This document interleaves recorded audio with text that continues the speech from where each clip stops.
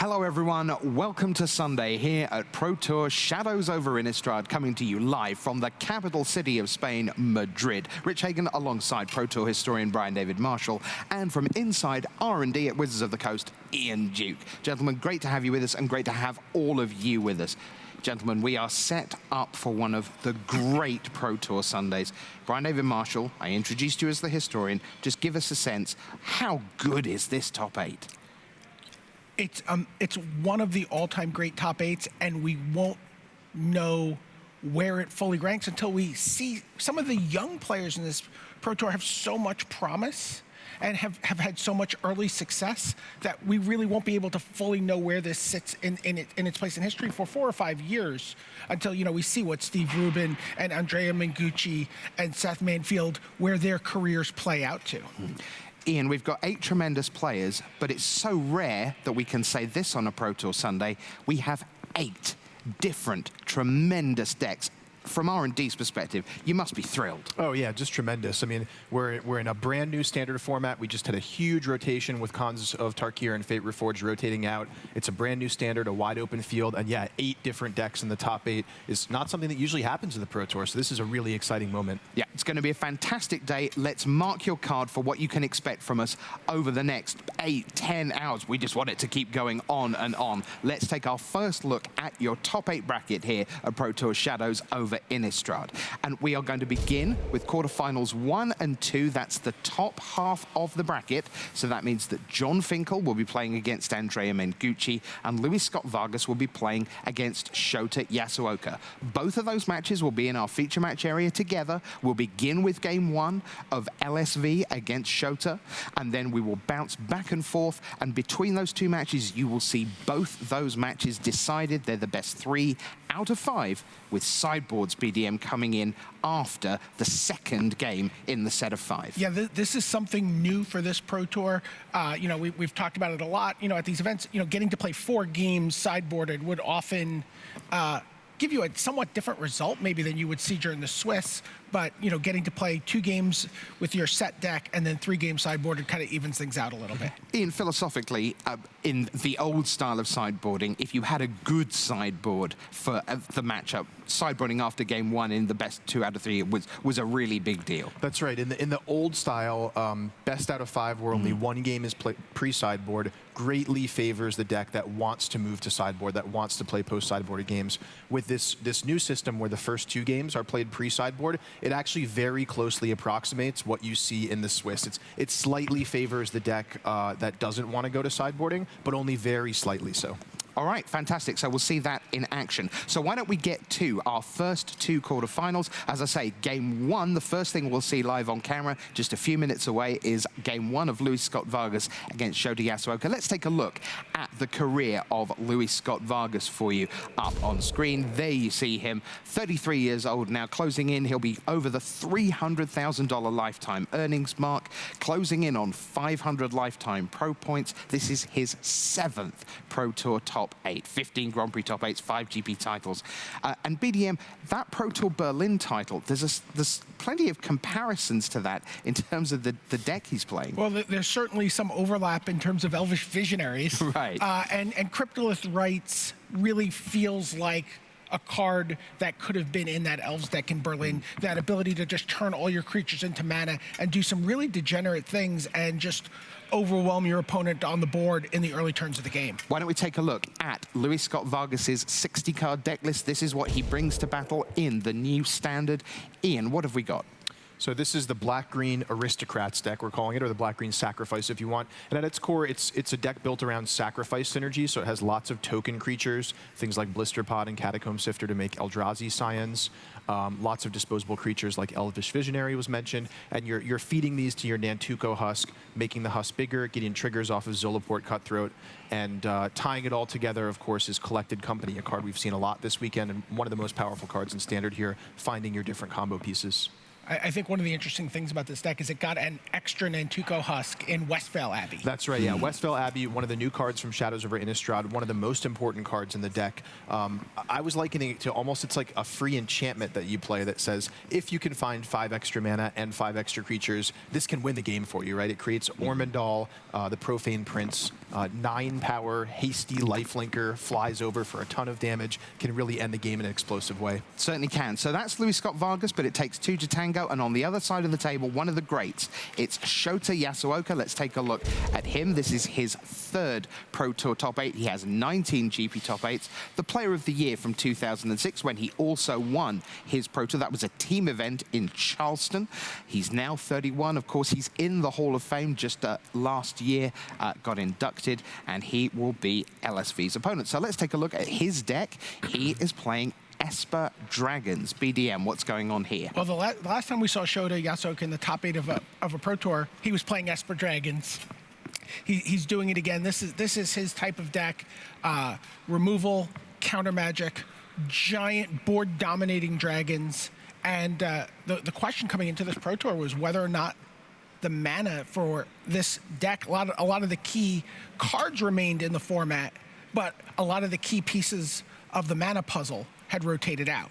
And, you know, a lot of people thought you couldn't build an Esper mana base. Shota Yasuoka managed to figure one out and actually had a little circle of control players who all signed on to the deck. Shuhei, Paulo Vitor Damaderosa, and even Flock. All right, let's take another look at our bracket for you. So that's LSV against Shota Yasuoka. At exactly the same time, just coming up in a few minutes, we'll see John Finkel against Andrea Mengucci. So what can we say about John Finkel?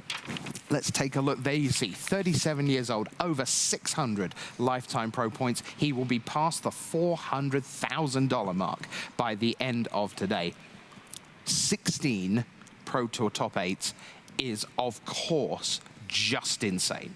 The Player of the Year in 1997, almost 20 years ago now, trying to find his 4th Pro Tour title. Brian, you've known him for as long as he's been playing the game. Is there anything you can say to explain to people who are coming fresh to the game and don't know about John? Yeah, in the 20-year history of the Magic the Gathering Pro Tour, there have been exactly 100 Pro Tours. Of those 100 Pro Tours, John Finkel has played on Sunday in a top 8 in 18 of them. That's 18%. You have those 16 as, you know, in the regular Pro Tour. In the early days of the Pro Tour, was something called the Juniors Pro Tour, and he played in 2 top 8s there. So that's 18% of all Pro Tours ever played, and he hasn't played in all of them. He's only played in 78. In 18 of them, he's made it to the top 8. He's the greatest of all time. All right, let's see what the greatest of all time is bringing to the party, and it is Seasons Past Control. There's 2 copies of Seasons Past, but once you start going through the past seasons, turns out there's a lot going on. Ian, walk us through what this deck's trying to do. This is one of the coolest decks that emerged this weekend. Awesome deck developed by Team Channel Fireball Pantheon. I know Huey Jensen and Reed Duke were instrumental in working on this deck as well. At its core, this deck is based around the card Seasons Past, a mythic rare from Shadows over Innistrad that brings back a card of each converted mana cost from your graveyard to your hand. So the rest of the deck is filled with creature removal spells at lots of different casting costs, disruptive elements like Transgress the Mind and Duress. And so you try to throw your opponent off balance and buy time, and when you land a Seasons Past, you're often bringing back 4, 5, 6 cards from your graveyard to your hand. You can do it all again. And the coolest thing about this deck is the interaction between Dark Petition and Seasons Past, because Seasons Past, as part of its effect, puts itself back on the bottom of your library. So then you can use Dark Petition to go search your library again for Seasons Past. And when you play the Seasons Past again, you can bring back the Dark Petition and just keep looping through your graveyard and your library. So it's very awesome to watch. Yes, very awesome to watch, or if you prefer, filthy. That's John Finkel with Seasons Past Control. He will be playing against Andrea Mengucci, the 22-year-old from Italy. There you see him. He's smiling there. Doesn't take a lot to get him smiling and laughing. He's a great, great guy. guy.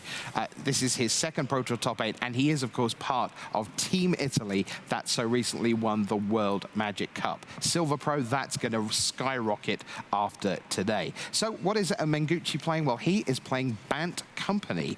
And BDM, this is the one surviving copy of the deck that everyone knew about before the Pro Tour. Yeah, this was in the few weekends between the pre-release and the Pro Tour. This was the dominant deck in the open circuit of standard tournaments. Last weekend at the Invitational and at the Open, there were dozens of this deck near the top of the standings. And it had a target on its back coming into the tournament. Andrea Mengucci with Team MTG Mint card, really said, we don't care that there's a target on the back. We think this is the best deck. One way or the other, one of these decks might have been in the top 8, went right down to the wire for Mengucci yesterday.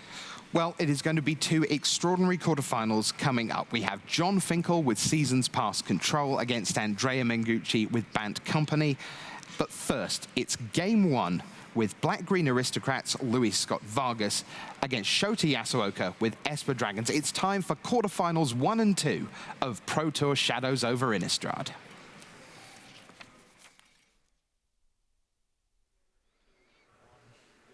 Hello and welcome to coverage of Pro Tour Shadows over Innistrad. This is Gabby Spartz with Pro Tour Hall of Famer Randy Buehler here in the booth, and we are ready to watch the top 8. We have so much amazing magic for you today, great matchups, super sweet decks. Oh yeah. And our players are ready. So you're ready, we're ready. I'm ready. Let's head down to the feature match area.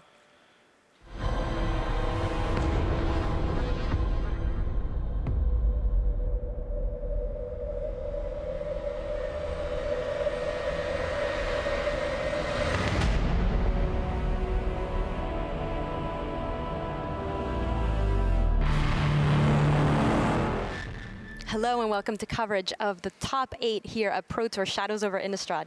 Gabby Spartz with Randy Buehler in the booth. And we are ready to watch the top 8. Quarterfinals 1 and 2 will be, well, our first quarterfinal is Luis Scott Vargas versus Shota Yasuoka. Here over on the left, you see Luis. Pro Tour Hall of Famer, PT champion, so many things to his name. This is his 7th top 8, and he's bringing Black-Green Aristocrats to the deck today, to the battlefield today, excuse me. Yeah, over on the right, we will see Shota Yasuoka bringing Esper Dragons today. Also a Pro Tour Hall of Famer. Also a Pro Tour champion. It's a battle of giants here. Unbelievable. This should be fun. And both of these guys play blisteringly fast as well. I think I can imagine them finishing their entire match before we get over to Finkel. Yeah, when you're watching these players in the feature match area, it's just hard to keep up. So look at this. They're already off to the races. Loam Dryad, oh, wow. Blister Pod, and Elvish Visionary for Luis. Wow, that Loam Dryad let the Elvish Visionary power out of Blister Pod already. Mm-hmm. That's just 2 turns. He's already got 4 mana worth of stuff in play. And Shota's draw is a little bit on the slow side with nothing to do in these first couple turns. Yeah, Luis definitely is getting out to the kind of start that he wants with this kind of deck. I know he's talked about this being a somewhat difficult matchup, but I think this is exactly the kind of board position he wants if he wants to finish out a game quickly against Shota. Yeah, before sideboarding, Languish is the real card that Luis is worried about. After sideboarding, Kalatas will be his biggest fear. But if he can win before Shota gets to 4 and is able to play one of those backbreakers, I mean, his deck is explosive enough to do that, especially on the play. So taking a look at Yasuoka's hand, Sunken Hollow, Grasp of Darkness, Ultimate Price, Painful Truths, a lot of card advantage, and then there is that Languish in there. Yep. The Grasp of Darkness is going to take care of that Loam Dryad. Makes mana via the Cryptolith, right? So doesn't need to tap another creature. What? Wow. He has enough mana to play that Catacomb Sifter, though. He does know, and he must be concerned. Luis has to be concerned about extending into a Languish here, though. Shota is... It's only turn 3. Yeah. You can't Languish on turn 3. Yeah. Shota kept 2 lands in this draw. It looks like he has managed to put 4 lands together, but these last 2 come into play tapped. He's only got to come into play tapped land for turn 4, so I don't think he can Languish till turn 5. There's the Nantuko Husk. Wow, is Shota even going to... I don't know if Shota's going to get a turn 5. So Luis is going to attack with almost everybody. Yeah, no, actually everybody. Hissing Quagmire is a land. Ultimate Price is going to take care of that, and then Nantuko Husk. That's a problem for Luis. The other problem, Randy, he does not have a Zulaport Cutthroat. Talk about the importance True. of this card in this matchup. Yeah, the Zulaport Cutthroat lets you essentially combo kill, sacrificing everything, getting all those triggers, similar to the way the Rally deck could sometimes kill. So Shota's going to play Jace Vryn's Prodigy, a tapped land, and pass. So the Shambling Vent does not allow him to languish this turn, though he will be able to next turn. Luis attacking with a team.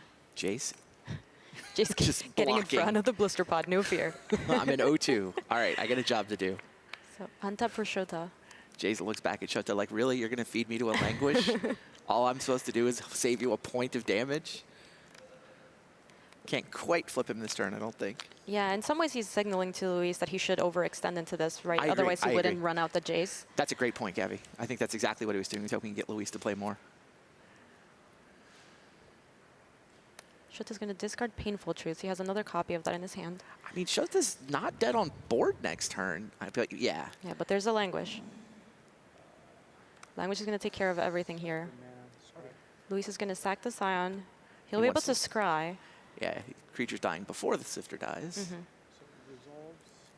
Then everything is going to die. He's still going to get some scries out of this. Unfortunately, no board presence anymore. He does have Collected Company in hand. And he gets the one Blister Pod token. Another scry. Does not like what he sees. Land for Shota and Collected Wow. Company ends a turn for Luis Scott That Vargas. worked out. That's what he was digging for with those scries, was trying to find a Coco. Now, I mean, one of the great things about this deck, it's reminiscent of Luis's Berlin deck. You can win by just attacking with your dorky combo creatures. And that's exactly what Luis is trying to do here. He's like, all right, I played a bunch of my small creatures. Wow. There it Wow. is. That Ant-Step Collected Company untaps enough Zulaport Cutthroats and sack outlets to take game one here in the quarterfinals of Pro Tour Shadows over Innistrad. That was so impressive, Randy. Yeah, Collected Company found pretty good hit. Absolutely. Nantuko Husk plus Zulaport Cutthroat, couple more creatures. That's it. Well, stay tuned, everyone. That was game one here from the quarters of Pro Tour Shadows over Innistrad. We will be back shortly after these messages. There's never been a better time to get into Standard. Set rotation and Shadows over Innistrad have altered the format's landscape dramatically. Blaze a new trail at Friday Night Magic. For more information, visit magic.wizards.com/FNM. Put what you've learned from watching the Pro Tour into action next week at Deck Game Day. Test your skills in your new Standard deck at a store near you. Top finishers are awarded special Game Day prizes, including full art premium promo cards and a champion playmat for the winner. Hello and welcome back to coverage of Pro Tour Shadows over Innistrad here from Madrid, Spain. This is Gabby Spartz with Randy Buehler in the booth. We're going to do a live looking into the match of John Finkel versus Andrea Mengucci.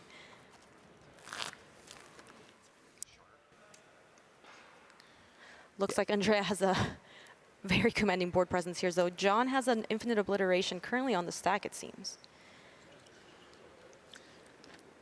He's removed Reflector Mages, it sounds like. Oh, that's Andrea's hand. That's not his board. Yeah, so Reflector Mage out of this game for now. Well, at least this game in its entirety. Yeah, this board doesn't look quite as impressive No, once not Andrea picks anymore. those cards back up again.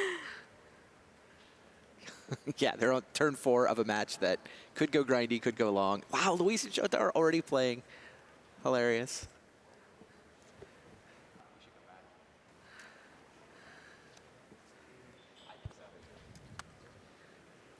So we're going to get updates to you guys about what's going on in John versus Andrea's match, but we'll be moving back to our main feature match for now.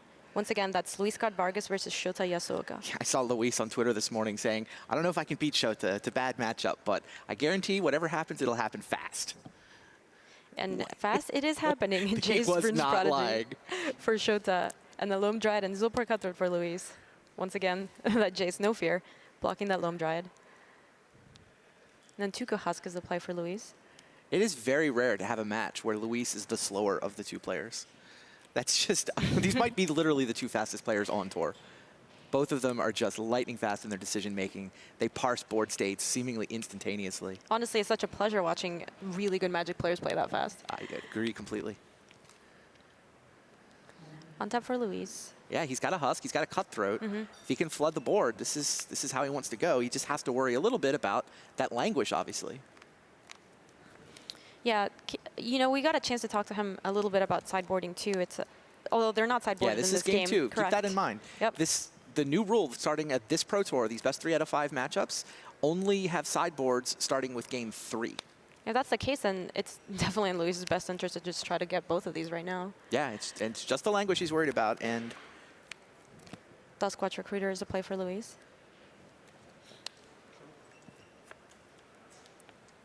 Allude for Shota.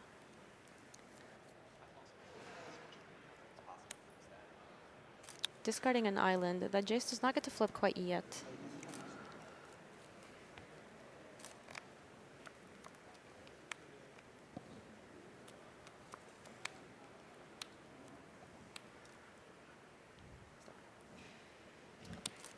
Falcon Invocation targeting Luis, revealing Dragon Lord Ojutai will gain him quite a bit of life, and that's exactly what Shota wants to do in this kind of matchup. He just needs to slow it down a little bit. Having a dragon here seems pretty important. yeah, and this is the other thing. I mean, Esper Dragons has been around Standard for a little while. I mean, it's definitely transformed in the new Standard, but they've got that threat of a sweeper, and then at the same time, if you play your creatures out one at a time, they can just kill them one at a time. So Luis kind of has to quote-unquote overcommit. Otherwise, he'll lose to things like Foul Tongue Invocation. And now, Ojutai's in the house. That is a big, flying, blocking, attacking menace. Though, him playing Ojutai right here, does it signify in some way that he does not have Languish in hand? Because it was a pretty good board to Languish away. Yeah, you're right. It does. And I think Luis knew once he had 4 creatures and Shota declined to Languish, it's like, maybe against a lesser player, Shota might try to maintain the Languish threat, but Yeah. he knew that Luis knew that he didn't have it here. Yeah, Shota's hand looks like more Foul Tongue Invocation and a couple Silumgar Scorns. Yeah, and Falcon Invocation not looking at his best against the deck that can go wide and with such small creatures too.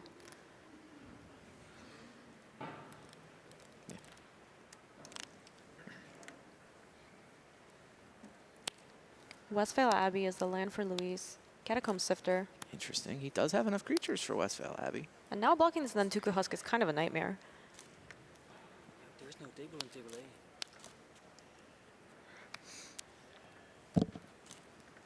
Jace is going to block and flip. It's a free flip and a free block. So he's going to take no damage here, but he has to piece together a way to answer this board now.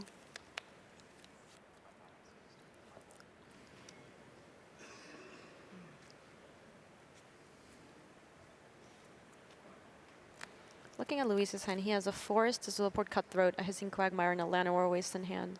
So a little flooded now, but Zulaport Cutthroat should be pretty impactful on with the kind of board he already has.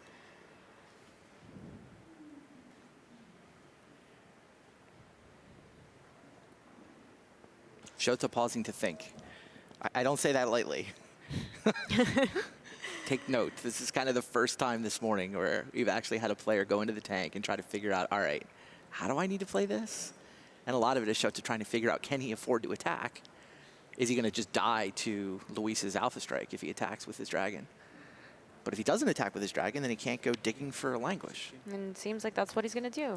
Attacking with Ojutai and anticipating.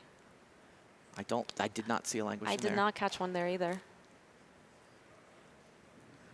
Yeah, if he had found a Languish, then was able to sweep this board on this turn, he almost certainly wins this game. Without the Languish, I think Luis almost certainly wins.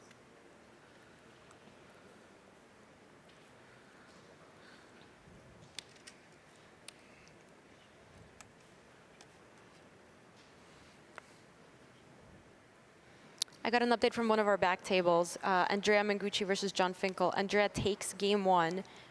John had a Languish, but it wasn't enough to actually get there. Yeah, it sounds like Mengu was able to refill with a collected company after the Languish, so game 1 to Mengu. Oh, wow, Sylvan Advocate surviving the Languish is crucial there. And we were talking to Andrea this morning. That sounded like the key, which you don't play your Sylvan Advocates until they're big enough to survive. Right, because Languish is just so difficult for you to deal with. But Sylvan Advocate's maybe your only creature that survives through that. Yep. Duskwatch Recruiter is a draw for Luis. Yeah, Shota attacked with the dragon.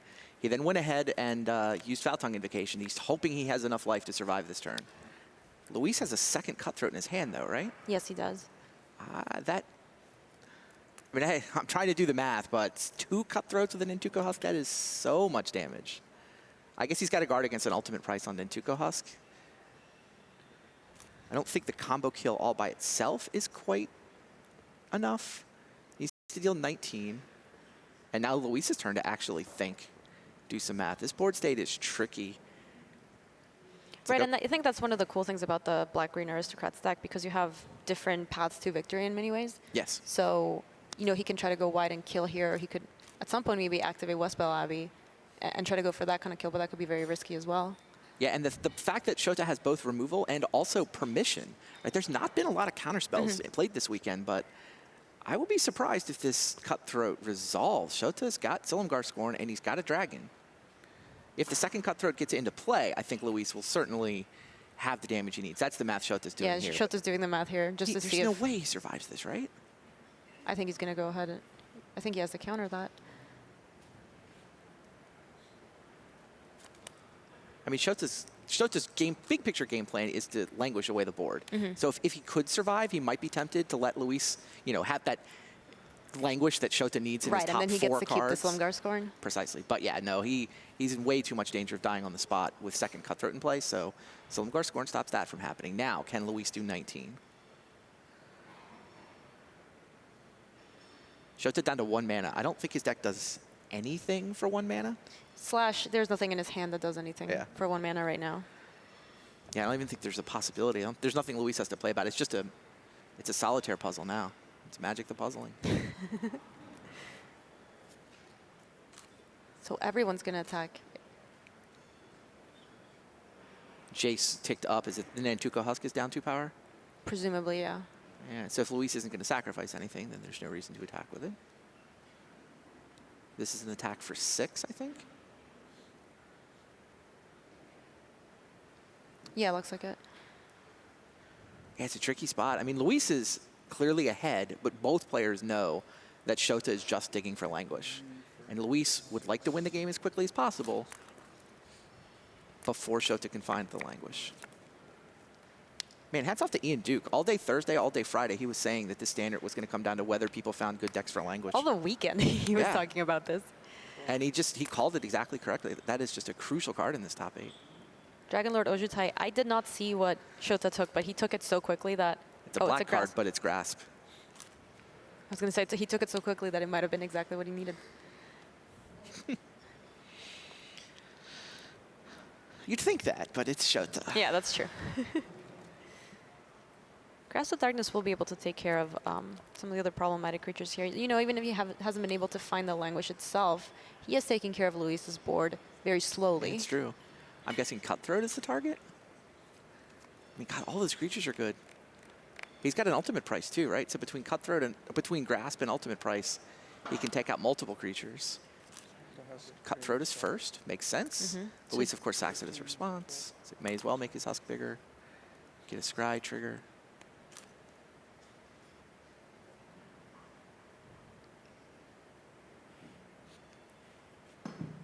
Luis in the hand about his top card. We know the rest of his hand is currently pretty much just lands. Duskwatch Recruiter as well. And note that Luis has 3 mana to activate the Duskwatch that's in play. All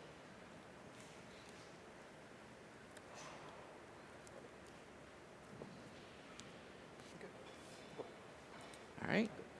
Up with the Jace. And he is going to activate. He found another Zulaport Cutthroat. It's a good one. Especially with one just dying. Untap and draw. Shota's actually maneuvered this game where you can imagine him winning without a Languish. Right? Jace has been saving him some damage. Removal spells have been, and counter spells have kept the Cutthroats at bay. Ojutai's done a lot of work here, even if it hasn't found the Languish. Right, it's found 2 removal spells. Right. And, oh, by the way, dealt 10 damage.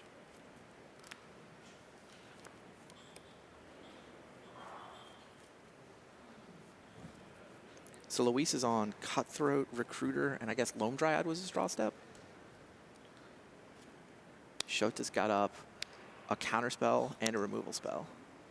So Zulaport Cutthroat for Luis.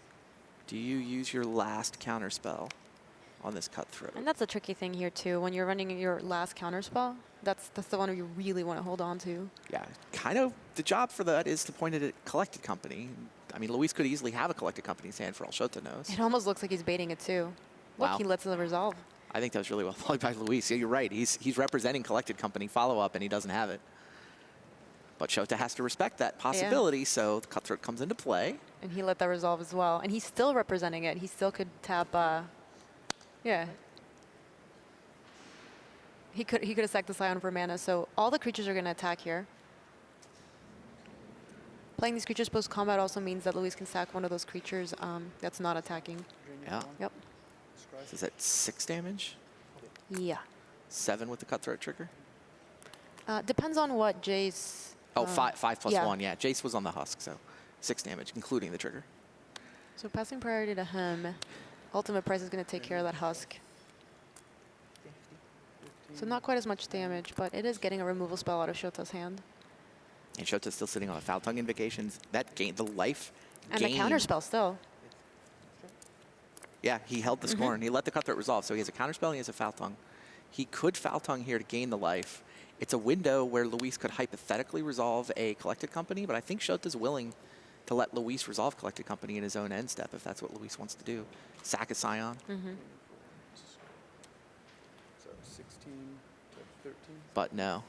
It's funny, if Luis went for the Coco, then he doesn't have the Scion to sack to the Foul Tongue, so. Hissing Quagmire is a land for Luis. And now I think Shota might get a read that Luis may not have that Collected Company in hand. Agreed.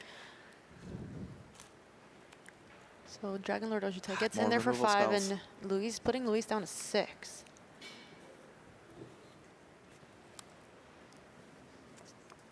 Shota's really going to win this game without a language, isn't he? Yeah, he maneuvered this really well. He maneuvered this really well not to die because he was back against the wall for a number of turns right there. He's a master. Absolute world-class master. So Jay's taking down a flashback Foul Tongue Invocation. And now all the creatures that Luis can sack are actually pretty impactful. Yeah, they're real. They're not Scions anymore. Luis going to activate Recruiter now, have a little bit more information before he decides what to sack. Liliana. Drain you for 1 strike. Liliana doesn't seem like it's going to do enough for him here.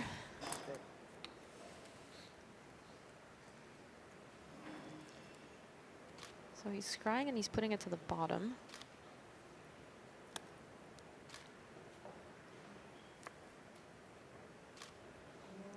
Another Grasp of Darkness takes care of the Recruiter.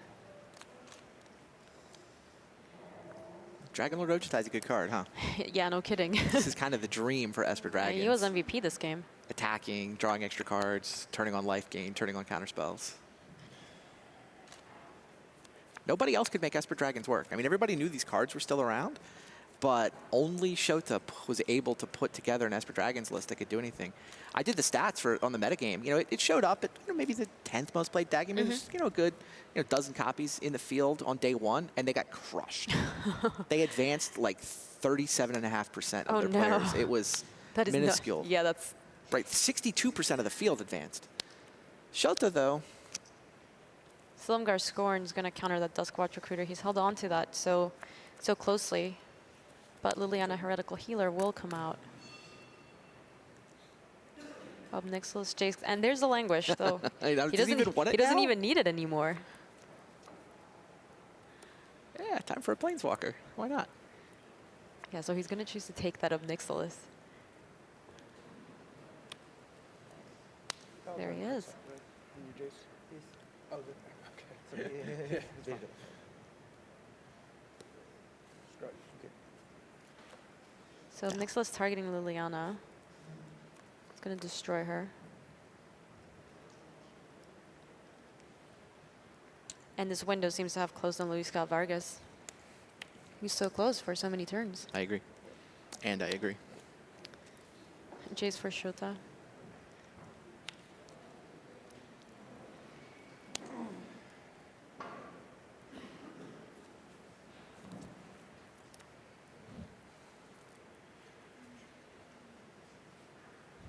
So his Quagmire is going to animate. And this doesn't bode well for Luis's hand.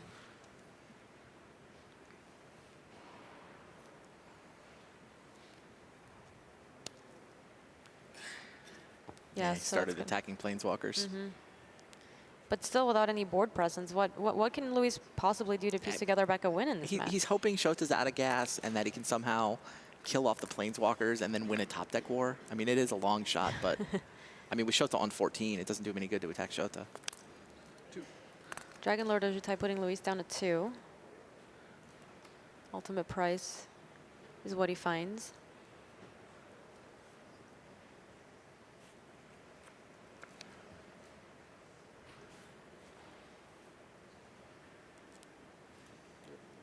Jay's ticking up, targeting Catacomb Sifter. Dragon Lord Silumgar taking the Catacomb Sifter. he tapped it in response. Collected Company, all right, that's a start.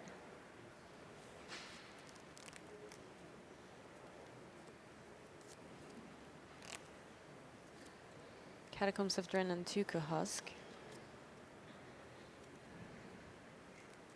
But now with that Dragon Lord Silumgar, what can he even do? Yeah. I mean, make an Ormondal maybe? Block? It's not even good enough, right? There's 2 lethal flyers against him.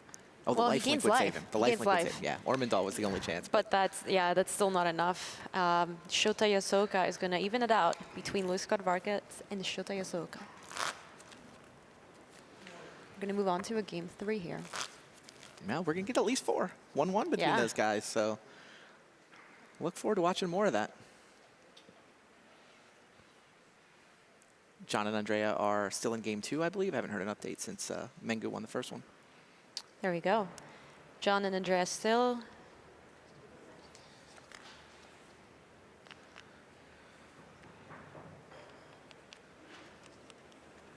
Looks like the ultimate price was able to kill the Sylvan Advocate. And John's actually on offense here, huh? It's a big Kalatas.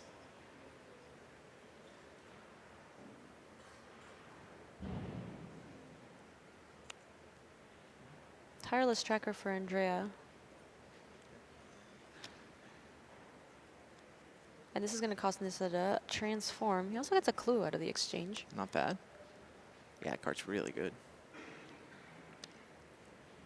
I'm not sure it's a season's past worth of long-term value, but Still pretty good. indeed. This is going to tick down, creating an Ashaya token.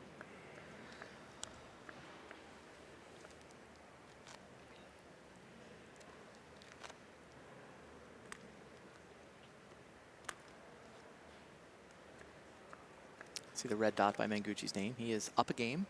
These are best 3 out of 5, though, so still got a lot of Magic left to play. There was a lot of debate about this matchup I saw. I know that Kai Buddha, teammate of John's, was saying that that is a terrible matchup. I heard Kai give John a 10% chance. John did not enjoy hearing that. I mean, he thinks Kai's just wrong. You know, John played the matchup once in the Swiss and won it. Reed Duke, who I saw sitting with John this morning, sort of playtesting, helping him prepare for this quarterfinal. Yeah. Reed went 4-0 in this matchup over the course of the tournament. Okay. So it's not that bad. It maybe probably favors Bant Company. I was going to say, to some extent, you still have to trust Kai's opinion, you know?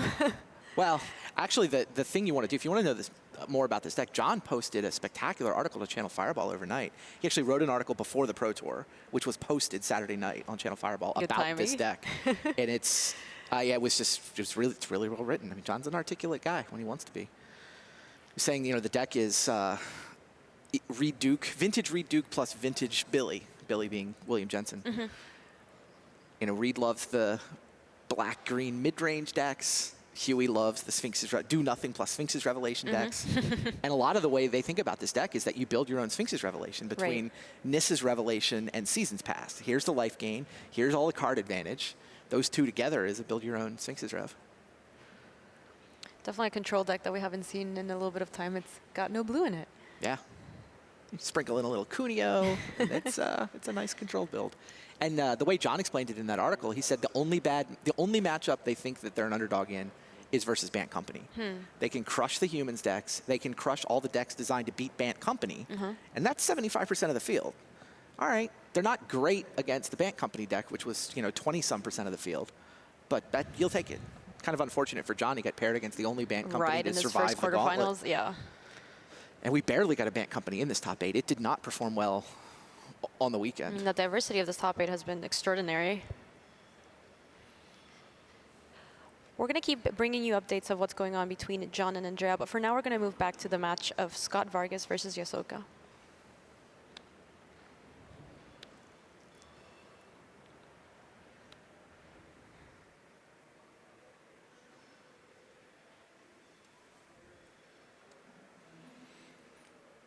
Looks like our players are drawing, and Oh, did we get a mulligan there? I think Luis is mulligan. Yeah, yes. Luis is going to mulligan. We should maybe watch a little more Finkel Mengu.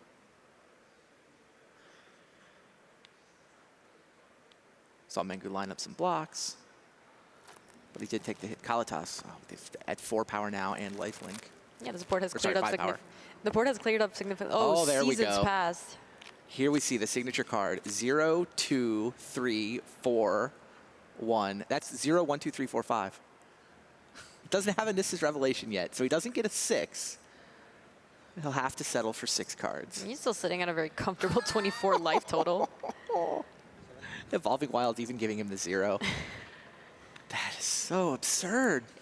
That's one of the really cool interactions in this deck with Hissing Quagmire, because Hissing Quagmire is, he doesn't have that many spots in his deck for creatures themselves, but Hissing Quagmire is a 0 that can actually come back from the graveyard with seasons past. All right, now we got Luis and Shota off to the races. So Luis and Shota off to the races. Luis mulligan to 6, we have confirmation. Jace Friends Prodigy for Shota and a pass back to Luis. Luis doesn't have, Forest, there you go. Catacomb Sifter for Luis.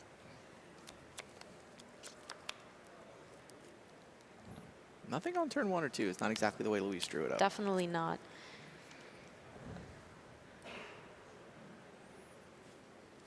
And we are now in sideboard territory. This is game 3. Yeah, so can you talk to me, Randy, about what happens post-board for both of these players? Well, Shota gets to bring in 2 copies of Kalitas, Trader of Get. That is the most impactful thing going on. He gets to sort of decide what package of, duresses and negates and removal and exactly how he wants to line that up. I mean, sideboarding often helps the control deck more because, with a control deck, you got to have the right set. You just kind of have to guess which set of answers you want in your main deck, but then after sideboarding, you can often make a nice improvement to your deck by customizing your answers now that you know who you're playing against. I don't know that sideboarding changes Luis's deck a lot. I mean, he gets Transgress the Mind if he wants it, but I mean, really, I think he just plays his deck. His deck does its thing, and he kind of has to hope Shota doesn't draw the crucial cards. We do see a sideboard card here from Luis. Tireless Tracker just hitting the battlefield, right. though he is going down right now. The Duress was able to take care of the Collected Company in Luis's hand, and now Luis's hand is just an Antuka Husk and a Westvale Abbey. Jace is going to transform. And Luis's board looking... Oh, he just drew a Collected Company. Interesting. Do you think Shota will bring something like Virulent Plague post-board? Because that seems like something that could be pretty difficult for Luis to beat. Not more than Kalitas. Yeah, I don't think so. So Collected Company is able to find a Tireless Tracker and an Antuka Husk. Wow, Tireless Tracker makes a clue. Yeah, and in a game where Luis expects it to go significantly longer, getting those clues is going to be very valuable.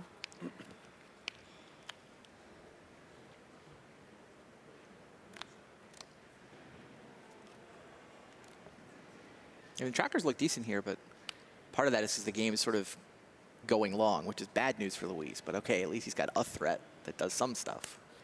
He does manage to get a 2-for-1 though, because if Tireless Tracker is just going to be another creature that dies to Languish, if he manages to get 1 or 2 more cards out of it, he can play a lot. He can try to keep up with a control deck. Yeah, he's not going to win the long game. He kind of, in my mind. Yeah. So Jace flashbacking Grasp of Darkness, taking down that Tireless Tracker. Luis is going to sack it to Nantuka Husk, because why not? Luis's hand is just Forest and then Tuco Husk. He does have clues, though, that he'll be able to start cracking pretty soon. Good point. And he's able to kill Jace. So Jace goes down. What's Untap Shota for sitting Shota. on? Dragon, a removal spell, and a backup chase. And a dead weight. Wow, that's a pretty efficient little removal spell. 1 mana kill Nantuko Husk. And Dragon Lord Ojutai is in the house. Luis needs to hit good off these clues. He's got the mana to sack them. He's got Shota tapped out. But if Shota untaps with Dragon Lord Ojutai in play, I think Shota will be taking a 2-1 lead. So, 2 clues and a draw step. What'd you find, Luis? You found an Nantuko Husk, a Duskwatch Recruiter, and I think a Liliana Heretical Healer.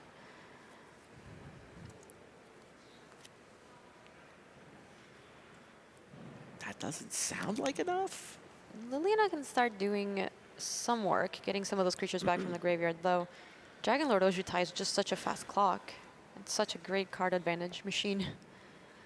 Indeed. That's that we saw in game 2.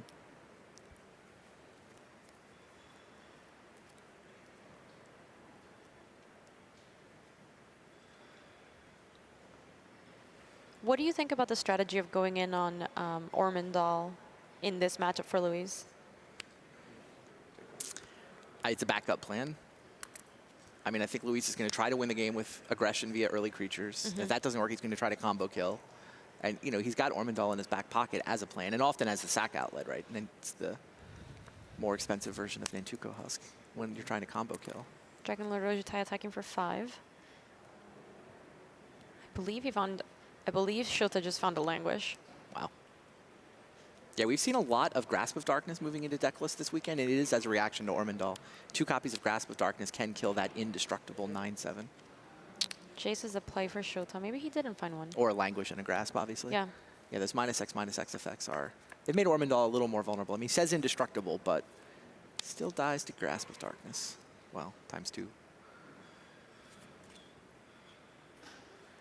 Sounds like he took the Silumgar scorn there.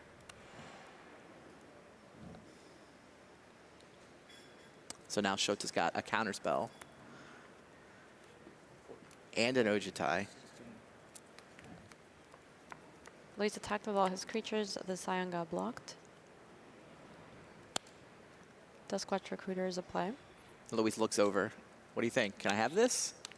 Shota says no.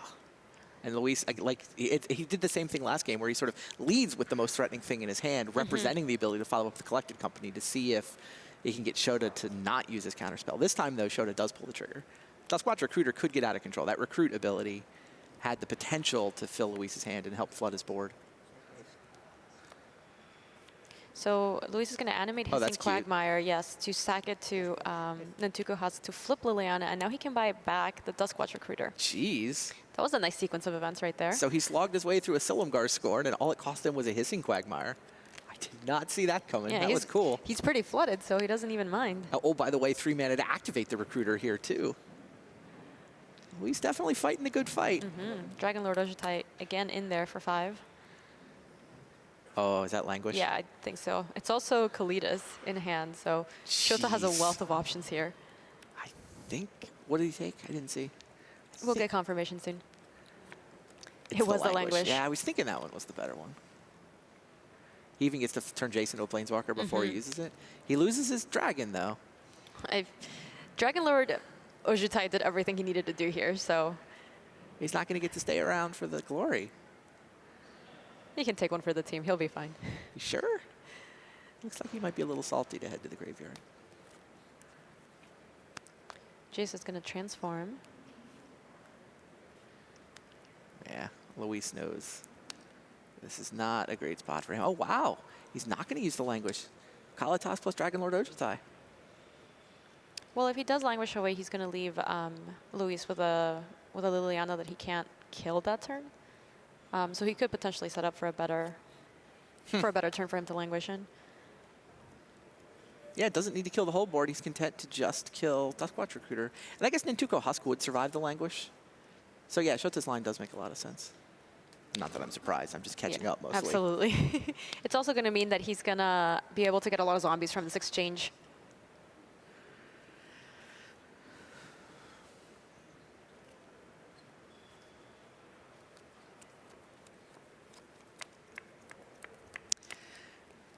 Sounds like Finkel and Andrea are still in game 2.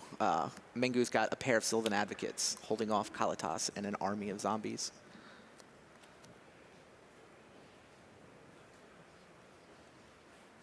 Yeah, so however, the second season's passed has just been cast, so gotta like Finkel's odds to even that up at a game apiece.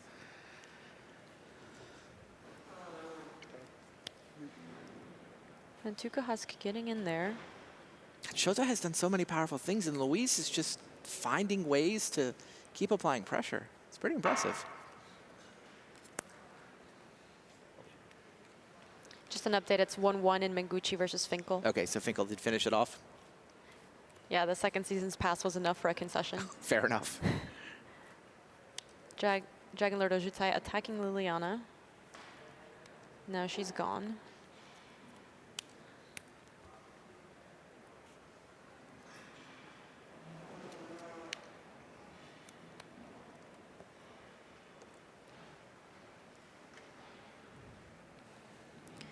Looks like in Shota's hand we have Transgress a Mind, Ultimate Price, and Languish. Yeah, this Languish, Luis is going to sacrifice everything to Nantuka Husk. He's going to get a lot of scries.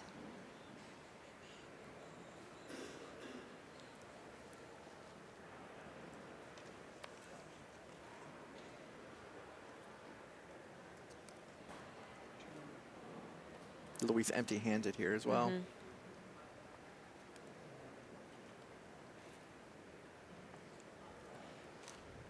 Digging, presumably for collected company. Yeah, but he's not finding it so far. He does not like what he sees. And 2 scries per creature from the 2 sifters, of course. Another 2 sifters go away as well.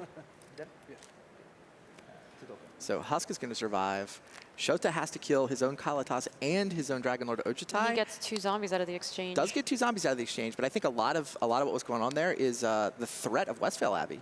I don't think Shota had a way to deal with Ormondal, and Luis was up to 5 creatures with a Westphal Abbey. So if he let Luis on tap, we would have seen 9/7 coming into play, and Shota didn't have an answer. So down goes the Dragon and the Kalitas.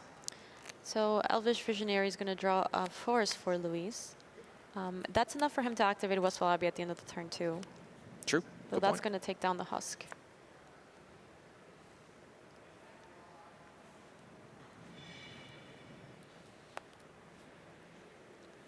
Jace is going to flash back Painful Truth, and down goes Jace.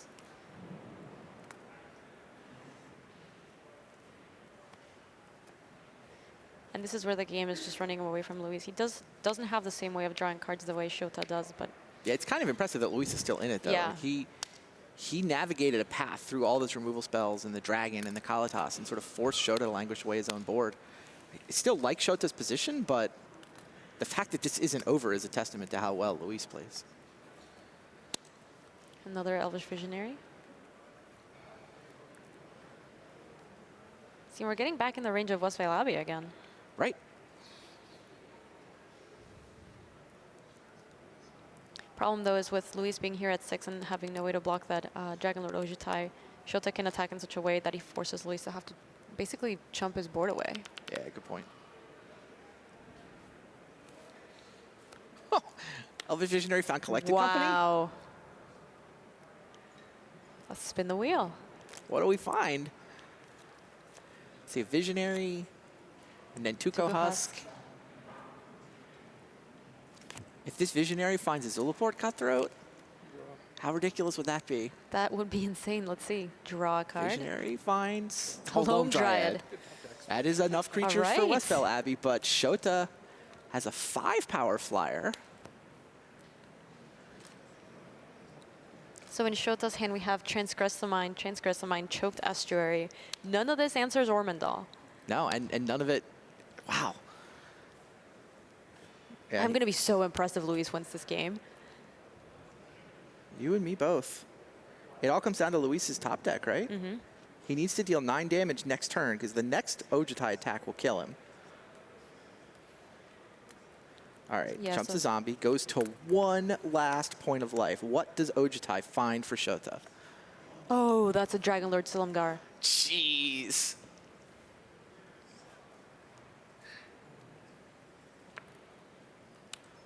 Wow. Yeah, 6 mana. Here it comes. Steel Husk, yeah. Steel Husk. It's lethal. Yeah. Husk sacks itself. Here we go. Top of the deck. Oh, it was a forest. Wow. And Shota's What a game. Shota's gonna take it to 2-1 between Luis Scott Vargas and Shota Yasuoka. A little smile from Shota there too. Yeah, just a little one. That was what a crazy match. And then he instantaneously shuffles his entire 15-card sideboard into his deck. Does not want Luis to get any read on what he's doing. This is some great magic. It's so impressive that he was able to hang in there even when it looked like things were looking so grim for so many turns right there. Both of these guys are masters. And Luis with 7 Pro Tour top 8s now.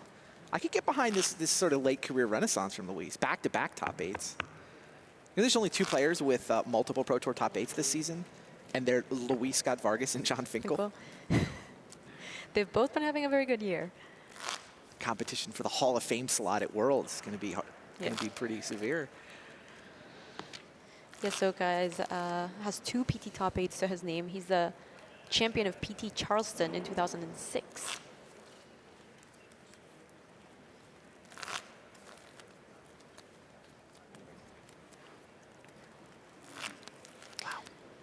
So one of the most important cards that we saw in this matchup was definitely Languish. Languish is a rare sorcery from Magic Origins. You can see that alligator meeting its demise. It's awesome for efficient mouse removal. Honestly, you know, Ian was talking about this for pretty much the entire weekend and how important it was to find a deck that could really take advantage of this card and how there really wasn't anything that seemed to fit it very well, right? Wasn't past tense. Wasn't. Leave it to the Pro Tour to find out how to make this card work. That was a big question, right? Are any of these decks going to be able to play Languish in an efficient way? And here we see both Yasuoka and also John. Right. It's good against the humans decks, the white wingy decks, if you will. It's good against the Bant Company decks. And I really like this last point here, too. I know that historically in Magic, Wrath of God has been the sweeper that everyone was worried about, right? 4 mana Wrath of God. And I like that R&D has pushed those unconditional sweepers to 5 mana. I think it just makes Standard a lot more interesting. And just looking at the 8 decks in this top 8, Standard's in a great spot right now. So hats off to those guys. Yeah, pretty neat thing too is you can play this not just in the control deck, but you can also play it in the deck with larger creatures. So it gives you flexibility in terms of what you build and what it looks like. Very, very cool card. We'll be seeing more of this in Standard, I'm sure. In the meantime, we can take a look back at our main match. It looks like Luis gonna mulligan again. Oh, unfortunately, Luis is going to take a mulligan. Looks like John's taking probably a bio break. So those guys get ready for their 3rd game. Luis and Shota are about to start game 4. Shota up a game. He's up 2-1, best 3 out of 5. So if he wins this one, he's through to the semifinals. And the way we've set these up, when the 2 quarters that are running simultaneously, their winners play. So it's the winner of this match versus the winner of John and Andrea.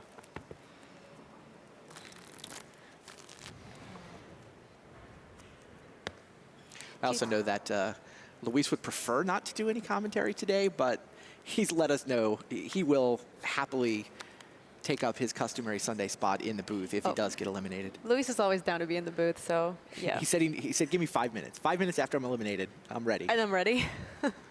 So Luis is going to keep the 6. He did not like what he saw on top of his deck. He skirted to the bottom, and we're off to the races. Sasquatch Recruiter for Luis. Yasuoka's got a Jace and a Grasp, but not much else. Still, that's plenty. He's got the mana he needs. Oh, he drew a deadweight there, too. It's pretty good at taking care of Nantuko Husk. Nantuko Husk is a tricky one, but deadweight will weigh it down. Oh, he doesn't have the 2nd black mana for the Grasp. I was going to comment on it. He chose Jace over Grasp, but he actually didn't have a choice. You're right, he only has 1 black mana. Prairie Streams and Islands in hand. So Sasquatch Recruiter survives, can potentially recruit. Although, honestly, if that's how Luis spends his 3rd turn, I don't think Shota's all that disappointed. Flashback Marauder is a card coming straight from Luis's sideboard. And down goes Jace. Yeah, pretty good against Dragon Lord Ojutai. And being able to buy it back with Liliana is pretty, you know. Oh, that is a nice sideboard card, isn't it? He can deal with Dragon Lord Ojutai in a pinch. It's a 1-of. It's a 1-of in the sideboard.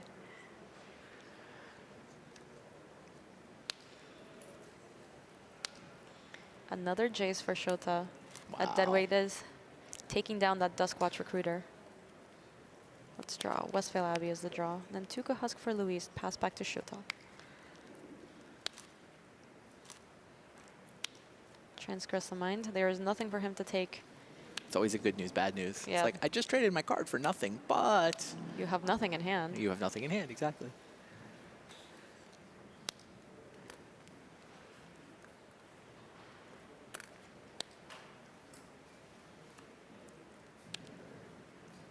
Jace activates.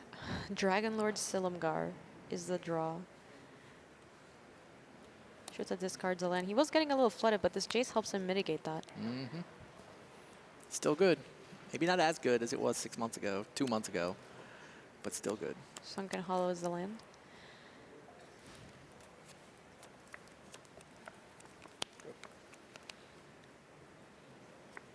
Yeah, Luis Luis has plays just that. got nothing going Yeah, on. just Westvale Abbey, but making a 1/1 for 5 mana is just not going to do it. Dragon Lord is Silumgar. Attempting to steal the Nantuko Husk. This Husk sacrifices itself. Luis can get a 1/1 out of the deal. Ultimate Price in hand. And Ultimate Price is a card he brings in against something like Kalidas, but currently he doesn't even have a board. This reactive spell isn't going to do much for him. Oh, wow. Shota getting pretty aggressive here because he can. Yes, Attack exactly. with Dragon Lord Silumgar and Shambling Vent. Luis is just going to take it.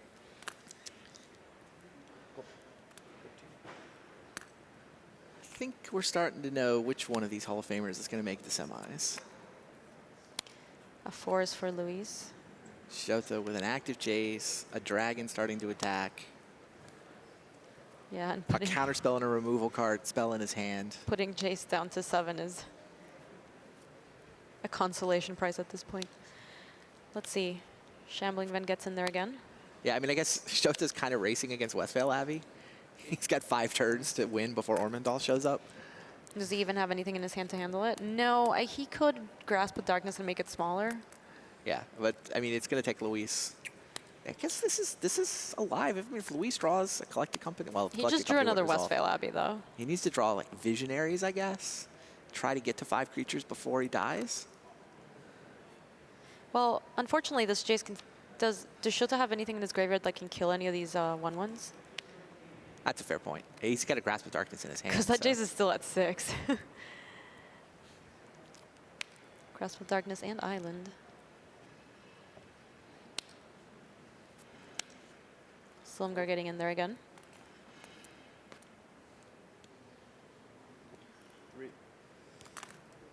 Westvale Abbey. Luis goes down to Silumgar's 2. lethal next turn, so. Yeah. Luis trying to get to 5 creatures for Ormondal. Shota sees it. He declined his attack with Shambling Vent there because he wanted to spend his mana on removal spells and try to keep Ormondal inside the church. Grasp of Darkness takes down one of those clerics.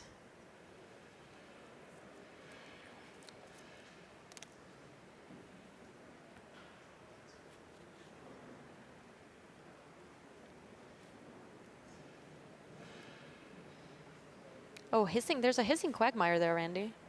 Yeah, but he can't get Yeah. the 5th creature. He can only get to 4. He can't make Ormondal. And Shota Yasuoka through to the semis. Wow. It's, Luis going into it did say that this was a bad matchup for him, and Yeah. it seems like the pre-board games really were working a lot better for him than post-board. That game 3, though, was amazing. Yes, it was. That was just a pleasure to watch. I mean, Luis played well, but it is a tough matchup. Super cool deck, though. I think we're going to see the Luis's deck running around more. May start to see more Kalatas showing up in other decks to keep it under control. That was a great Pro Tour for him and the rest of his team. Yeah, it feels like the deck that I want to play in Standard. Yeah, they almost had another player in the top 8. I mean, Justin Cohen was playing for Yes. top 8 with the same deck He was very in the last close. round. Moving back to the match between John Finkel and Andrea Mengucci, the players are tied at 1-1. If you're just tuning in, this is the quarterfinals of Pro Tour Shadows over Innistrad. Grasp of Darkness was able to remove that Duskwatch recruiter from play. Take 1 damage. And we mentioned a little while ago, but the Seasons Past Control deck that John had such a good weekend with is good against everything in the field except Bant Company. John says it's not a terrible matchup. Some of his teammates say it is. I know they were testing overnight. They do 12-game sets, and there were some players who, it's always 7-5. John actually won 7 out of 12, and then other 12-game sets where it would be like 1-11. So looking at these games post-board, Randy, now that we are in the post-board games, do you think it's going to favor anyone like strongly? That's a good question. We also saw the combo wombo here of wombo combo of Tireless Tracker and Evolving Wilds. Getting 2 clues. That's cute. Mm-hmm. Yeah, I don't know that sideboarding changes this dramatically. Kalitas for John Finkel. Yeah, we were talking to Christian Kakano, who was teammates with Andrea. Mm-hmm. Both of them actually joined up with MTG Mint Card. So MTG Mint Card this time around, very worldwide team rather than just an Asian team. And yeah, Calc was saying that the key is Sylvan Advocate. Okay. You want to not play your Sylvan Advocates until you have enough land to make them a 4/5 so that it survives Languish. So slow rolling the Sylvan Advocates and being able to, force John to cast a Languish, but then be able to follow up. I mean, sometimes refilling with Collected Company, sometimes just using Sylvan Advocate. That's really, yeah, that's really cool. It's really good tech. Yeah, and it's the kind of thing where a lot of the power of a deck like the Seasons Pass Control deck comes from your opponents not knowing what you're up to. Like I'm sure over the course of the weekend, Bant Company decks, John went 1-0 against Bant Company. Reed actually went 4-0. Reed Duke played this deck, or designed this deck, and then. We're kind of seeing the exchange you were talking about a second ago here. Mm-hmm. That Languish is going to take care of Andrea Mengucci's hand. Yeah. Or Battlefield Got Mother. a Tracker and a Reflector Mage. Well, he was able to draw like 3 clues out of this. So the Tireless Tracker did do some work. Oh, hey, look. It's just what you were talking about a second ago, Sylvan Advocate, but this time he's too large to be taken out by Languish. And that's one of the scary things about John's deck too, because there's so many Dark Petitions. Mm-hmm. And the Seasons Pass, he can just get it whenever he needs to. Kalitas. Ooh. The Andrea one of Mengucci says Ojutai's no. command.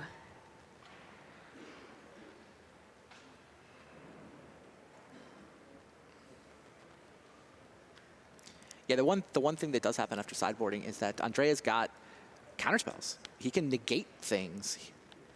He can dispel things. 3 negates are probably the most impactful sideboard card either player has here. Does he play that in the main deck? No, The it's Ojutai's 3 in the command? side. The Ojutai sideboard is a 1 of in the main. Mm-hmm. There's 3 negates in the sideboard, which I have to believe are in Mengu's deck right now.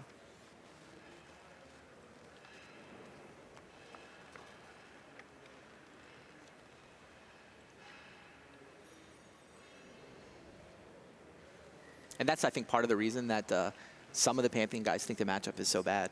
It's being able to play around those negates is tough. I look at this, I mean, watching this deck in John's hand has just been awesome all weekend. Okay, Nissa for Andrea. Part of the reason, I mean, John, he's really good at long-term planning with Magic decks.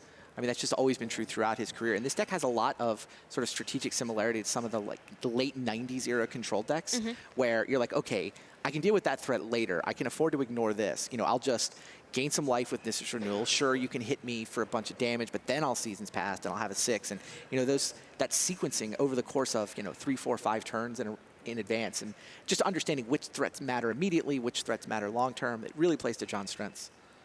Looks like John found his second green source. He's been playing off of just 1 Lonely Forest for most of this game. Will matter for Seasons Past, though. He does not have one in hand.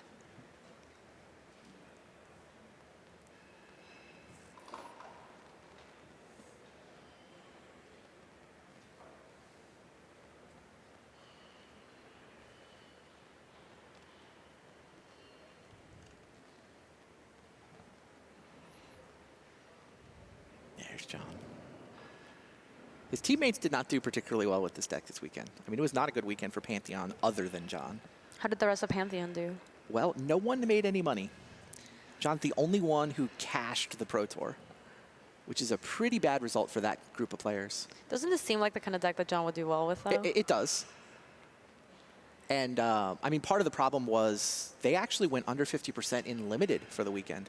That's pretty brutal. Yeah, it's particularly crazy. For the team. Yeah, for the team. And 2 of them top 8 at the Grand Prix last weekend. Yeah. We had Reed and Huey make top 8 in Barcelona. But I actually think the limited format changed over the course of the last week. It got a lot more aggressive. You know, Fabrizio showed people the way, and if you think about the decks that Those Reed were the and decks that we saw in winning. yeah, but if you think about the decks we saw Reed and Huey play to make that top 8, they were on the sort of slower, grindier side of the format, and I think those decks were just less successful this weekend than they were at the Grand Prix. So Ultimate Price and Ruinous Path taking down both Sylvan Advocate and Ashaya. Meanwhile, of course, John went 6-0 in Limited and is actually in first place in the Limited Master standings for Worlds. Nissa ticking up, getting a land in play.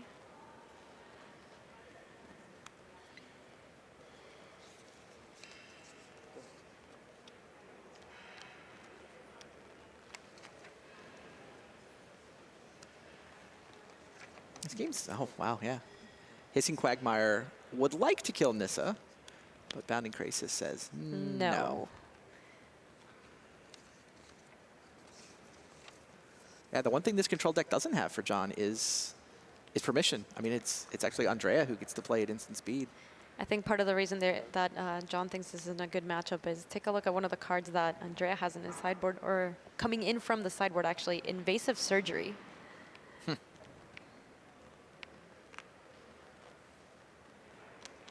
Meanwhile, here's Collected Company. I mean, John survived the initial wave of creatures with a Languish, survived the follow-up, including the slow-rolled Sylvan Advocate with some 1-for-1 removal spells, but now here's a Collected Company to refill. Oh, Reflector Beige actually bounces the Hissing Quagmire. That's cute. Since it had been turned into a creature before it got tapped. Not an interaction you see every day. Indeed.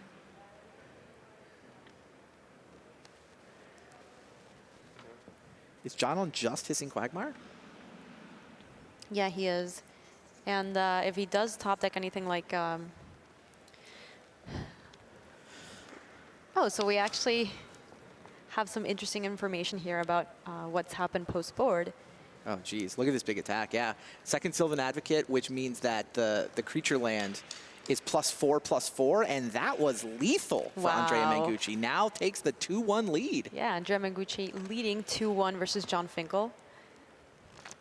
That's really played by Andrea. Really well played. So you were saying we just got information about how they're sideboarding. Yeah, we got some sweet, sweet tech about how they're actually sideboarding. And one of the cards that I was mentioning here, we go +2 Invasive Surgery for Mengucci. It's just permission, a Dispel, and 3 negates. You know, it's all best way to fight John. And then out he's taking 4 Dromoka's Command. They definitely don't have very much impact in this match. Right. And Archangel Avacyn, which unfortunately does die to Languish. On the other side, though, we have Finkel, who goes down a Forest and 2 Transgress the Mind, a Nissa, a Dark Petition, and 1 Season's Past. Oh, wow. He's down to 1 Season's Past. Interesting. In favor of 1 Kalitas, 3 Deadweight, 2 Duress, and an Ultimate Price. Oh, he's also going down his main deck copy of Infinite Obliteration. Yeah, that's really there for the ramp matchup. Yeah. I mean, it's funny. The ramp matchup, I mentioned this earlier, but John posted a great article on Channel Fireball overnight that he wrote before the Pro Tour, and then they posted as soon as the Swiss was over. He said their matchup against ramp was about 5%. Oh, my God. They were losing 95% of all games to the ramp deck. They put 1 copy of Infinite Obliteration into their deck, and they became a favorite in the matchup. Wow. Being able to Infinite Obliteration for World Breakers swung that matchup so much that they're like, all right, let's put it in the main deck and turn that bad matchup into a good one. So one of the cool cards that comes in for, it seems like a lot of decks post-board, and just even in the main deck, is Kalitas, Trader of Get. He is a mythic rare creature from Oath of the Gatewatch. Cool new addition. He has so many things that matter, especially his ability to exile cards once they hit the graveyard. Getting a token out of the deal is pretty nice. The fact that he's a 3/4 lifelinker is nothing to scoff at. I mean, even the sacrifice ability to make him bigger, we've seen come up. Another cool thing you might have not noticed is that Shadows over Innistrad features more zombies and vampires. You know, that being one of the sub-things of Innistrad. Things are pretty spooky, and Kalitas can recruit many friends if he needs. Yeah, R&D's been doing a good job of that in recent years, just sort of setting up these, you know, cross-block synergies. Yeah, we started seeing a little bit of Kalitas as tech that people were bringing in against Riley the Ancestors, though. It seems like he's finding his place in Standard, even with exiling now being the most relevant piece of text for him. A 3/4 body is pretty big in standard right now. You might have not known he was also the leader of the vampires on Zendikar. Sided with the Eldrazi. Yeah. I mean, he is a traitor. Yeah, fair enough. Fair enough. We're moving back to our main match now. If you're just tuning in, Andrea Mengucci is leading at 2-1 over John Finkel. This is the quarterfinals of Pro Tour Shadows over Innistrad.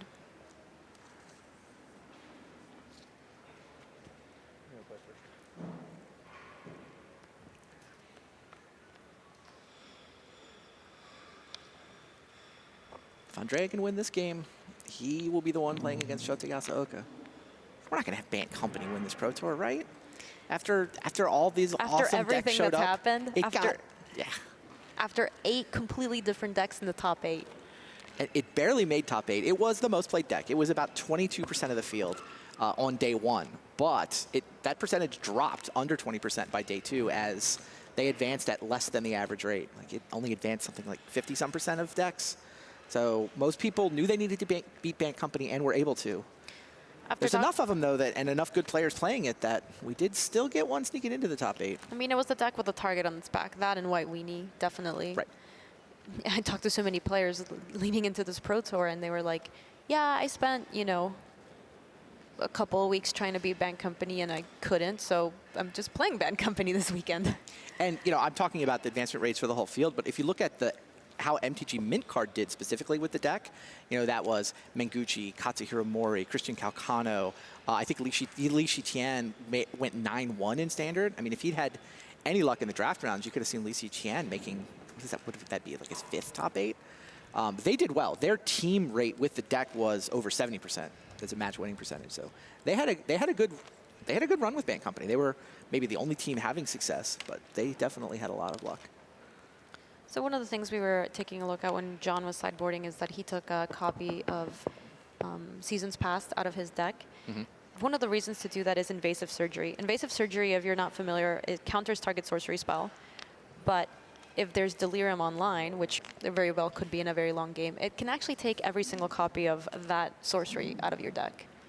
That really attacks what John is trying to do in this matchup entirely because it recurs, you know, his Sphinx's Revelation, it's gone. No, it's a great point. And John going to 5 cards, by the way. He's taking his second mulligan. Andrea is on 6 cards, and I think keeping 6.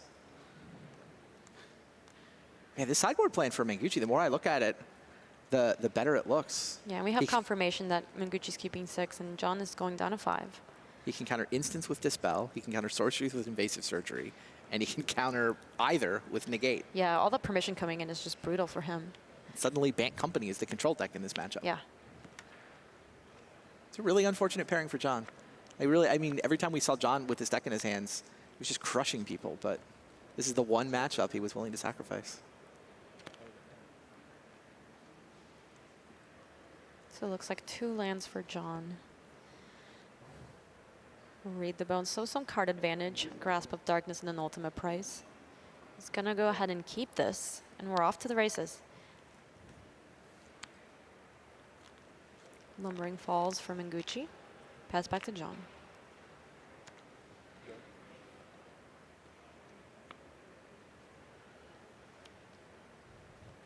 So Andrea's land's a little clunky right here. Yep. Both players are on mulligans, though John is on a mulligan to 5. Read the bones will help. Mm-hmm. John goes down to 18. Scry. 2 Grasp of Darkness. He says nay. Duress and a Swamp. Yeah, his hand was already 3 removal spells, so that makes sense. 2 mana for Jace from Andrea Mengucci, and he misses his 3rd land drop. Turn 3 Jace. So he did nothing on turn 2 and no land on turn 3. And here Finkel can get some information about what's going on in Mengucci's hand, and he has removal spells in his hand, so he'll be able to, he can see how valuable this Jace could be to Andrea. It's a great turn for John. He gets to both Duress and kill Jace. So the choices for Duress are that Negate and the Collected Company, I believe. Mm-hmm. I mean, you might think Collected Company's the obvious pick, but Andrea's only on 2 lands.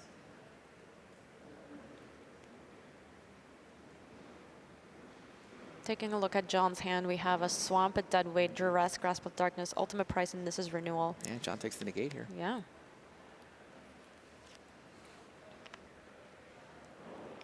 A Swamp and Deadweight, down goes that Jace. Evolving Wilds is the So, draw. yeah, he finds a land, but it's not exactly the land he wants.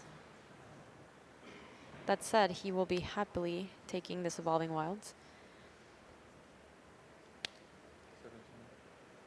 Ultimate Price.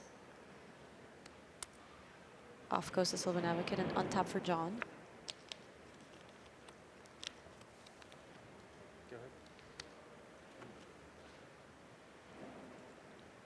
In John's hand, we just have a Grasp of Darkness and a Nizza's Renewal. So some removal, but no true plan or no true path to victory right here.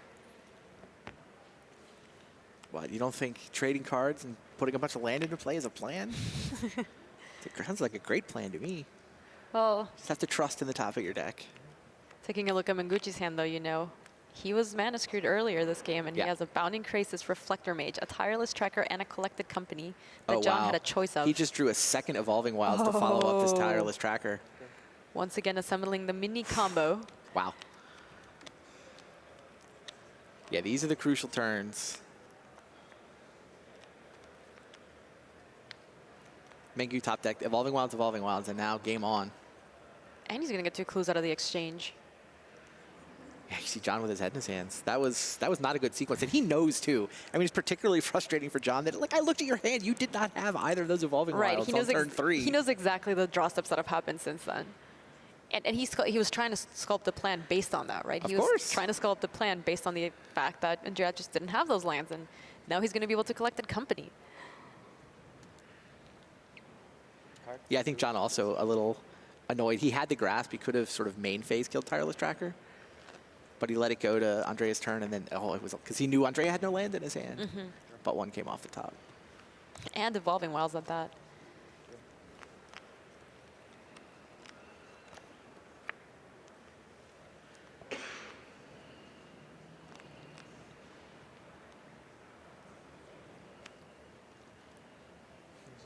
So here comes this is Renewal. Will help him gain some life and get some lands out of his deck. And the thinning is real with this card, too. I mean, normally you think fetch land doesn't really change your odds of drawing business, but take 3 lands out of Yeah, your deck. 3 lands is significant. And the life buys him time. And that's the thing that John needs right now, too. And the mana is what lets him do things like looping Seasons Past, you know, Seasons Past, and then also doing things. It's a really clever engine that these guys built. John described it as Vintage Reed plus Vintage Huey. With a little bit of Cuneo thrown in. Players are just fixing the deck. It looks like a little card slipped out. Yeah.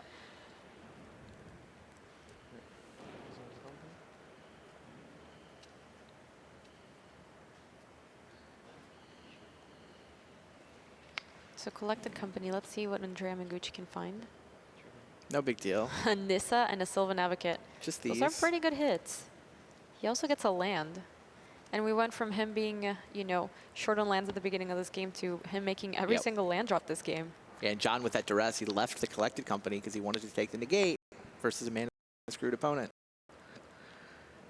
2 lands off the top has just fueled everything. Prairie Stream is the draw for Andrea. Yeah, now these creatures are starting getting in. Yeah. Yeah, John's going to need to draw some action. Some answers anyway, immediately. And Andrea's found Ojutai's Command, by the way. Sorry. Whoa. Yeah. So any creature that John can try to play here, it's not resolving anytime soon. Looks like Read the Bones for John Finkel. Should hopefully help him sculpt a plan. 2 lands off the top is not what he wants. So he's going to bottom them both. Draws Swamp. And a spell. Is it a Deadweight? Looks like a Deadweight.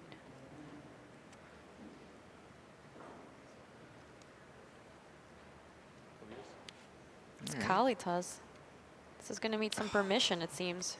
Wow. Ojutai's Command countering Kalitas.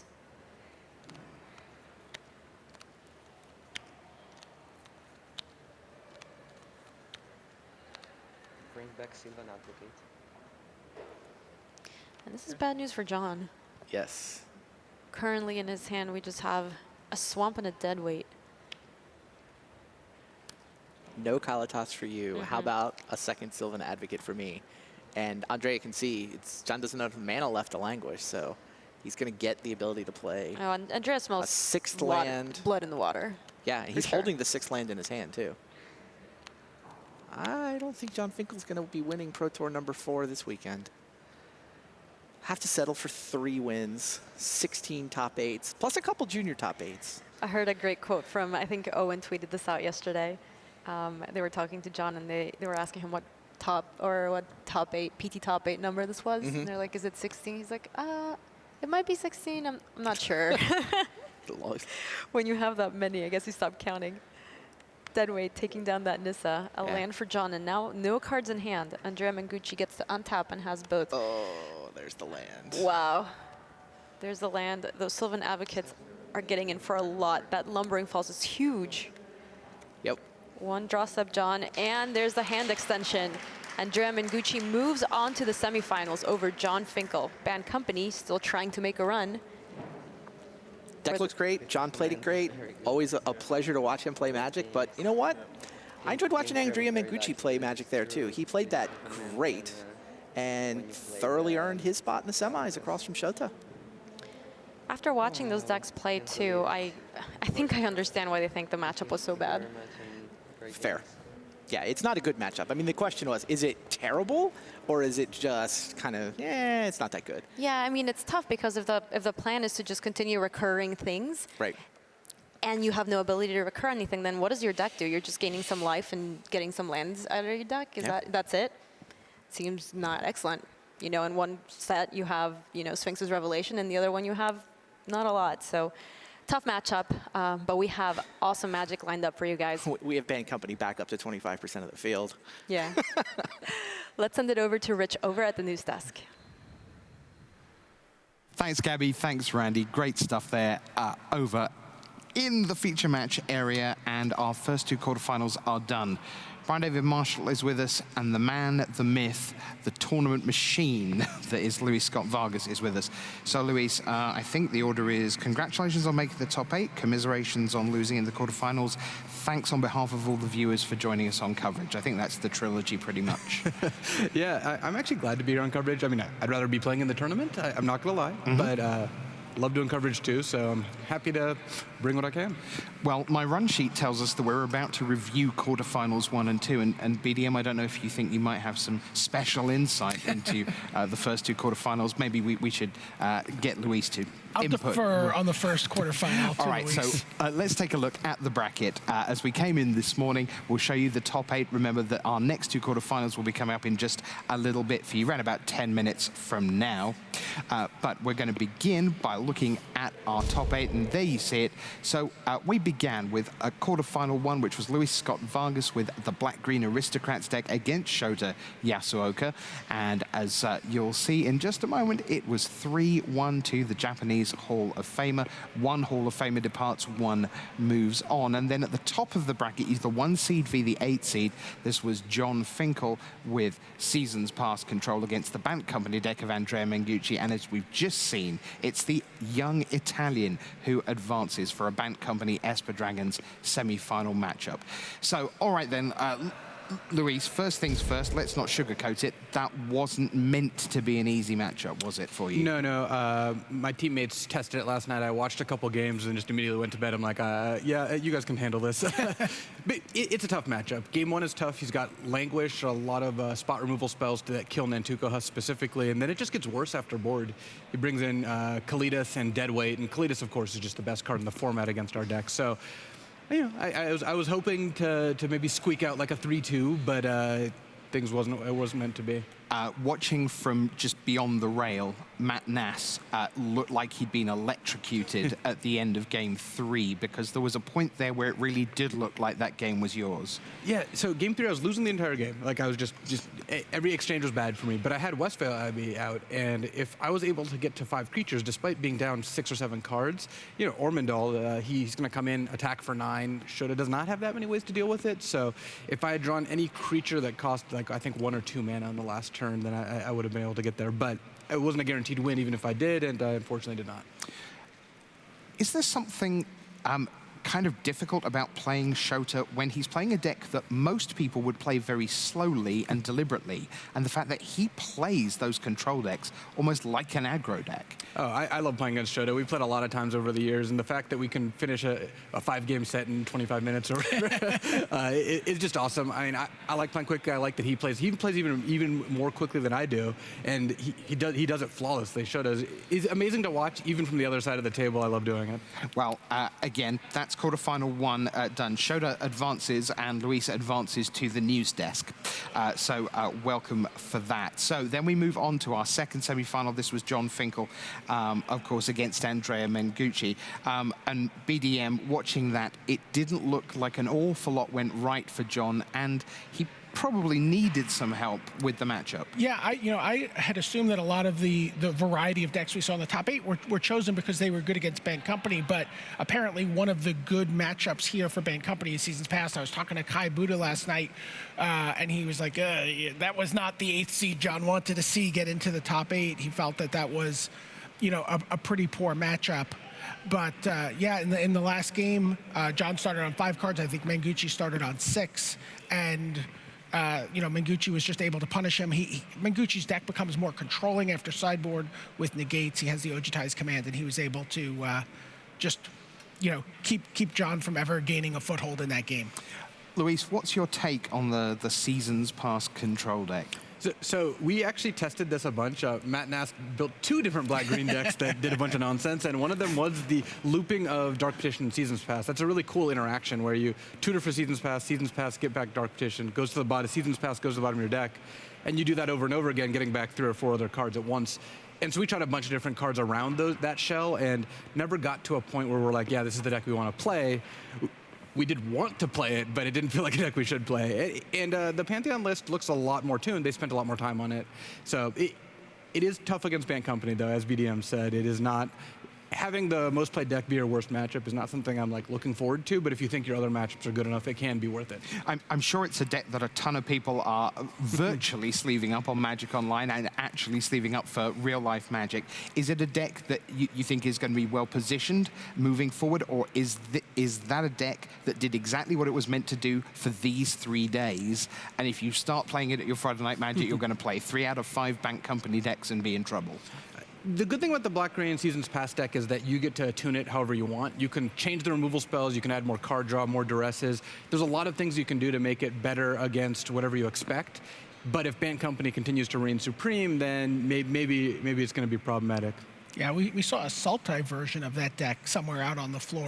Gregor Kowalski was Sultai mid-range, the Polish player who finished in the top 10. Yeah. So there's I think there's a lot of room. Maybe you can get Painful Truths in there if you go into a 3-color version. Well, one of the locks we found against Bant that was great was Revealing Winds, the fog that prevents all combat damage.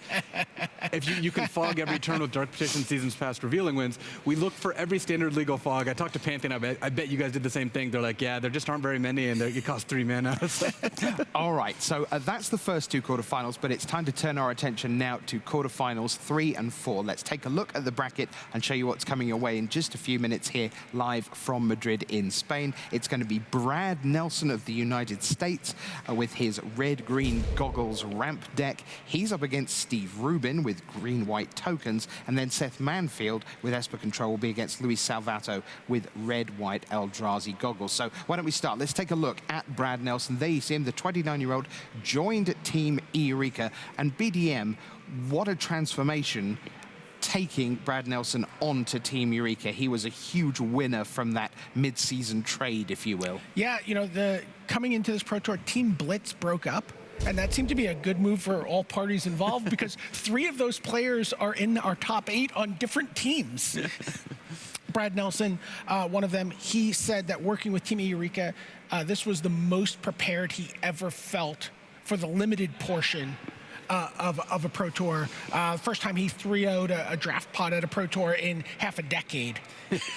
I won't take any offense to that. He has 2 PT top 8s with Team Channel Fireball, and I will not counter his argument. He did seem very prepared for the limited portion. All right, so why don't we see what Brad Nelson is bringing to the party? This is the red-green goggles ramp deck. There you see it. And Luis, what is going on? What is Pyromancer's goggles? What's all that about? So Pyromancer's goggles, you cost 5, taps for red, but it doubles any red spell you cast with that mana. And there's a couple things you want to do when you're playing goggles. You want to have a lot of 1-mana spells, so you can go turn 5 goggles, play Fiery Impulse or Magmatic Insight. You also have things like Fall of the Titans, which if you play another spell first, ideally a 1-mana spell, then you surge Fall of the Titans. Like, I played against Brad, and he did 9 to me and 9 to one of my creatures off Fall of the Titans. And then it doubled, so it was 18-18. It's a lot of powerful spells, and then there's also the whole ramp shell of Worldbreaker and Kozilek's Return and Chandra. So it's a very innovative deck. Pyromancer's Goggles also really exciting with Tormenting Voice and Magmatic Insight in terms of just pawing at big chunks of your deck with that card. What this deck does is it solves a lot of Ramp's fundamental problems. One of Ramp's problems is it draws too few Ramp spells or too many. This, between Insights and Tormenting Voices, sees a lot more cards than the average Ramp deck, and it has mini combos like discarding Drownyard Temple. Brad accelerated to 6 off Drownyard Temple without even playing any other Ramp spells. Turn 2 Voice, turn 3 get back Drownyard Temple, turn 4 Voice, get back another Drownyard Temple. Wow. Outstanding stuff. So what can Steve Rubin do about that? Let's introduce him to you now. 24-year-old Steve Rubin here, playing in his first Pro Tour top 8, got 3 Grand Prix top 8s, 8-1-1 in Constructed from Team Face-to-Face Games. What's he running? Well, he's playing green-white tokens. Let's take a look at his deck list for you. There you see it. Nissa, Gideon, and 4 of Archangel Avacyn. BDM, what's going on with the green-white tokens deck? I mean, it is what it says it is, right? It's making a lot of creatures. It's maybe cashing those creatures in with an evolutionary leap in the mid game, but and protecting them with Archangel Avacyn. Luis, it seems like Sylvan Advocate is a card that's done an awful lot of work this weekend for a lot of people. Sylvan Advocate's just one of the best 2-drops in the format. It's a 2-drop that's relevant on turn 2, right? You play it against a White Weenie deck, and you get to block their 2/1s.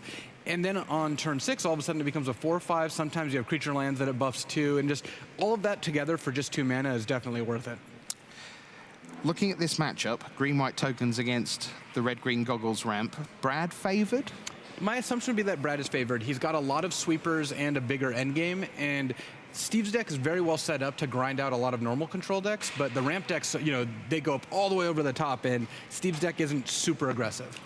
Although talking to Steve and the face-to-face guys, they were like kind of surprised down the stretch of day 2. They're like, wait, we had the best performing deck in the standard field. Their green-white tokens deck just put up the best numbers.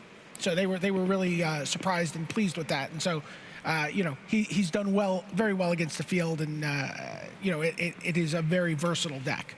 So Nelson against Rubin, that'll be on one side of our feature match area, and at the same time will be quarterfinal 4. Let's show you the bracket once again, and we will have Seth Manfield, the reigning world champion, number 2 ranked player in the world. He will be up against Luis Salvatto of Argentina. So this is Esper Control against red-white Eldrazi goggles. Let's take a look at Seth Manfield's career to date, and there you see him. He is looking good in that picture, and he is really rededicated himself not only to the game, but to himself. And he's put in a lot of work to get himself together mentally and physically, and is looking good. East-West Bowl 25, over $100,000 lifetime earnings. Of course, he is the reigning Magic the Gathering World Champion and our number 2 ranked player. What is he bringing to battle?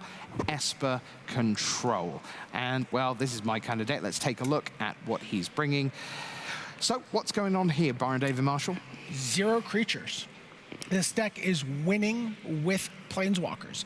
I was talking to Andrew Brown, who was the, sort of took the lead on designing this deck, and he's like, you really don't even have to show your opponent how you're going to win. Sometimes they just slump and give up as you just have this overwhelming board position, card advantage, and you're just grinding them out. Eventually, you just win with a planeswalker. All right, so let's take a look at Luis Salvatto, the Argentinian, the Super Sunday Series champion, the winner of that. This is his first Pro Tour top 8.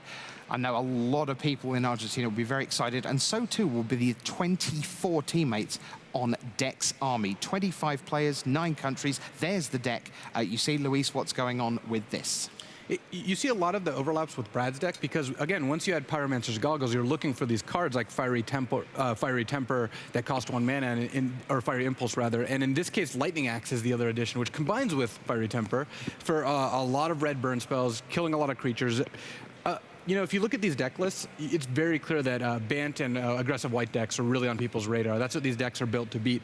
This deck's got a lot of other cool interactions, like Thought Not Seer with Eldrazi Displacer. You can keep messing with their hand. You can keep blinking Goblin Dark Dwellers to recast the spells that you cast earlier.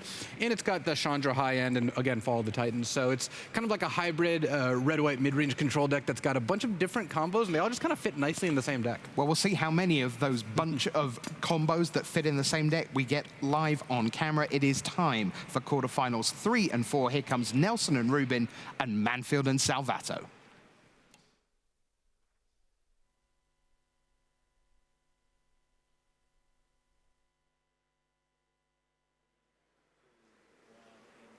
Hello and welcome back. I'm Tim Willoughby here with R&D member Ian Duke, and we are ready for our second set of quarterfinals here at Pro Tour Shadows over Innistrad. We've already seen Finkel against Mengucci. We've already seen LSV against Shota Yasuoka, but now we have our second set of semifinals. We're going to head down to the feature match area where we're going to get a chance to see Brad Nelson against Steve Rubin and Seth Manfield against Luis Salvatto. Let's check it out.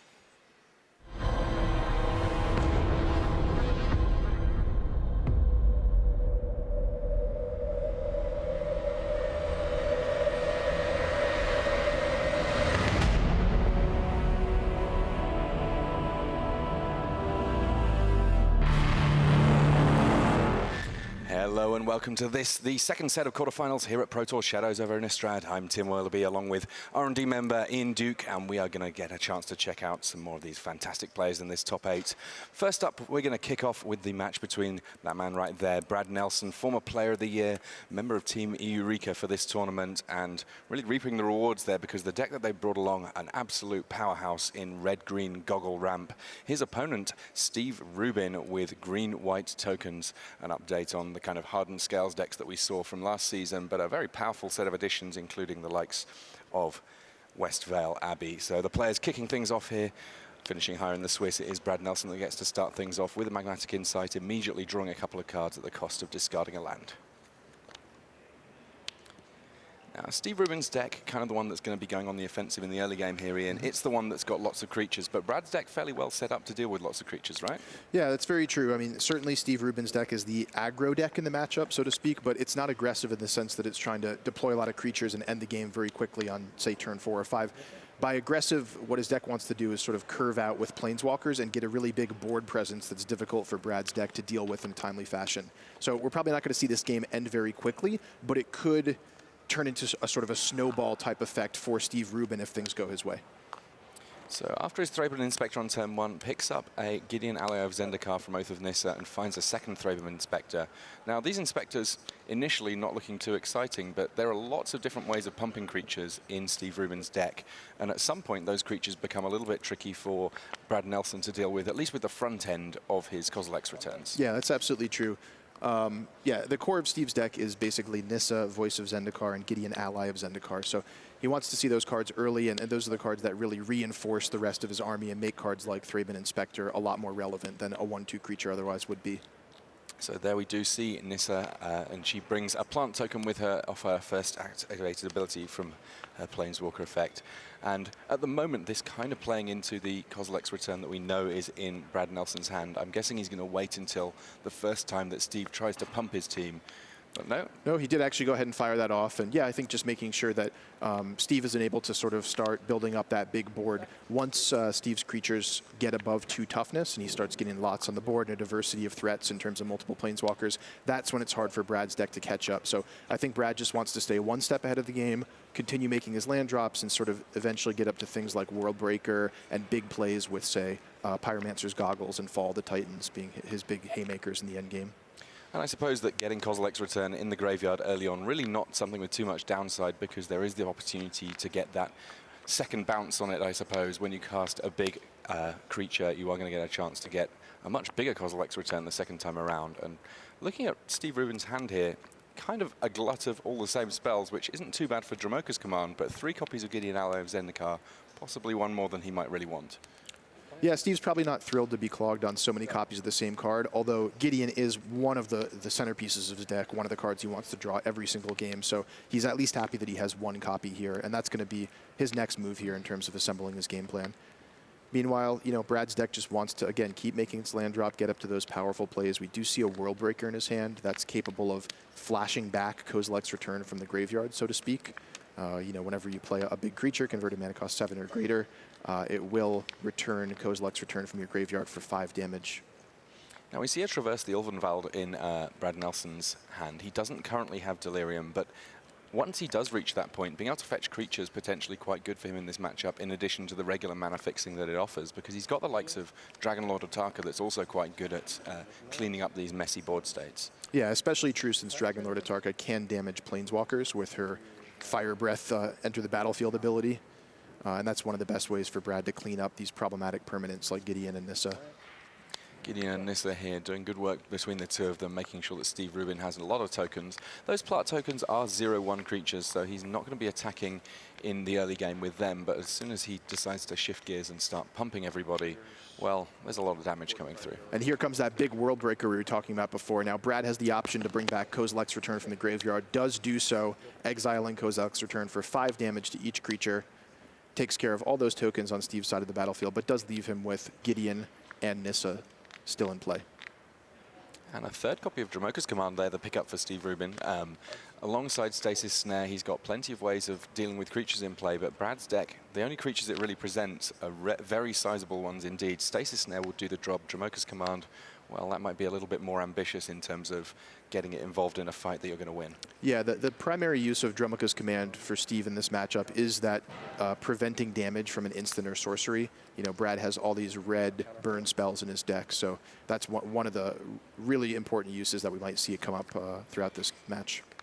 It looks like with so many copies, though, he is keen to just get damage in where he can. He gets a fight with Gideon there. Gideon, of course, very happy to get involved in any kind of a rumble. Yep, so and then he rumbles in. A +1/+1 counter from Nissa onto Gideon, plus a +1/+1 counter from Dromoka's Command, made Gideon into a 7/7 creature for the turn. Yeah, a little confusing there because we do now have +1/+1 counters and loyalty counters on Gideon. Those two are very definitely not interchangeable. But I'm sure that Steve will be able to keep straight exactly which one's which.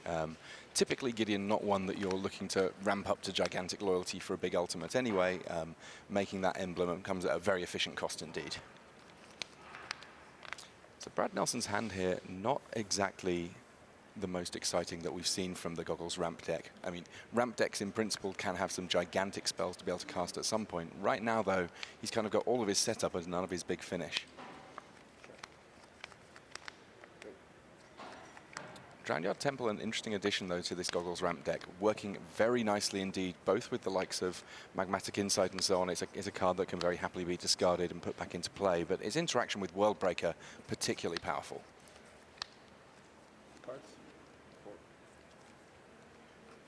In the meantime here, Steve just sort of looking to press his advantage. Brad Nelson on just 10 life, and not too much work here for Steve Rubin left to do in order to take that 10 down to 0.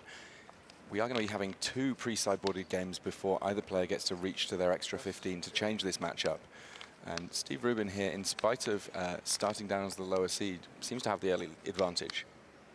So Steve just thinking through what he wants to do with his Planeswalkers this turn. Looks like he did tick up Gideon to 6 loyalty. Again, that Gideon there has 6 loyalty counters and 2 +1/+1 counters on it, which will remain from turn to turn, even though he stops being a creature temporarily. So Gideon back to a 7/7 creature for the turn. rumbles into the red zone here. So Brad Nelson here, living off the top of his deck, going to have to find something pretty exciting because Planeswalker's not the easiest for him to deal with, and actually on 6 loyalty, even the likes of Dragonlord Ataka is going to have to make a decision as to which Planeswalkers to deal with because loyalty to deal with in total there.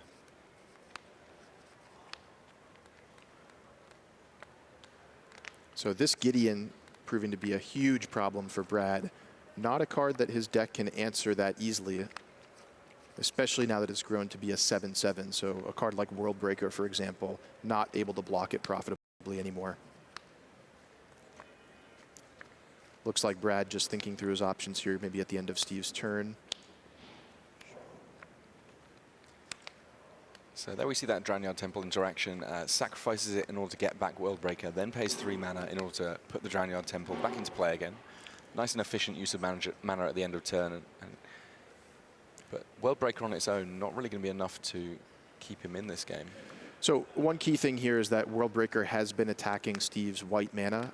We can see Steve's hand there has a Stasis Snare in it, as well as a couple backup copies of Gideon and Dromoka's Command. But the Stasis Snare here being a scary thing from Brad's point of view. Of course, Brad doesn't know about it right now. But by continuing to attack Steve's white mana, Brad may be able to keep Steve off of that Stasis Snare. However, with Gideon being so large, Dromoka's Command also represents an effective removal spell against World Breaker here. So we may see a second copy of Dromoka's Command on Steve's following turn, clearing the way for that Gideon for a lethal attack.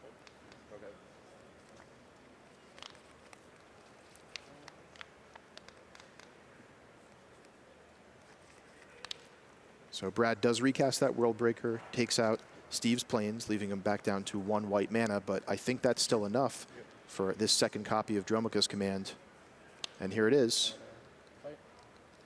Adds a counter to the plant, Gideon fights World Breaker, and Brad scoops him up in that our first game of the quarterfinals here for these two players. Now we will get a chance to see more of effectively second versus same as the first. No sideboarding before this next game in that matchup. But we have got 2 matches in our feature match area. We're going to get a chance for a look in over in our second quarterfinal match. That one being between Seth Manfield and Luis Salvatto right after these messages. Qualify for the next Pro Tour on Magic Online. Go 5-0 or 4-1 in a preliminary to advance to the finals. You can see the full schedule at mtgo.com. Ultra Pro is the place to go for all your Magic accessories. With card sleeves, deck boxes, playmats, and portfolios showing off the best Magic art, Ultra Pro is the standard and safe storage. Visit ultrapro.com for more information. Hello and welcome back to this, the second set of quarterfinals here at Pro Tour Shadows over Innistrad. We just got Brad Nelson and Steve Rubin doing their shuffling up before their game 2. No sideboarding yet, of course. 2 pre-sideboarded games before any of that. But we're going to get a chance to have a look in on Seth Manfield versus Luis Salvatto. Seth Manfield from the USA, he's playing Esper Control, very heavy on the Planeswalkers. We see a number of them already in play here. And on the other side of things, Luis Salvatto from Argentina, he's on Red-White Eldrazi and actually has a fair number of Planeswalkers himself, alongside what we see in play there, a Pyromancer's Goggles. Bit of a feature in this top 8, the powerful artifact from Magic Origins. Yeah, that it is indeed, Tim. And this is a pretty awesome board state that we're tuning into here. Both decks have, kind of their end game plans online here. Seth looking to be in a great spot with the Sphinx of the Final Word, of course, this huge hexproof flyer from Oath of the Gatewatch, next to Sorin Grim Nemesis, a new powerful 6-mana planeswalker from Shadows over Innistrad, as well as Shadows over Innistrad's own Jace. So Luis pondering things on his own turn here, it looks like. He does have access to Pyromancer's Goggles, which means potential for big plays, but we'll take a look what unfolds from here out. Yeah, Luis Salvatto's deck is an interesting one. When we're dubbing it Red-White Eldrazi because most of the creatures that it's running are colorless creatures from the Eldrazi team, but a lot of burn in there as well, which actually squares off fairly nicely against Planeswalkers, especially when you've got the ability to double it up with Pyromancer's Goggles. Unclear how much he's got that can really deal with Sphinx of the Last Word, though. It is going to be able to hit the red zone in a big way each and every turn, and Luis Salvatto, with his targeted removal, may find himself in a spot of trouble here.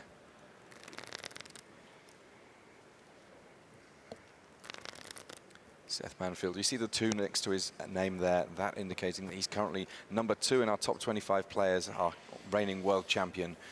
Just an absolute force on the Pro Tour, and no big surprises to see him put up another great finish here, though his deck itself is quite surprising. I don't think that within sort of a lot of people's testing, they had seen this sort of Esper heavy Planeswalker control deck as being one of the key players in the format.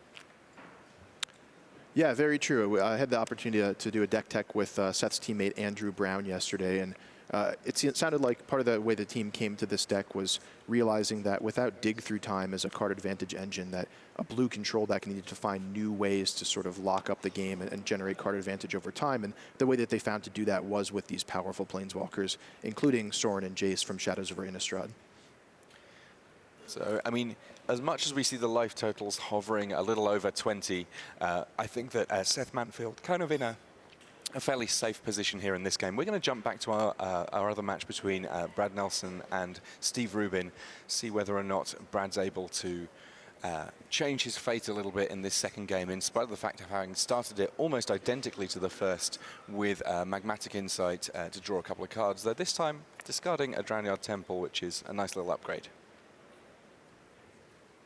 Traverse the old Elven world there, finding him a 3rd land, and soon enough we'll find out whether or not Steve Rubin has a similarly powerful start to what he was able to do in game 1.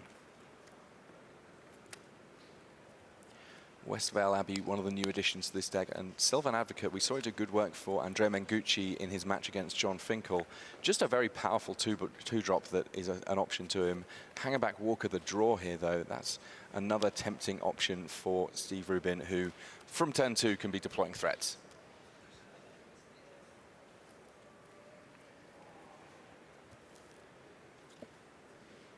With 2 spells in the graveyard, a Fiery Impulse will be enough to take down this Sylvan Advocate if Brad Nelson wants. It looks like he has other plans here, though. Instead, going on a pilgrimage with Nissa, finding more lands and working towards his end game. We call this a green-red ramp deck. Effectively, it's able to approach the end game around the same time that all of the other decks are heading their mid-game, Ian. Yeah, and quite a little interesting detail there. At the end of the previous turn, Brad could have fired off Fiery Impulse to take out that Sylvan Advocate. It was upgraded with Spell Mastery to deal 3 damage, but declined to do so. And I think the reason for that is that he does have a copy of Pyromancer's Goggles in his hand, I do believe. So he may just be holding on to those spells to try to get the maximum value out of them, knowing that he has a little bit of time to develop, since Steve's deck isn't aggressive in the sense that it's attacking Brad's life total very quickly. And with a little bit of a surplus of lands in hand at this point, it may be also that he knows that he's not got very many spells to work with in this early game and needs to eke out every little inch of value there. Nissa, Voice of Zendikar coming down, bringing a plant with for Steve Rubin. There we can see on the side of the screen, +1 to put green plant tokens into play, -2 to make your team larger, and, well, we may see it, -7 to draw a lot of cards, gain a lot of life, where a lot is the number of lands you control.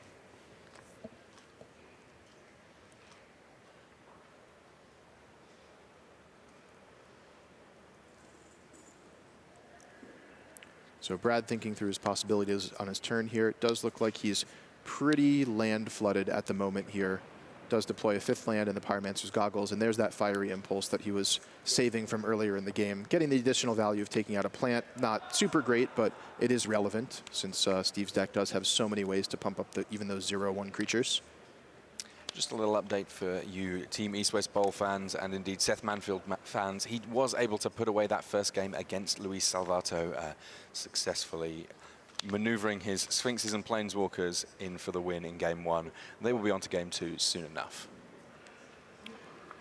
And here Steve is just continuing to diversify his threats and get a pretty intimidating board built up here with the Hangerback Walker on 2, Nissa ticking up, making a plant, and I do see a copy of Westvale Abbey, as you mentioned earlier, Tim, in his hand, which means that every additional creature, even a 0/1 plant, is bringing Steve closer and closer to summoning Ormondal, the Profane Prince, which is not something that Brad's going to be able to deal with easily. So looks like Brad just plays his 6th land and passes the turn. Brad really needs to find something like a Magmatic Insight or a Tormenting Voice to copy with that Pyromancer's Goggles. That's the type of card that would get him back into this game right now. He does have a Fall of the Titans, and that actually kind of a potent board sweeper when you're copying it, because 2 targets naturally, double that up to 4. Even if Steve Rubin does manage to go fairly wide in terms of building a team to sacrifice to Westvale Abbey, it may be that Brad can just make that plan go awry. As things stand, though, Steve Rubin with one of the better creatures to sacrifice to Westvale Abbey in play in that Hangerback Walker, able to attack him with it because he has the option of making it bigger with Nissa later anyway. He doesn't necessarily need to be pumping it with its own ability. And Steve likely to pass the turn here. Looks like he has done that, leaving up mana for Avacyn, Archangel Avacyn. Also with mana for a Dromoka's Command, and as we've already mentioned, being able to prevent the damage dealt by spells, pretty important in this matchup.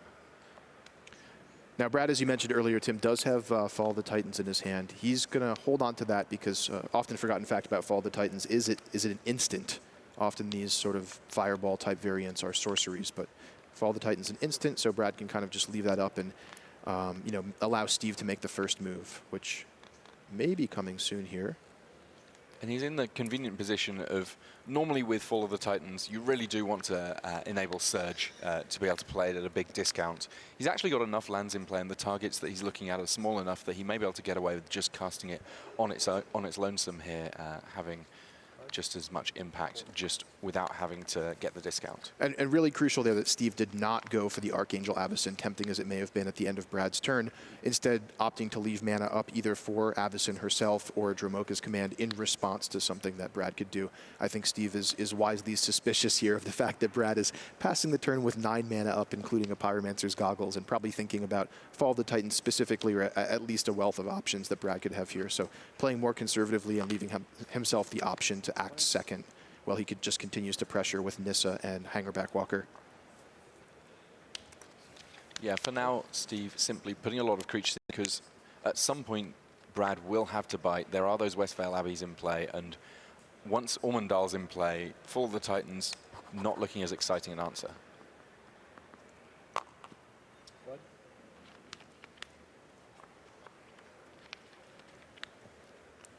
Brad draws for the turn. We'll see what we can put together here.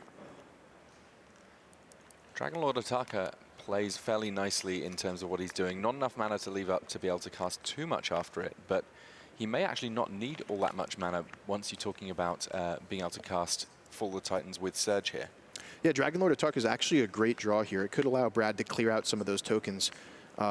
Brad's in a pretty scary position going up against those Westvale Abbeys, with tokens continuing to be cranked out by Nissa and the threat of the Hangerback Walker at some point making tokens as well. So other important thing about Dragonlord Ataka is that her enter the battlefield ability, distributing damage, is not prevented by Dromoka's Command like an instant or sorcery would be. So Brad's actually found a really potent way to clear away some of those tokens without leaving Steve the option to use Dromoka's Command to prevent it. So this may be an option where Steve is forced into thinking about Archangel Avacyn. And if Archangel Avacyn comes down, then Brad gets the opportunity to respond with Fall of the Titans before the indestructibility kicks in and potentially get something going here. Yeah, that is true. Brad has cast a spell this turn, which means Fall of the Titans can be enabled with Surge and could be cast for the with the Pyromancer's Goggles copied with X equals 2. So that would be 2 targets taking 2 damage twice. But we'll see what Steve decides to do. It looks like Dragonlord Ataka distributing some damage among those plant tokens.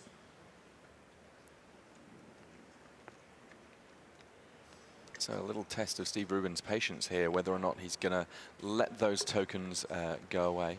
There's 2 damage going to Nissa here and 1 to each of the plants that are in play. Hangerback Walker, that one can stay around. So it's got to be really tempting for Steve here to think about deploying that Archangel Avacyn, giving his creatures indestructible until end of turn.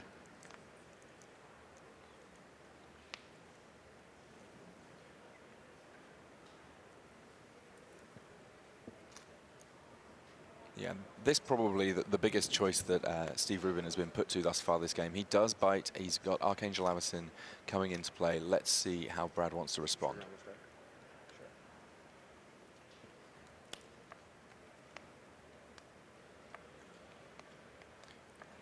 Interestingly, I mean, he could just go for Archangel Avacyn here with the Fall of the Titans.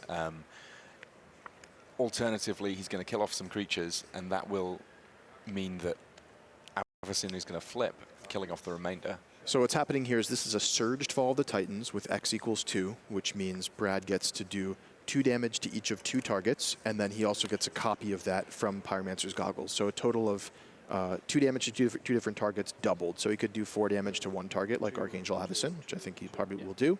And then he gets an additional 2 damage twice on 2 different targets. It looks like those are aimed at Nissa.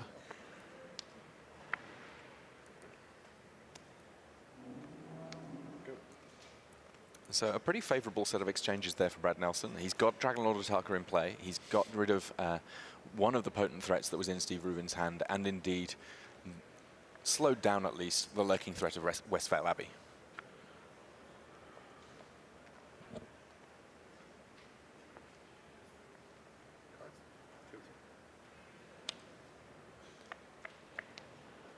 Steve Rubin has another copy of Nissa Voices Zendikar in hand. That one not too much use right now. Dromoka's command still fairly potent.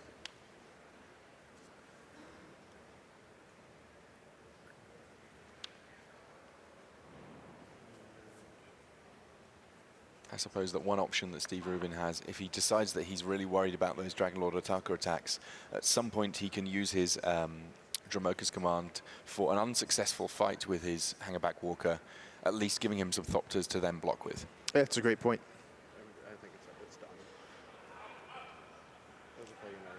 And actually just simply having a big creature that Steve can cause his Hangerback Walker to fight at any moment gives him a ton of flexibility with the Westvale Abbey. For example, at the end of Brad's next turn, Steve could cause a fight with the Hangerback Walker, cause it to intentionally die with 4 +1/+1 counters on it. That makes 4 Thopters, and then he could untap and have option to use Westvale Abbey to create Ormondal. Yeah, sometimes you lose the battle to win the war.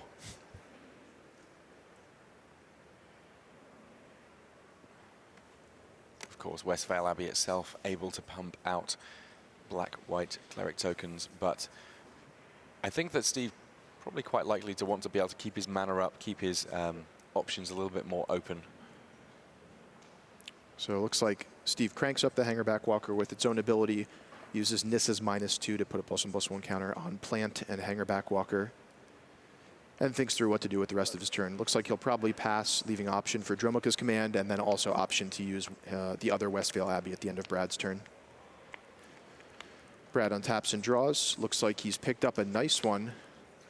That is a Magmatic Insight to go with his Drownyard Temple in hand. Drownyard Temple, basically the perfect land to discard to Magmatic Insight. You can still pay 3 mana to put it into play from your graveyard. And this one of the really powerful interactions with Pyromancer's Goggles, because cards like Magmatic Insight and Tormenting Voice ask you to discard an additional card to cast the first copy, but if you're copying it for free, you don't need to discard an additional card. So you're actually getting it sort of better than a second copy. You're drawing, in this case, 4 cards while only discarding 1. And that really serves to be the sort of mid to late game engine for Brad's deck. Often these ramp decks sort of run out of gas. They expend a lot of resources getting lands onto the battlefield, and then they're at the mercy of the top of their deck to see if they can draw into big threats. But with the Pyromancer's Goggles in play, Brad can sort of just churn through his library at a pretty rapid rate.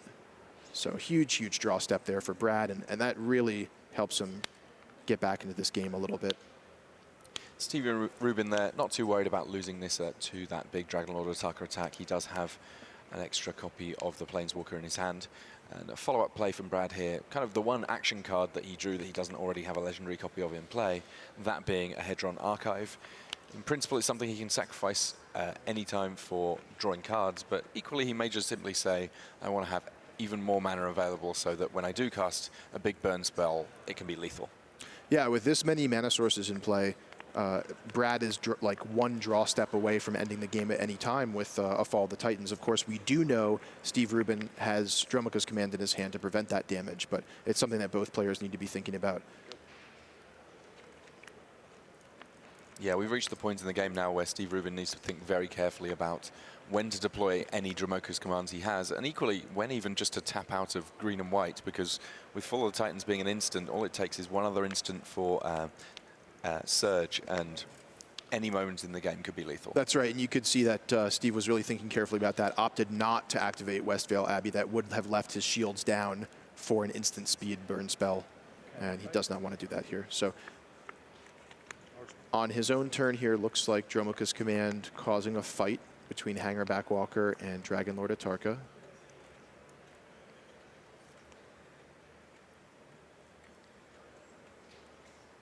There's enough to prompt a response from Brad Nelson. And it looks to me like this is leading into wanting to create a bunch of Thopter tokens and then activating Westvale Abbey to turn into Ormondal. So Brad's cashing in his Hedron Archive, just desperately digging for a useful response here.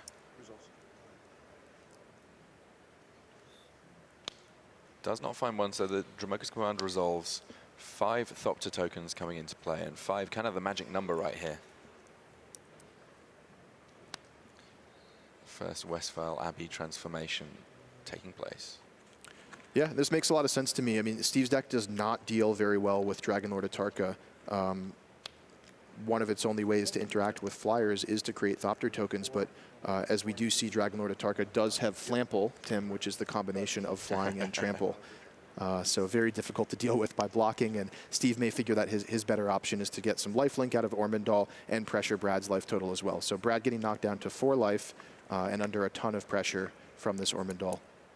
Yeah, Steve Rubin gaining some life there, not irrelevant at all. I mean, at some point it becomes tricky for Brad to burn people out. It's worth noting, and it's something I saw him do earlier on in the tournament, tapping a Pyromancer's Goggles, casting a second Pyromancer's Goggles, getting rid of the first one to Legendary, but leaving that red mana floating, tapping a second Pyromancer's Goggles in order to mean that all of a sudden you're getting multiple copies of a big Fall of the Titans. And here we come on to Steve's turn here. It does look like he has a Stasis Snare for Dragon Lord Atarka. That will clear the way for Ormondal, and Brad packs him in. So 2 games to 0 before sideboarding for Steve Rubin. It'll be interesting to see whether or not that matchup changes any once players have access to the 15 cards in their sideboard. We potentially have as many as 3 games here. It's the first of 3 wins, so Steve may be able to lock it up in 1, but I'm sure that Brad's looking to fight back and make it a full 5-game set.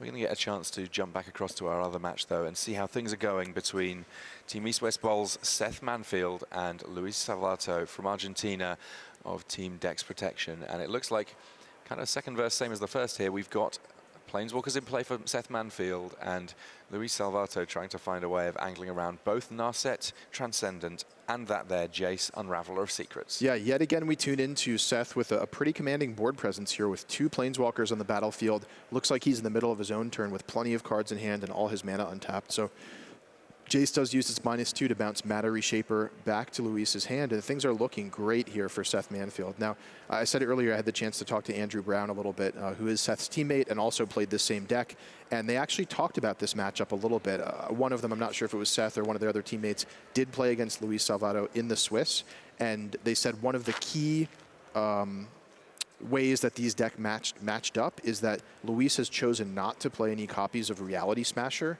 in his deck, despite having access to colorless Eldrazi, and their team was very, very happy about that because Reality Smasher is a card that Seth's deck does not deal well with at all. So an interesting play there. We see Luis Salvatto choosing to use Lightning Axe on his own Matter Reshaper simply because it's more useful to him to get an extra card off the top of his deck than to have that back in his hand. Finds a Magmatic Insight, so that potentially quite a nice pickup there. And we see the reason that Jace was perfectly happy to go down to 0 loyalty. There was another copy of Jace, the second copy of Jace. There's always more Jaces, right, Tim? Well, I mean, in this deck, there's more Jaces than most, because in addition to having Jace Unraveler of Secrets, there are, at least in the sideboard, copies of Jace Vryn's Prodigy, where many decks are having to settle for just 4 Jace. This one's got 5.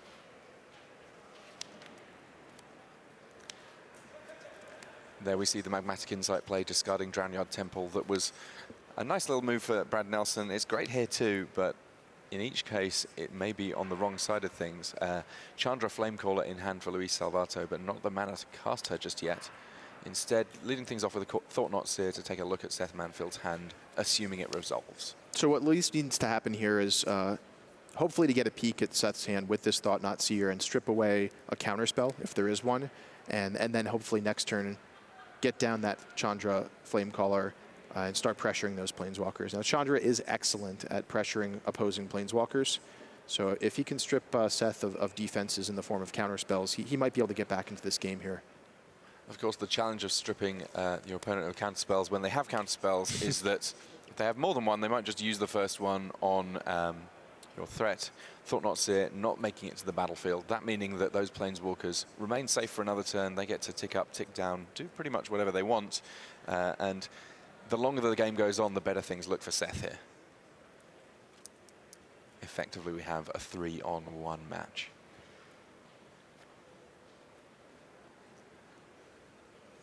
I think I spotted a copy of Sorin Grim Nemesis in Seth Manfield's hand. It'll be interesting to see whether or not he thinks he's got enough mana that he can afford to cast yet a third Planeswalker, leaving some mana up for answers. And once you have 3, even Chandra is going to struggle to win that fight.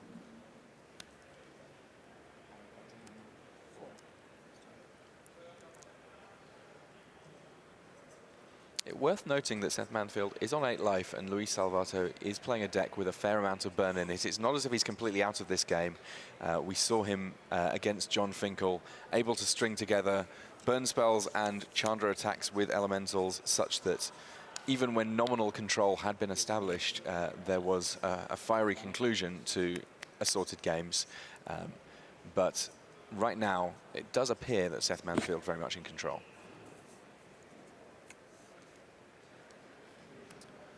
There's the third Planeswalker, and that has to be a bit of a problem here for Luis Salvatto. We'll see whether or not he can put something together in the next turn or two, but the other players are ready on the other match, so we're not going to hold them for too long, I don't think, here, Ian.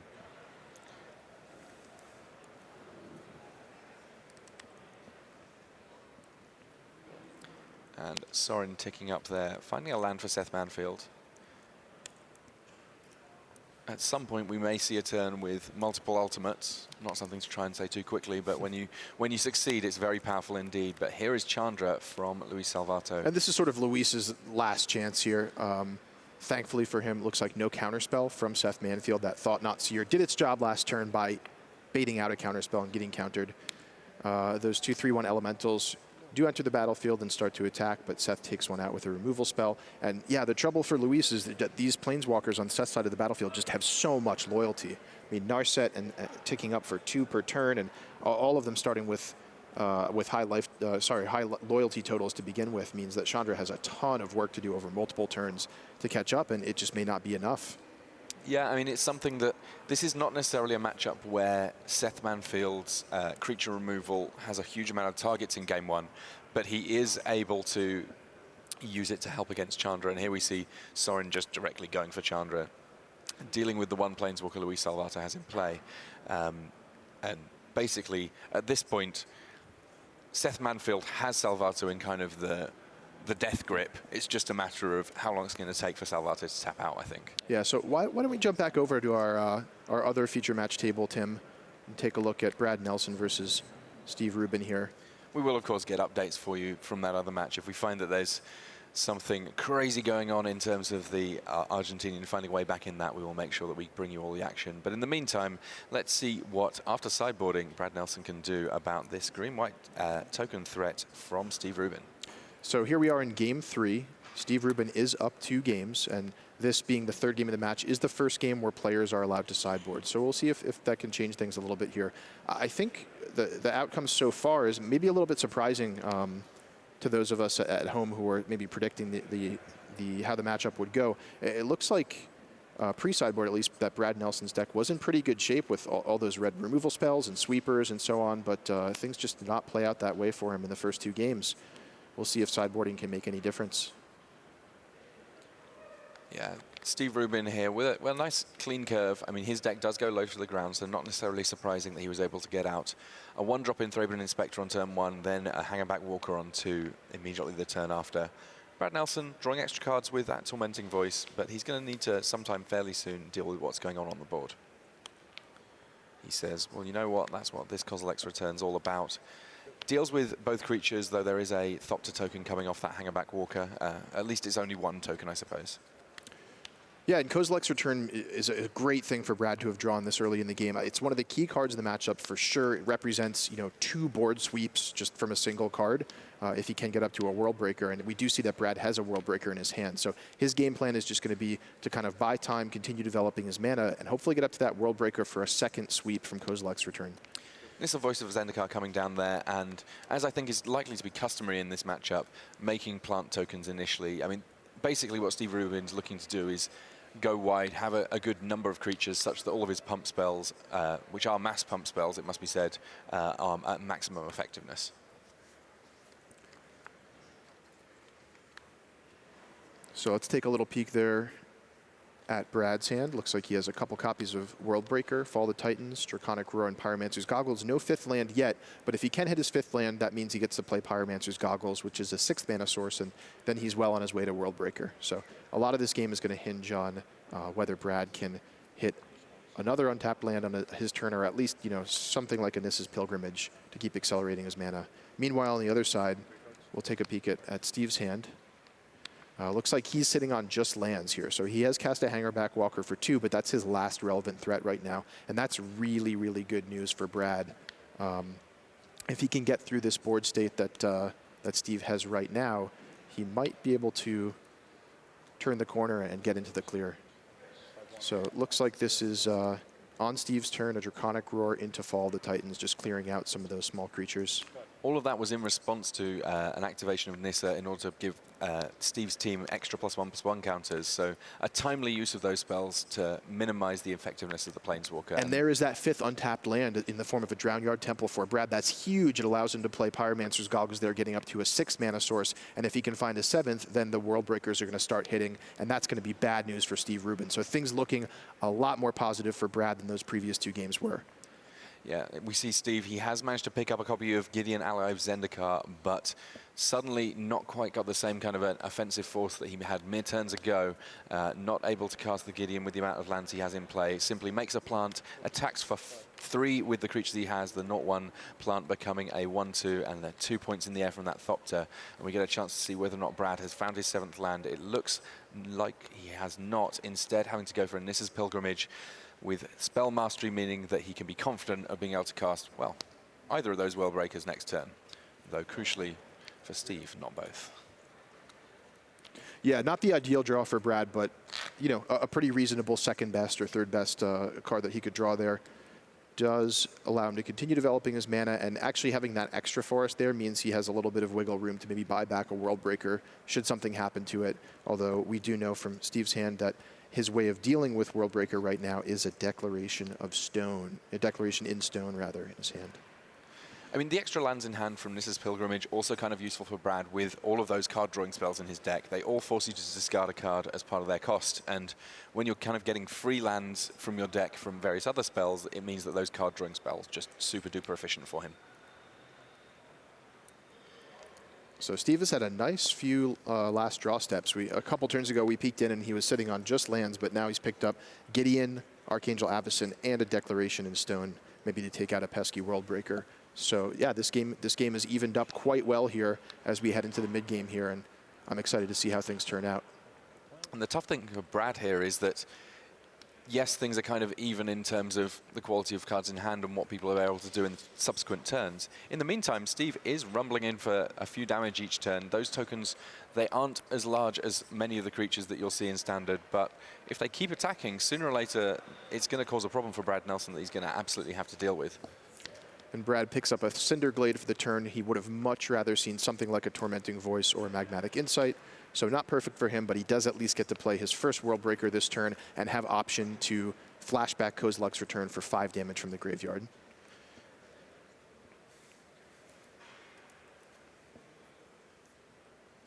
Given that there's a 2nd copy of World Breaker in Brad Nelson's hand, is there a temptation here, Ian, to maybe hold off for just 1 turn on using that Kozilek's Return and maybe net a little bit of extra value? Yeah, there definitely is a temptation. There's also a very interesting thing. The way Kozilek's Return works is when you play your big creature, like a World Breaker, you get a trigger that goes on the stack, and when the trigger resolves, you get to decide whether or not to take that action of exiling Kozilek's Return and dealing 5 damage. So Brad will actually have full information about whether Steve has decided to respond in some way before he chooses whether or not to pull the trigger on the Kozilek's Return. So that's particularly important in this case because Steve does have an Archangel Avacyn. So I believe what can happen here is Steve plays the Avacyn response, says my team gets indestructible, and then Brad can simply say, okay, I'll choose not to use my Kozilek's Return here. So that Archangel Avacyn was played in response to the trigger, which when the trigger resolves says you may exile Kozilek's Return in order to deal 5 damage to all creatures. Given that they all had indestructible by the time that trigger resolved, he got given the option. He said, you know what, let's just leave that one in the graveyard. And that's going to be huge for Brad because, as we know, he does have a second copy of Worldbreaker for another option at using the Kozilek's Return next turn. Other relevant thing about Worldbreaker is it does have reach, Tim, so it can hold off this Archangel Avacyn as well as the rest of the smaller creatures that Steve has on his side. However, Brad's life total getting down to 11, that's pretty low. And we do see a declaration in stone taking out Worldbreaker and actually exiling it, which is very important since it can come back from the graveyard. Nissa pumps up the team here. And there's a Gideon, which can also make an emblem for another +1/+1 to the team. So each of those plants is 2 damage plus Avacyn there coming in for 6. And that will be game for Steve Rubin, sweeping that match in 3-0. A clean 3-0 victory there for Steve Rubin. That meaning that we have our 3rd semi-finalist already established. 1 match left in these are quarterfinals here at Pro Tour Shadows over Innistrad. Let's jump across and find out what's going on with Seth Manfield versus Luis Salvatto. I see them shuffling up. I presume that means that we have got a little bit more of a result here than we had previously. It looked like Seth Manfield was in commanding position for that second game, and we're just hearing that, yes, he did take that one. So Seth Manfield currently 2-0 in the lead here. He made it into the top 8 as a higher seed. He was able to play first, but for each of these subsequent games, it has been Luis Salvatto's privilege, and that hasn't appeared to change the way that these games are going. This is the first game where there's sideboards involved for Seth Manfield against Luis Salvatto. Let's have a little look at those sideboards and see whether or not, as these players are shuffling up for their 3rd game, there's something that really might sway things.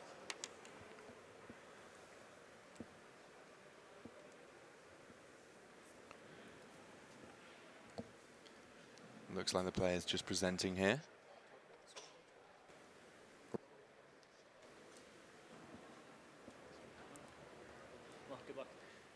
Each of these players, of course, very keen to start off on a solid 7. We can see a couple of Drownyard Temples, a Westvale Abbey, normally only having colorless sources, kind of potentially a problem for many decks.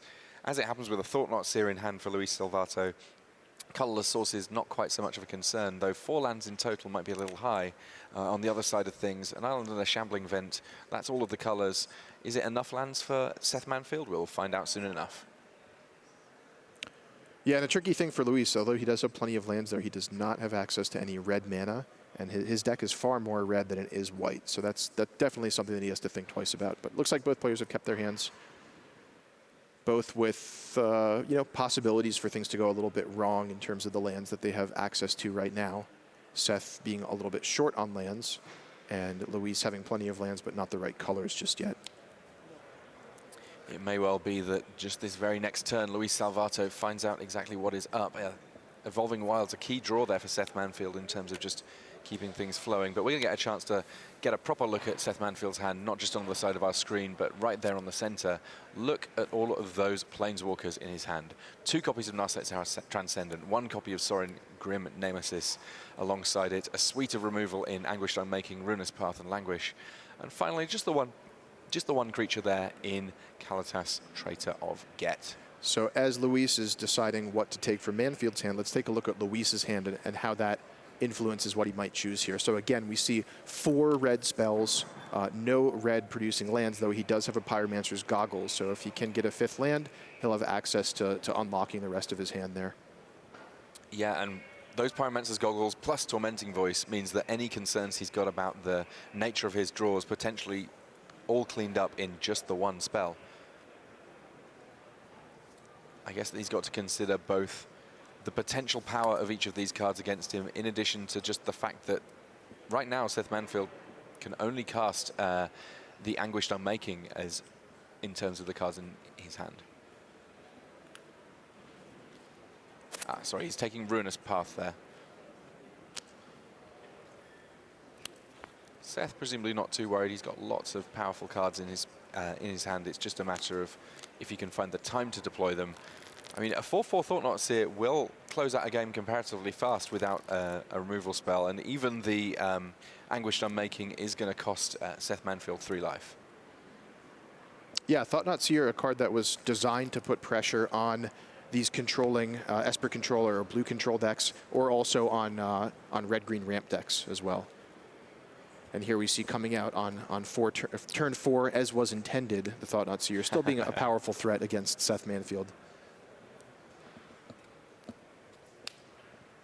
Seth Manfield, though, I mean, he's both drawn a Plains, a key draw for the turn. He did have another sort of shot in the gun, though. If he did use Anguished Unmaking on the 4/4, then he would be able to draw a card as it left the battlefield. As it stands, though, with a 4th land, going for Narset Transcendent, starts at 6 loyalty, ticks up 1, and not a spell on top, so effectively just a little sneaky peek at what is to come for Seth Manfield there. And again, Tim, the high loyalty on those Planeswalkers like Narset is the reason why Seth can just play this Narset into a hostile board of a Thought-Knot Seer, rather than having to take a step back and cast a removal spell like Anguished Unmaking on the Thought-Knot Seer. So this just, in a strange way, it allows Seth to get ahead on tempo, where he can play his Planeswalker, boost it up to enough loyalty that it'll survive, and then be able to untap freely, and now he can spend his mana in a reactive way while having that Planeswalker on the board, giving him the value every turn. So really nice by Seth there. And unfortunately for Luis, he did not hit his 5th land. He did not hit his red mana source. So still just sitting on a clunky hand there, full of tons of cards, but being unable to cast them. This, the gamble that he signed up for when he drew his opening hand and elected to keep. It seems like Seth Manfield, the one who's really been able to draw through, and -2 in order to give a spell rebound. That Languish there will be coming back.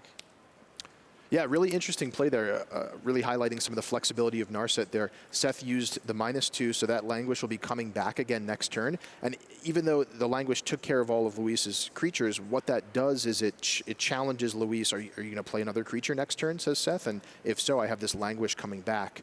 Again, it's just sort of giving Seth that tempo advantage and breathing room that his deck desperately wants to keep getting those Planeswalkers online and getting value out of them. So meanwhile, Luis does hit his 5th land. It is a mountain, which means he has option to either cast the Pyromancer's Goggles or start deploying some of his red cards here. It looks to me, based on his hand, that getting out the Goggles would be the ideal thing, just to do so while Seth is tapped out, doesn't have access to, like a Spell Shrivel or some other counter spell. And the rest of his hand just becomes a lot more powerful when he has access to Pyromancer's Goggles. So I'd love to see him play the Goggles here. Other option, of course, being that he could just play out that Eldrazi Obligator as a 3-power hasted creature and try to take out Narset. But then again, as we said, that Languish is waiting there to rebound and will take out the Eldrazi Obligator on the following turn. We can see there that Manfield's hand, it's changed a little since last we saw it. Grasp of Darkness, the newest edition there. All the other cards, I believe, are ones that Luis Salvatto knows about just as well as we do. It looks like Fall of the Titans was the choice there for Luis Salvatto in order to kill off Narset. Leaves him with creatures in hand, but means that if he wants to resolve that Pyromancer's Goggles, he's going to have to find another window to do it. I suppose, given that he knows that Anguished Unmaking is in Seth Manfield's hand, there is a great point, Tim. Yeah, a good reason for him to hold back on that one. At least get some value out of it. Seth Manfield on the aggro plan here, getting creatures in play. Not many creatures anywhere in Seth Manfield's list, but Kalatas, Traitor of Get, is one that has come in from the sideboard in order to make life a little tricky for Luis Salvatto here. And here comes the Pyromancer's Goggles, along with a land that means that he's going to be able to immediately cast Tormenting Voice. Discards 1 card, draws 4. I think he can probably live with that rate. Eldrazi Obligator with a rare target in play, but actually he says, I think that I'd rather have 4 cards than that one. Yeah, really nice Luis taking advantage of that window, getting value out of the Goggles right away, as you said, Tim, and doing so on a turn where Seth was tapped out, at least tapped low enough that he couldn't react. We do see a negate in Seth's hand, but he was not able to cast that turn, having only 1 mana untapped. So now he'll have to play the reactive role here with an Anguished Unmaking at some point in order to get rid of those Goggles, and he may just go ahead and do that on his main phase. Yep, and Luis anticipates it, having seen that earlier with the Thought-Knot Seer. First blood in this game took a little bit of a while to achieve, but the life totals have changed a little bit here. Seth gained 3 from his attack with Kalitas, immediately lost it again as he cast Anguished Unmaking, and Luis Salvatto just sort of trying to put things back together after a kind of clunky start, but Chandra Flamecaller in his hand as one of his more recent draws is certainly going to help with that. There we see Chandra, the big Oath of the Gatewatch Planeswalker, coming into play, and plenty of options here. I mean, he could fully cash in Chandra's ability in order to kill off Kalitas, or just simply get some hits in here. With 4 loyalty, it's not as if Kalitas on his own is going to be able to kill off the Planeswalker. But unfortunately for Luis, Seth does have that copy of Negate and does have the mana available to cast it now. So I imagine we'll see him fire that off, and we do. What better card to negate than Chandra Flamecaller? That's what it's brought in for. Either that or the Goggles are the 2 main things to stop. But Luis takes advantage of, again, Seth being tapped low and uses a Lightning Axe to take out Kalitas. So yeah, the board back to square one here. Empty boards for both players and sort of transitioning into the next phase of the game. Although I will say Seth looking to be in pretty good shape here. I think that the longer the games go on for him, as long as he can keep Pyromancer's Goggles off the table, he's going to be in pretty good shape. And we do see 2 powerful Planeswalkers in his hand in the form of Narset Transcendent, a second copy, as well as Sorin Grim Nemesis. And I have to imagine that Sorin's going to come down this turn, Tim. Yeah, every time I see Sorin come down on a completely empty board, I mean, what do you do from there? You need to deploy multiple threats before you can even realistically start doing anything to deal with Sorin's already high loyalty total. And it does not take very long whatsoever for Sorin to just close out any kind of game. So let's take a look at Sorin Grim Nemesis, a new powerful Planeswalker from Shadows over Innistrad. Enters the battlefield with 6 loyalty, takes up to 7 right away. It has this sort of, I like to think of it like a Dark Confidant ability, Tim, where you're revealing your top card, except it's your opponent that loses life equal to its converted mana cost. Second ability can pay X loyalty to deal X damage to a creature or Planeswalker of your opponent's, and you gain X life. And then, of course, a powerful ultimate, making a number of 1/1 Black Vampire Knights equal to the highest life total among players. So really, really powerful card when it does resolve, though it does cost 6 mana. Luis Salvatto going with the Goblin Dark Dwellers to cast Tormenting Voice once more from his graveyard. Gets rid of a land and finds a Planeswalker of his own in Nahiri alongside a Thought-Knot Seer, but not the mana to cast either of them. Has to pass things back with just the 1 threat on the board. And in a one-on-one fight, Sorin does pretty well against most things, but as it stands, there is a Grasp of Darkness in hand for Seth Manfield if he wants to be able to deal with this Goblin Dark Dwellers, and indeed a Duress to make sure that he knows what's coming and can get rid of the worst threats. An interesting choice actually here for Seth Manfield. Quite a powerful hand here for Luis Salvatto. Matter Reshaper, Nahiri the Harbinger, Thought-Knot Seer, and Fall of the Titans. Attacking on a few different axes here. Any preferences for you, Ian, as to what he should take? Yeah, it's tough. Actually, neither card is particularly threatening right now. We can see if Seth leaves Salvatto with Nahiri, then he can simply use Sorin to deal X damage to it on a following turn and take care of her relatively easily. On the other hand, if he leaves Salvatto with Fall of the Titans, I mean, the Surge Fall of the Titans can ping away at his Planeswalkers a little bit and do some work there, but I don't think either card is particularly scary. And yeah, it looks like Seth agrees that he is not afraid of Nahiri at the moment, given the Sorin that he has on the battlefield, and just takes out that Fall of the Titans. I guess it has the most potential later on in the game to come back and bite him. Still more action, though, for Seth Manfield on this his turn before he needs to worry about passing things back. Ticks up Sorin. And Grasp of Darkness, well, at this point, the one that he had in hand, when he casts, I mean, he's kind of not had to reveal a card from hand. He just gets to play the one that he's drawn, should he so choose. So here is the second copy of Narset Transcendent so far this game. And there, the Grasp of Darkness. And notably, Narset on 4 loyalty, not 6. That because the -2 getting applied very quickly. Grasp of Darkness will be coming back and getting cast again. Kind of that same thing that we saw with Languish earlier on. Cast a removal spell to clear the board and creates a situation where there's a strong incentive for Luis Salvatto not to play more threats onto the board.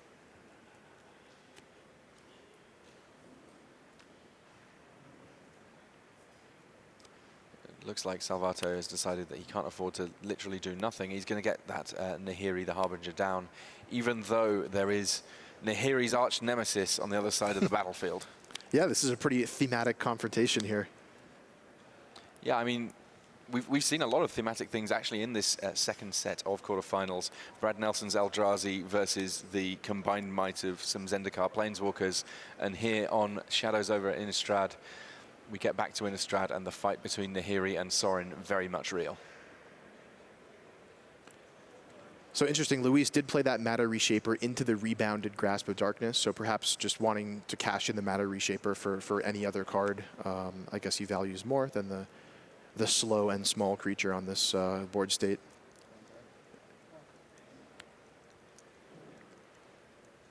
And Seth feeling like he must be must be feeling like he's in pretty good shape.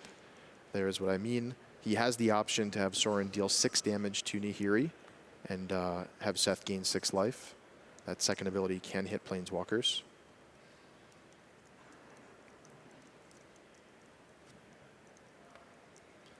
All of these Planeswalkers have got the sort of secret special ability of having lots of loyalty to begin with, but having Seth Manfield effectively having the jump on gaining loyalty means that even removing quite a lot of loyalty from Sorin in order to deal with Nahiri does not cost him either of his Planeswalkers in play. Yeah, it looks like Seth went for sort of the half and half route to deal 2 damage to it with a Shambling Vent and the remaining 4 damage with Sorin, Grim Nemesis. The 2 life, obviously pleasant, but the main thing there, keeping extra loyalty on Sorin, because there are some ways that Luis Salvatto can deal with Planeswalkers, one notable one, of course, being Fiery Temper. 3 damage on a 2 loyalty Planeswalker, kind of a big deal. On a 4 loyalty one, not so much. And really interesting here, in comes Needle Spires, activating and threatening to attack for 4 damage, aimed at Sorin. And looks like Seth just decides to block and trade off with his own Shambling Vent. Seth also had the option to use a second copy of Grasp of Darkness that we know Seth has had in his hand for a while, but Luis does not know about. Remember that the Grasp of Darkness revealed previously off of Sorin was used on a prior turn, so Luis is unaware of that copy of Grasp of Darkness in Seth's hand. So on turns when there's not too much going on, each of these Planeswalkers has ways of generating card advantage for Seth Manfield in a more straightforward card drawing kind of way. And then as and when threats come from Luis Salvatto, there are ways for Seth to neutralize them with his Planeswalkers too. On 30 life here, with 2 Planeswalkers in play ticking up, he's got to be feeling great. And Luis, it looks like, has no cards left in hand, so being at the mercy of the top of his library here. He does have a Pyromancer's Goggles on the battlefield, which, can allow some explosive things to happen with Tormenting Voice or Magmatic Insight, but that's going to take at least 2 turns from the top of Luis's deck in order to arrange that. And I can't help but think that after sideboarding, Seth Manfield unlikely to have fewer counter spells in his deck. Yeah, that is true. We did see that negate earlier, which I believe is out of the sideboard. And Seth just starting to pull ahead as these Planeswalker control decks do. We know leaving these Planeswalkers on the battlefield turn after turn is just incremental advantage ticking away in the favor of Seth Manfield here as we see him drawing more cards with Sorin, peeking at his top card with Narset. Missed this turn, but yeah, those Planeswalkers still increasing in loyalty, eventually going to be threatening their ultimates, and Luis just has so much work to do to pull his way out of this game as Seth deploys a Sphinx of the Final Word, another card that Luis is going to be hard-pressed to answer here. 5/5 flying with hexproof. And the best that Luis can do here, deploying a few tiny creature tokens to the board as he sees Sphinx of the Final Word coming down. It's not going to take too many swings here for him to go from 11 to 0. But, there's still fighting him yet. He's trying to find every way he can in order to stay in this. And, yeah, the black-white token from Westvale Abbey alongside a Goblin Dark Dwellers. Now, his graveyard's relatively stocked here. I'm sure he can find something to at least help him in the position that he's in. However, he's got an awful lot of different things to deal with here. Yeah, that's true. I imagine the best thing for Luis here would be something like a Tormenting Voice or a Magmatic Insight. I don't remember, I can't see from here if he does have another copy of such a card in his graveyard. He had used one earlier on. I think that he may be stuck with just copies of Lightning Axe in his graveyard, which, if Sphinx of the Final Word were a different 5/5 flyer, would look excellent. That's Unfortunately, right. Hexproof says no thank you for that plan.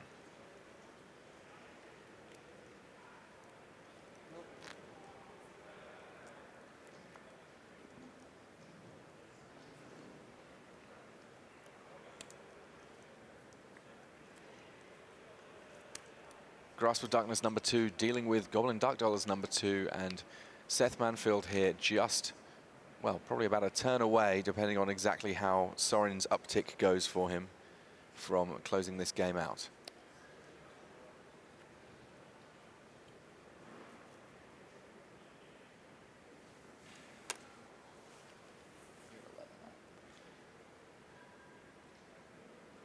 And this has got to be a frustrating position for Salvatto, just seeing himself being squeezed out of this game. He does have those Pyromancer's goggles, one of the key pieces to his deck, but unfortunately, the goggles doing nothing to help him in this situation with no spells to pair up with it. And there's the handshake.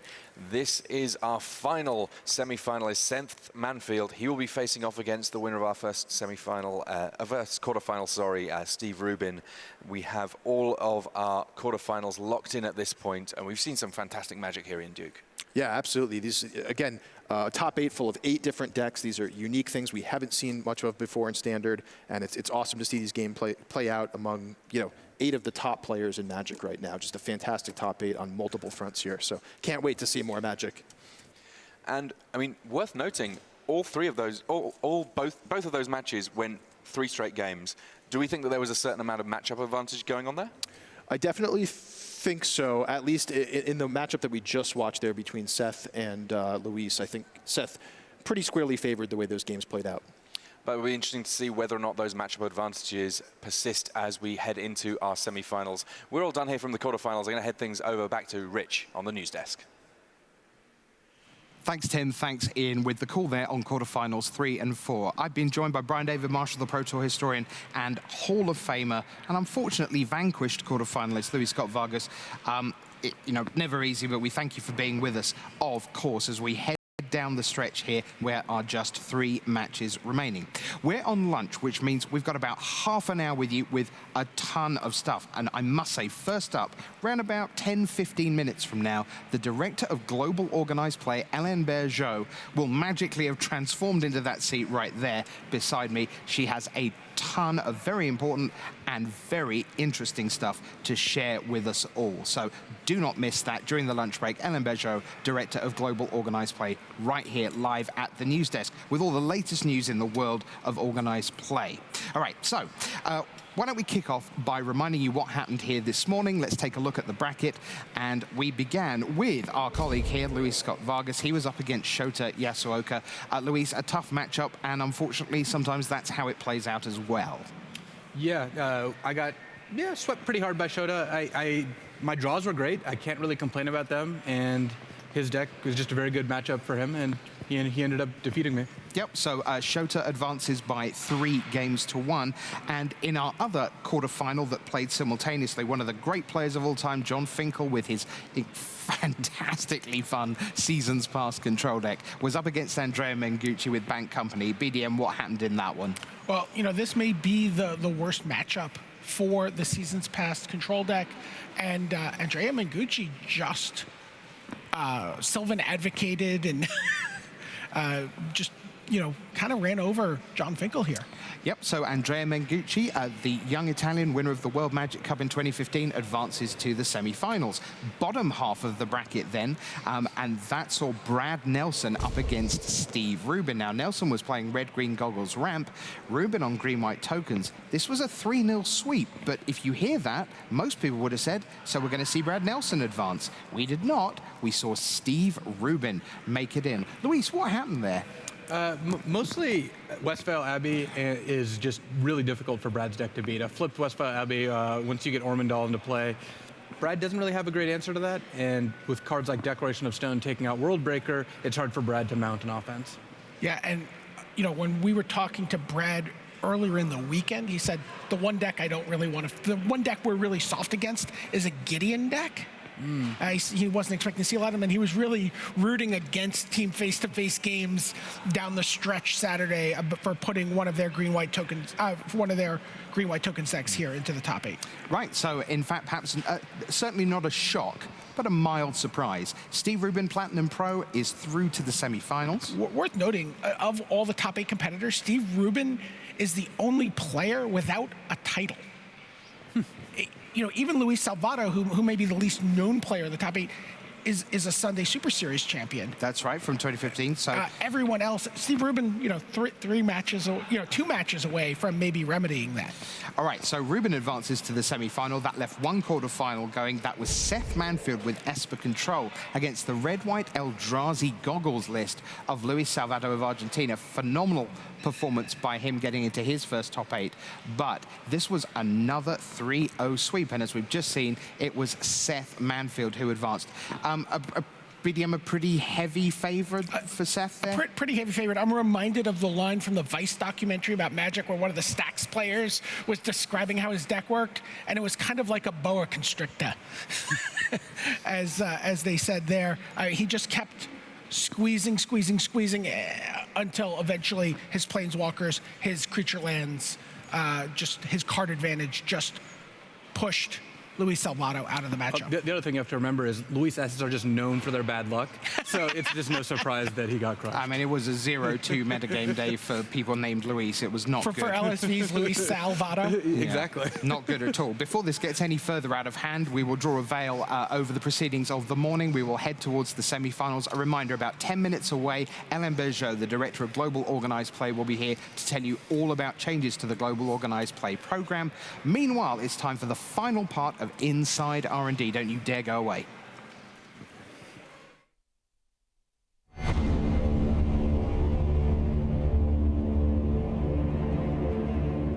It's time now to delve deeper into the gameplay of Shadows over Innistrad. Let's take a look at the mechanics you'll be using to ward off the madness, solve the mystery, and avoid being killed by a flight of insane angels. Good luck with that. So double-faced cards make their return in Shadows over Innistrad. Now, these are cards with 2 faces and no back. So the front face has a mana cost, and that's the side that you cast. When it enters the battlefield, it does so front face up. Now, they all have an ability that will transform them. To transform it means to flip it over to its other face. Some cards have abilities on both sides that transform it, so you can go back and forth. For some, it's just a one-way trip. Transformation here is a huge part of the story that we wanted to be telling. Double-faced cards are one of our best ways to show transformation. We also have a similar vein of transformation with Delirium, but yeah, in many ways, creating this transformation is a huge part of what we want gameplay to be about. Double-faced cards just kind of give you that little bit of, it's like the perfect marriage between mechanics and story, where you can actually tell a story as the card flips, and the player gets a sense of like, oh, it was a nice, mild-mannered baker, and now he's a homicidal maniac. I get the story of what's going on in this world. So every time we get something like that happens, it's this sort of beautiful miracle, and it's why I love making Magic. So the first time we made Innistrad, the double-faced cards were this really contentious thing. Like, a lot of my energy was trying to convince people, like, no, the audience will like them, I swear, these will be really cool. And so a lot of what we were doing the first time around was just trying to make sure we hit all the tropes. You know, it's Dr. Jekyll that turns into Mr. Hyde, it's the scientist that turns into the Fly, you know, it's the little girl that turns into the Exorcist. You know, we were trying to hit all the tropes. And so a lot of what double-faced cards was really saying, no, these are so cool, they're worth, you know, yeah, they're weird, but they're worth it. One of my favorite double-faced cards in Shadows over Innistrad is the continuation of the character from the original Innistrad, which was Delver of Secrets, which on the other side became Insectile Aberration. And now we see Aberrant Researcher becomes Perfected Form. It's this story of the scientist that was so greedy for knowledge he was willing to test on himself. And we kind of see this progression from person into monster. One of the things that we were trying to do, we were doing double-faced cards, is we said, okay, we want to explore and do things we've never done before. So Startled Awake and Persistent Nightmare is a good example of, like, this is not the kind of card you could normally make. Like, you need double-faced technology to do this. Like, it's a spell that becomes a creature that turns into a spell that makes a creature, like, you know, it keeps going, and it's a really neat card, and it shows off, like, one of the things I believe as a designer is double-faced technology is deep. There's a lot of cool things you can do with it, and what you'll see in Shadows over Innistrad is we really start exploring more of that space. So we knew Innistrad was going to be a graveyard set, so we need kind of a new flagship, strong, loud graveyard mechanic that wasn't flashback, which is what we did in the first Innistrad. So we spent a very long time, multiple iterations, coming up with something that felt like you're going mad, there was some insanity, you couldn't quite tell what's going on, you were losing your focus. So we had all sorts of iterations of what ended up as the Delirium mechanic. Delirium is a new ability word found in Shadows over Innistrad, and it's on cards that get better if you have 4 or more card types among the cards in your graveyard. Now, what's a card type? Okay, the card types that can be in your graveyard are artifact, creature, enchantment, instant, sorcery, land, planeswalker, and tribal. What not to count is super types like basic or legendary, those don't count. And subtypes like equipment or human or zombie, those don't count either. You're just looking at card types. Now these delirium abilities, there's all kinds of them. Some are triggered abilities, some are activated abilities. You gotta read each card pretty carefully to figure out what it does. But as soon as you load up your graveyard 4 more types, those cards get a lot better. Delirium represents people going insane, specifically the players going insane. As you discard cards, as cards go from your library into your graveyard, as the creatures that are your loved ones die, you go more and more crazy. And in Innistrad, insanity brings with it great power. And so the Delirium mechanic represents losing all of these things and losing your marbles. Delirium came up during the design team meetings because we were trying to find a way to make Threshold a little less deterministic. Threshold, it's, you know exactly how much time or how many cards you have to do to get from kind of 0 to 7. Delirium has this interesting thing where you don't know how many cards it could be, and you can really shape your deck without playing a lot of enablers to make it work. In order to make Delirium work, we needed to provide players with a lot of card types that they wouldn't otherwise put in limited decks. So we took effects that would normally be on instants and sorceries or on creatures and put them on enchantments. The Vessel Cycle is a great way to add card types to your deck without watering down a deck that you would want to play in limited. So like Vessel of Ephemera lets you make spirits, which is something that the Spirit deck wants to do. It's on a common, and it is an enchantment, so it feels magical, but it also contributes to Delirium, and that's why those cards exist. In exploratory design, we had the task of, okay, the set is all about madness. What can we do? So one of the things we did is we said, well, let's go look at old mechanics, and like, is there any mechanic that really captures the sense of madness? And we said, yeah, there is one. Madness! Madness is a returning ability in Shadows over Innistrad. It came back because, I don't know, we're mad. So Madness on cards, what happens is, if you discard a card with Madness, you discard it, instead of going to your graveyard like normal, it goes to exile. Once that happens, an ability triggers. Once that ability resolves, you can cast the spell with Madness that you discarded to exile for its Madness cost instead of its mana cost. Now, you can't just discard a card because you feel like it. Something has to tell you to. There are lots of things in this set that will invite you to discard cards. Maybe your opponent casts a spell that makes you discard a card. The turn could end and you have 8 cards in your hand and you need to discard. It all works. You can cast these when you discard them. It's totally mad. The most obvious thing is, oh, my opponent made me discard a card, I'm gonna get them, which is fine. But the real fun comes in when you have your own cards that, where you're discarding cards as part of a cost. And then all of a sudden, you're getting something for free almost. It's like, here's a free card, and usually it's cheaper than it normally would be. It just feels like you're cheating. I love feeling like I'm cheating when I'm playing Magic. I don't actually cheat, but I like to feel like I'm cheating. Malevolent Whispers is a prime example of one of the cards that excites me with what we can do with Madness, especially from a limited perspective, where it's important to note that Madness lets you do things at timing where you wouldn't otherwise expect to be able to do it. So this card is a sorcery, and it's like Active Treason, which we have in many sets and has a very specific role. But if you have a way to discard this card when it's your opponent's turn, for example, like after they've attacked you, then you can end up using this more like Ray of Command, if you'll think back to cards long ago, where it actually allows you to take their creature, untap it, and block their, block one of their creatures with their own creature mid-combat, and it just gives a new functionality to a lot of these cards where you wouldn't expect to be able to play a creature mid-combat or a sorcery mid-combat, and it creates new dynamics. Skulk is a new ability in Shadows over Innistrad on creatures that can't be blocked by any creature with greater power. Now, this is only checked once, as blockers are declared. Once a creature with Skulk is legally blocked by a creature with the same power or less, anything can happen. Giant growth can happen, whatever. The block is still legal. We wanted to have a way for small creatures to remain relevant later in the game. A lot of the time in a limited or even constructed game, If a small creature, it's useful in the early game, and then it becomes outclassed and just kind of sits there doing nothing. Skulk is a great way for small creatures to remain relevant both on attack and on defense in the later stages of the game. So Skulk is an example of an ongoing design problem where you need to have these evasive mechanics so creatures can sometimes attack, sometimes block, and games can come to completion. Original Innistrad had Invisible Stalker, which is a loud example of a card that you can't interact with at all.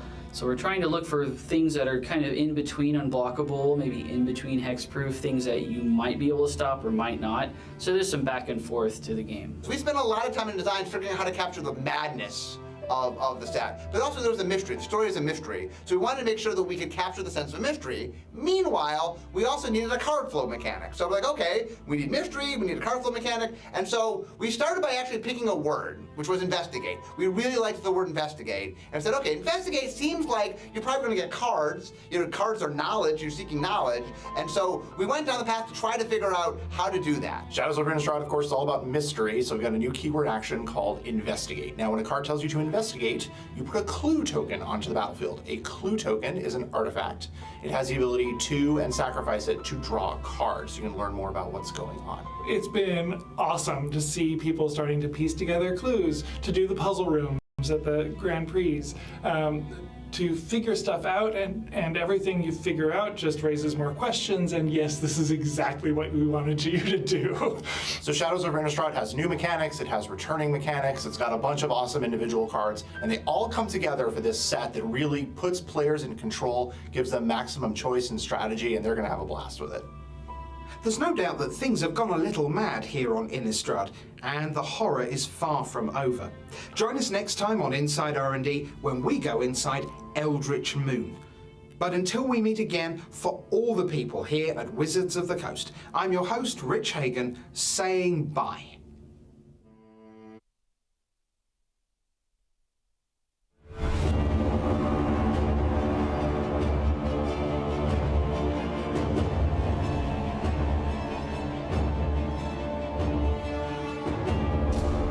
Hello everyone, welcome to the News Desk. Rich Hagan alongside the Director for Global Organised Play, Alain Bergeau. Alain, as always, you come here to the News Desk at the Pro Tours. You have a ton of great things to say. Let's get to it. Where do you want to start? Hi, Rich. So first off, I would like just to explain that because we constantly revisit our programs to make sure that they are doing exactly what we want and to look at ways to improve them, we have decided moving forward that we would announce all the different changes, at the same time, like this, that it helps players absorb the information. So today we are going to cover a number of things. The very first thing that I would like to talk about is our schedule for the Pro Tour for next year. That sounds fantastic. Without further ado, let's put up for you where we are going in 2017. Wow! Yes, it's a very exciting schedule for next year. First off, we are going to go back to Dublin in Ireland. We were there for PT Ferros, as you probably remember. We had excellent feedback from the players. Everybody felt really welcome, by the local community. Yeah, the community were fantastic in Ireland. We are getting back here. For our second Pro Tour, we are going to go back to Tennessee. Okay. But new city, we are going to go to Nashville. Right, because we were in Memphis in 2008. Yes, this is correct. 4 words, that was words. Uh-huh. So I'm going to be, very clear, just like the first Pro Tour is probably like the most exciting, at least for me. We're going back to Japan. It's going to be amazing. So yeah, Kyoto, July 28th through 30 in 2017. And that's been a while since we've been there. That has been 8 years since we have not been to Japan. So that's Chiba 2010. Can't wait to go back to one of the spiritual homes of Magic in the Asia-Pacific region. Okay, what about Albuquerque? I don't know much about Albuquerque. Albuquerque is the first time that we are going to have a Pro Tour there. So I'm very interested in this one, especially after hearing what the players who were there recently for the Grand Prix were telling us about. Apparently there is very good food, so that should be an interesting one as well. All right, and then the World Magic Cup. The World Magic Cup will be in Nice. We have been here before. And again, just like everybody seems to be really enjoying that city, so let's go back there. Fantastic. Now, if you're wondering about formats for those events, Ian Duke from Inside R&D, part of our coverage team, he'll be here in a few minutes. We'll chat a bit about that with Ian. So that's where we're going. Alain, what's next?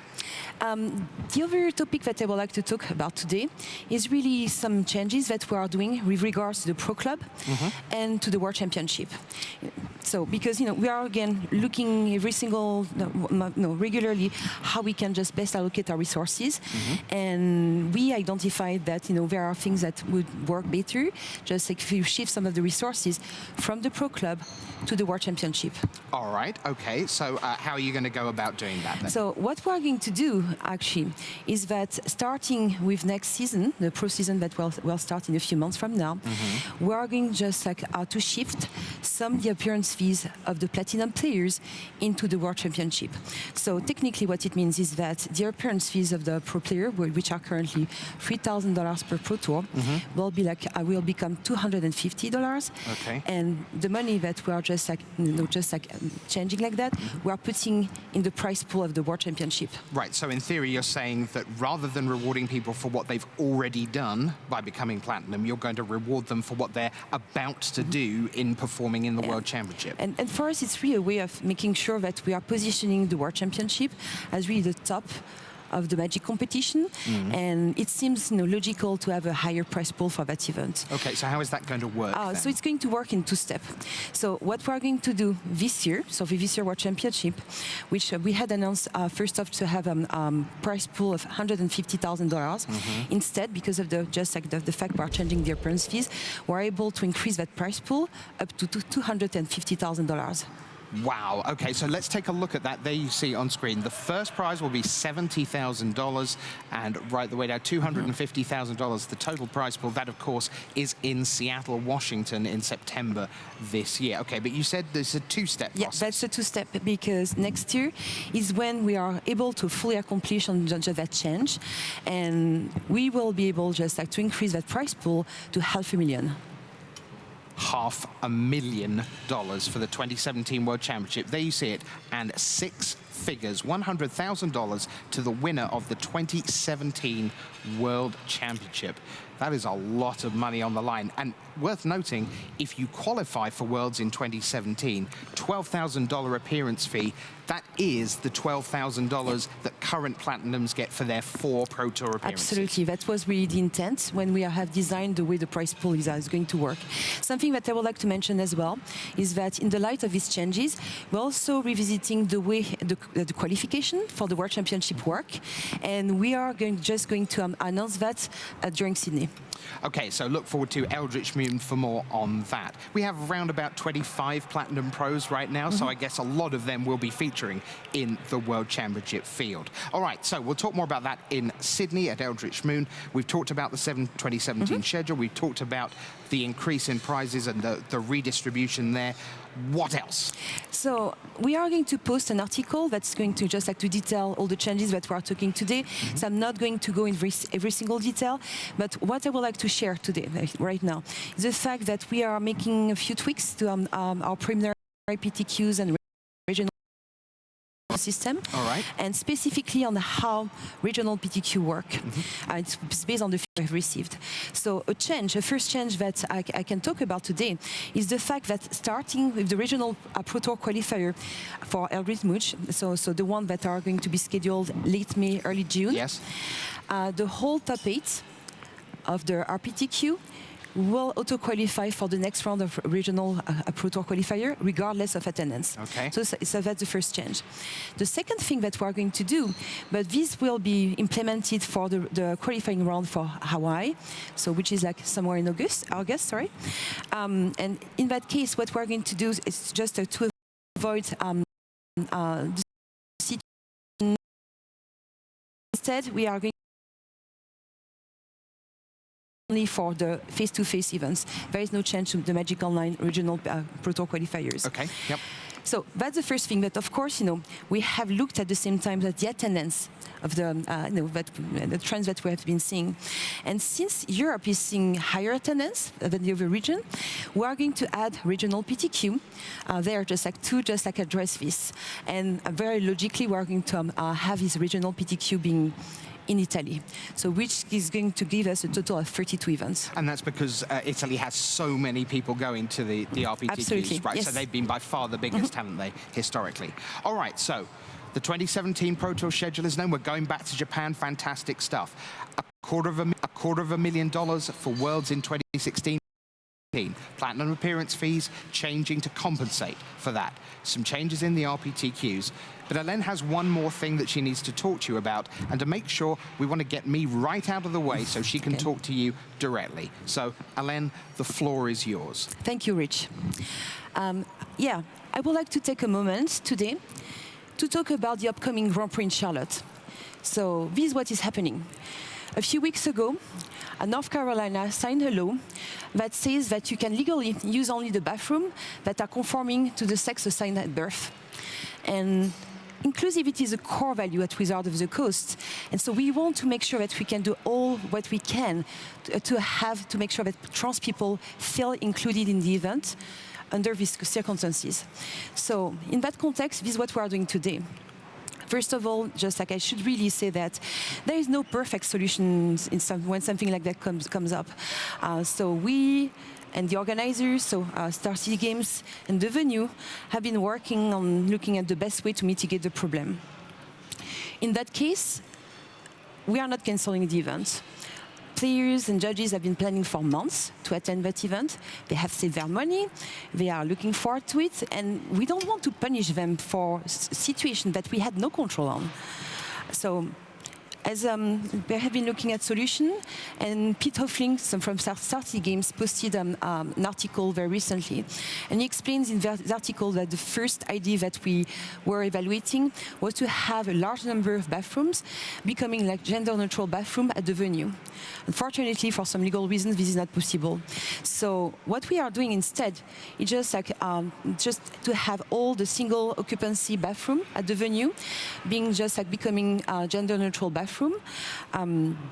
And we are going to do that. Is it ideal?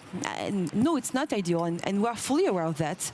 But it's the least bad solution that we can come up with in that situation. Something that I would like to mention as well is that we'll have a WotC representative on site so that they can talk to people on site, they can answer questions, and they can work with Star City Games to make sure that everybody feels welcome at the event. So that's what we are doing today. What about the future?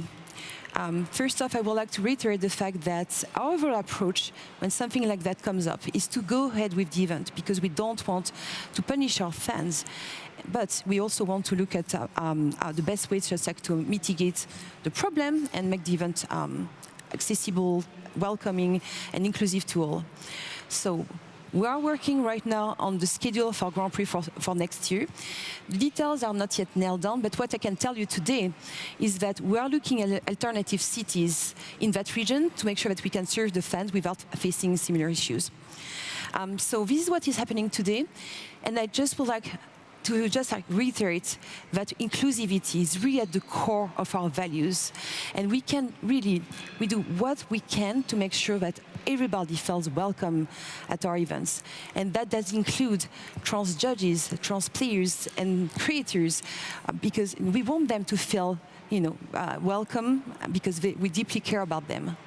So thank you.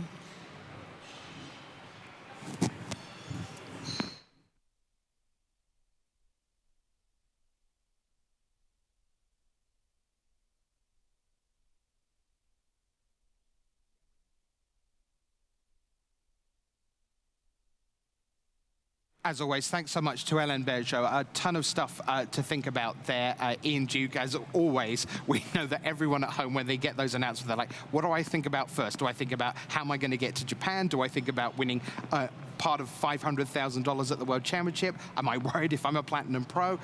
Some people are going to be asking, all right, we know where we're going in 2017, but what are we going to be playing in 2017? So from an R&D perspective, I know that we are going to make some changes in the way that the Pro Tour works. So let's talk a little bit about that. Yeah, so the biggest change going forward is that all 4 of the Pro Tours each year will be the standard format. And specifically, that means that there will be no modern Pro Tours going forward. And I just want to start off by saying that I know this is a really sensitive topic in the community that a lot of people are very passionate about, and we definitely understand that. And, yeah, I mean, how great. What a great problem to have that people care passionately about Modern. Right, and that's sort of, I'll get into how that's wrapped up in this, but I do really appreciate the discussions that the community has been having, and we're definitely sensitive to the fact that this is a topic that everyone is very passionate about. And to that end, I want to give a little bit of context for why we made that decision, but also going up simultaneously on our website is an article by Aaron Forsyth, who's the director of Magic R&D, and that is really going to be your key source for getting information about what this decision means, why we decided to make it, and what our vision from R&D is about, what Modern means and what our vision for the format is going forward. So the main reasons for making this change are sort of threefold, and I'll go through them one at a time. And the first and sort of the most important in my eyes is that the Pro Tour is it's sort of a celebration of the new set, right? And it comes at a time when Standard has just rotated. It's at its most exciting. There are plenty of new toys to play with, new decks to brew, and it's just a very, very exciting moment, especially now that we're into the 2-block model, right? Where we're rotating every 6 months. And so Standard is going to continue to be fresh and new, and we saw that this weekend at the tournament as well with 8 new decks in the top 8. So we're really excited about Standard going forward, and we think that each new Pro Tour with each new set is going to bring an awesome new Standard environment for you all to enjoy. Right, and I think we can be honest and say that when you are designing cards for each new set, if there is a format like Modern with 10,000 plus cards, 14,000 cards in it, there aren't always going to be a ton of new cards in a small set that are going to be powerhouse cards in Modern. And we sometimes found in past Pro Tours that we would get past the limited rounds, we'd go into Modern, and you kind of didn't know that there was that new set there, and that's a shame. Right, and that's just totally a factor of, Modern is a large format, and it's getting larger with each new set that we add to it, which means that each new set that comes out is a smaller and smaller percentage of that card pool, and so we just don't get that same celebration experience that we get when we hold a Standard Pro Tour. So, that's definitely one of the major things there. The second thing, and this is obviously a really sensitive topic that deals with the Modern band list for Modern, and what we found is by having one Pro Tour each year that is in the Modern format, that sort of put a ton of focus on the format at that one point in time, and what that did is it caused us to accelerate the rate at which we were making changes to the band list, right? Accelerating the rate at which we would have to take action against cards. And I do want to be clear, that didn't mean that we were banning cards that we wouldn't otherwise if we didn't have a Pro Tour. It just meant that process was even more accelerated, and that led to too many changes too quickly to the banned list that I think is healthy for the majority of players that enjoy Modern. So by not putting that focus on having not having a Modern Pro Tour, we're actually able to relax that pace a little bit and go at a more gradual pace that I think is more healthy for the community in general. So we're excited about that. So we're exploring a new set, Standards at the core of what we're about. We didn't want to hurt Modern looking at the ban list. That's 2 out of the 3. What's number 3?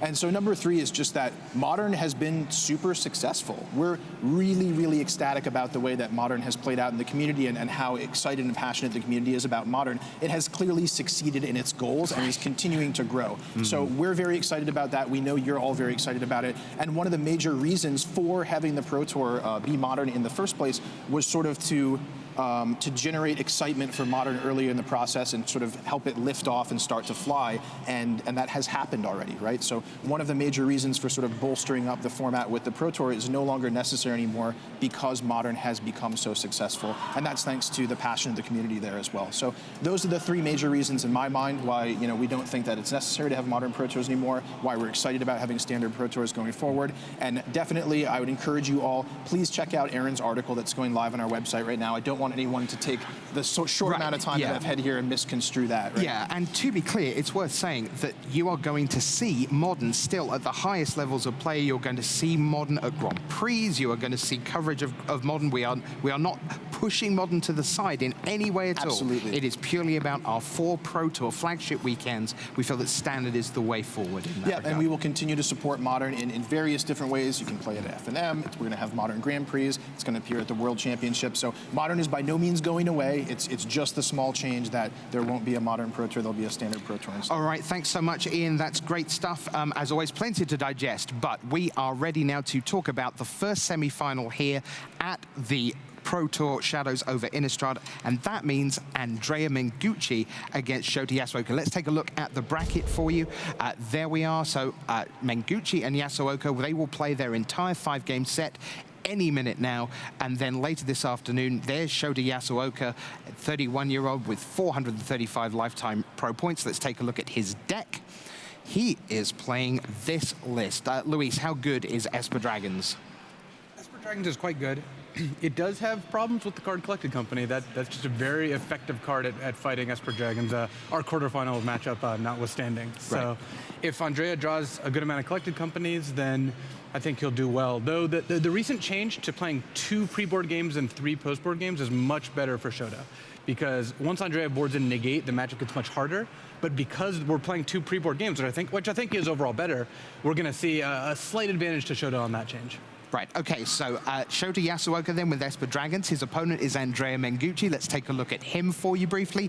22-year-old from Italy, the winner of the World Magic Cup, of course, with Team Italy. This is his second Pro Tour Top 8, a Silver Pro, and he is ratcheting up the cash payments as we go. Here is his Bank Company list. Ian, what's going on with Bank Company? So yeah, Bank Company has just been sort of the rock-solid go-to deck so far this standard season, and it is indeed rock-solid. You know, obviously centered around the card collected company, generating card advantage, getting you lots of creatures in play quickly. Also, new additions in Duskwatch Recruiter and Archangel Avacyn. You know, very powerful cards in Duskwatch Recruiter in particular. Again, generating card advantage, which can cause nightmares for these controlling decks like Shota's. All right, so there you have it. The players are ready. We are ready. Andrea Mengucci against Shota Yasuoka is the matchup. It is time for semi-final 1 of Pro Tour Shadows over Innistrad.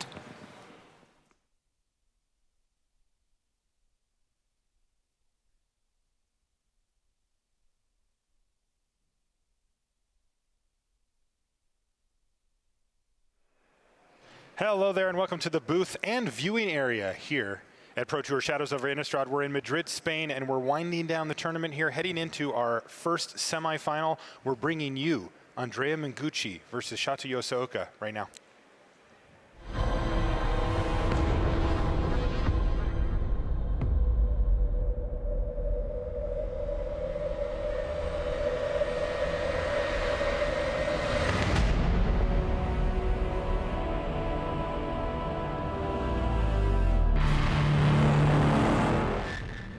Hello and welcome to coverage of Pro Tour Shadows over Innistrad. I'm Marshall Sutcliffe in the booth with Randy Bueller, and we're underway in our first semifinal match. Whew, this is going to be a good one. We've got Andrea Mengucci from Italy playing Bant Company. Take a look at Andrea there. He looks like he's ready to fight. You know, we still have the reigning world champion in this tournament and the reigning world team champion in this tournament. Wow, yeah, that's coming up in a little bit. We've got Shota Yasuoka on the other side of the table here from Japan. The Hall of Famer, of course, he's playing Esper Dragons, which it's so weird to just say that because there's so few of them in the tournament and nobody did well with them except for Shota. You weren't predicting an all Esper final as a possibility at this stage? No, not at all. Yeah, going to be interesting to see how this matchup plays out. I mean, on the one hand, Bant Company seems like it should be pretty good against Esper Dragons, but on the other hand, it's Shota playing Esper Dragons, and regular rules don't seem to apply when that man picks up a blue deck. That's right. Shota Yasuoka got by Luis Scott Vargas in the quarterfinal to put himself in here, and now he has to fight against Andrea Mengucci, the lone copy of Bant Company in the top 8. This was definitely the deck to beat coming into the tournament, and it looks like people figured out ways to beat it because Andrea is the only one left as Grasp of Darkness takes down a Duskwatch Recruiter, so the board's still empty. Currently, land number 3 for Shota Yasuoka as he passes the turn back to Mengucci. Of course, we're going to be playing a best of 5 here in our semifinal. We play that for the entire top 8. The first 2 games are going to be pre-sideboarded, and then any games after that will be sideboarded games. Here is a Nissa, which is going to resolve. We can see that Shota Yasuoka has only 1 blue mana source, so there will be no hard counter there.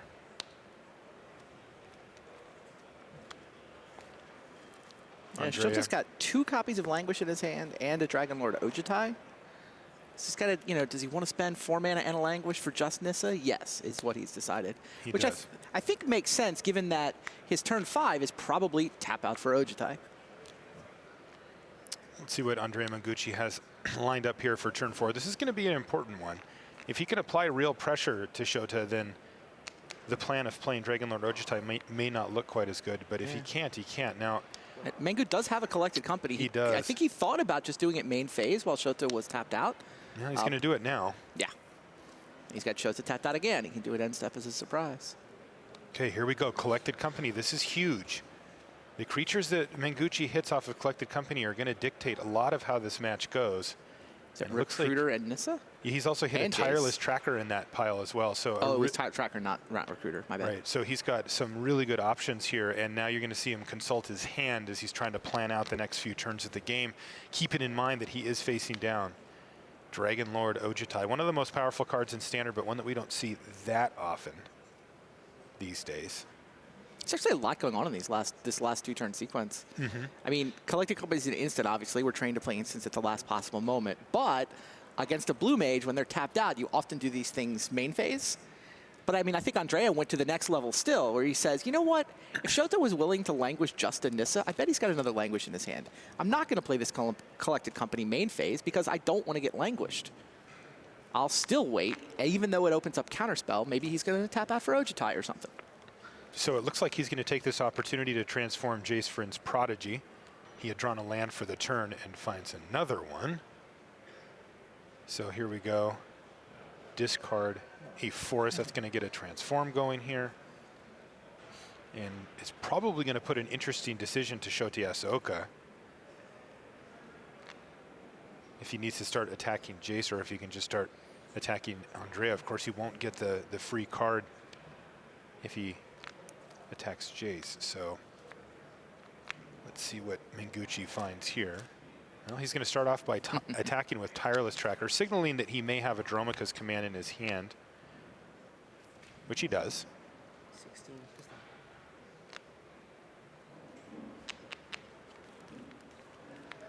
16%. Yasuoka looks like he's having none of it. He's just going to take the damage.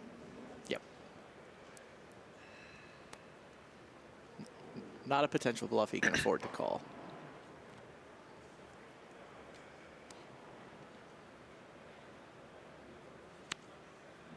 Okay, Duskwatch Recruiter, and he's going to plus Jason just pass the turn back. So Mengucci playing a very calculated style here. He's left up 3 mana to activate the Duskwatch Recruiter. He's put his Jace just out of range of 1 hit from Ojutai, and he still has the clue from Tireless Tracker, as well as the Tireless Tracker on the battlefield. So really applying a lot of pressure here to Yasuoka from different angles. And Shota's just going to attack Mengucci here.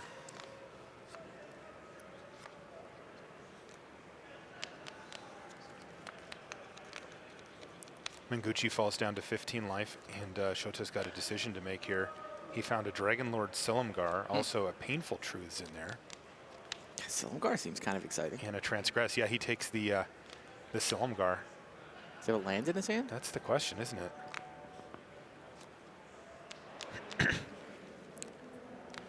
Dragonlord Silumgar, incredibly difficult for Mengucci to deal with. If it comes into play tapped land. Oh, brutal. Well, it is a second blue mana source for down the line here for Yasuoka, but more importantly, just that 6th mana so he can fire off the Dragonlord Silumgar. Interesting. Another Collected Company goes into the hand of Andrea Mengucci, who's going to transform the Duskwatch Recruiter So he sacked into a the clue. Clone Horde Howler. Sacked a clue instead of recruiting. That's right, and he found a Collected Company with it. Also, of course, has the ability to flash back Collected Company with Jace right now.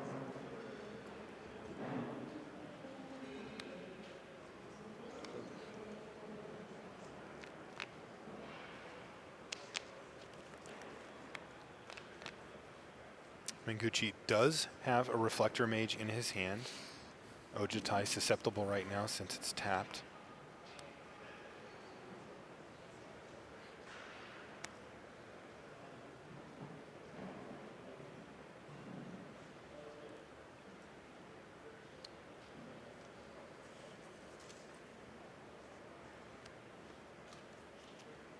Okay, here's Reflector Mage. It's going to resolve, and Dragonlord Ojutai back into the hand of Shota Yasuoka.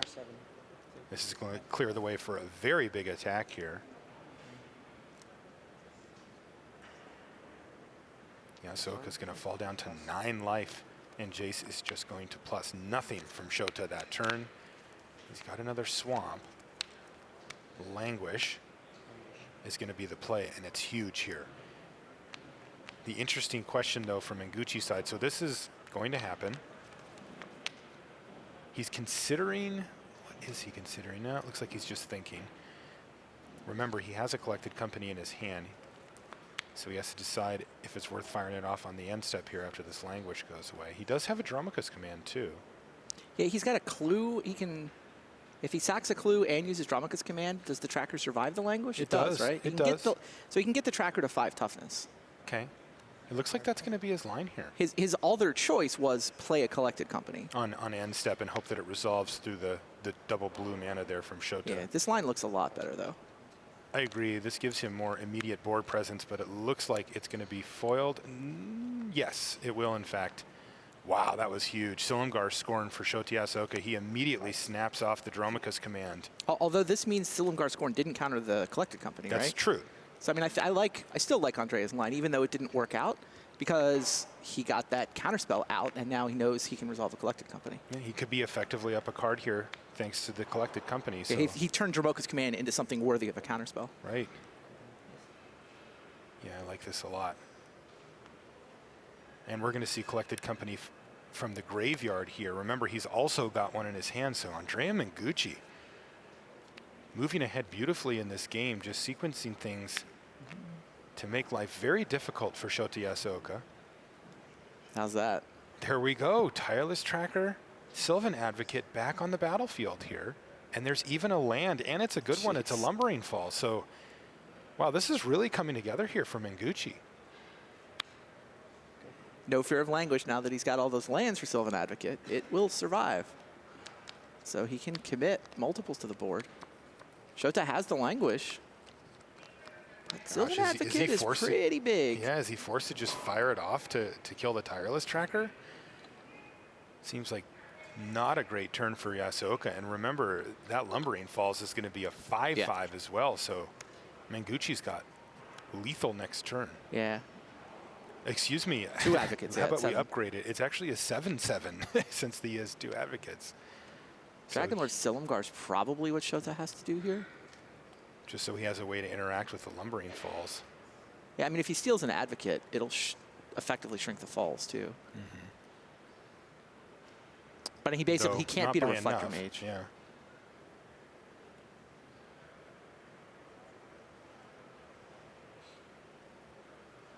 Wow, this is interesting. This has been a game of subtleties, but a very close one. Okay, Yeah, Dragon Lord Silumgar it is. Shota can give himself a pair of 5 toughness blockers, and that's still not good enough for Lumbering Falls, huh? He could steal Jace. He could steal Jace. That is reasonable, and I guess that's okay. That's where he's going to go. Shrink down one of the Advocates. No, he's going to shrink down the Tireless Tracker and pass the turn back. So he's committed to a block here. Land off the top for Mengucci. Remember, he still has a clue token as well. Another collected company in hand. You got to feel like this favors Mengucci at this point. Definitely. Does he want to go fishing for a Reflector Mage here? I think he's just going to activate and Nah, rumble. just charge.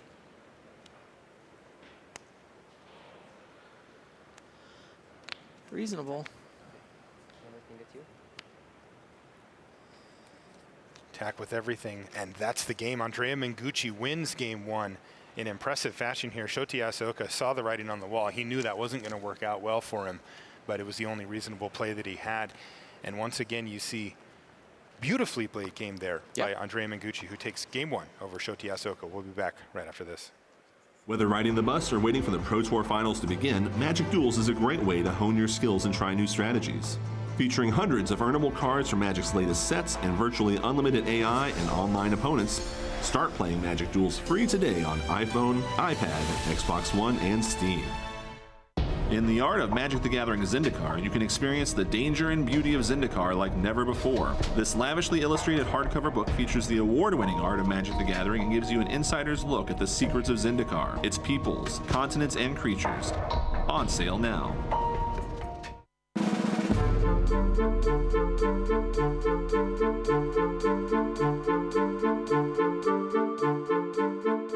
Magic is kind of the only thing in my life that I ever wanted to be good at, that I ever dedicated my time to, and I just haven't really stopped. The one thing I guess I would say to people is, my son never loses. He's relentless. He's relentless. I would want to have a legacy. I was the first female to top 8 a Pro Tour. It was like a huge moment in Magic history. And I want to be remembered as that person, and I want other females to be inspired to play or do as well as I did. Yeah, and I still love playing Magic, and for me, it's like the Hall of Fame is so close. I feel like, one more good Pro Tour finish even could get me back on the ballot, maybe get me in the Hall of Fame.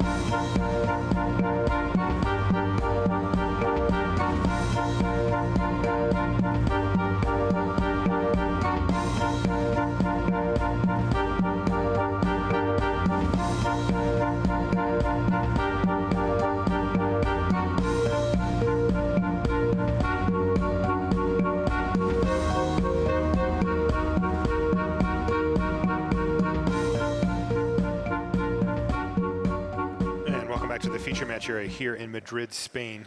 Marshall, this Band Company deck looks great. Why didn't anybody else play it? I tell you, coming into the tournament, this was the deck to beat. I think that when the pro teams were making their gauntlets, this was #1 on the list. For sure. And it was by far the most played deck on day 1. Was still the most played deck on day 2, but it didn't advance particularly well. And as day 2 progressed, it really became a battle between decks that could beat Band Company. Mm-hmm.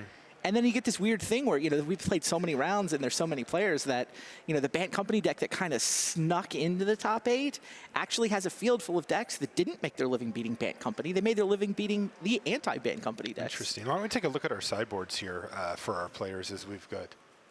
Oh, sorry. How about we wait until sideboards when they can actually sideboard? So once again, a little bit of a change here at this Pro Tour, and I think it's a really great change, actually. It's one that I've been hoping to see, which is that we're not going to go to sideboarded games until the next one. It just felt like it skewed. Yeah. Best of 5 was correct over best of 3, but that maybe it skewed it a little bit towards the sideboarded games too much. 60% sideboarded is a lot closer to the 67% you see in the regular tournament than 80% would be. Right. So it makes sense to me, too. I also know there's some formats, where you get sideboard cards that just completely change the way the Magic plays. Mm-hmm. I always felt a little weird to have that be the only way the games play out. Or the way the vast majority play out. Yeah, totally. So Andrea Mengucci finds himself up a game over Shota Yasuoka. Of course, we're going to be bringing you semifinal number 2 once this one concludes. That's Seth Manfield versus Steve Rubin. 2 players from the United States who are left in the tournament. Yeah, we're going to have a juicy final no matter what happens. Mm. I actually can't see a combination that doesn't produce an awesome finals here. I mean, I guess we're down to only one Hall of Famer left in the field so far. But yes, that's true. I was talking about this. Spent a lot of time last night debating Pro Tour top 8s with BDM. It was guys really hanging funny. out at the bar at the hotel. I asked one of you separately and kind of got some, and then you two got together at dinner and it was just boom. Here's the answer. Yeah. Well, I mean, you needed to go through every Pro Tour ever. Yeah, we did. Yeah, hey. All right, looks like we have opening hands here, Randy, as we are underway in game number 2 of this first semifinal match here in Madrid. A couple of dual lands here for our players to kick things off. Short version of that conversation, by the way. Brian and I both have this in the top 5 all time already.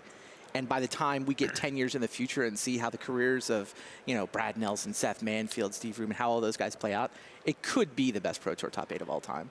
It's just hard to measure that today, right? Yeah, I'll tell you, from my perspective, I'm relatively new to the coverage team compared to like you and Brian. Mm-hmm. This is, I think, the best one since I've been doing coverage. Yeah. Yeah. Yeah, it's great. It is one of the best of all time already, even before we see how those guys' careers play out. Chicago 2000 is, I believe, the best, though. 6 Hall of Famers, including both John and Kai. It's tough to beat.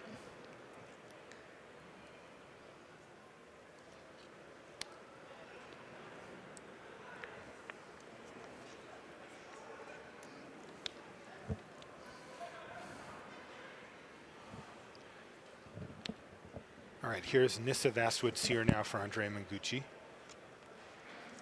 He's going to go get a forest, and Shota Yasuoka is going to kind of start his turn without him.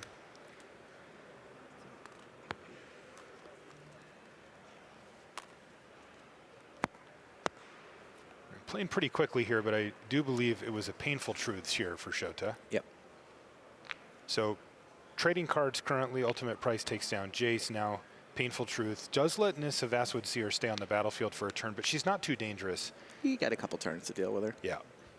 Just going to attack for a couple of points of damage, dropping Shota down to 18. And there's a Tireless Tracker and a land. So once again, we see this sort of plotting value grind start to move forward here, where even with the Languish, which is exactly what we see here, Andrea Mengucci got a card back. Both off his of cards, Nissa, right? He got a card back off of Tireless Tracker with that clue. He's got it kind of locked up for now, but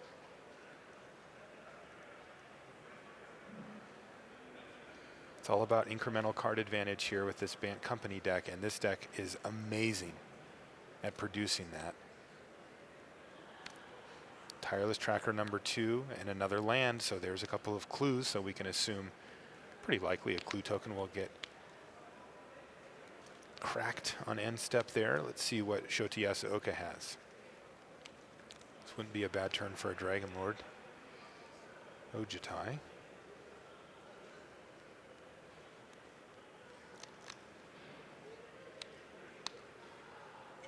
Okay. Land. What does Shota have? Just the Jace? I think he's got Silumgar. He does have Dragonlord Silumgar, but is not interested in stealing the Tireless Tracker. Apparently. I've seen him do it in this tournament. I think he drew 4 or 5 cards off that tracker before he won the game. Oh, it looks like he's got a Clash of Wills as well, so I think it was that he didn't want to tap out for Silumgar. Yeah, that is what our hand viewer is showing as well, so that makes a lot of sense. Yeah, if he can leave that Clash of Wills up and stop a collected company from happening, I don't think this incremental card advantage is enough to overwhelm Shota's late game, without a collected company anyway. This is an attack for 4 from Mengucci with his Tireless Tracker. Looks like he's just attacking for 4 here. Yeah, I think it's another slow-rolled Sylvan Advocate, too. These, the mint card company decks have done a lot better than the rest of the Bant Company decks in the field. And I think they've just, part of it is I think these guys are just playing it better. And here you see this is the same tech that Andrea was using against Sean Finkel. Absolutely. Against opponents with Languish, don't play your Sylvan Advocate until turn 6. It's also not just Languish. It's Grasp as well. Right, right. Yeah, I mean, that's a lot of cards that you're blanking out of Shota Yasuoka's deck, and all of a sudden Sylvan Advocate becomes one of your best threats in the deck, period. Even though normally you think of it as like, oh, I'll play it on turn 2 and then it'll get bigger later. Mm-hmm. They always always hold them in their hand until they're 4/5s for sure, so that they take, you know, at least an ultimate price or something to kill it. This is a Clash for 3? So this is Shota just trying to get Andrea tapped out? Is that what's going on? It does look like that's the case. Wow, and it actually works here as well. And this is going to open it up. Now that Shota's tapped out, he gets to fire, Mengucci, excuse me, gets to fire off a Dromoka's command to kill Jace before he even gets to activate it. Wow, that was a cool sequence there, but big problems here. Is that what he was setting him up for? For Mengucci, it could be. You know, that could have been, you know, Shota could have said, well, my worst case is this, and this looks pretty good. He even has a land to play. He uses a Dromoka's command, kills my Jace, but that just means he made me a 6-power Tireless Tracker. That was absurd. That was absurd. Now all of a sudden, Shota Yasuoka. And he did that with a Clash of Wills that shouldn't, and he got to counter the Sylvan Advocate. He clashed for less mana than Andrea could have paid. Yeah, it also seems that even if Andrea would have paid for the Clash of Wills, then Shota just says, sure, here's Dragonlord, I'll steal your Advocate. So he kind of gets the best of both worlds. Yeah, but I agreed. I think Shota likes this world better. It's one of those where Andrea knows, like when you Clash of Wills for 3 and somebody has 4 untapped land, they clearly want you to tap out for some reason. Well, I don't want to do what my opponent wants me to do, right? You never do what they want you to do. Yeah. But Shota was just on the next level. That was masterful. And you saw it just instantaneous, too. Like the flurry of the clue and the command and Shota put the Jace in the graveyard. He knew that's what was going to happen or could happen. and then insta untap, slam Dragonlord Silumgar. And now he's really threatening to take over this game with that Tireless Tracker. He's even got his own clue now. Yeah. Yeah, he waited to play a land, so. Why play Dragonlord Silumgar on turn 6? You're supposed to wait a turn, right? Isn't Tireless So you Tracker, can you get always your wait an clue. extra turn? You put your Tireless Tracker into play and then play a land. That's exactly what he did. Okay, so let's see what's going to happen. Here's Reflector Mage to return Tireless That's Tracker pretty good. back to Andrea Mengucci's hand. I think he must have been asking whether he's allowed to replay it. Right. And the answer is yes. It's Shota who's not allowed to play it, right? I think. Here's a Duskwatch Recruiter as a No, follow-up he chose for not to play it. Mengucci. Yeah, he's also has that clue that he can sacrifice here as well. Meanwhile, Oh, it's owner's Shota hand. So yeah. Yasuoka Sorry. So attacks for 3. Andrea was making it so that he was not allowed to play his own advocate, but that's all right. Still got it back for later. Yeah, well, here's a Languish. Dromoka's command, and he's going to fight. Okay, just enough and put a damage on the counter. Dragonlord so that it'll die to the Languish. Well, interestingly, we're going to see a little dig here. Did he find a counter spell? I feel like he did. I think he found a Silumgar score in there off of that clue. I think he's just considering if it's worth it to keep his Dragonlord Silumgar alive. Which is not obvious. I mean, it's effectively a 3. Do I want a 3/5 flyer? Or do I want a counter spell in Yeah, my he hand? did, and he's going to counter it. So he's going to keep his clock alive, as it were, and keep the pressure on Andrea Mengucci. Also, that counter spell turns into a 4 spike if the dragon dies, so he really would have only been able to keep a 4 spike in his hand. Yeah, good point. Okay, so here comes the Tireless Tracker again.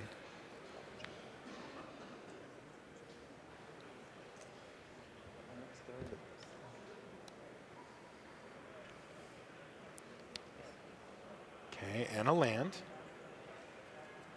This is starting to look a little slow, though. Mengucci's at 17. A reasonable clock here for Shota, but we'll see what else he has in his hand as well. Looks like he's got a Jace Vryn's Prodigy and another copy of Languish. Tracker cannot quite get out of Languish range.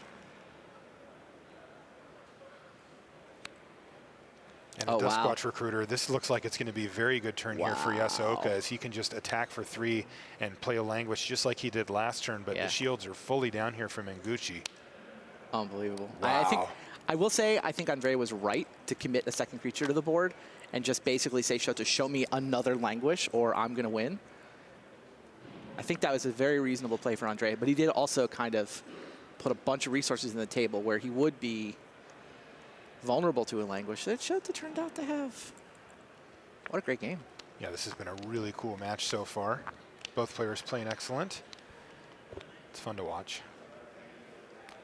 Quick check of the graveyard here from Mengucci. It's like, yeah, there are 3 Languishes. That was Languish number 3. Yeah, he's also looking at that Jace, I think, and wondering, well, what could possibly come back here? And, well, this is good news here for Mengucci. He's got a Nissa Vastwood Seer. He's going to grab a Forest with it. And he will have a Planeswalker on his side of the battlefield here as well.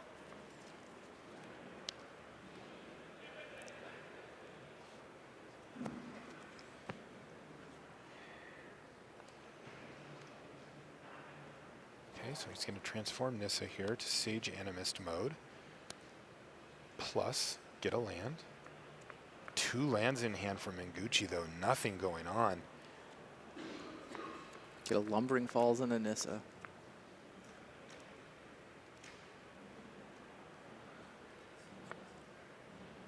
So we're going to see Shota Yasuoka start to dig through his library with his Jace, though it is going to transform immediately. This card's a land.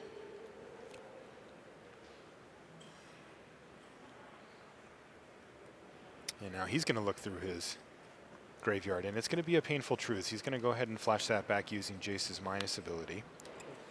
And it looks like he's going to drop down to 8, but draw 3 cards. And this could be the play that puts him firmly ahead. It looks like he's teetering on the edge of winning this game here, but that's the kind of play that can really catapult you into the lead, especially when Mengucci's sitting on nothing.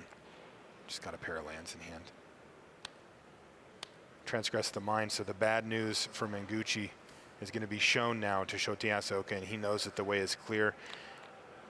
No collected company in hand for Mengucci. And now Shota has to start thinking, though, about those lumbering falls. Yeah, he's got Foul Tongue Invocation, which is pretty nice here. It is nice. It was nice. Shota played his Prairie Stream tapped, and Andreas says, no, it's untapped. It's only fair. Okay, so Yasuoka, instead of attacking the life total, is going to attack Nissa. He knows that that is one of the key ways that Andrea Mengucci can pull back into this game, so he's going to try to stem that bleeding immediately before passing the turn back. Let's look at what Shota found off of that Painful Truths. Oh, wow. He's got that invocation that you just mentioned, the last language, as well as a Dragonlord Ojutai and another Jace Vryn's Prodigy there as well.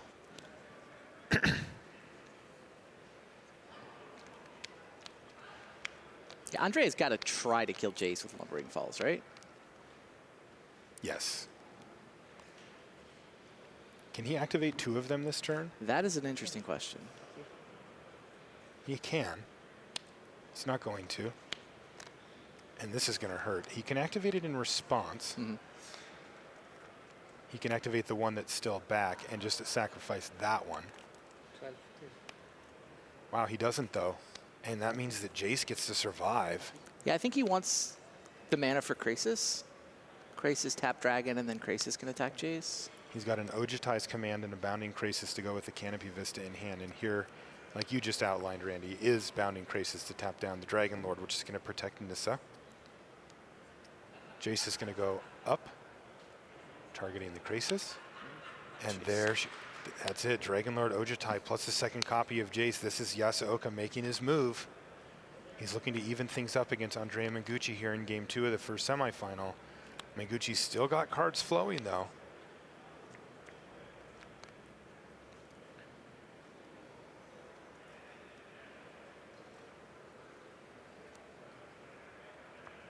Okay, Jace Vryn's Prodigy there for Andrea Mengucci.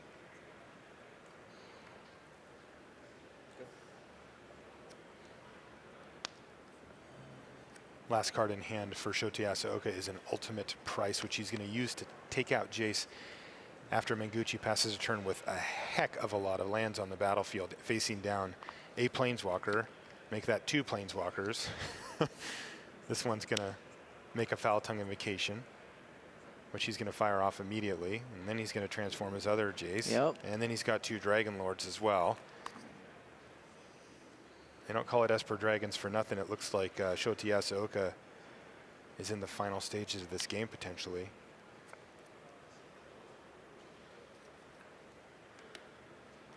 Discards his backup copy of Ojutai.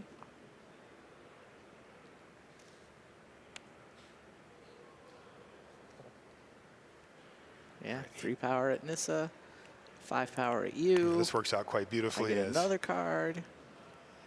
Make that 3 cards. He had the option of Painful Truths anyway. Is that what he took, or did he take something even better? He's got a Grasp of Darkness in his hand already. I took Grasp. That does seem better. And there's Solemn Scorn, which will do it. Shota Yasuoka takes game 2 from Andrea Mengucci, and now we're all tied at a game apiece. So rewind to a few Pro Tours ago, best 2 out of 3. Best 2 out of 3. Sideboarded games, though, so a little twist here. Indeed. Great stuff, by the way, down there in the feature match area, Randy. I really like how both of those players piloted through that. It was fantastic. Okay, let's take a look at the sideboards that we have here, starting with Andrea Mengucci. And let's see what he might want to do. He's got a Dragonlord Dromica, which is quite nice, can't be countered, prevents basically all counter spells and instant speed removal spells from casting your turn. 100% coming in. Yeah, that one's in. And then what else does he have? 2 Dispel. I'm assuming that he'd like 2 copies of Dispel. And this is a really interesting one. He's got 2 Invasive Surgery. Now he can use those to counter, well, quite a few different things, but Languish being the main culprit. For just 1 mana, he can counter it. Now, when it comes to Delirium, I actually had a chance to ask the team, well, do you ever get to go take all of the Languishes? And they said basically they can't get Delirium, so it's just Envelop. It's a blue counter-target sorcery. Now, there's also 3 copies of Negate. So this is pretty interesting. That's a lot of counter magic out of the sideboard. I think more than the normal Bant Company deck has. So 2 Dispel, 2 Surgery, and 3 Negate possible here. The real tricky part, though, is what are you taking out of your deck? I mean, you still need your collected companies to hit. So you can't go below, 20, 22 creatures. Yeah. You have to have, and that's 3 mana or less creatures, obviously. Yeah. So, I mean, you can take out the Avacyn's maybe. You can take out the Dromoka's commands, I think are probably what come out. But now that's 6 cards. There's 7 counters here, plus the Dromoka. Be interesting to see how much of that he can actually find room for in his deck. Yeah, I wouldn't be surprised if he brought in some mix of these counter spells and not I every actually single one. think Negate is the best one. I think having 2 mana, sure, it's a drawback, but because sometimes you're going to want to counter an instant, sometimes you're going to counter a sorcery, and Negate can do both. Yeah, it is kind of the combination of both of those, but for 2 mana, and I agree. I think it is absolutely excellent here. Let's take a look at Shota Yasuoka's sideboard now. He's got a much more diverse board, and as you can see, he's got a lot going on. Yeah, he really does. Yeah, typical of control decks, he has a lot of options in terms of customizing. Now that he knows what the threats are that he needs to answer, which removal spells does he think are best? How much permission, how much hand destruction, and which hand destruction? And I'm not going to claim I know the answer. No. Yeah, I wouldn't be surprised to see Deadweight come in, as it does kill a few relevant things. Jace, it also kills and very Duskwatch cheaply. Recruiter for very easy. Agree. Yeah. But again, Kalidas, it's Trader of Get looks awesome here too. It's not like Shota has bad cards in his main deck, though. I mean, sometimes you'll have one of these, you'll have a control deck and you have half a dozen cards that aren't relevant to the matchup you're playing against. And, I mean, none of Shota's cards are terrible. It's just, how many Painful Truths do you want? How many, Transgress the Minds do you want? Do you want to counter the Collected Company or try to take it out of their hand? There's a bunch of subtle decisions along those lines that, I mean, I'm sure Shota has tested this matchup extensively. I don't know how many times he played it over the course of the weekend. That would be a cool thing to know if we have the access to that stat.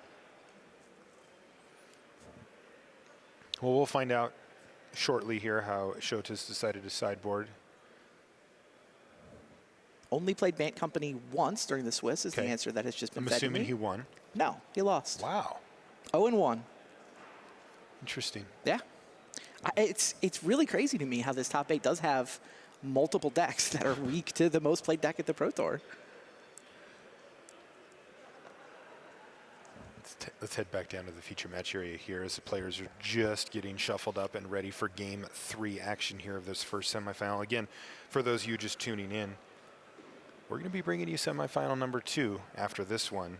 That's Seth Manfield from the United States playing Esper Control. He's facing down Steve Rubin, also from the United States, on green-white tokens. So you have something to look forward to there. But right now, we're tied at a game apiece. You can take a look at Andrea Mengucci from Italy there as he shuffles his opponent's library. Interestingly, Mengucci faced down Esper Dragons. It wasn't Shota in the Swiss. It was Ivan Flock. Oh, interesting. Which, he's one of the best control players, period. Well, I mean, and he beat him. There was like a control players alliance. Like Shota put this list together, got the mana to work out, and then, did you hear the list of people he shared it with? No. Ivan Flock. Really? Paulo Vitor Dermo de Rosa. And there's like one other, I'm just slipping my mind, super famous sort of control-minded player that all switched over to Shota's list. I had not heard that. I could just view them all huddled in the corner, whispering about the Esper It's like the Affinity Alliance we had around Frank Karsten at the last Modern Pro Tour. That's really funny. Yeah, Paulo was kind of wishing he'd played his team's deck. Paulo was with Face-to-Face, the green-white tokens deck that Steve Rubin is playing. Paulo had access to that, but elected to go with his Esper Dragons list instead.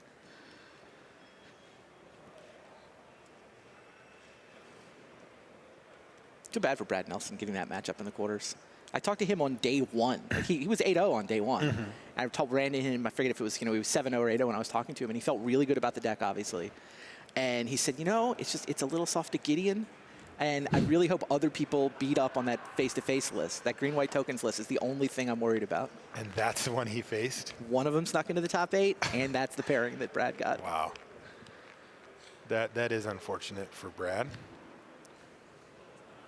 All right, looks like we've got Shota looking at a 6-card hand here and deciding if he wants to keep a 1-lander, which he does. He's put a land back on top of his library. Nice camera angle there for us to see it.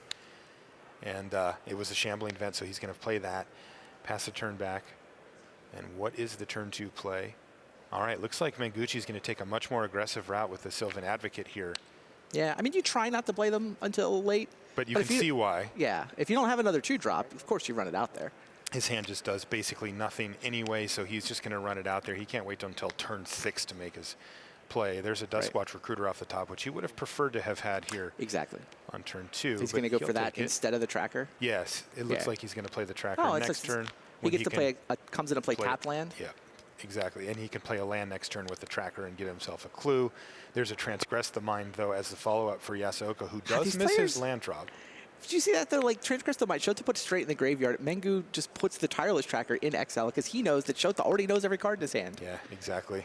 Yeah, this is just rapid-fire magic here, and things are looking pretty good for Mengucci, as even though he's got no relevance, in fact, just no spells in hand at all. Did he just miss? Yeah. Okay, well, that is unfortunate for him. But he is keeping the pressure up, and he's really making Shota Yasuoka find answers for these threats pretty quickly, as Shota's already down to 14 and looks to possibly be missing another land drop here.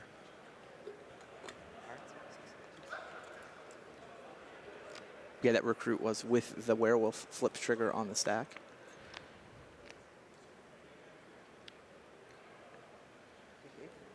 Lumbering Falls, fire it up.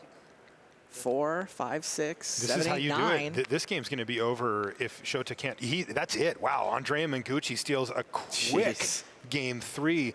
A mana stumble there for Yasuoka, and that did it. His hand was filled with very expensive spells. So Andrea Mengucci, 1 game away from finding himself in the finals here in Madrid. He just has to beat Shota Yasuoka in one of the next 2 games. How hard could that be? Yeah, seriously. Mengucci in his 2nd Pro Tour top 8. Also made the top 8 at Pro Tour Journey into Knicks in Atlanta. Of course, the biggest title he's got is World Magic Cup champion. That's right. As part of Team Italy. I remember that. I remember it was funny because, you know, I was doing the winter interview with them, with the team, and all I did is say the word song because I had heard, and they just all started singing, and I just got out of their way. That's awesome. It's just like, you go. So, Randy, one of the cards that has really stood out in my mind as an absolute breakout card here this weekend is Duskwatch Recruiter. And I say that from the perspective of both the draft portion and the constructed portion of the Pro Tour. Sure. That card is fantastic. Completely agree. Is it your best non-rare? Non-rare. Is it the best uncommon in the set for limited, do you think? It's in the top 3. It's definitely in the top 3. Might be number 1. Yeah, Lightning Axe is up there pretty high. Pack Guardian's still up on my list. Yeah, I do have this higher than that. I'll buy that. It's a 2-drop that does so much. Fills your hand, and, oh, by the way, it's a werewolf.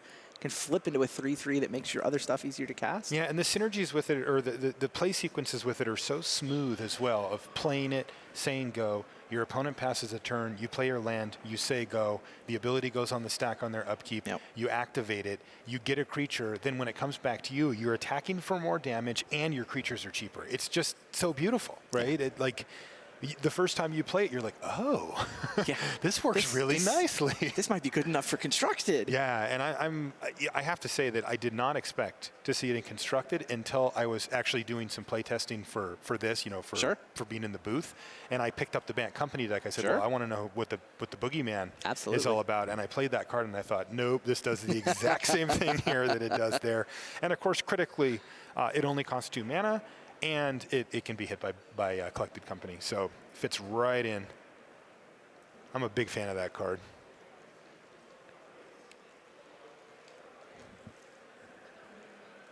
Players are just getting shuffled up for the 4th game. Andrea Mengucci with the lightning quick victory, just pouncing on Shota Yasuoka after he stumbled on mana. Can he close out and put himself into the finals of the Pro Tour? This is Andrea's 2nd Pro Tour top 8. So. Yes. 12th Pro Tour start, by the way. That's impressive. 2 top 8s in 12. And the first 12, too, yeah.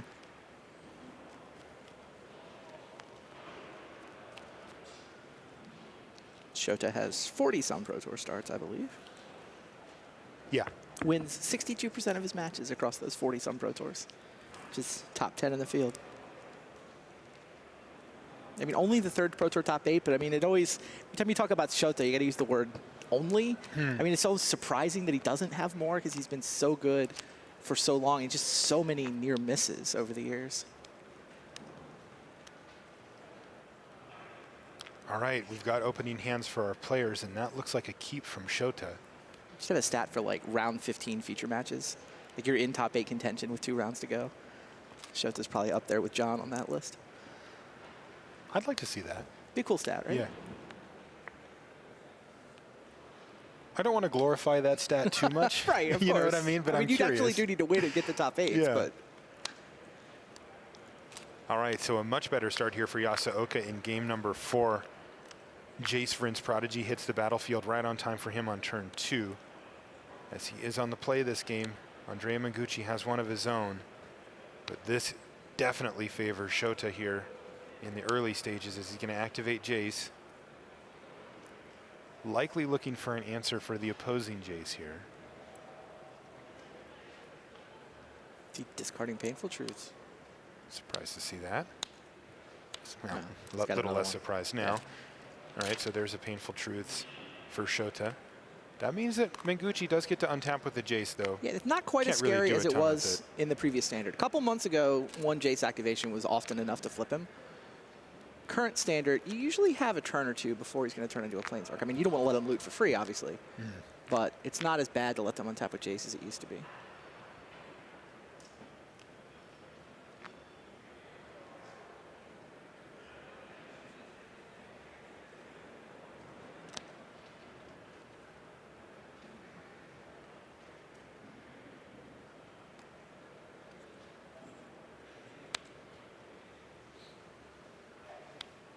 Mengu's going to discard a land. And he's got that Duskwatch Recruiter that we just talked about a minute ago. Still not a blistering start here.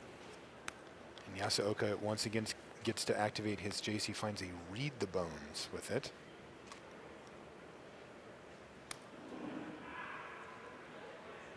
Let's take a look at what Shota's working with in his hand here. Wow. That is a lot of action. Still no removal spells, but shockingly, yes, that is the case here, and he's just going to cast another Read the Bones. But still, he's out so far ahead with his Jace. His life total is at 15 now. All self-inflicted, but Mengucci still doesn't get to transform his Jace for a long time for the reasons that you outlined a minute ago, Randy. So, and there's a removal spell for Yasuoka. He's found an discard to ultimate hand prize. size. That's how many cards he's drawn. Yeah. Discards the extra Jace to hand size. Passes the turn back to Mengucci. Mengucci's going to be keenly aware of the possibility of a Languish here, and that's what Yasuoka's looking for. He doesn't seem to have one in his hand. No, he doesn't. He did find a Grasp of Darkness, it seems. I'm pretty sure I saw an ultimate price in there as well.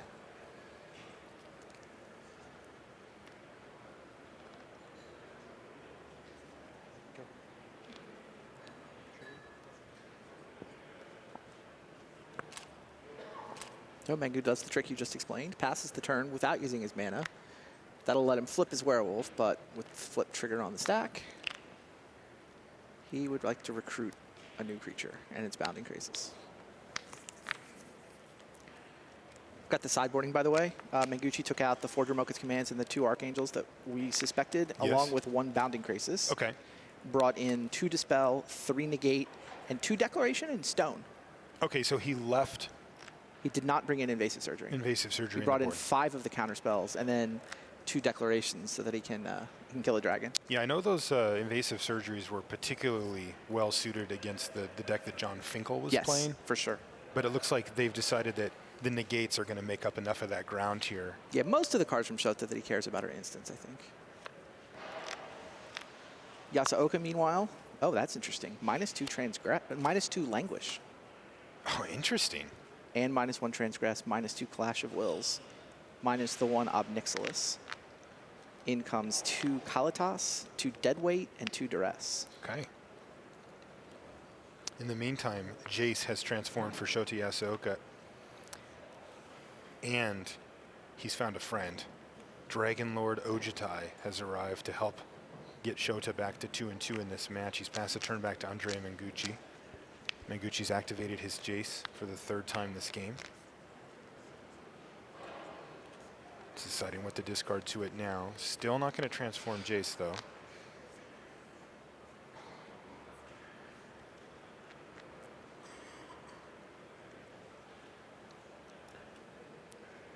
full grip of cards there from Mengucci. We can take a look at what he's working with here. Well, that's a lot of spells. Look at that hand.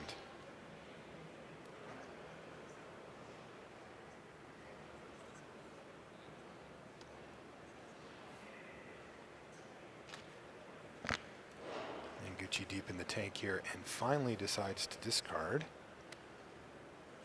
a second copy of Jace. So all those creatures are cheaper. So he could dump a bunch of them onto the table, but he decides not to. Well, he doesn't have a way to stop a Languish. That's right. If he had a negate, for example, I think he would have put more onto the board. But he can't afford to overcommit when he doesn't know Shota took out 2 Languishes and hasn't drawn one. Absolutely. Meanwhile, Dragonlord Ojutai has no problem getting in the red zone here, getting a trigger. And Andrea's life total is going to start plummeting here. This is going to be interesting. Shota Yasuoka has to win back-to-back games to put himself into the finals of the Pro Tour here. And duress is going to help lead the way. Mengucci's going to show him his hand. He's got Declaration in Stone. Yeah, no decision on the duress. Only choice. But Shota's going to take the time to note all those contents and know what he needs to play around. Yeah, Andrea's draw is just all creatures.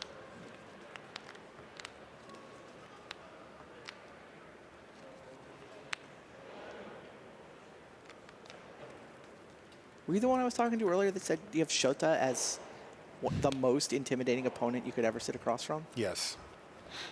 What's he got? He's got a Languish, doesn't he?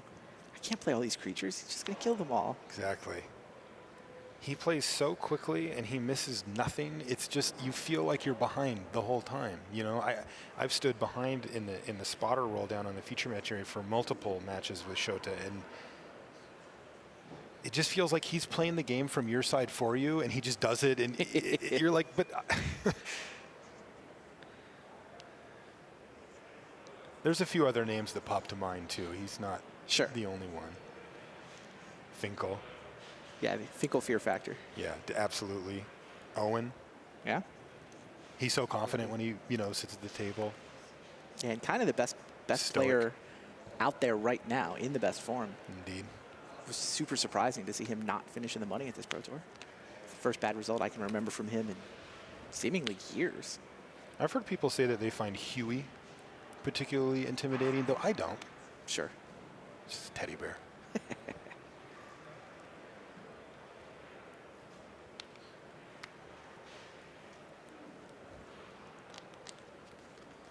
Looks like Shota is going to ultimate price here. He's going to take down Jace. Turns out he had 4 turns to get around to killing it before it could transform. Indeed. And that was 2 spells cast, so Duskarth Retreater's going to transform.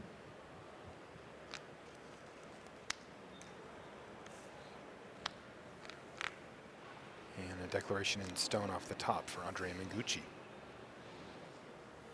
It's kind of perfect. You got to try to kill Ojutai, right? Absolutely. Andrea's going to get in for a couple of damage here.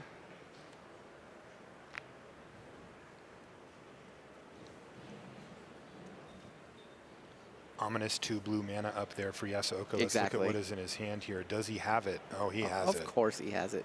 The real question is whether Andrea can bait it out. Like, which spells does Andrea care the most about resolving?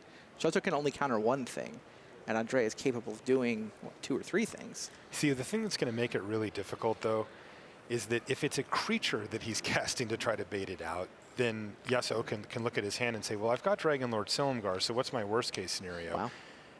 But a Planeswalker, it was a Nissa, so not quite a Planeswalker, but close enough, is going to do it, and Declan takes care of Dragonlord Ojutai.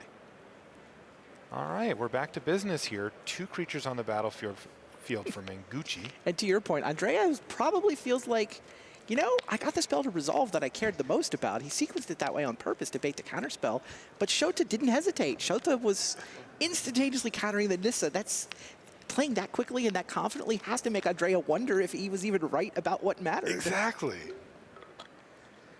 And if we look at Shota's resume, we see that he's usually right about what matters. Okay, so Kalidas, Trader of Get, hits the battlefield. Jace pluses on one of the Duskwatch recruiters. And this is a precarious position. And there, right off the top of the library, is a Bounding Crisis. That can help keep Kalidas tied up for a turn sequence here, depending on how Mengucci wants to play this. I think he's just going to pass. Yeah, he's just going to pass the turn. Now, the shields did go down here for a minute, so Mengucci can take this window to resolve something. He does not. And you saw Shota to look over. You know, can I untap? Yep. Yeah, it's a subtle part of Magic, but there is a priority pass on end step. And if somebody does something, put something on the stack, it goes back to that priority pass where both players have the opportunity to do something. Tireless Tracker is going to get activated. Excuse me, Duskwatch Recruiter is going to get activated on upkeep and find a Tireless Tracker. Jace goes down to flashback ultimate price.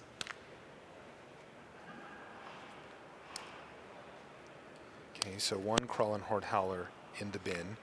One zombie netted here for Yasuoka. And he's just going to pass a turn back. 13. This is going to be a Bounding Crisis on end step. Yes, he does get to play it for only 2. That resolves. But before your turn happens, Foul Tongue Invocation you. I think that was actually as a response to the crisis to make sure that he got Colin Horde Howler. Yep, you're correct, actually. So that's still on the stack. Now it's going to resolve. Or will it? Yes, it will. And in fact does tap down Kalidas, Trader of Get. Okay. Yasuoka feels like he's in the lead here, but it's not over. And there's one of the weaknesses of Kalidas here.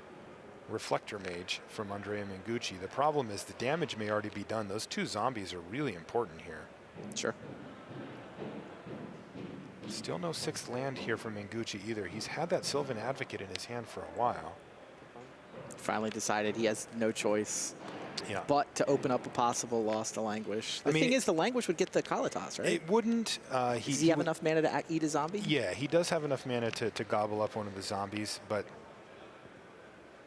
that would leave Yasuoka pretty shields down at that point and really vulnerable to the Reflector Mage, as both zombies would be going. Sure. Yeah, but Yasuoka just gets to keep chipping away here. He's going to use a Foul Tongue Invocation.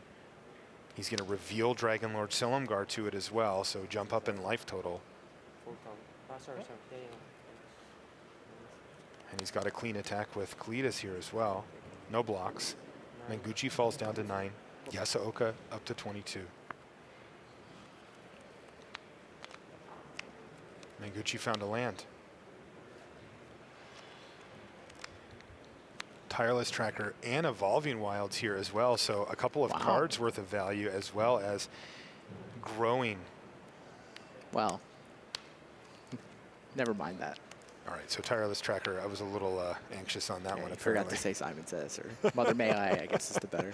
Yeah, but he does still have the Evolving Wilds. Curious to see if he just cracks it immediately. Can get a little awkward if... All right, there we go. Looks like a Duskwatch Recruiter. Another Kalidas off the top for Shota Yasuoka. Kalidas has brought friends to the party here as well. Take a look at that. 3 zombies generated off of the spot removal spells from Shota. He's going to plus Jace. Deciding what to target here, it looks like. Shota's doing math. Can't be good for Mengucci.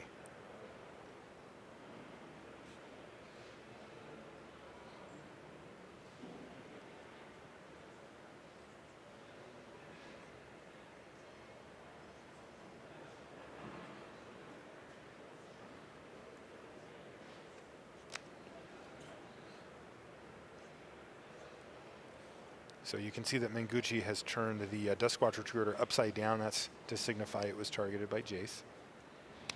And there's Dragonlord Silumgar. That's going to steal a Sylvan Advocate. Things are shaping up for Shota Yasuoka to force a game 5. He's doing math. Is there a big attack incoming here? Might have to wait a turn. Well, I mean, he would lose the Kalatas if he attacked with everybody, but get through for 6, or maybe get through for 4 and kill Tireless Tracker. All those sound like reasonable scenarios. I think you just turn him sideways. Yeah, it's a Duskwatch Recruiter, but yeah. Oh, sorry, Duskwatch, sure. No worries. And remember, Shota Yasuoka has an additional copy. Right, exactly. In his hand of so he can even replay. Of Get. Yeah, so not a big loss for him there, and in fact puts Andrea Mengucci to 2. And this also means that Mengucci does not get to sacrifice that Evolving Wilds. I mentioned this on the last turn cycle. This creature had taken damage there. Didn't want to shrink it down temporarily. It would have died. Mengucci kind of gives a head shake there. He is going to get back, at least temporarily, his Sylvan Advocate.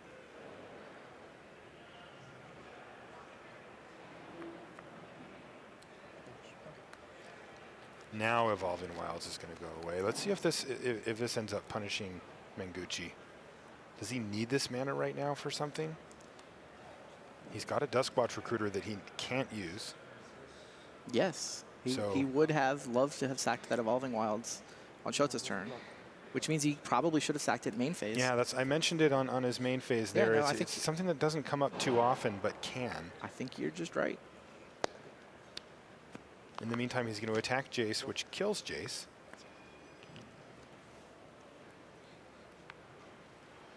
And leaves Shota with 3 zombie tokens, but no other board. But remember, Dragonlord Silumgar in hand. Currently can't be cast, but that's a massive threat to come down later.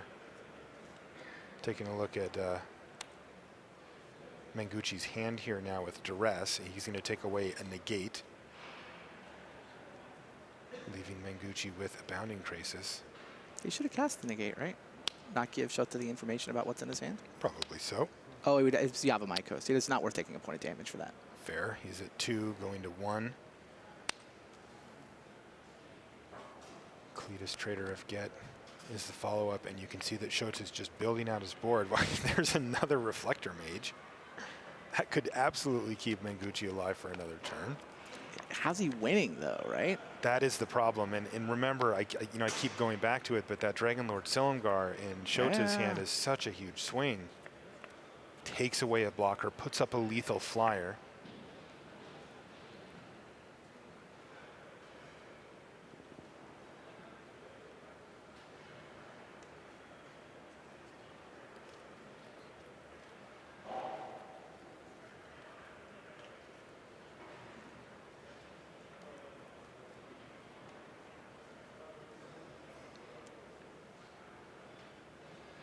These are some really, really important turns as we work our way down the stretch here in the 4th game. If Mengucci can find a way to win this from 2 life, he will put himself into the finals. Shota just needs to get through for those final 2 to force the game 5. I have to say, it looks like it's favoring him pretty strongly here at this point.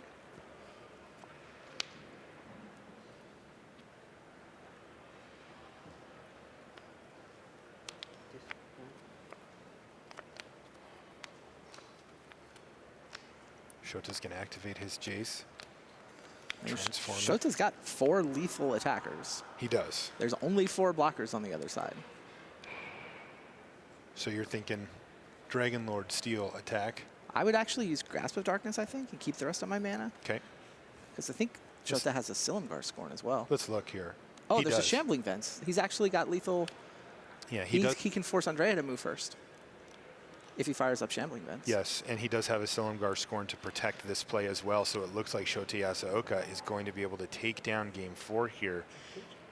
Unless Mengucci has something crazy in his hand to mess with this. He's got a Bounding Crisis that Shota knows about.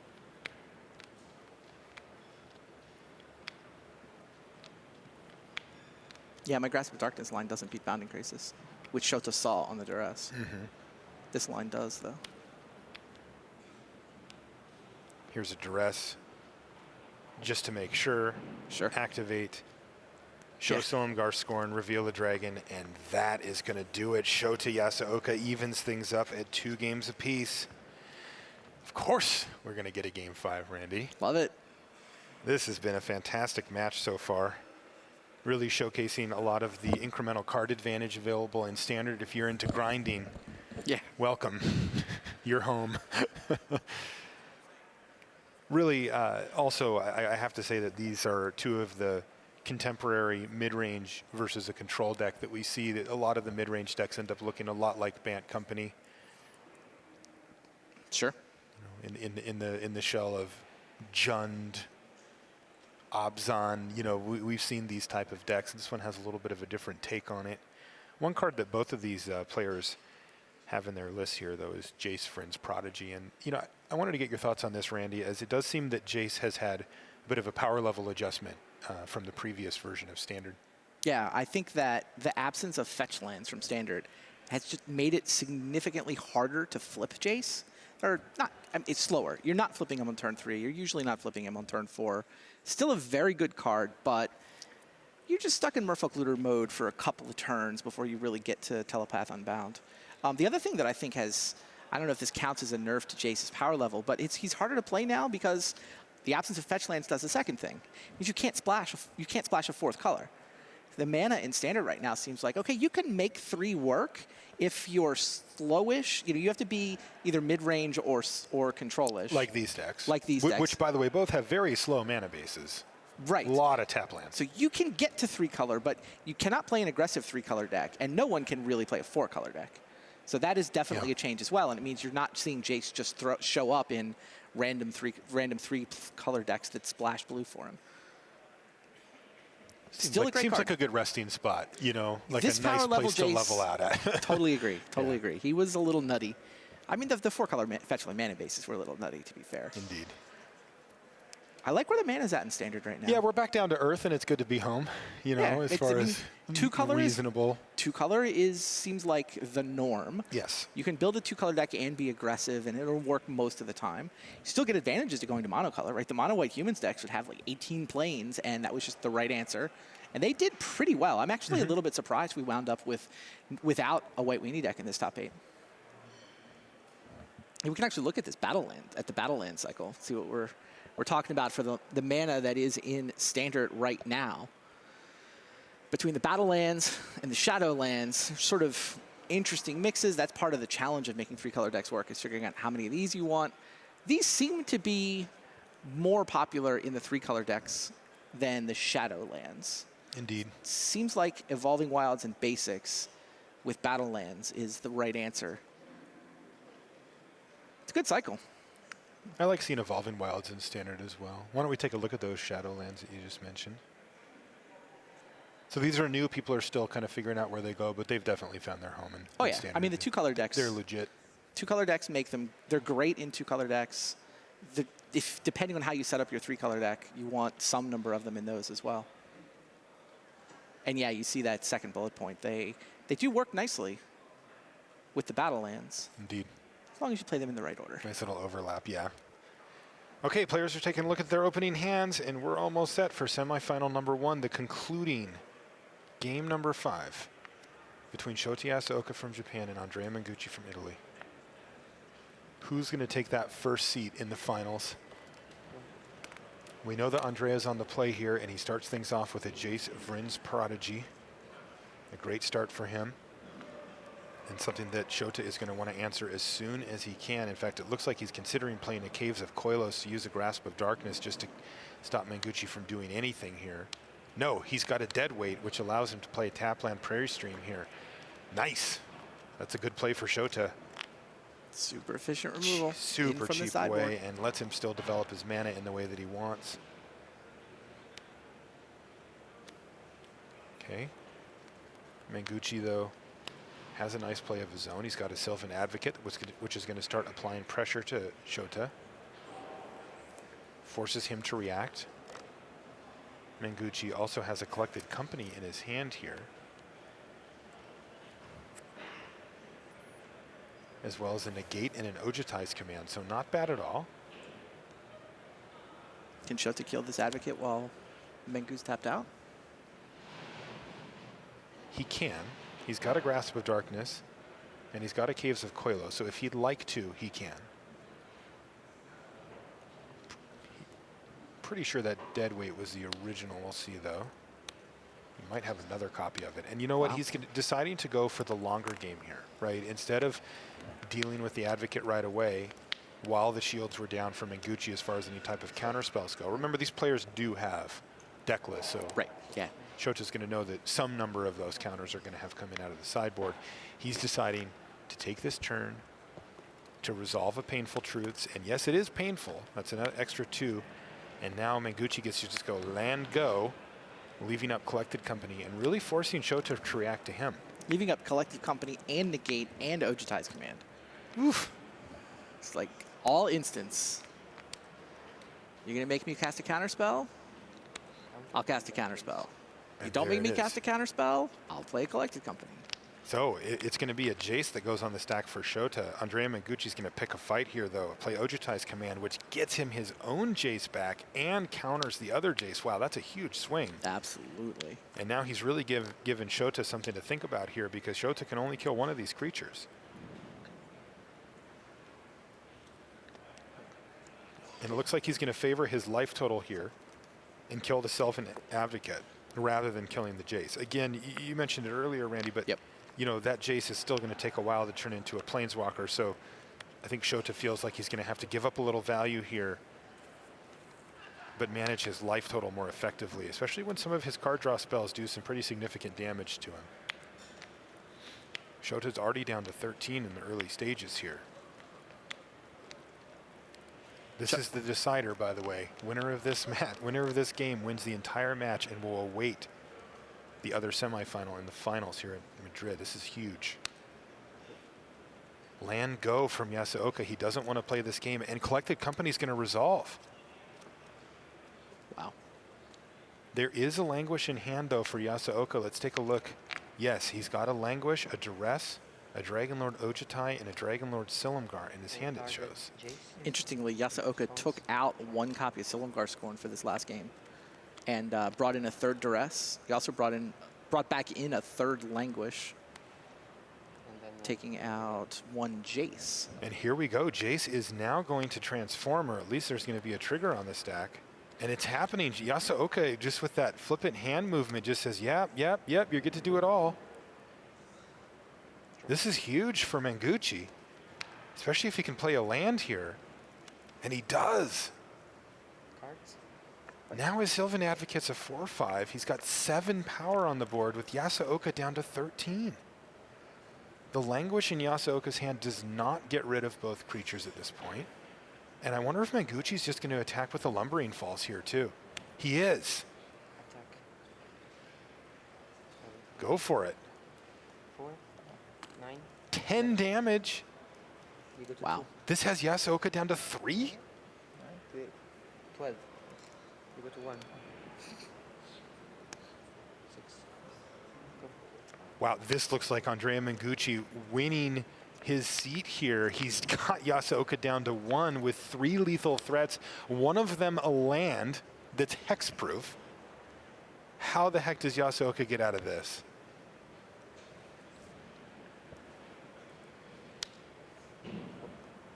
Land go from Yasuoka as he passes the turn back to Mengucci. Mengucci with 3 lethal threats. He even has 2 copies of Negate in his hand. We will note here, though, Randy, there is a Shambling Vent sitting back there for Yasuoka, which means that while it looks like he's at 1, it may need to be 3 damage that gets through to actually kill him. Mengucci is going to favor keeping the 2 copies of Negate up and just attack with both of his creatures. And that does it. Andrea Mengucci is into the finals here in Madrid. He defeats Shota Yasuoka 3 games to 2, really having to earn every victory there. And he's through. Bant Company into the finals. Wow, Esper Dragons in the hands of Shota Yasuoka. He's going to have to settle for a semifinal finish. Still obviously an awesome run by Shota. Nothing to take away from our Hall of Famer there, but We are now Hall of Famerless. We still have a world team champ in the finals. We do. And the reigning individual champ could join him there. That's right. Wow, fantastic stuff, and I love the way that was played as well. Welcome back to the booth. I'm Marshall Sutcliffe, and that is Randy Buehler. Fantastic stuff, Randy. That was fun to watch. All about that incremental card advantage, and it looked great. like it was Andrea Mengucci who ended up on top after all that. All right, we've got another semifinal to bring you. So to set that up, we've got Richard Hagan at the news desk. Thanks very much to Marshall and Randy. Yes, semi-final 2 coming up just about 5 or 10 minutes from now. But first, our own Brian David Marshall was out and about with Team Eureka ahead of the Pro Tour. And he had a chance to sit with some of them and ask them about, I guess you could call it, their constructed greatest hits. Take a look.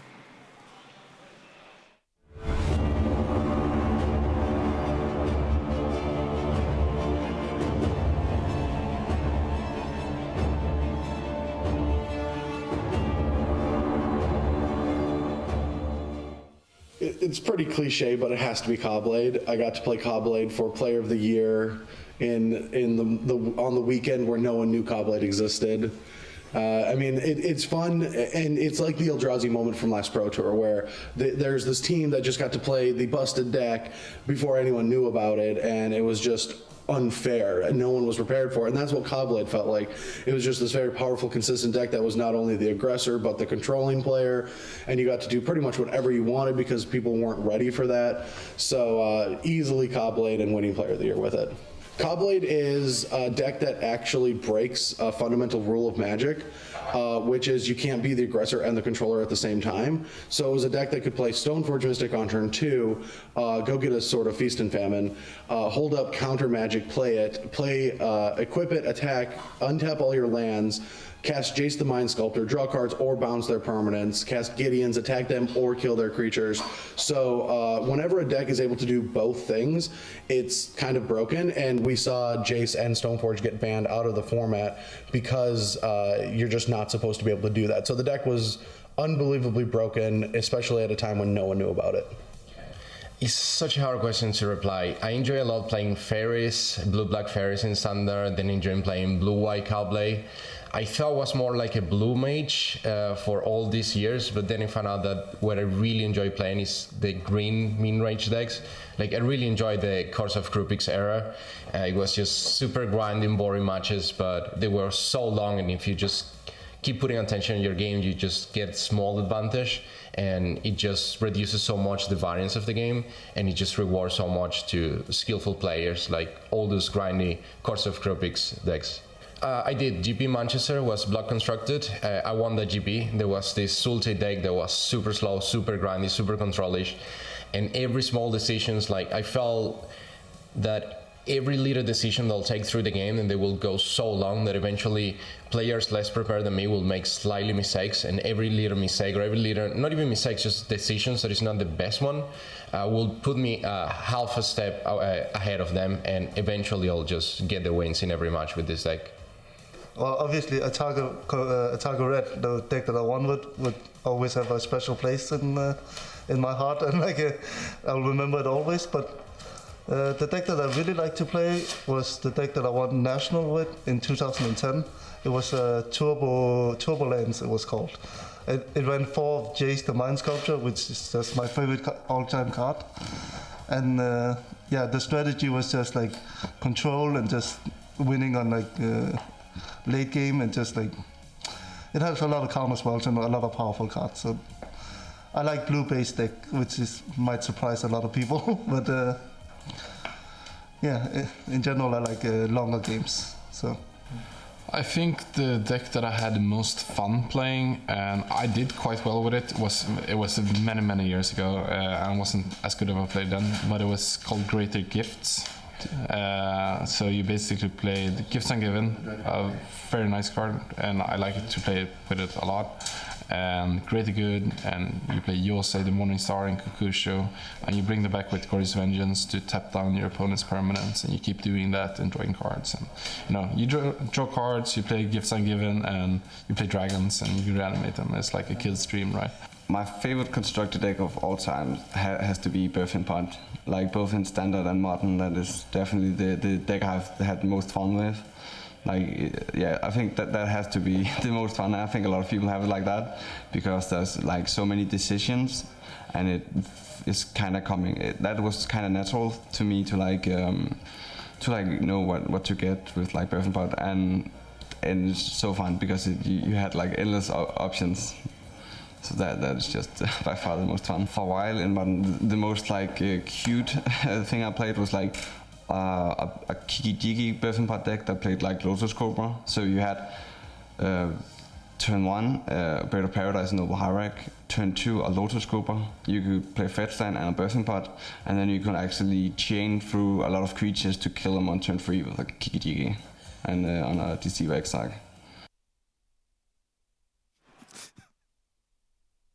Makes some of what we're seeing seem quite tame, doesn't it, really? Thanks very much to BDM and Team Eureka. All right, so BDM and Ian Duke here with us. Let's talk about semi-final 2 then and get you up to speed with what's been happening here at Pro Tour Shadows over Innistrad. Let's take a look at our bracket, and we began with Luis Scott Vargas against Shota Yasuoka. And Ian, this went by 3 games to 1 to the Japanese Hall of Famer. Not a big surprise? Yeah, not really a big surprise there. I think I was talking to Luis a little bit before the match, and he definitely didn't think it was a very favorable matchup for him. So Yasuoka advanced to the semi-final, where he would play the winner, BDM, of Finkel and Mengucci. What happened? Well, you know, Mengucci, with the Bant Company deck, took down the brand new, exciting Seasons Past control deck in what may seem like a surprise, but apparently was not a great matchup for the Seasons Past control deck. Right, so the Italian advanced with his Bant Company deck. That would be our first semi-final. Then we turned our attention to the bottom half of the bracket and the All-American clash between Brad Nelson with red-green goggles ramp and Steve Rubin with his green-white tokens. So in this one turned out not to be close, which was a bit of a surprise. Yeah, it was. I think a lot of us just looking at the deck list going in thought that, you know, Brad would have a pretty fighting chance, if not be a favorite in this matchup. He's got tons of red removal, tons of sweepers, but in the end, it was Steve Rubin who, you know, just had a tremendous performance there, taking the match 3-0. And BDM, you had a little bit of intel from Brad about why that might have happened.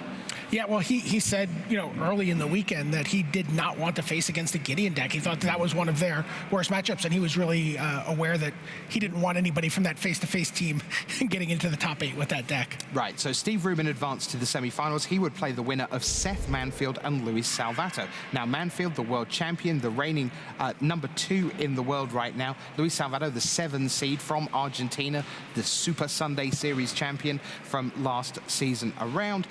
But this one, in the end, it was another clean sweep, BDM, and it went to Seth Manfield, who, by the way, passed Owen Turtenwald for the lead in Player of the Year with that win. Wow. And this was not a particularly close match either. Tons of spot removal in Salvatto's deck, which is not great here. I was in the booth with Tim Willoughby at the time, and it felt like every time we checked in on the match, Seth Manfield just had this commanding board presence. Multiple planeswalkers in play, tons of cards in hand. His deck was like a boa constrictor, like, you know, just closing in on its prey. Yeah, it was not a fun one, that, for Salvatto, but a fantastic performance to be in his first top 8. And I'm sure the Argentinian community will be very, very proud when you get back home. So, on we went to our semi-finals, and as we said, we began with Andrea Mengucci against Shota Yasuoka. Yasuoka, the last of the 3 Hall of Famers standing in our top 8. BDM, what happened in the match we've just seen? Yeah, you know, the blue-black you know, the Esper control decks are supposed to be the card advantage decks, but it seemed like Mengucci was just able to keep pace card for card with cards like Duskwatch Recruiter and Collected Company, and also being able to bring in a package of counter spells to fight against key removal spells in Yasuoka's deck, and Mengucci won that in a 5-game set. So we have one finalist, we need another. So we go to the bottom half of the bracket with Steve Rubin up against Seth Manfield. Another All-American affair. It's going to be green-white tokens against Esper Control. Why don't we take a look at Steve Rubin for you. One of the lesser-known Platinum pros right now, 24 years old, over 100 lifetime pro points. He's going to get a stack more this weekend. His first Pro Tour top 8, only 4-2 in Booster Draft, but he doesn't have to draft today. He gets to carry on playing Standard, and he's 8-1-1, and now, of course, he's already won his quarterfinal. Let's take a look at his deck for you, and it is green-white tokens. Ian, is it as simple as It's green, it's white, and it's tokens? More or less, that's one way to put it. I mean, it's definitely a low-to-the-ground deck that wants to generate tons of creatures and get value out of them by pumping them up in different ways, like Nissa, Voice of Zendikar, like Gideon, Ally of Zendikar. Those are probably the two centerpieces of the deck. But yeah, we see a return of Hangerback Walker, a card that was really prominent a couple seasons ago in Standard, and then the new addition, Archangel Avacyn from Shadows over Innistrad, as well as Westvale Abbey, two cards we've seen a lot so far this tournament. Something to watch out for from this deck. They talk a lot about the end of turn. Do I have Archangel Avacyn, on your turn, or am I going to cast Secure the Wastes at the end of your turn? Yes. So there's sort of a, they're able to sort of pass the turn with open mana, and you really have to make some guesses about what they're planning to do on that turn. For sure. All right, well, watch out for that. What about Seth Manfield, our reigning world champion? Let's take a look at him for you.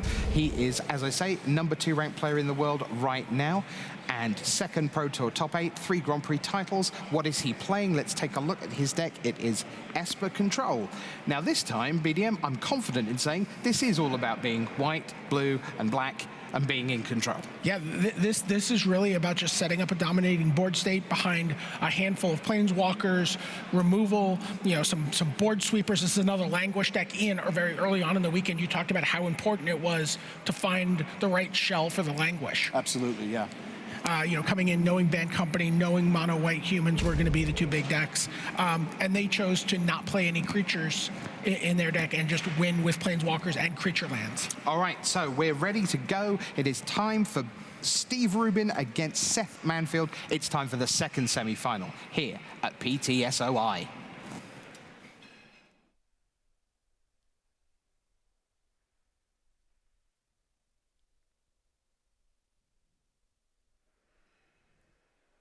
Hello there, and welcome to the booth here at Pro Tour Shadows over Innistrad. Marshall Sutcliffe with Luis Scott Vargas. Luis, thank you so much for joining us in the booth. Glad to be here. Glad to be here. I am. You seem to be in good spirits. Yeah, I mean, if you get lucky enough to top 8 a Pro Tour, which has happened to me on a couple occasions, you can't feel that bad about losing. I mean, you can, but I love doing commentary. I'm glad to be able to do good commentary on a good match. All right, well, let's do some good commentary. We've got Steve Rubin and Seth Manfield for our second semifinal match down in the feature match area. Let's head down.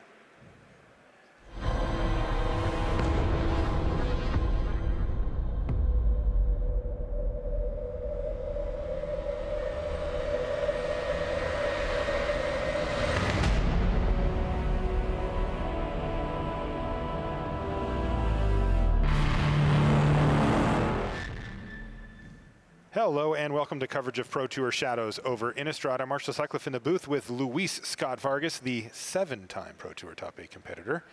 And we're ready for our second semifinal match. This is the last one. This is going to determine who gets the seat in the finals against Andrea Mengucci. First player up, Seth Manfield from the United States. He's playing Esper Control. He's our reigning world champion. Take a look at Seth. Nervous energy from Seth. He always gets a little fidgety before the matches start, but then he just dials right in. On the other side of the table, Steve Rubin, also from the United States, playing green-white tokens. He beat Brad Nelson to put himself in the semifinal here. Now we're going to be playing a best 3 out of 5 semifinal here, Luis, with the first 2 games being pre-sideboarded, the rest sideboards are live. Yeah, which is a change I heartily endorse. I think that mirrors the Swiss rounds while still having the 3 out of 5, which I think is the best format for a Sunday. All right, so a good start here for Rubin. He's got a turn 1 play with a Thraben Inspector, passes a turn back to Manfield. Yeah, he's 3 permanents on the board to Manfield's 1. Indeed. This green-white tokens deck, I believe it was the best performing deck in the Swiss. Preliminary reports seem to indicate that the face-to-face guys just put together a really, really good list. And, I think it's well positioned against this Esper deck. Just the fact that it's got 8 Planeswalkers, 4 Gideon, 4 Nissa, it's really hard for an Esper deck to deal with it, especially since Seth's on 2 Ruinous Paths. And that's not a lot of ways to kill Planeswalkers. All right, looks like Thraben Inspector is going to go ahead and bash here. Another card very effective against Seth here is Hangerback Walker, which, as we see, Steve's about to play, because Seth has to either kill it and then Languish, or kill it and just get 2 for 1. We see a token here. Yeah, these tokens, of course, are a big part of the game plan here with this green-white deck, as they can get much bigger than that. Land go from Seth Manfield. And you notice that Steve played Westvale Abbey on turn 2. He drew a forest this turn, but even if he had the forest, he may have done that anyway, just to conceal that he had the actual lands he needed. Like playing a colorless land early can sometimes mask how many lands are in your hand because it makes you look land light. Does take away the ability to play a turn 3 Nissa, but he doesn't have that anyway, though. He could now. He just played an Oath of Nissa. Yeah, so Nissa's on the board one way or the other. She is, and there is one in that pile as well. Yeah, Oath of Nissa also, the mana fixing aspect is relevant. It makes it so Steve is able to cast Gideon without double white. Looks like Spell Shrivel, though, is going to hit the Oath of Nissa. Yeah, one of the more surprising cards to see play in this Pro Tour. But it turns out that the Esper control deck that Seth is running, it plays 6 basic swamps. It's playing a lot of black sources for cards like Grasp of Darkness, and that means Spell Shrivel is going to make the cut over something like Void Shatter. Here's a Narset Transcendent now for Seth Manfield, and as you can see, that's a lot of loyalty on Narset here to kick things off. Comes down with 6 loyalty, immediately pluses to go to 7. Narset's an interesting card. She definitely does some work. I actually played Seth for top 8, and he rebounded Grasp of Darkness and then drew a card off Narset next turn. Like she did a lot of different things, but she's also one of the planeswalkers that you don't feel like you're losing when she's on the other side of the table because she has less of an immediate board impact as something like a Sorin or an Ob Nixilis or a Jace. Now, is she ignorable? Like, can Steve just say, yeah, go ahead, do your thing with Narset? Pretty close. I mean, her loyalty is so high that I wouldn't be surprised if Steve chose to just attack Seth, though in this case, he's actually attacking the Narset. Okay, Narset's going to fall down to 5. And she's going to soak up a lot of damage here. If that's Steve Rubin's game plan. Seth's at 17 life. Seth's 1 mana short of the, once he plays his 5th land, of the play of Dark Petition, add 3 black, Languish. He needs 6 lands out to play that, but he might be able to set that up next turn, and both players are aware of that, of course, because Spell Mastery is in fact on. Let's take a look at what Seth's working with in his hand here. Narset Transcendent. Looks like another copy of Narset. As well as the Ruinous Path and then that Dark Petition. It is pretty funny that you can rebound Dark Petition using like -2 Narset, play Dark Petition, it rebounds. Next turn, play the rebounded copy, add 3 black on your upkeep, go get an instant and spend 3 black. That's kind of insane. That's a lot to happen before you've even drawn your card for the turn. And I think that may be what's happening here. And it's also funny that Seth's deciding whether he wants to -3. He could also -2 to put Narset to 3 and use Ruinous Path to kill one of the Inspectors or kill a Thopter and then rebound it, but it looks like he's just going to plus it. Oh, geez. Into a Planar Outburst. Finds a Planar Outburst, not bad. I'd be tempted just to cast that right here. Absolutely. Yeah, why not? So Planar Outburst is going to clear the board here and leave Steve Rubin with no relevant creatures. Seth Manfield's going to pass the turn back to him. You can get a look at their records from the Swiss portion down below. 13-3 for Seth and a 12-3-1 for Rubin. So to say they've had a good weekend thus far would be understating it. It's funny that Planar Outburst looked like a 3-for-1 because it killed 3 creatures, but the Thopter token was free, and the 2 Inspectors, of course, cycled with the clues. So that's one of the strengths of Rubin's deck is that even when his creatures die, they're all like miniature 2-for-1s. Yeah, and here's another strength here is that he did get Seth to tap out on his turn, and that means that Gideon ally of Zendikar has hit the battlefield here and brought a Knight ally as well. I don't think Gideon's lasting long though. Seth's going to cast this Ruinous Path this turn. He can do it a number of ways. He can play Ruinous Path and leave up Spell Shrivel and just plus Narset. He could also Dark Petition after minusing Narset and then use the Dark Petition to get something else and then cast the Ruinous Path already in hand. I think that may be what he's doing. Okay, so minus Narset, cast Dark Petition. Whoop. No, Narset's been minus, so something's getting cast here. Yes. I would still assume that you'd rather just rebound Dark Petition because you could just play Ruinous Path and rebound it.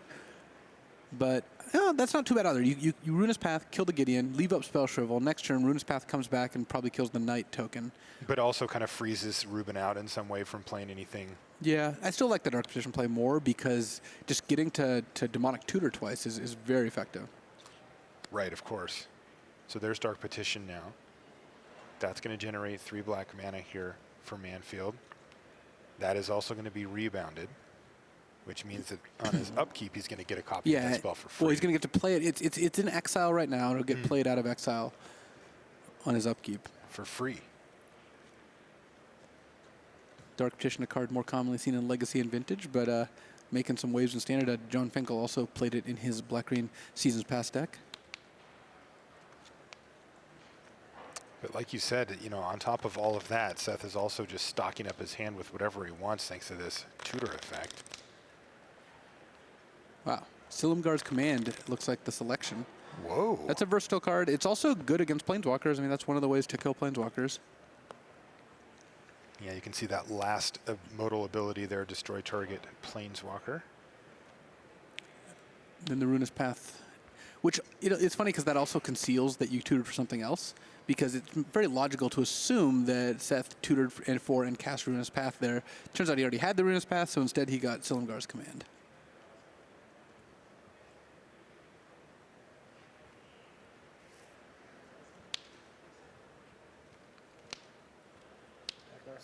Okay, well, Rubin's going to kick things off by attacking Narset for a couple of damage.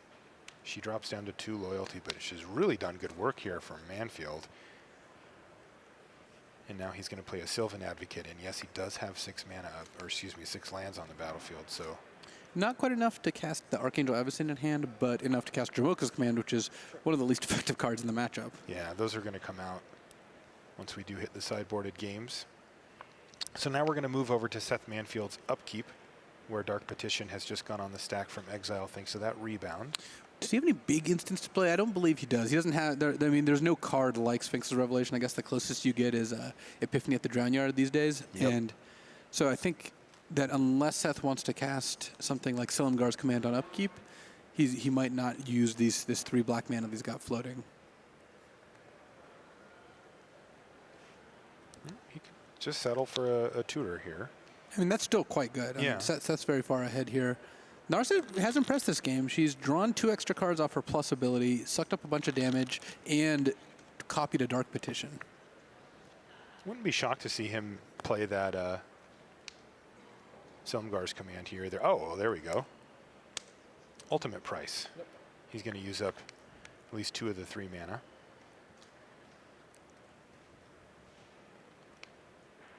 Draws a land for the turn. It's an Evolving Wilds.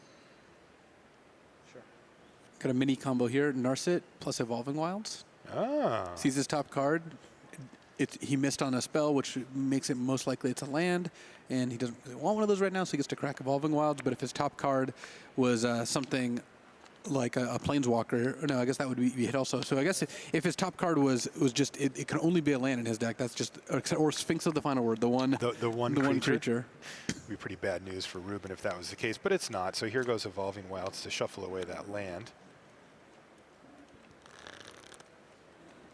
Wow, I got to say, Narset's looked really good this game. We don't see a ton of Narset in Standard, but... No, it's hard to build a deck with that many non-creature spells, and Seth has managed to do that. I mean, part of it is that the deck that she'd most likely go in, something like Esper Control, has often been Esper Dragons, and she doesn't really synergize with Ojutai and Silumgar all that well. So again, he's going to get another shot, and he sees a Grasp of Darkness. He also found an Anticipate with his draw step there. So is Steve Rubin just setting up this turn to cast an Archangel Avacyn? He might just be, yeah, it looks like he's doing that. He could have also just activated Westvale Abbey. This Avacyn I don't think is going to resolve.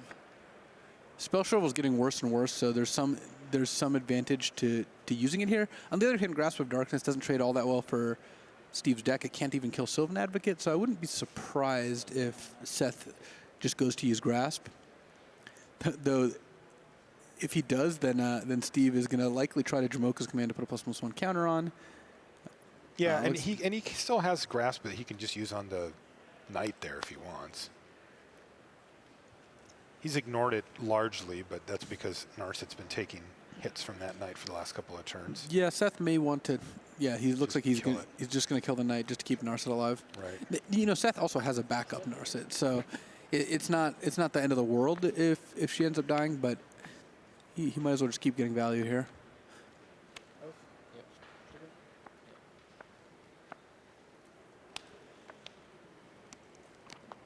Oath into Gideon is good. Gideon is one of the bigger threats. And again, you have to remember that Steve has a Westvale Abbey sitting there. Yep. And that card does have a good late game relevance. Again, Oath of Nissa does allow 2 forests, a plains, and a Westvale Abbey to cast Gideon. All right, here's an Anticipate on end step for Manfield. Yeah, their deck's running the full 4 Anticipates, Wow. which, again, not a commonly seen sight.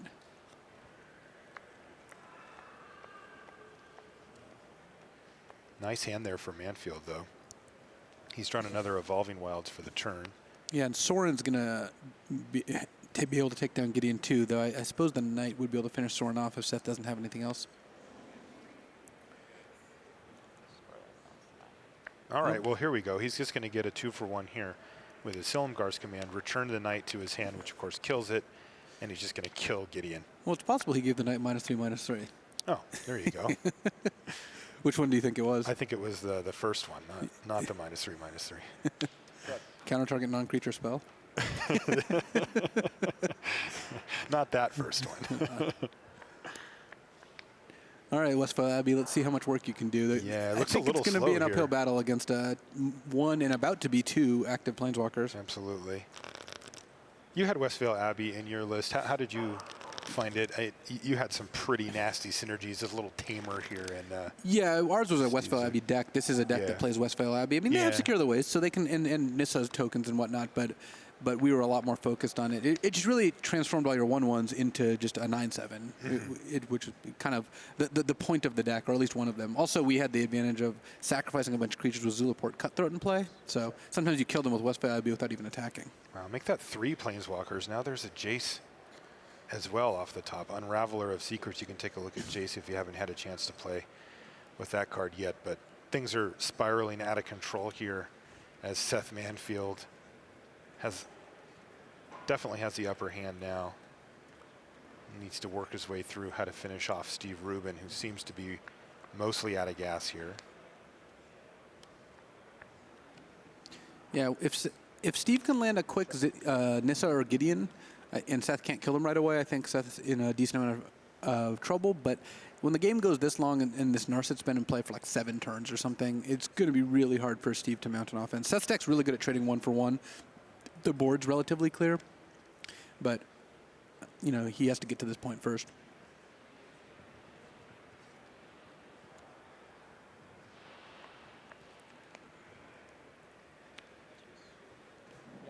Looks like Seth Manfield is going to favor going for Jace Unraveler of Secrets here. He's going to use the plus ability to scry. Does he want that card? Yeah. It would appear so. Make a human for Steve Rubin on end step, so he's activating Westvale Abbey here. He's going to lose a life, make himself a human, and try to find something. Wow. Archangel Avacyn's also a very good card in this matchup. That's what he found. If you can force Seth to tap out, he's got enough two-mana answers that just playing Avacyn normally is not going to work out all that well. Just Grasp and Ultimate Price both kill her. But if Seth has to like tap out to Languish on turn 4, and you're on the play and you just go end of turn Avacyn, untap, attack, have all my mana, play another Planeswalker, that's a good threat. But in a situation like this, even though Avacyn threatens the Planeswalkers, as long as Seth has any instant speed removal, which he does, it looks like he's got another Ultimate Price in hand. Okay. She's not really going to do a whole lot.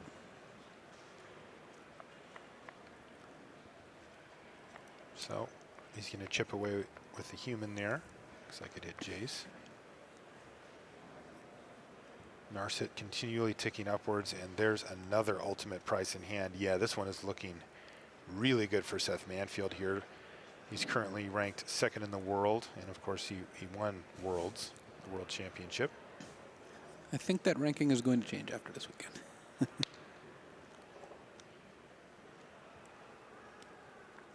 Yeah, Steve's about to be outnumbered 4-1 here. Sure. Yeah, this is getting a little out of control. 4 Planeswalkers versus 1 Planeswalker is not going to get it done. Another spot removal spell here for Manfield. He now has 3 answers to the Avacyn in Steve Rubin's hand.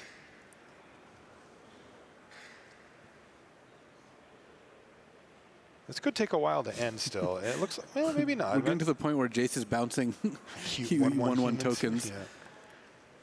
All right, well, Rubin's going to make another one on end step there using his Westvale Abbey. And because he knows about Ultimate Prize, or rather Grasp of Darkness, he doesn't want to just play Avacyn into that, so he's going to wait on that, but I really don't see things getting much better from here.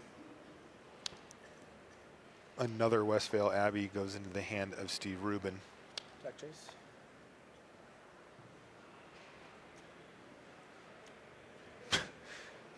Yeah, this is how much resources Seth Manfield has to burn here. He's now just using actual cards out of hand to kill 1/1 humans. He's drawing, a card for his draw step, a card off Sorin, a card off Jace, plus the scry value, and around half a card off Narset. So it's pretty hard to, for Steve to come back, because Seth's willing to spend whole cards on nothing, on 1/1s, right? Just because he's drawing so many cards. Sometimes Sorin can be your win condition, though. He's shown a land off the top there. Looks like another land on top, but he's got an Evolving Wilds. Every time he's put a card back on top with Narset, he's had that Evolving Wilds to shuffle it away. Make a human. Steve's getting to the point where he can use 2 Westvale Abbeys a turn. Which may just hasten his demise here, unfortunately. And it's not a good point. That's not the point you want to be at. No. This is, you're spending 12 lands a turn to generate 2 tokens, where your opponent's spending 0 mana a turn to use 3 planeswalkers. Right. What does Sorin's Ultimate do again? Is he that's the question. Yeah, Seth can put I can tell you what it does. Yeah, a number of vampires into play equal to the highest life total of your opponents. Of everybody. Oh, of everyone. Yeah. 1/1 life linking vampires even. Yeah. And as you can see on the right-hand side of your screen, that would be at 9 loyalty. Sorin was just up to 8, but took a hit from a human back down to 7. So Steve doing the best he can to manage these planeswalkers, but they've really run rampant on this game. Well, the where this game is at is if you were playing in the Swiss and worried about time, Steve might have already moved on to the next game. Easily. But this is an untimed Pro Tour top 4. You should play it out. Yeah. There's a chance Seth forgets to use his planeswalkers for 3 or 4 turns in a row, and you might come back. I don't think there's much of a chance. Do you have any raw numbers on?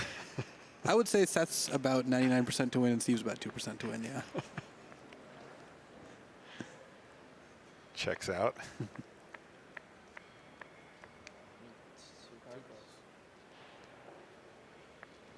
So if I'm Seth, I'm pretty happy. This looks like a very fun game to play from Seth's side of the table. This is the good part for a control player here. This is why they play. He's rebounding, anticipate off Narset. Oh, yes. Now, speaking of that, though, it does bring up an important point that we may see further down the line, which is how does Seth's list actually get the win? What's the win condition here? Sorin is a legit win condition. Okay. If you can stop your opponent from doing anything ever again, you can just keep ticking up Sorin. Maybe you ultimate, maybe you don't, whatever. Sphinx of the Final Word is also like kind of the just in case we need to finish in time win condition here. Oh, no, another Planeswalker, Luis. Yeah, Ob Nixilis. I don't know how much also, Steve Rubin can take. Ob Nixilis has an ultimate which can end the game. We did actually see that on camera this weekend as well. Nice. Brad Nelson was the unfortunate recipient of an Ob Nixilis emblem. Yeah, when you don't have any Shota. Planeswalkers in your deck, it's pretty bad if you ever get a Planeswalker emblem. That does not spell good things. No. All right, and there's Sphinx of the Final Word. And we may see Steve Rubin pack it up here. Nope, still going. Can't blame him. Okay, he did want to just see that last draw step, but that will, in fact, do it for the first game of action. It looked like Seth Manfield was going to win that game for the last multiple turns, and he does, in fact, finish things off. So 15 is a multiple of something, so yeah. Seth Manfield takes the first game over Steve Rubin. We'll be right back after this. Unravel the madness. Shadows over Innistrad is now available on Magic Online. Explore the new set by signing up for Magic Online at mtgo.com. Outfit your Magic collection with the newest Shadows over Innistrad accessories from Ultra Pro. You can see the full array of card sleeves, deck boxes, playmats, and portfolios of your favorite Magic artwork at ultrapro.com. And welcome back to the feature match area here in Madrid, Spain. We are heading into game 2 of our second semifinal match. For those of you just catching up with us here, we've got one finalist. Andrea Mengucci from Italy with Bant Company is in the finals of the Pro Tour. He will be doing some testing and some resting probably while he awaits the winner of this, our semifinal 2 match between Seth Manfield and Steve Rubin. Now, We did take a look at the stats from the rest of the Pro Tour to see who played what as far as these matchups go. What did we find there, Luis? So Steve has yet to face an Esper deck in the Swiss, but Seth actually beat one of Steve's teammates, Andre Strosky, 4 top 8 in the final round. Okay, and then that was, of course, with the same deck here, so a little bit of practice. Now, another thing to consider here is that in the top 8, they do get to see the deck list. And that is more helpful, I believe, for Steve than it is for Seth. Okay. Just because Seth's playing an Esper deck with a lot more 1 and 2 ofs, and the removal all operates on, and counterspells are all very different and very relevant. Whereas you could see, first of all, Steve's got a ton of 4 ofs. You could also see a bunch of cards from his list and kind of make some assumptions about what else would appear there, and you wouldn't have a ton of surprises. Whereas the Esper deck, like for example, both Seth and Shota Yasuoka made top 8 with Esper. Their lists are wildly divergent, so having that information is good. Granted, both players are getting something out of it, but if you could choose to have 0 information about your deck revealed to your opponent, I think Seth would be ahead there. Also want to remind you that here in the top 8, we are playing best out of 5, and we are playing the first 2 games, no sideboards. So right now it's just shuffling and playing again, and we're going to be playing the main decks. We'll get you updated on what's going on with the sideboards when we get to that point of the match. Steve's just looking for a hand with cheap planeswalkers, or Nissa and Gideon. I guess those are the 2 planeswalkers that he's got, and he wouldn't mind Hangerback as well. Like Hangerback into Nissa into Gideon on the play is a hand I think Seth will have a lot of problems with. Just hits from a lot of angles. Yeah, and all those cards are very resilient to removal. Like this hand looks almost ideal. It's got Sylvan Advocate, double Gideon, and that's a good place to start with an Avacyn on the high end. Though I think that the longer the game goes, the fewer effective ways Steve has to close out the game. So his first couple turns are really important. Like we saw last game, him open on Thraben Inspector in Hangerback, which was good, but then his turn 3 was just like another Thraben Inspector or Oath of Nissa. Like those are not the plays you want. You really wanted, if he had played a Nissa that turn, for example, I think he would have maybe been able to win that game. Okay. Looks like Manfield's going to take a mulligan here. Yeah, that's good for Steve Rubin. Thank you, Luis. The key part is whether Manfield scries to the top. Yeah, or the I know bottom. you pay a lot of attention to that. Looks like he might be mulliganing again. Yeah, just the one land there. Is that an anticipate? If that's an It is an anticipate, yes. I would be very tempted to keep this hand because on the draw, getting to scry. Yeah, he did keep it, and he even scried a land at the top there as a choked estuary. Yep. It's going to be a slow start for him here. Yeah, the choked estuary. Oh, this makes the hand a lot better. Turn 2 Hangerback is fantastic. Yeah, choked estuary, not the ideal land because Seth is going to be unable to play a turn 2 anticipate unless he draws another land. But still, that's still a card you would choose to put on top, as he did with the scry. I just don't have a lot of experience with scrying to the top after I mulligan, which I do frequently. Always to the bottom for you.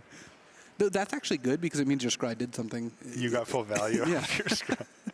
There's no point in wasting a scry by just leaving the card on top. So the choked estuary, in fact, does enter the battlefield tapped here from Manfield. Oh, this has developed quite nicely for what does Steve he have here. for this turn? Looks like another Hangerback. Yeah. And you see the main phase activation just to play around removal. And, it's funny that one of the cards that when we were testing initially we thought was going to be a huge player in Standard, Declaration of Stone, did end up being very, very relevant in like decks like White Weenie, but is not featured in Seth's Esper list here. And so playing out double Hangerback is just not a problem. Yeah, Whereas against Declaration of Stone, it would exile both of them. You'd get no counters. You'd get 2 clues in response. Yeah, this is going to be really tough for Manfield. He's already behind on board, and he's facing down 2 threats that are very difficult for him to remove effectively. Looks like just Hangerback Walker number 1 is going to get in there for 2 damage. Yeah, and I think Seth's going to play, or Steve's going to play a Sylvan Advocate this turn. And he wants to pump the other Hangerback up. Makes sense. He also wants to spread out the counters. He'd rather have 2 on 2 than 1 on 3 and 1 on 1 because of cards like Anguished Unmaking at post board, and then main deck cards like Silumgar Scorn that could bounce the Hangerback. That's I don't think he gets a Clunithopter, though. That would be a nice deal. Had Steve drawn an untapped land this turn, he would have been in great shape. He'd be able to slam Gideon. But he drew Fortified Village, so he's still able to go Advocate, pump my Hangerback, play Fortified Village. He's going to do that main phase once again. Yeah, there's just no downside to doing it main phase when your opponent's tapped out. Yeah. All right, so pass the turn back to Seth Manfield. So he did have to use a Grasp of Darkness to take down the hanger back to keep his life total high. There's 2 Thopters that are looking pretty threatening here. And Manfield plays his land for the turn, Evolving Wilds, which he's going to be happy to have, but that does not cast a Languish this turn. And he passes it back. No, now Steve's got a difficult turn because he can play Gideon, but if it's counterspell into Languish, he would have been a lot happier if he had just attacked and left up Secure the Wastes mana and potentially pumping hanger back. Looks like he's just going to smash for 6 here.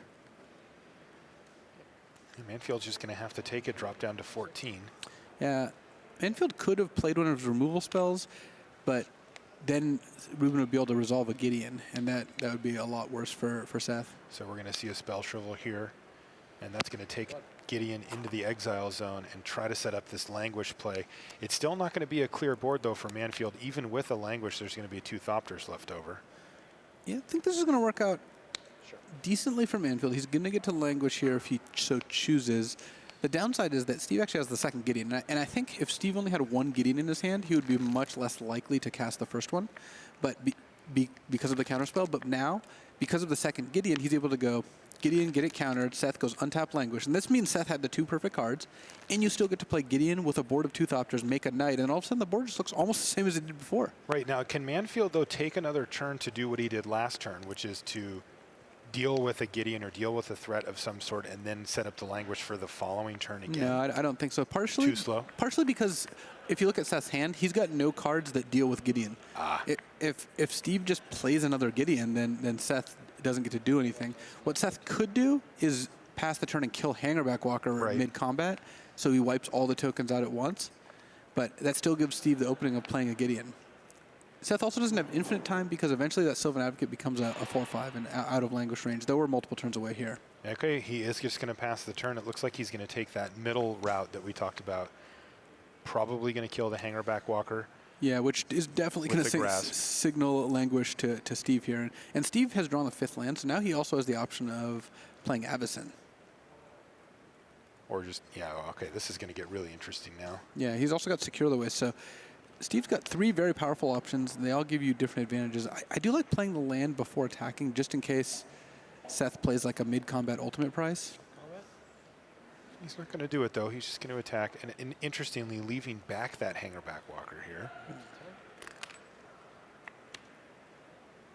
Seth's going to take all the damage, drops down to 10. And now Steve has to decide whether he wants to tap out for Gideon or just pass the turn. It works out much better for Steve if he plays Gideon. He has no way of knowing Seth doesn't have a counterspell, but I think it's just the highest reward play by so much. Okay, so here we go. Gideon ally of Zendikar. Seth has no answer for that. It resolves. And Rubin's going to go ahead and make a 2/2 Knight. Sure.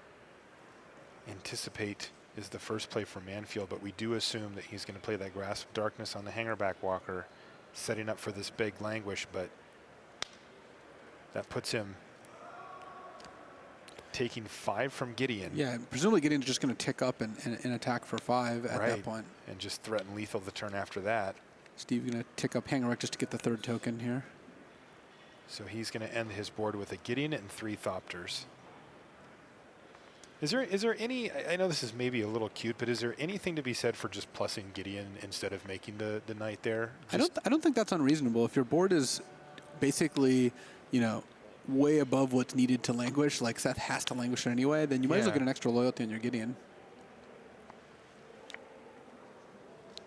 Now it's pretty clear. I think you just smash for 5 and then pass the turn with 6 mana up with Avacyn and Secure the Waste. You just have 3 different threats.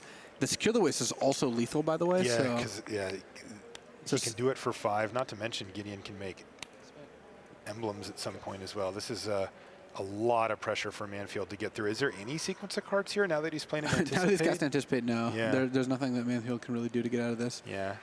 He doesn't know that yet, but he's approaching this game as if all he has to do is deal with the Gideon.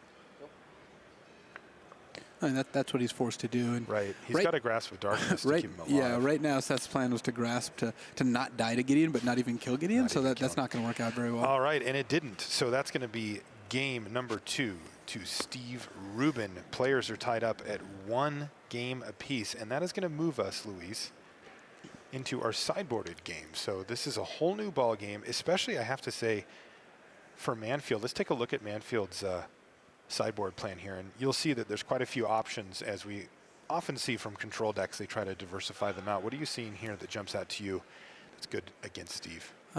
I've seen him board in Kalidas against decks similar to this, so I wouldn't be surprised if he did. It's generally good against decks with a lot of 2/2s and 1/1s. It also stops Hangerback from triggering, which is very, very relevant. Oh, yeah. Anguished Unmaking, also a key card in killing Planeswalkers, and again, killing Hangerback without a trigger happening. What about Duress? Duress is probably good enough. I always hate boarding in Duress against decks that just don't have a ton of targets, even though those targets are important.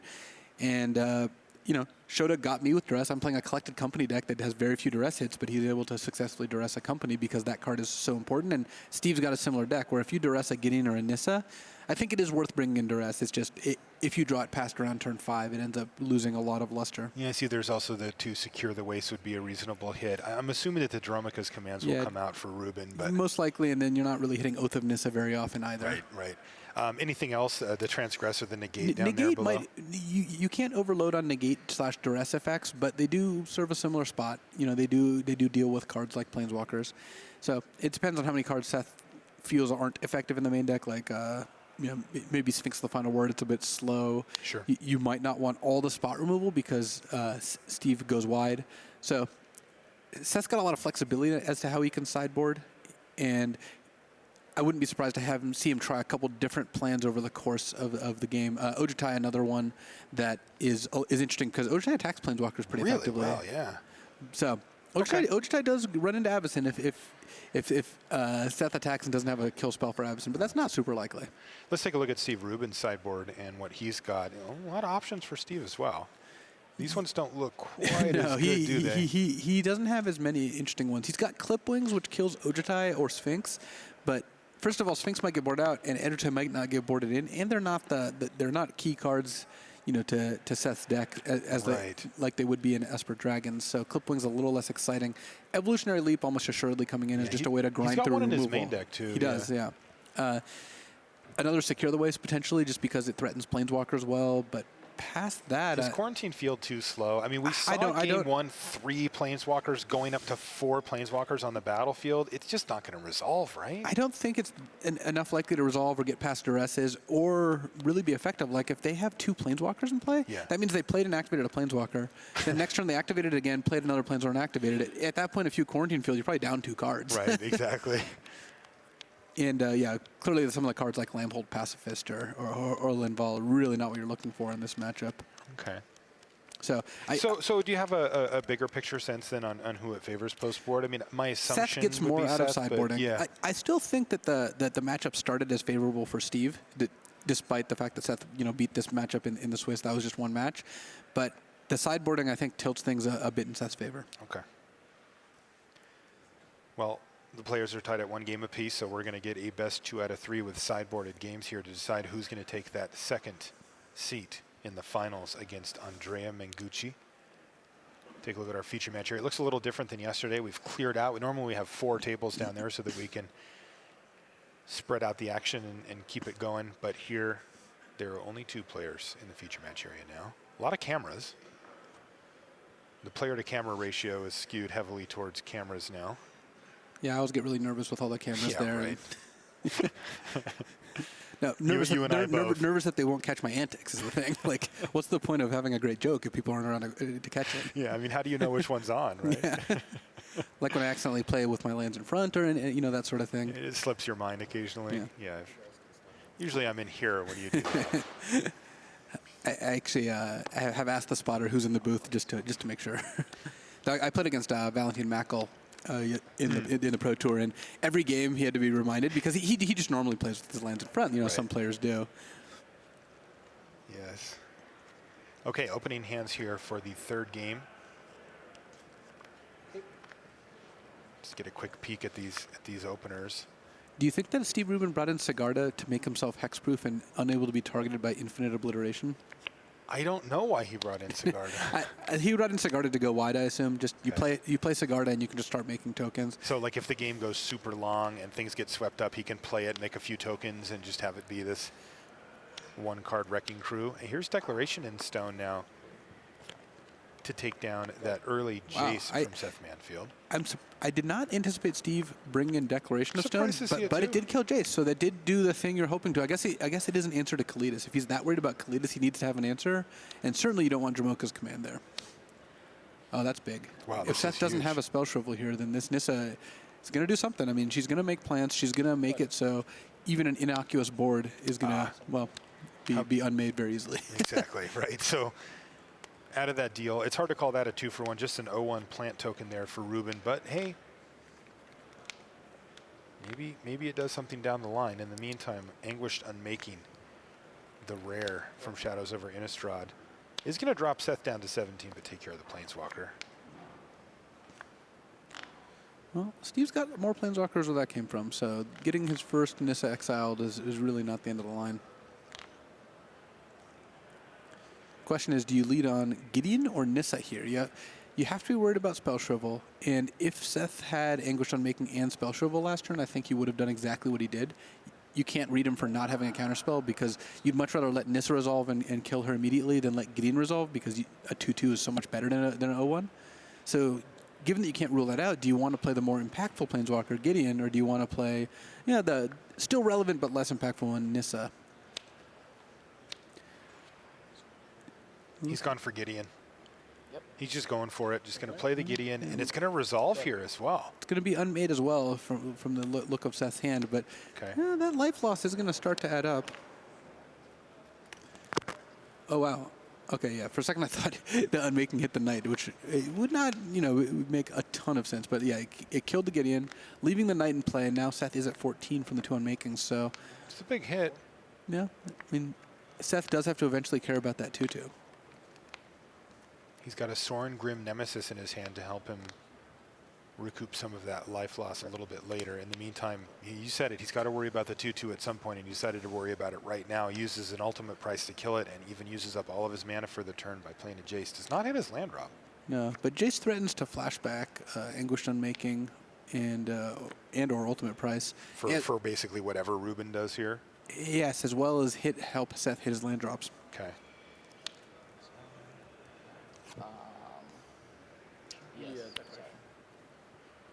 Oh, but the Jace. That's interesting. That was supposed to be exile. It looks like Seth would just put his cards on top of his exile pile. So the Jace is not actually going to flip this turn.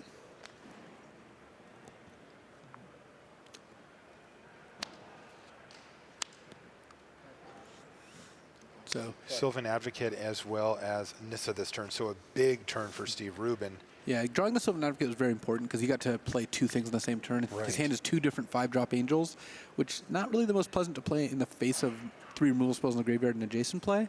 But getting to go Nissa Advocate, even if Seth could get a card in his graveyard in order to use Anguished Unmaking on Nissa, I think that Steve wouldn't feel that bad about his board position. He would have to be able to then kill the Sylvan Advocate before Steve would really start to worry.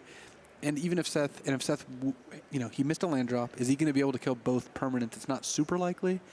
Even if he does, you do have follow-up angels, but you are still, you're hoping that at least one of your permanents survives the turn here. He's got a Ruinous Path lined up here. So Seth actually has an interesting decision here, too. He's going to kill the Nissa, which makes the most sense. He could have used Jace before that, but what he gets to do with 4 cards in his graveyard is block the Advocate and then tap Jace to flip Jace. Especially important now that there's that 6th land from Rubin. So you get a free block out of the deal. Yeah, that's a nice deal. Sure. Block. Yep. Activate. He does find a land here. It's a Plains. How badly does he need it? He likes land. I mean, his deck needs more lands to operate, but it's not. The funny thing is, it's not. He didn't look like he has that many expensive cards. Like he's got the 1 Sorin, but the rest of his cards are all cheap removal. So I'm not surprised that he discarded the Plains. Steve has a pretty big incentive to play Avacyn end of turn because if you just tap out for Sigarda here, for example, then Seth gets to use Jace's flashback ability to recast Ultimate Price or Ruinous Path, which you kind of expect him to do on the Advocate. What gets really ugly is if Seth goes minus Ultimate Price your Advocate and Steve goes Avacyn in response, making the Advocate indestructible. Oh my God. So Seth has to be aware of that, and he has to now decide whether he wants to Anguished Unmaking or just Ultimate Price. The Anguished Unmaking costing him 3 life is so relevant, though. Seth's looking at his graveyard, trying to figure that out for himself.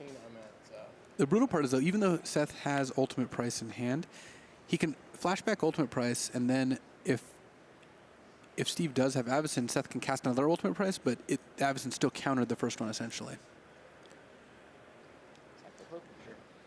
He's actually just going to sacrifice a clue token here to draw a card. He's hoping to get to the bottom of where his lands are. Indeed.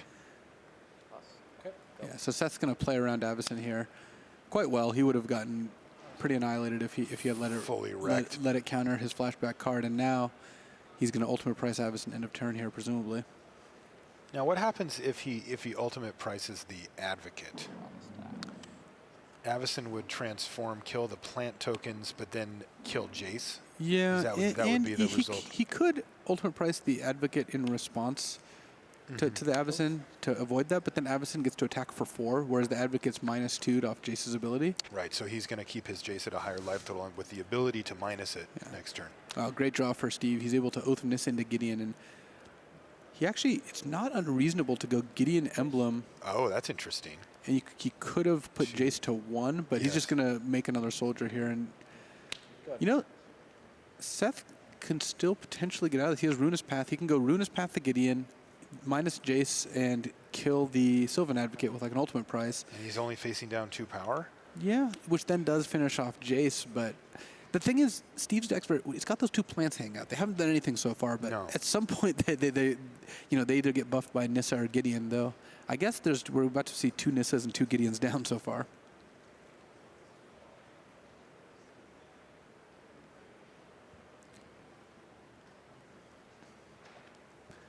Right, Steve's not going to get to untap with this Gideon.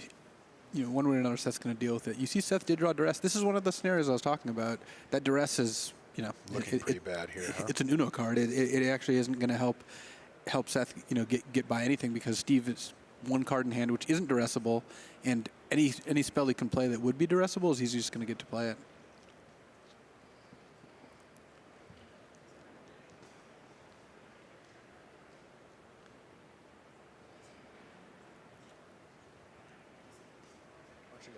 It does give you information. If you duress and you see like an Avacyn, for example, you know you need to play around Avacyn. But seeing a Sigarda, which hasn't looked super impressive this game, seeing a Sigarda isn't going to give Seth a ton of like actionable information. It's like, yeah, at some point Steve's going to play Sigarda. Right. Okay, he's going to fire off the duress, so he wants to see what's up, and it's a Sigarda. Well, I guess if you don't know what Sigarda does, this duress gives you an opportunity to read Sigarda. That isn't bad.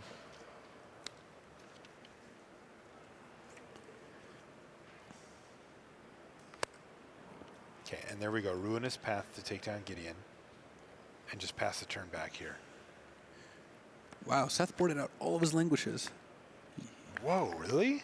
I guess he just assumes that he has to go Planeswalkers on site, and he's gonna have a hard time dealing with Hangerback. Now, I guess his plan right now is he's got the 2 Kalitas and 2 Anguished Unmakings, and he's just gonna deal with Hangerbacks that way. And then he's got the full amount of Duress, Negate, and Transgress the Mind to deal with Steve's Planeswalkers and more expensive cards. Wow, so really trying to adjust to what he thinks Steve's going to do, because the idea of taking out languishes against a green-white tokens deck sounds pretty absurd.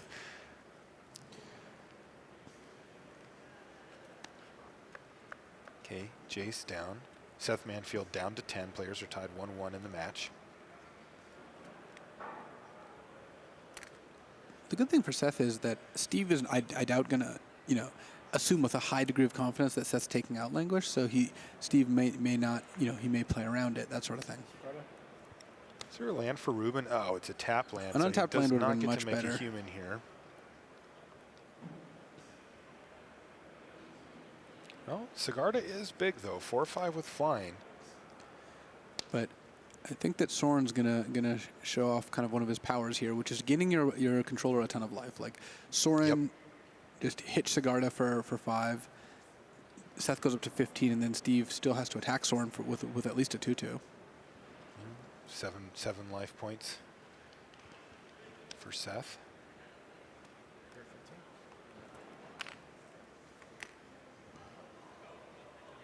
Seth's going to jump up to 15 after Soren takes down Sigarda. Well, the good thing for Steve is like the players are just trading cards over and over again, and Yeah. wow, that's a 6-drop. Oh, hello. Hangerback Walker for Steve Rubin, a big draw for him off the top of the library. Showing its flexibility too. Like Hangerback's castable on turn 2 and castable on turn 6 is a 6-mana spell. Yeah, this is a major issue now for Manfield.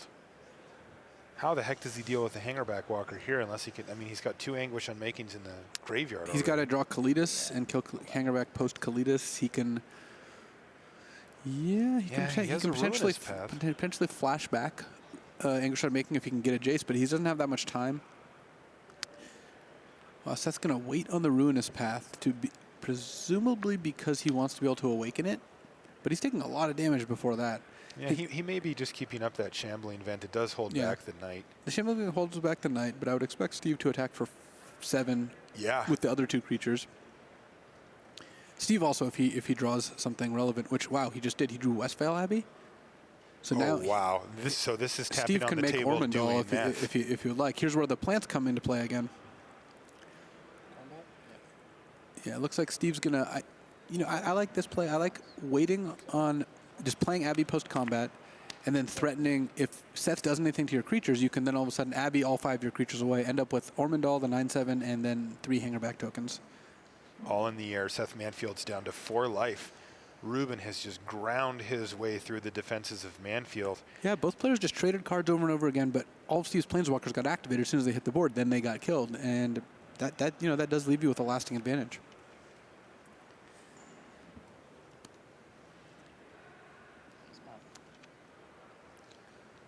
Ruinous Path.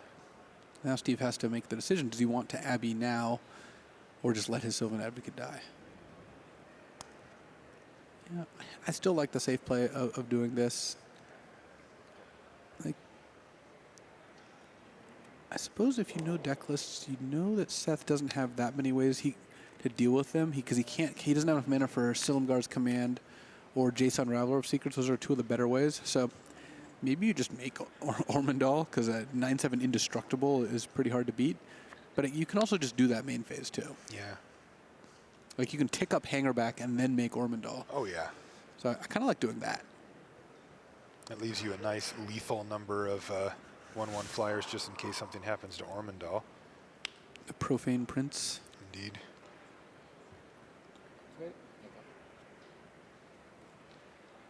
He's doing it. Steve Rubin moving in here. He's going to transform his Westvale Abbey into Ormondal Profane Prince, and this is going to get the job done for him. He's going to attack for 9 in the air with haste and take down the 3rd game. Steve Rubin, 2 games to 1 over Seth Manfield, and he is rolling now. That was in the post-sideboarded game, too.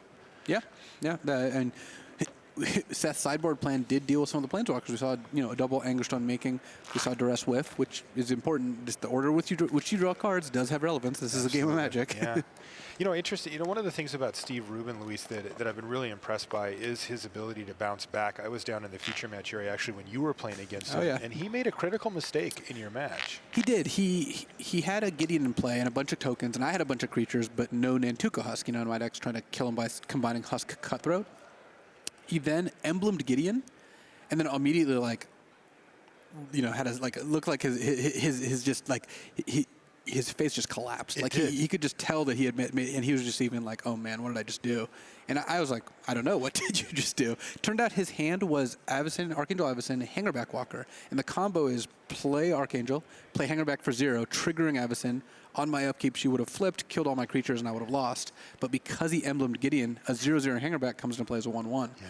So he actually ended up losing that game. I was able to kill him the next turn. But the thing that stood out to me, was his ability to recollect himself. I saw that same expression on his face where he was clearly devastated about his mistake, but then I saw him just sort of say, okay, and focus himself back in. Now, he wasn't able to salvage that game, but, that is one of the keys, to being a top-tier level Magic player is accepting your mistakes and being able to move on. And now look at him. I mean, he's, playing in the semis, he's 1 game away from the finals. Yeah, I talked to Steve after that match. I mean, I wished him luck. I wanted him to make top 8. Of course. I've been in his position, and I made a game-losing mistake. You know, we all have, and I know that if he didn't make top 8, he would have thought about it for a lot longer. Oh, yeah. Now it's like a learning experience. You're like, all right, I did that. You know, I can move on. I still made top 8. If you miss top 8 because of that, like, I just really felt for him. And he's a really nice guy, so I was glad to see him make the top 8. Why don't we take a look at Westvale Abbey? Luis, we've been talking about that card quite a bit out of this last game. And, of course, Ormondal, Profane Prince. Card stood out on the previews when we first saw it as a card that looked like it might be powerful, and it seems to have found homes in multiple different decks in Standard here. What's your take on Westvale Abbey? Incredibly powerful card. One of the big strengths of Westvale Abbey is a low opportunity cost, because playing an untapped colorless land in your deck is something a lot of decks kind of do for free. We saw Luis Salvatto playing 2 Westvale Abbeys in his Red Wet Eldrazi Goggles deck, and that deck's in no way optimized to take advantage of that card, but he just wants untapped colorless lands. So like, it's a really low cost to play it, and the upside is hugely powerful. I don't know how many games Steve has won in this tournament by summoning Ormondal, but I won a lot. I know that. I know a lot of my teammates won a lot of games, and that's just because Ormondal, some decks, first of all, can't deal with the 9/7. Second of all, if you're playing a deck like ours with Zulaport Cutthroat, the triggers from just sacrificing all your creatures are good. And sometimes you just grind your opponent up by making a bunch of black-white human clerics. So, what are the cards that come to mind when you were playing in this tournament about thinking, okay, I can make an Ormondal here on my turn. What kills it? Yeah, Foul Tongue Invocation is one, which not the best answer because you often have just like a leftover creature. Bounce spells, Silumgar's Command is an example of that. Collected Company into Reflector Mage. That's a big one, Or right? Bounding Crisis to tap it down. Yeah, those are very relevant. Bant Company is not really where you want to make Ormondal all that often. Also, then there's potentially Anguished Unmaking. And then post-board games, not in Game 1, is Clipwings. So. Yeah, Clipwings as well. And then if you go to the sorcery speed end of things, we did see Declaration in Stone doing some work against Ormondal, but even at sorcery speed, it's difficult to get rid of. Indestructible changes the game. The sweepers don't kill it outside of Descent Upon the Sinful. Right. There's not a ton of sorcery answers to it. You have Declaration of Stone, like you said, Quarantine Field.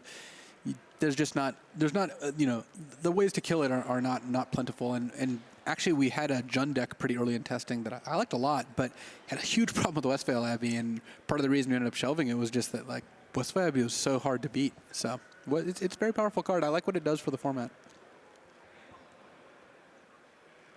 Heading back down to the feature match area here for what could be the decider in our second semifinal.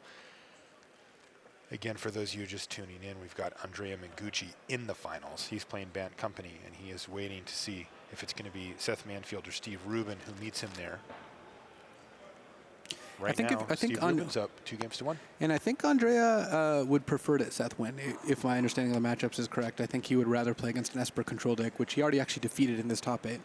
He kind of dismantled Shota, too. It was really impressive watching Andrea play that match. Yeah, I teamed with Andrea in actually the last Pro Tour, and he's a great dude. I was happy to see him make top 8. All right, we're underway here in the 4th game between Seth Manfield and Steve Rubin. Can Rubin pull this off, beating the control deck, putting himself into the finals, or is Seth Manfield going to even things up and force a Game 5? We get to find out right now. 2 very different approaches to Standard at play here.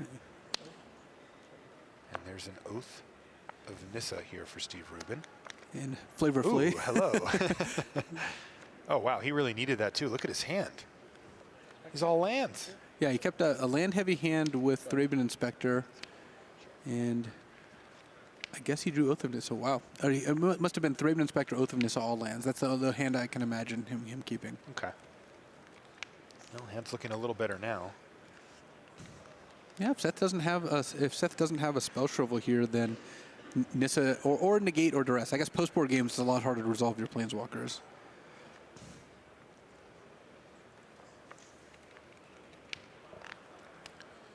Yeah. And Seth does have a negate as well as Kalidas and Anguished Unmaking. So Seth has a good curve too. He's got a 2-mana answer, a 3-mana answer, and a 4-mana threat.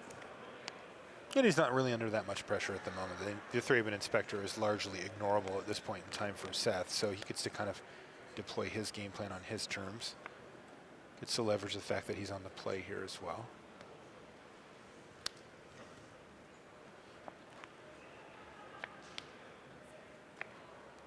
Yeah, I still think that Steve is best served by just going for this Nissa, even though, I don't think he's fully expecting it to resolve. Is the mentality that he just has to sort of force his way through the defenses of Seth Manfield here?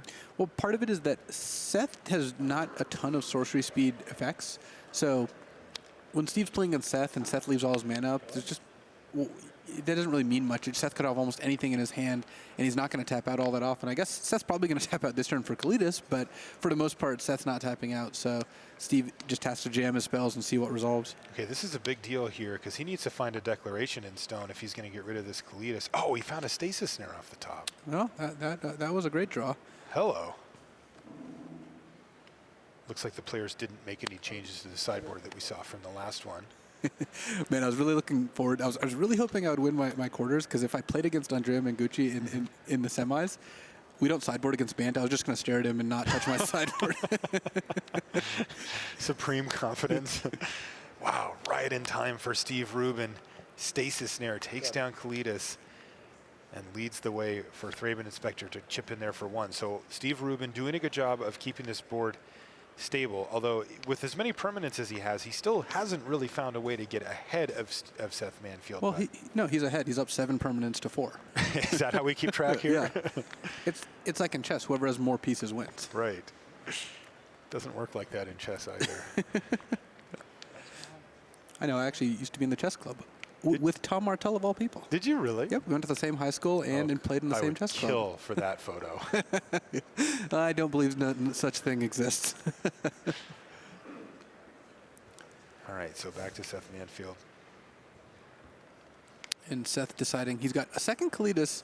It's a little less appealing to slam Kalidas when Seth or when Steve is going up to more mana here, but I still think it's going to be his best option. Another Thraben Inspector off the top for Rubin. I wouldn't be surprised to see him sacrifice that clue to try to find an answer here. He's got Hangerback Walker, Sylvan Advocate in hand as well. Right, yeah, it's tough because if... And another Hangerback goes into the hand for Rubin. Yeah, that Kalidas is, the second Kalidas is really good. You don't always want to draw 2 copies of the same legend, but it's making these Hangerbacks into liabilities more than advantages. Yeah. They're both just going to stay in Rubin's hand here.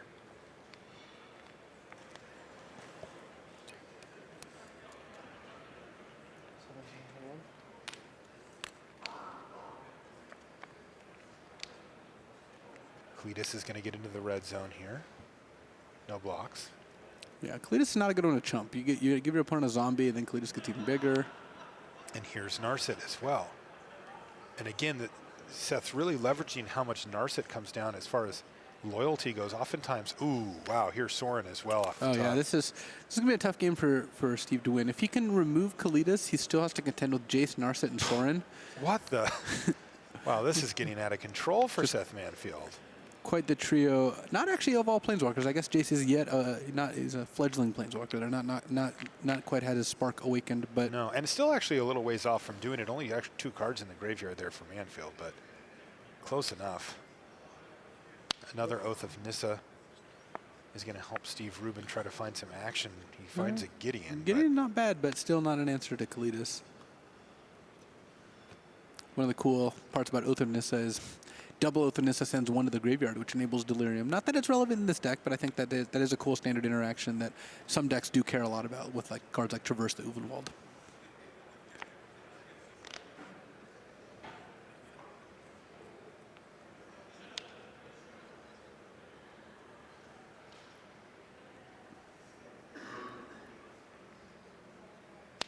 Okay, 5 lands on the battlefield means that Advocate's still just a 2/3. And the saddest, no, I spoke a little too soon. There's land number 6, but there's Hangerback Walker on 1. But with Kalidas out there, that looks pretty miserable. Yeah, a little too soon for a little too long. But we've got Seth trying to clinch his stranglehold on this game, since he's got a Sorin he can play. Sorin minusing to kill something like a Sylvan Advocate, getting a zombie token for Kalidas, ticking up Narset. This all sounds very good for Seth. Yeah, this is nasty. Seth looking to force game 5 against Steve Rubin. Seth wants to find himself in that finals again. We saw him at the World Championship. which he won. He had that really memorable, he was really emotional after the victory. I'm sure a win at the Pro Tour would be just as good for him. Duress taking out the Gideon there, so... And if you're Steve, you get a little bit of information here. You see that Seth has Duress and Negate in his deck post-board. You see that he has Kalidas and Jace, so I could see Steve upping the number of Declaration of Stones, potentially. Let's see, he boarded in 2, and he has 3, so he could board in the 3rd.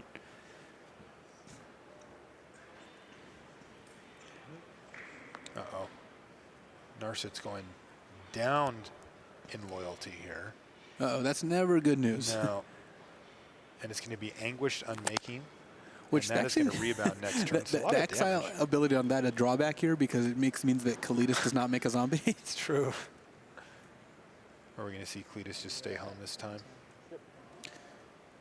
Could see either way. Yeah, Kalidas gains 3. I would be surprised if Kalidas didn't bash. Yep.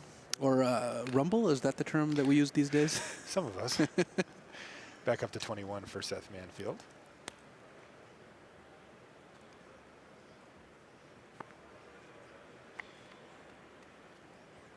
Interesting. Evolutionary leap off the top there for Rubin. What does that do here? It makes Kalidas very large. Yeah, it grows his army, which is unfortunate. Again, Kalidas being a very effective answer here. It is worth noting that Kalidas does not work with tokens or work against tokens, but Steve doesn't have a particularly good way of getting tokens into play. He has Westvale Abbey, maybe. Yeah, he does. But like the hangerback leap combos, is kind of broken up by Kalidas here. Wow, Kalidas doing overtime, gaining life for Manfield, and really messing with Steve Rubin's game plan in general. Looks like the Thraben Inspectors are going to attack. Both of them at Narset. One's going to get blocked. And here's a bigger Hangerback Walker. Yeah, if you're Seth, you got to be feeling great about this game. I bet we would be able to tell if we could see his face. He probably looks really happy right now. No, Seth concentrates very hard when he's playing. Doesn't look thrilled about it, but I can tell you that he is. Anguished Unmaking, take out the big Hangerback Walker, drop Seth back down to 18, but this is just not coming together well for Steve Rubin here in the 4th game.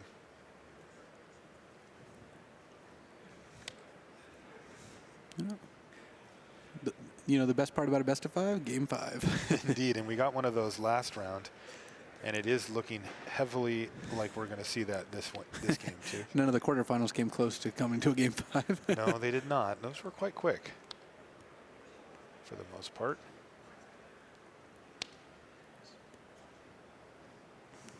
Jace is unbound now.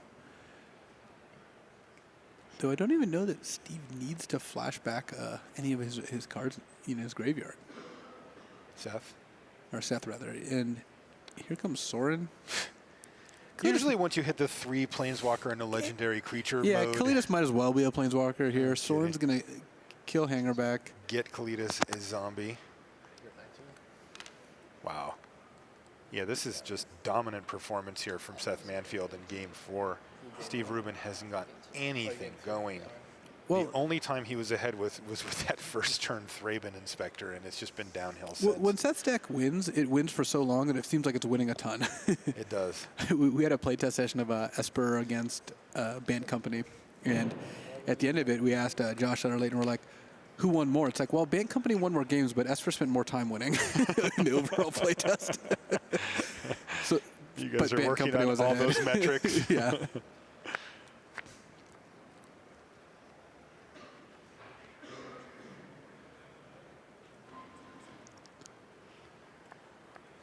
And if this were the Swiss, I could see some value in Steve not playing Evolutionary Leap to conceal its presence, but now that we have deck lists, I mean, Seth knows Evolutionary Leap is coming into Steve's deck. Right, and I mean, Steve starts with one in his list. You can see Rubin's hand there on the right. Yes, it doesn't look too exciting. Evolutionary Leap is a very powerful card, especially against control decks where they have to kill your creatures and then you get to sack them in response. But against this board, first of all, there's no creature that Steve could draw that could get him back into it, not single-handedly. And second of all, with Kalidas in play, you're not really getting that much value. You're giving your opponent a 2/2 zombie every time you sack one of your creatures. We saw Declaration in Stone last game from Rubin. He didn't change his board. That is really his only way, right? I mean, what other ways does he have to deal with? He did board in the quarantine field, so he's able to do that. But the stasis snare as well, but... Yeah, so he's got 5 answers to Kalidas. If he boards in the third declaration, we believe he only has 2 in right now. But it's still, you know, if Kalidas is unchecked, then it's still going to win the game. And that's kind of how threats versus answers tends to go. Especially in standard, yeah. You board in answers, they board in threats. If you both draw your card, then their threat's gone and it's even. If they draw their answer or their threat and you don't draw an answer, then you end up in a really tough spot. If you draw an answer and they don't draw a threat, then it's not even a huge advantage for you. So it's better to be on the proactive side. Interestingly, it looks like Seth Manfield is going to use Anguished Unmaking here to take out the Evolutionary Leap. Yeah, I think he just wants to make sure there's nothing strange that can happen. And Leap is a dynamic card, one that can, you know, end up making a lot of progress happen depending on what Steve finds. Like if Steve is able to make enough Westbale Abbey tokens and just get back into it. And start sacking them to Leap, picking up Avacyn, or maybe like something like Sigarda. Like imagine if Steve had a Sigarda that Seth couldn't kill. Not that Seth can't kill it, he very much can, but we're talking hypotheticals here. The zombie horde is going to continue growing, and the Westvale cultist from the Abbey does not trigger the Kalidas. Partially because Kalidas isn't a trigger, it's a replacement, also because it's a token, and Kalidas has non-token. Do you think Kalidas is non-token because it would go infinite off one zombie token dying? Yes. Okay. And that's going to do it there for game number 4. Seth Manfield takes it down, and he will not go so easily. We're going to get game 5 here between Seth Manfield and Steve Rubin as the players go back to consulting their sideboards. Man, of course we're going to go to game 5, right? We did last round. We're going to go to game 5 again this round. It's never easy to make it to the finals of the Pro Tour. And we got some really good fights here. I don't know, when JC Tao won the last Pro Tour, he played against 3 copies of the same 75, which was a good matchup for him. Seemed pretty easy from where I was sitting, which was actually on the other side of the table. Which was on the other side of the table. He demolished me and 2 of my teammates. I'll defer to you on that one. Just more bad luck, that's all I can say.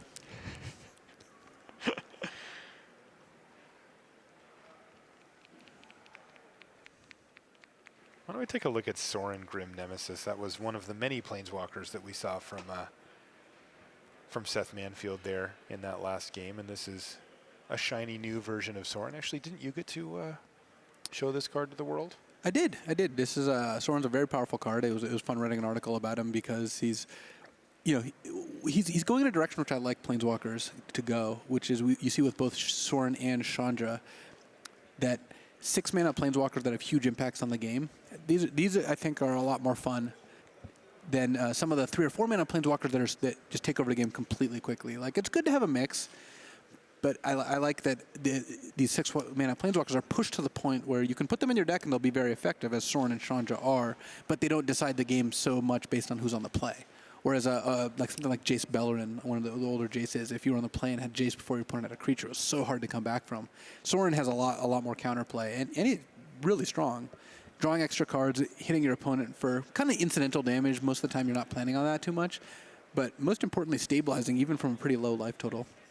We saw Seth play Sorin and -5 to kill a Sylvan Advocate and then get attacked by a 2/2. That's Sorin traded 1 for 1 and gained 7 life, which... I mean, that's a good trade. And if Sorin survives, drawing 2 extra cards a turn, also very, very powerful. Yeah, we've seen Sorin on nearly empty board states just completely dominate with that +1 ability. And I have, in fact, seen the ultimate from Sorin a few times as well, which in the right matchup can be a complete game ender. Yeah, I have yet to see that decide a game, but I wouldn't be surprised if it did. There's a lot of times when you don't want to do that.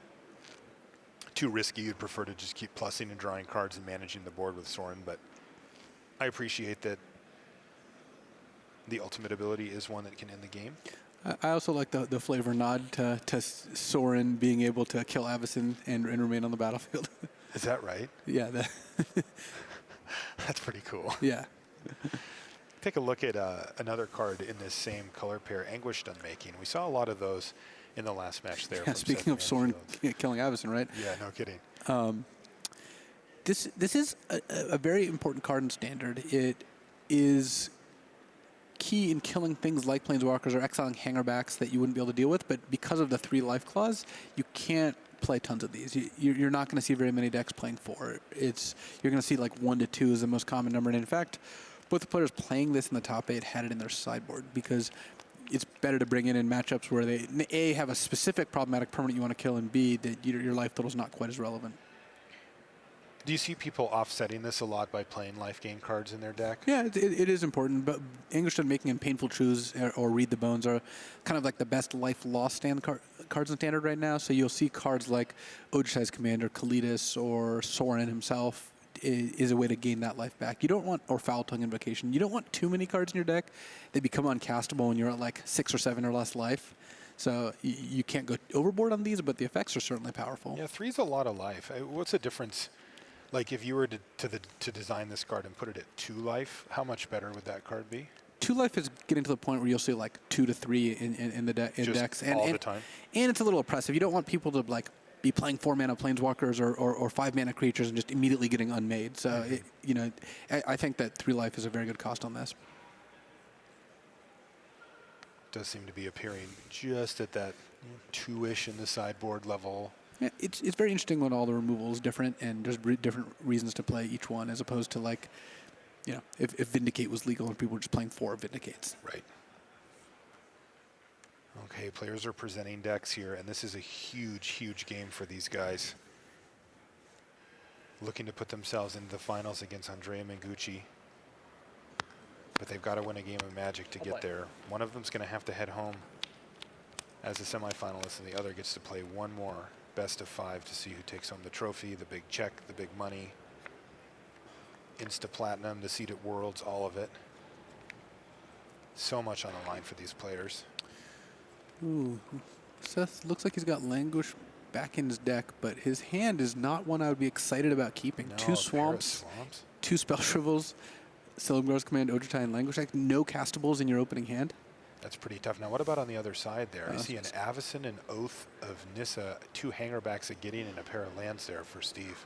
For sure, keep one hand for Steve. And actually, this is one of the reasons that Oath of Nissa is so good and so powerful. It lets him keep this 2-land hand, and he can Oath of Nissa into a land. And if he does, and later in the game, he can Oath of Nissa into spells. Wow, it looks like Seth did keep this hand. Well, I mean, Seth's going to be sweating these first couple draw steps. Wow, and we're going to be right there with him. Thing is, even if Seth gets there, I think Steve's hand is just excellent against him. Seth's going to go land go. Steve's going to go land hangerback. Seth's going to go land go. And he drew Shambling Vent, so he drew a land. One of his best draws. But the 2 hangerbacks are going to get in under the Spell Shrivels, and Seth doesn't have a good answer to them. Like, I think even if Seth draws lands, his hand is not amazing. And he is drawing lands. He just drew another swamp off the top, so this is about as good as he could have hoped for. But like you said, these hangerback walkers. Well, Seth's hand is Languish, and that does not deal with a bunch of hangerbacks all that well. Go ahead. Go. Now here on upkeep, I would imagine that Steve is going to activate the hangerback. That's exactly what he did. Another land off the top, so Seth Manfield certainly was able to find the lands that he wanted. Well, he hasn't found a blue yet. He can't cast Spell Shrivel, so... no. Steve is just going to slam Gideon here. No blue mana available at all for Seth Manfield. Worst case scenario is Anguished Unmaking here for Rubin, which just isn't that bad. Yeah, he can't be... Like, I think this game's almost over. This game could just be over here. Rubin plays Gideon. Of course it resolves. It's going to stay at 4. He's going to make a knight, and he could be just a few turns away from the finals here unless Seth Manfield can get something going. Well, he drew the blue land, so he's going to be able to languish this turn. Leaving 3 Thopters behind and a Gideon? Yeah, that's where we're at. Yeah, this is what you talked about from the beginning of the game, that this language just does not deal with the hand that Steve Rubin has. I mean, Seth could pass and leave up Spell Shrivel, but then if Steve pluses Gideon and attacks for 5, 7, 10, that's Seth just does nothing. I don't know that that's a viable option either. I think he's going to have to cast Languish here. Okay, he does in fact cast Languish. which is going to kill the knight. So that's gone for good, but it's going to upgrade the hangerbacks to flyers and leave that Gideon on the battlefield here. And it looks like Manfield's going to take 8. Yeah, I think that'd be the most likely scenario.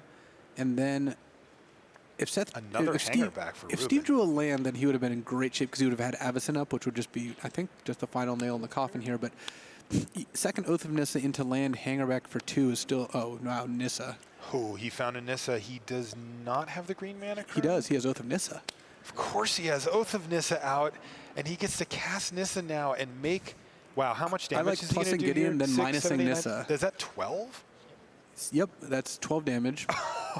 Man. Put Seth to 5, and Seth's got multiple different threats to deal with. I don't think that Seth can... Is there any way for Seth out of this? Next turn, Seth can cast Silumgar's Command, and then he's able to bounce the Gideon and -3 one of the Thopters, so he can go down to 1. That's his best chance here. Wow, this is nasty. But I don't think that's gonna ultimately, get him out of this. Seth is looking at the board state, trying to figure it out calmly but confidently. Steve Rubin awaits his fate here. Silumgar's Command means that Manfield is not dead on board. Yeah, he can kill the Gideon and bounce the Thopter, and then he can. Yeah, Steve can just attack Seth down to 1 here, and then leave up Avacyn and plus the Nissa and have 2 Thopters, a plant out, all of which are lethal because of Nissa's minus next turn. Of course. And I don't. Yeah, it's going to be really difficult for Seth to deal with all these different threats. Yeah, because if he languishes, then Avacyn kills him. If he doesn't, then Well, land plus ultimate price would get him out of this. Unfortunately, he's missing 2 of those pieces. He's not going to be able to draw all of them. But because Steve has to respect that, it's possible that Steve wants to play 2 threats this turn. I still think that he's better off just leaving mana out for Avacyn. Seth Manfield's down to 1 life. Steve Rubin has had a blazing draw this game in Game 5 here, and this could be it for Manfield. He kept a 2-land hand, drew 5 land in a row, and did not mount a very successful defense. No, he's just passed the turn back. He's got a Shambling Vent, but it doesn't do anything against Thopters. And this is Manfield giving up. He just doesn't have anything in his hand here. No, Steve may or may not play Avacyn in a turn. He has to decide whether what he wants to worry about. But as long as Steve takes the game action of turning a Thopter sideways, he's going to win the game. And that's going to do it. Steve Rubin advances to the finals. He is going to be playing against Andrea Mengucci to see who wins the Pro Tour here in Spain. A fantastic match from these players. A real pleasure to watch both of these gentlemen go. Seth Manfield's going to have to settle for a semifinal defeat here. Still an awesome run by Seth, and bolstering him maybe even in the Player of the Year race. I believe he's ahead now. Yeah, I think he is too, so we will probably get some updates from that. But insane stuff down in there in the feature match in that last game. Welcome back to the booth. That's Luis Scott Vargas, and I'm Marshall Sutcliffe. We're down the road here. We've got 1 more match to go. It's the finals here in Madrid before we decide who our champion is, and I can tell you it's going to be Andrea Mengucci or Steve Rubin. We don't know who. We're going to set up the finals with Rich at the news desk, and then we're going to come back down here to watch it. We'll see you in a little bit. Thanks very much to Marshall Sutcliffe and Luis Scott Vargas there with the call for the second semi-final. Well, that was a good one, but wow, that was a beating in Game 5. Whew. Okay. If you have not been with us all day, shame on you. But if you haven't, let's bring you up to speed. Let's tell you what's been going on here at Pro Tour Shadows over Innistrad. Let's show you our top 8 bracket, one of the great top 8s, certainly of recent years, arguably of all time. Just so many stacked names there. We began with Luis Scott Vargas against Shota Yasuoka, the clash of the Hall of Famers, Black-Green Aristocrats against Esper Dragons. Brian David Marshall, how did that one play out? That played out in favor of the Hall of Famer from Japan, Shota Yasuoka, playing in his 3rd top 8. He defeated Luis Scott Vargas. Yeah, and fairly handily and fairly unsurprisingly. Yeah, this was Kalidas was a card that Luis was not excited about, and the sweepers and just the control elements. And in Shota's deck were a little too much for him. So the one Japanese player survived into the semi-finals, and there would play the winner of a transatlantic clash. This was John Finkel, arguably the greatest player of all time, or shall we just say the greatest player of all time, up against Andrea Mengucci. And this one, seasons past control against Bant Company. Ian, very much the one deck everyone knew about against a deck that almost no one knew about. Yeah, this was the super cool seasons past black-green control, a deck a lot of people were excited to see all weekend, going up against the boogeyman of the format, Bant Company. Heard a lot of tell that it was about a 50-50 matchup, but in the end, Andrea Mengucci did come out on top. Yeah, and again, this was 3 games to 1, not especially close, and it was pretty convincing for Andrea Mengucci, which is never easy. Now, he's a BDM, you know Andrea, he's ebullient, he's always smiling and laughing, he sees the fun in everything. But it has to be tough sitting down in a top 8 against John Finkel. Oh, of course, he's one of the most intimidating players. We just watched video of just him playing over 20 years in the Pro Tour, you know, just top 8 after top 8 after top 8, just one of the most daunting resumes and just one of the most intimidating table presences in the game. Nonetheless, Andrea Mengucci did get the job done, and he advanced to a semi-final against Shota Yasuoka. Bottom half of the bracket then. Well, this began with Brad Nelson of the United States up against Steve Rubin. So this time, 2-color decks, red-green goggles ramp for Brad Nelson, green-white tokens for Steve Rubin. We thought this one ought to favor Brad Nelson, but there's a reason we play the game. BDM, what happened? Well, I mean, the green-white tokens deck has just looked terrific all weekend. You know, if you talk to the face-to-face games guys, they're like, wow, we had the best standard record in the Pro Tour with our green-white tokens deck. By a margin, right? Weren't they like 65% win rate? Yeah, it was, you know, quietly the best deck. You know, maybe draft records, or maybe just the way the pairings broke is it wasn't right near the top, and we didn't see a ton of it. And you know, Brad Nelson sat in the feature match area for quite a while, you know, with this very, very exciting red-green goggles ramp deck. And so, you know, maybe you just sort of gave the, you know, like, well, this deck has beaten everything. Well, the green-white deck was a real issue for them. And Brad even knew that coming into the match. He talked about Gideon decks being a real problem. Well, they really were a problem. Steve Rubin won that one in a sweep. It was 3-0. It was not pretty for Brad. He'll come back. He shrugged. He knew that just magic happens that way sometimes. And we moved on to our 4th quarterfinal, which was Seth Manfield, the #2 ranked player in the world and the #2 seed coming in. So he had the choice of play or draw against Luis Salvatto of Argentina, playing in his first Pro Tour top 8, coming out of the Super Sunday Series title he won last year. So what happened here in Esper Control against red-white Eldrazi goggles? Yeah, these were 2 pretty cool decks here. I really like this red-white Eldrazi deck. It's eclectic mix of red burn, colorless Eldrazi, and Pyromancer's goggles. But in the end, I mean, Seth Manfield's Esper Control deck with chock full of Planeswalkers just really looked commanding in that matchup. Every time we tuned in for our little peek in, you know, Seth just had this tremendous board state, and ultimately he did win 3-0.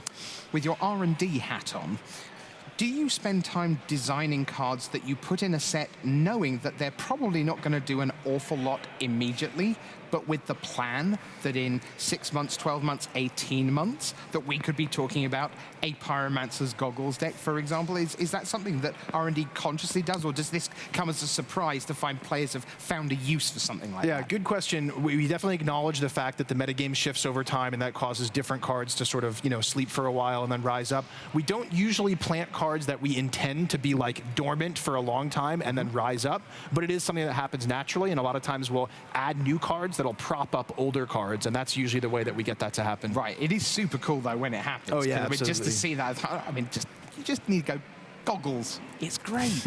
So what happened there was that Seth Manfield advanced. Let's take a look at our bracket. We were down to just 4. And at that point, Andrea Mengucci came back again to face the remaining Hall of Famer in the top 8, Shota Yasuoka, Bant Company, Esper Dragons, BDM, 2 known decks, largely the 2 ones that were remaining. Who won?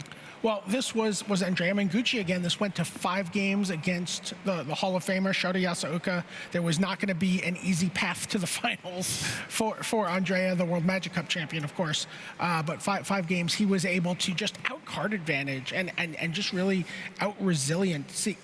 Out-resilience, that's not even a word, but, you know, not even a phrase. Mengucci was able to just outlast Shota Yasuoka and eventually just grind that game down. And that's super impressive against Shota Yasuoka anyway, but Yasuoka playing an Esper Dragons list, like, what do you mean he out-card advantaged him, he outvalued him? I mean, that's a real achievement. Just fantastic job. Duskwatch Recruiter and Collected Company are both just very, very impressive ways for green decks to keep up with the blue and the black decks. Yeah, Duskwatch Recruiter, not just a first pick in Limited, it turns out. Yeah. All right, so that was Andrea Mengucci over Shota Yasuoka. Mengucci with Bank Company advanced to the final. And then we have just seen Seth Manfield up against Steve Rubin. And after a morning Ian of 3-0, 3-0, 3-1, 3-1, it was getting tighter as the top 8 progressed, and it was great to see another good one here. Indeed, Rich. And yeah, this was another best of 5 that went to all 5 games.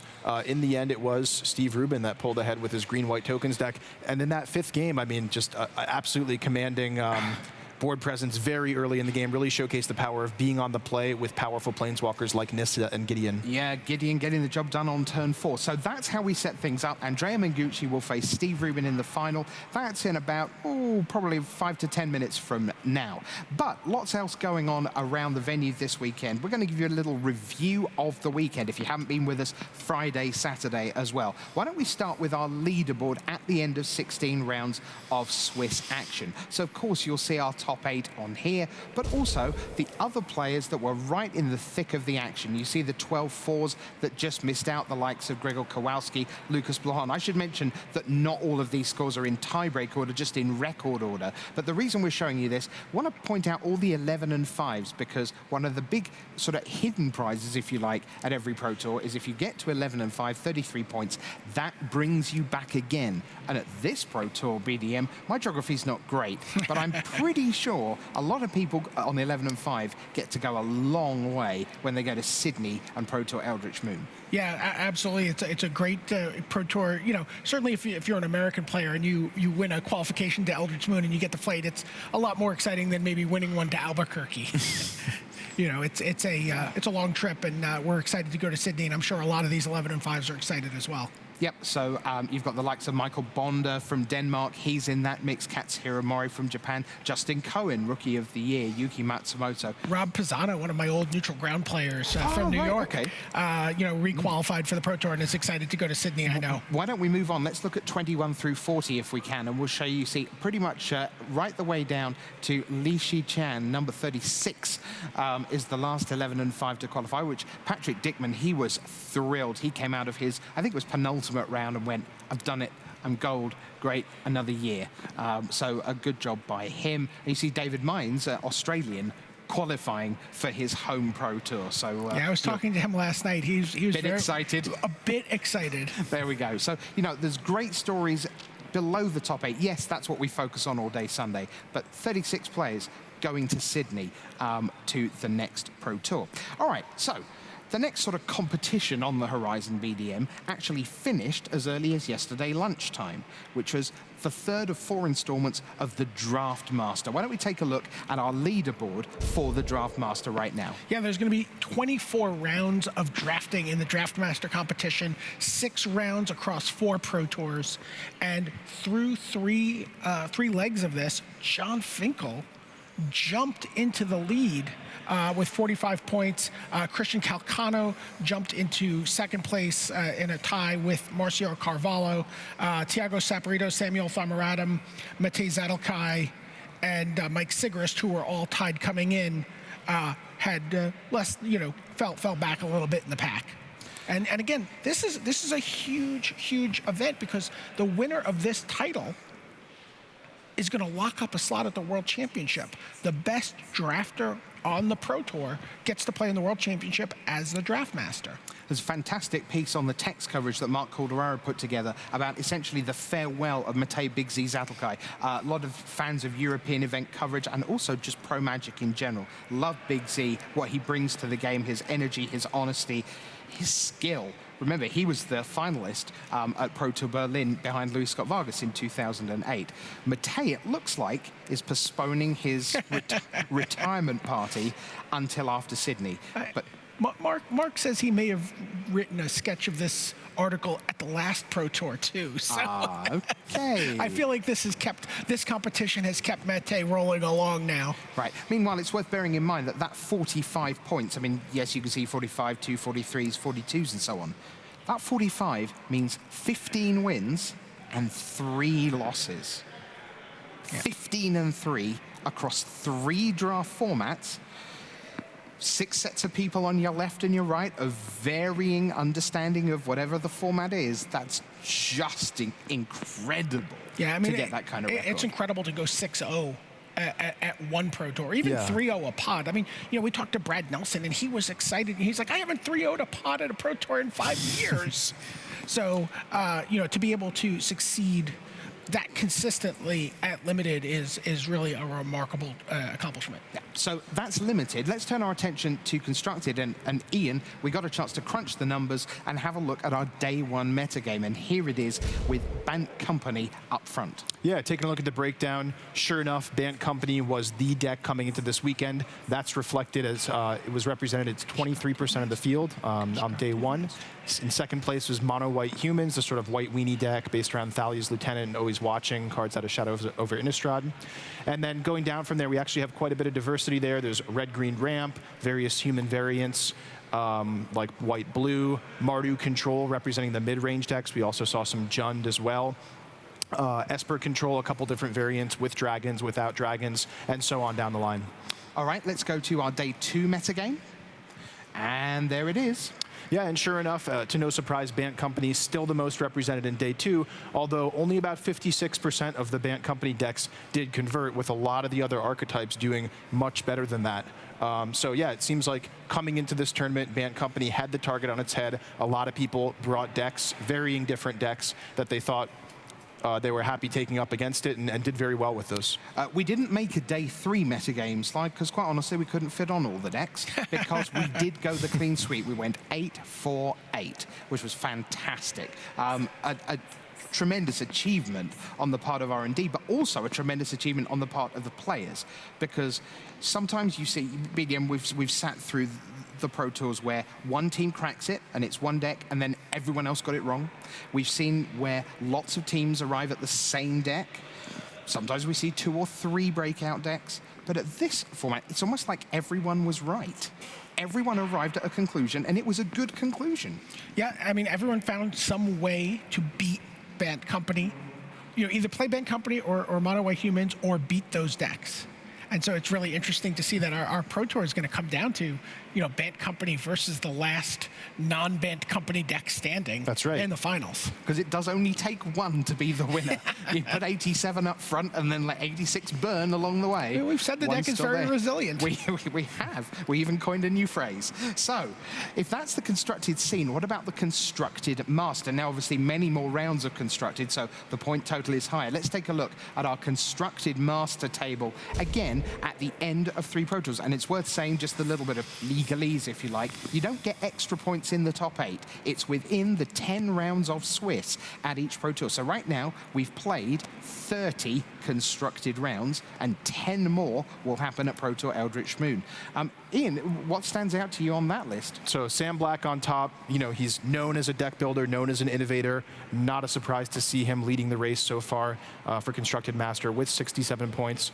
Below him, Oliver 2 had a great finish here at this Pro Tour. Again. Yeah, X and 4. Yeah, those 66 constructed match win points represent his lifetime constructed match win points at the Pro Tour. Amazing, truly amazing. And then beneath that, Michael Majors, up-and-coming American pro, fresh off of a fairly recent GP win as well, right? Had that great moment at the end of day 1 where he top-decked the Avacyn against Christian Calcano. Yeah.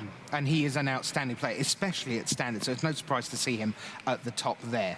All right, that's constructed. Plenty of team information. Next week at Toronto at the Grand Prix, we'll sort of deconstruct the Pro Tour for you. We'll let you know how everyone did there. We'll go through the regions. We'll go through all the big teams for you. But right now, for any game of Magic, you just need 2 people. We've got 2, and they're very, very good. It's time to settle in to gear up for the final here. So, Andrea Mengucci against Steve Rubin. Why don't we take a look at Andrea Mengucci for you, this 22-year-old Italian part of the World Magic Cup winning squad from 2015 alongside the likes of Marco Camiluzzi, of course.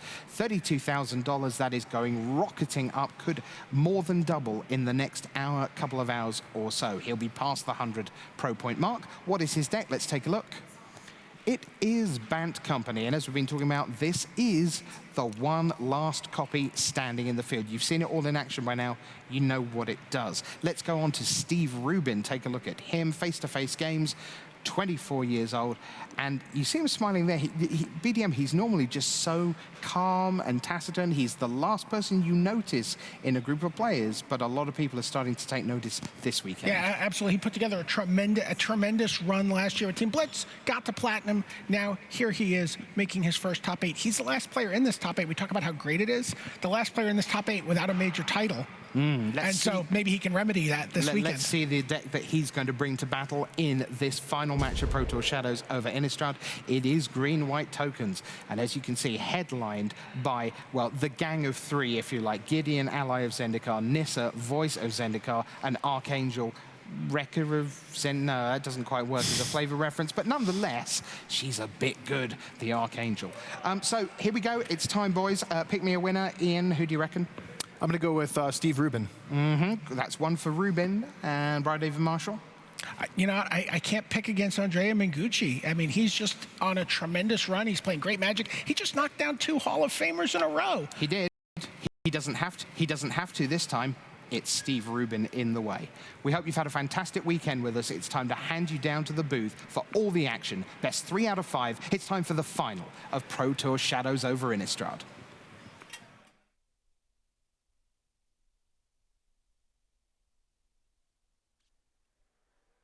Thank you, Rich. Welcome to the booth here at Pro Tour Shadows over Innistrad. That is Randy Buehler. That is Luis Scott Vargas. And I am Marshall Sutcliffe. And we are excited to bring you the finals. Andrea Mengucci versus Steve Rubin. Let's go down right now.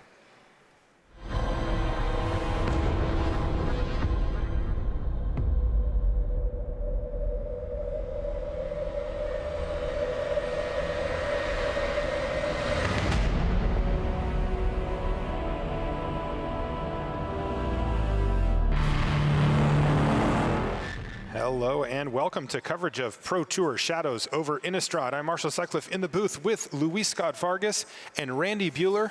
I've got a pair of Hall of Famers with me to guide us through the finals.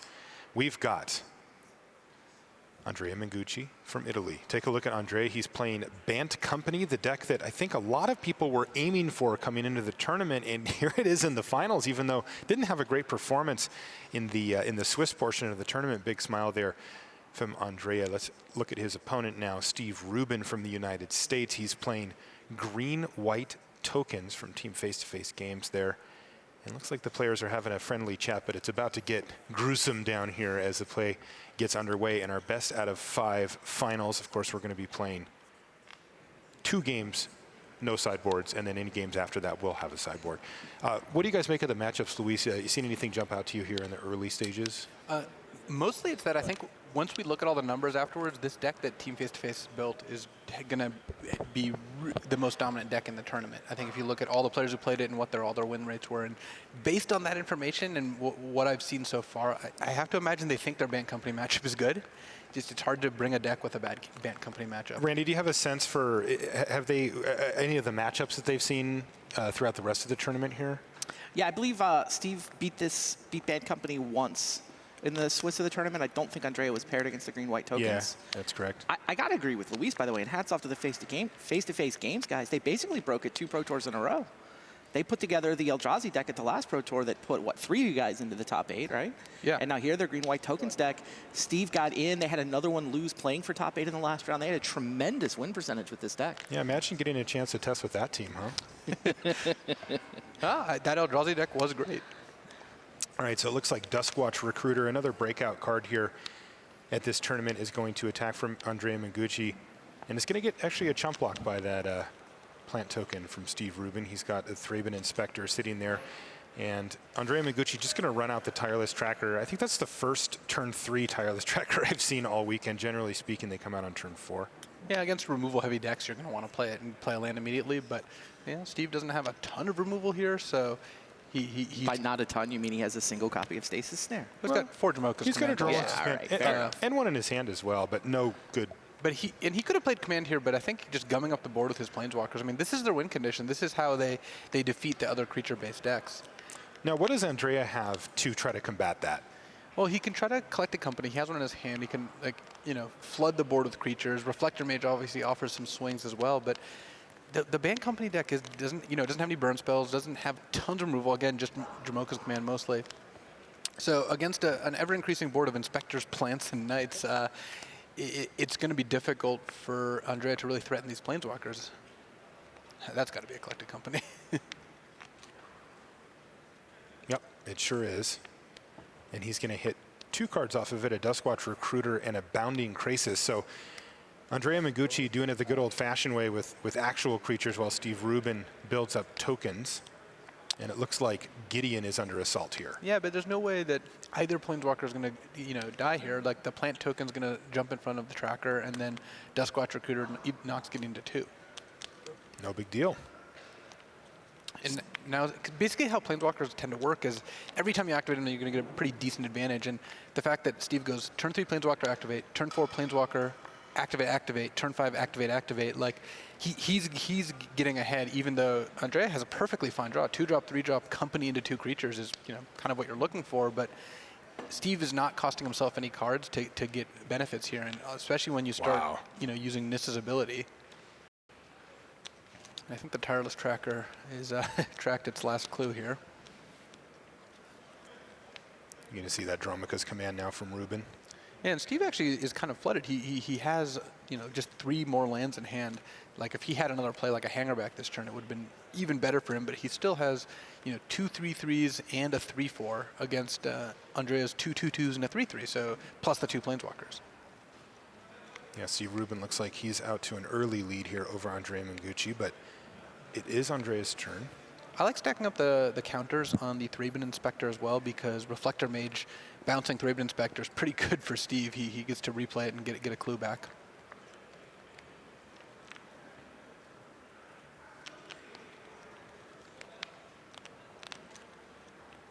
Mengucci going over his options here.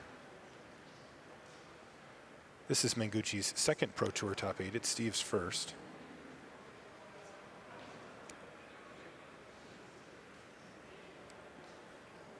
All right, and a nice sequence here for him as well. He's going to play 2 cards in 1 turn, a Jace and a Reflector Mage. Reflector Mage is just going to take out a token. Yeah, Oath of Nissa, again, this is why Oath of Nissa is good. We saw Steve in the final game against Seth Manfield Oath into a land, and now here he draws Oath of Nissa, and he can hit, looks like another copy of Nissa herself. Okay. Yeah, that's exactly what he hit. It is kind of funny. He could, like, play the second Nissa, make a plant, then minus the first Nissa, but he has to, because of the legend rule, he has to use the first Nissa's ability if he wants to, and the obvious answer would be to make a Knight with Gideon, minus Nissa down to 1, then play a new Nissa, either minus it or make a plant. It's possible that Steve could just make a plant here with Nissa, but it's kind of hard to resist minusing and then making a second Nissa. Looks like that's exactly what he's going to do, Luis. So +1/+1 counters abound here. And now he's going to cast the second copy of Nissa. Oath of Nissa doing good work, letting him tap 3 planes for this. Keep up a potential Dromoka's command, though I don't think he actually has one. One problem for Steve, though, is that Andrea's got access to so many more cards. He's got a Clue token sitting in play. He also has a Jace he can start activating, and once he hits 2 more cards in graveyard, he's going to be able to flashback Collected Company. He also has Duskwatch Recruiter, so being able to just start activating that if the board stalls means that Andrea's going to pull ahead very rapidly.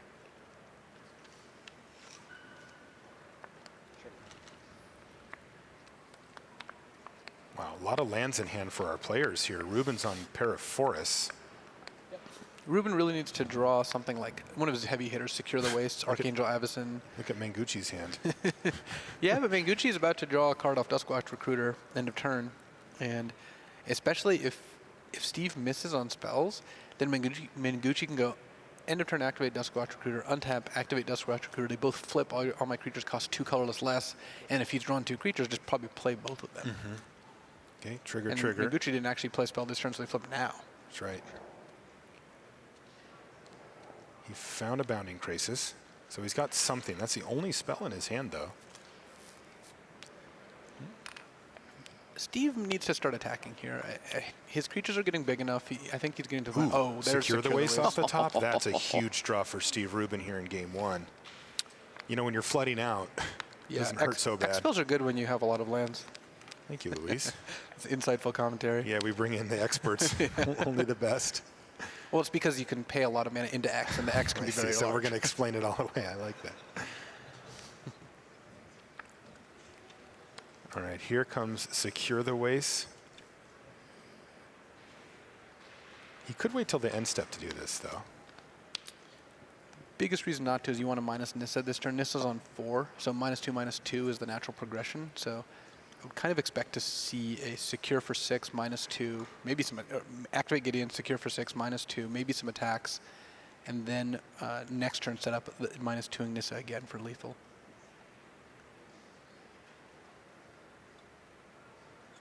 Looks like he's doing the math. I mean, does Andrea have a way to recover from this secure?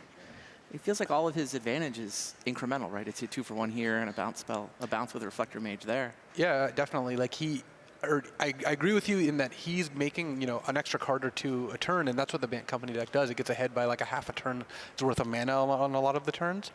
But when Steve is making 6 2/2s, and then next turn there'll be 3 3s, then Andrea doesn't have like any one card that can just do all that much.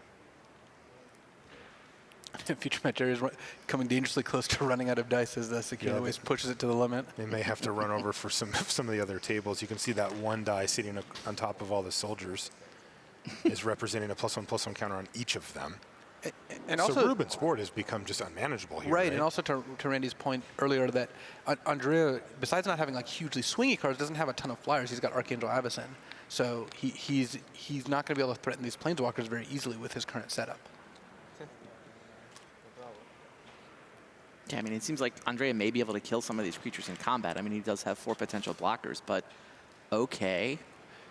He's hard to imagine how he survives multiple turns of these attacks. Yeah, and these trades aren't even that bad for Steve. He's trading down a 4/4 for a 3/3 and a 4/5 for a 3/3, but getting in, what, is that 9 points of damage? 9 points of 10 damage. points of damage.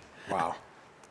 Huge swings here for Steve Rubin in game one. It looks like he's going to be able to ride these planeswalkers out. Let's see if Mengucci can come back. Randy, you were saying you couldn't think of many ways that he can come back from this point given his main deck configuration. Still can't. Yeah, I think Steven both secured the waste and the game with that top deck here, since just making a million 3/3s, because 2/2s now, and the next turn that Nissa's not going anywhere.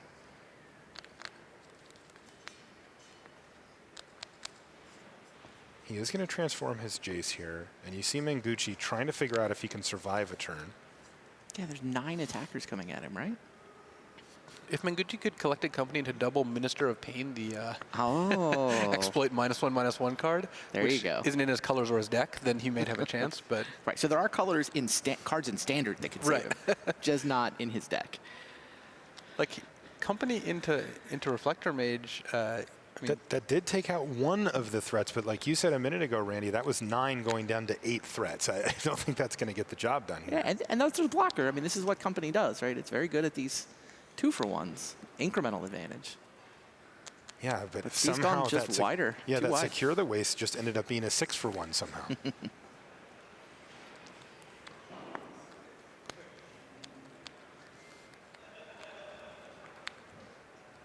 Steve's not even worried about blocks here.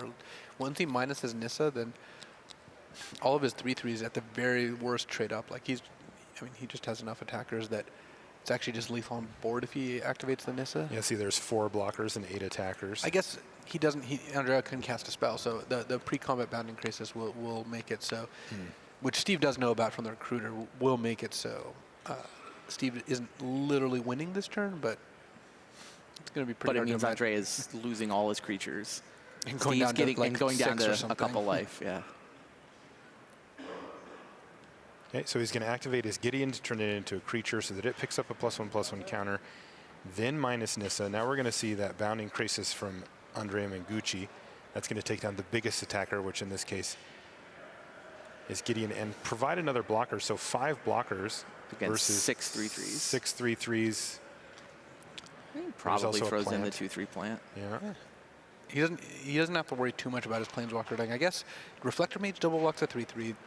The other 3 3/3s trade for soldier tokens, and then Andrea falls to 3. Yeah, it's gonna be tough for Andrea to come back from that, because he has to block such that he's not left with very many attackers. Maybe he's left with a Reflector Mage. But you're right that the one reason Steve isn't just shoving in is he doesn't want his Gideon to die on a crackback, particularly. He may actually leave some defenders for Gideon. Nope. In. Everybody in. I like it.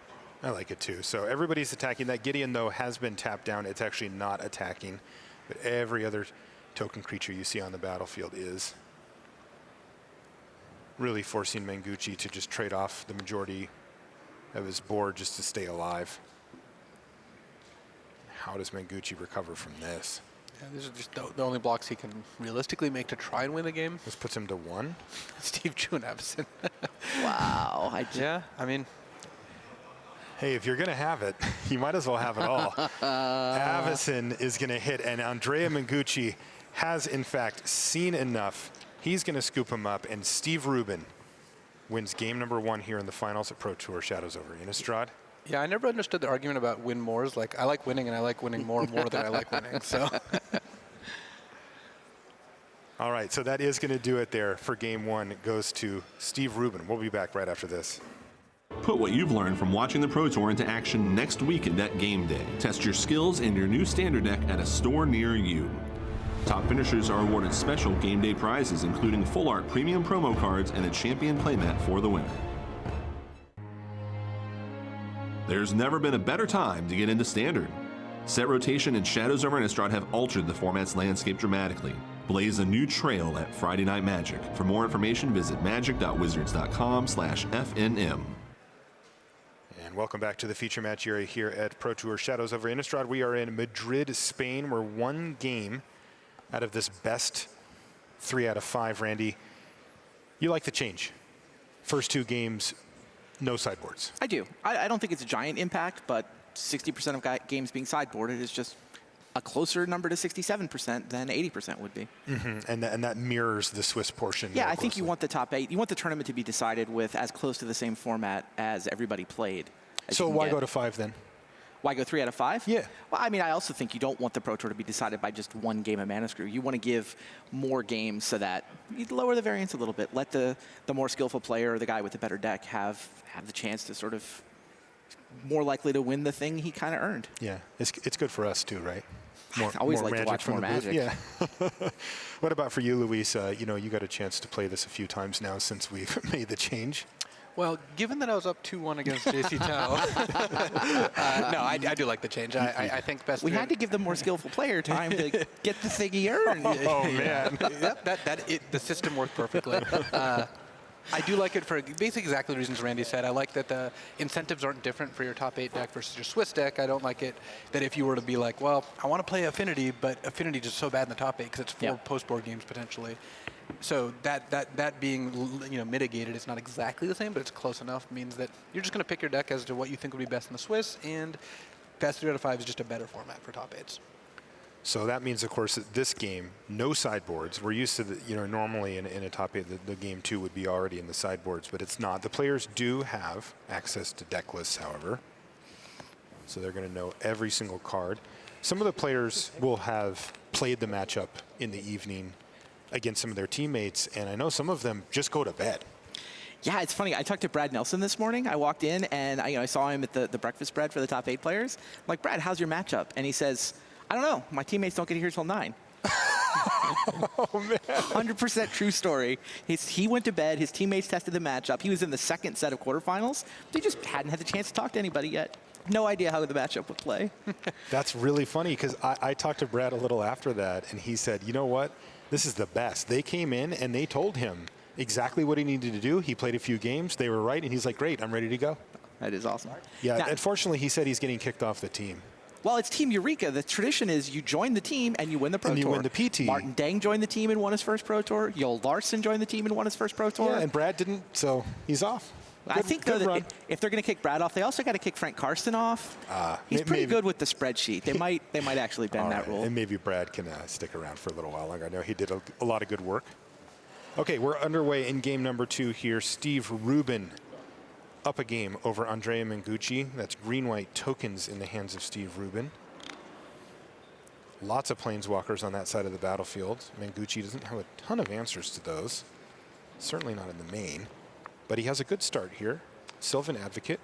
So Steve chose to play Canopy Vista on turn 1 instead of a Plains. He could have played turn 1 Thraben Inspector because he wanted to play a green spell on turn 2 with Vista.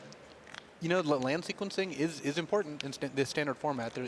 It's maybe not as complicated as when there were fetch lands like Flooded Strand and floating around, but you still have to kind of think about what you're doing, especially with the shadow lands where you have to reveal a land and that sort of thing.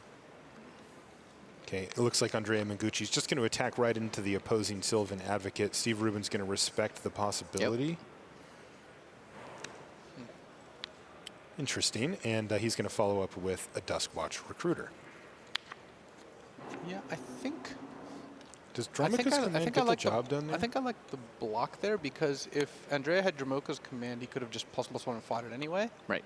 And now you're just giving him free 2 points of damage.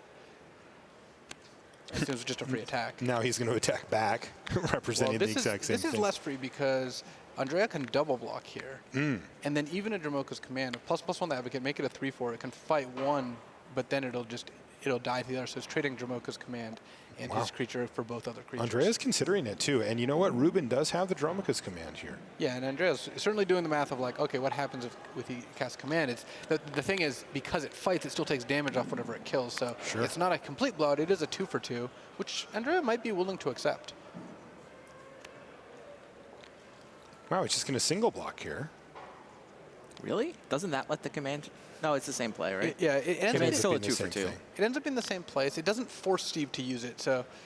But he gave Steve the option. Yeah, which it's is funny weird. that both players have given the opponent the option of doing a thing instead of forcing them to do a thing. Which, though, if Steve had blocked last turn, it wouldn't have forced Andrea to do anything. Which is part of the reason I like blocking there, is that he just has the option. And it's a free roll.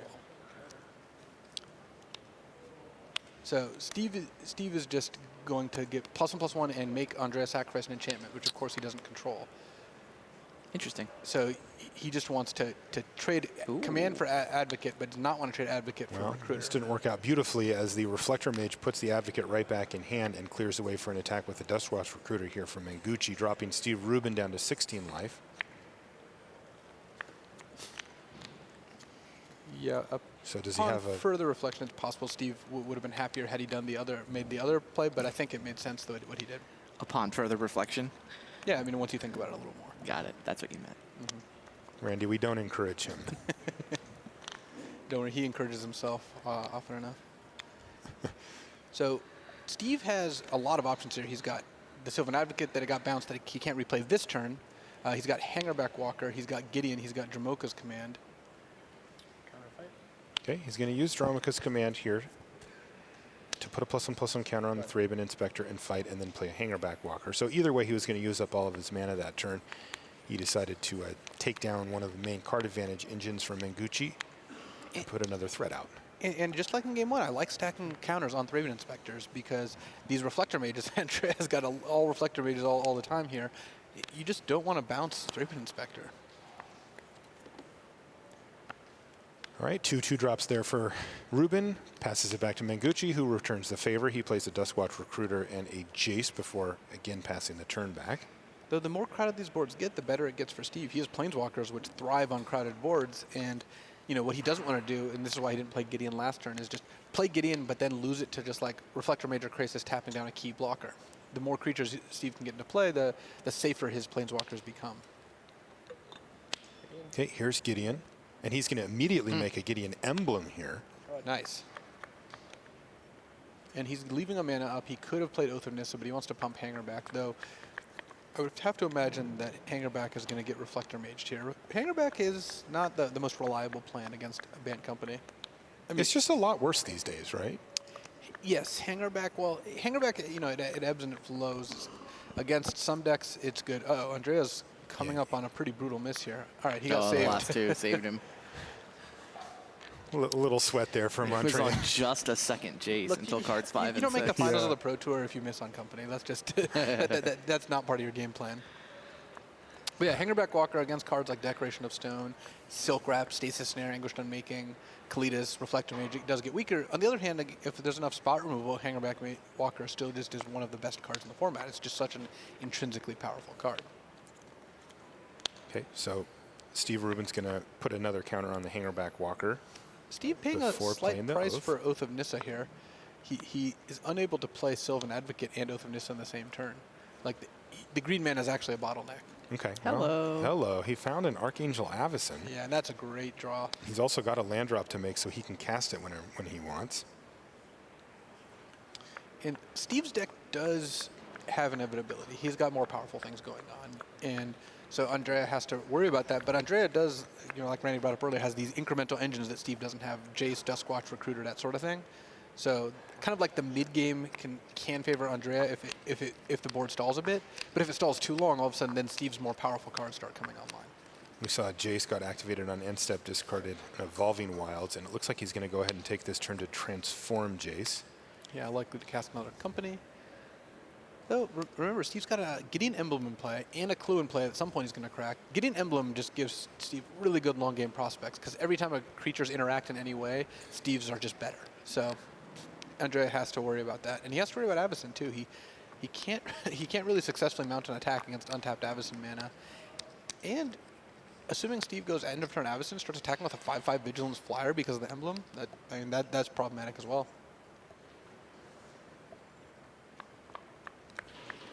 Andrea's got 2 Reflector Mages to defend himself with. Which really aren't doing a ton right now. No, I mean, it's Flash obviously is a powerful card, but yeah. Flash is doing some serious work on Avacyn. One of the plays that we saw come up in the Pro Tour was Reflector Mage your Avacyn the Purifier. Okay, end of your turn, play Avacyn, Archangel Avacyn. And it's like, you can't do that. It's like, well, they're not the same name.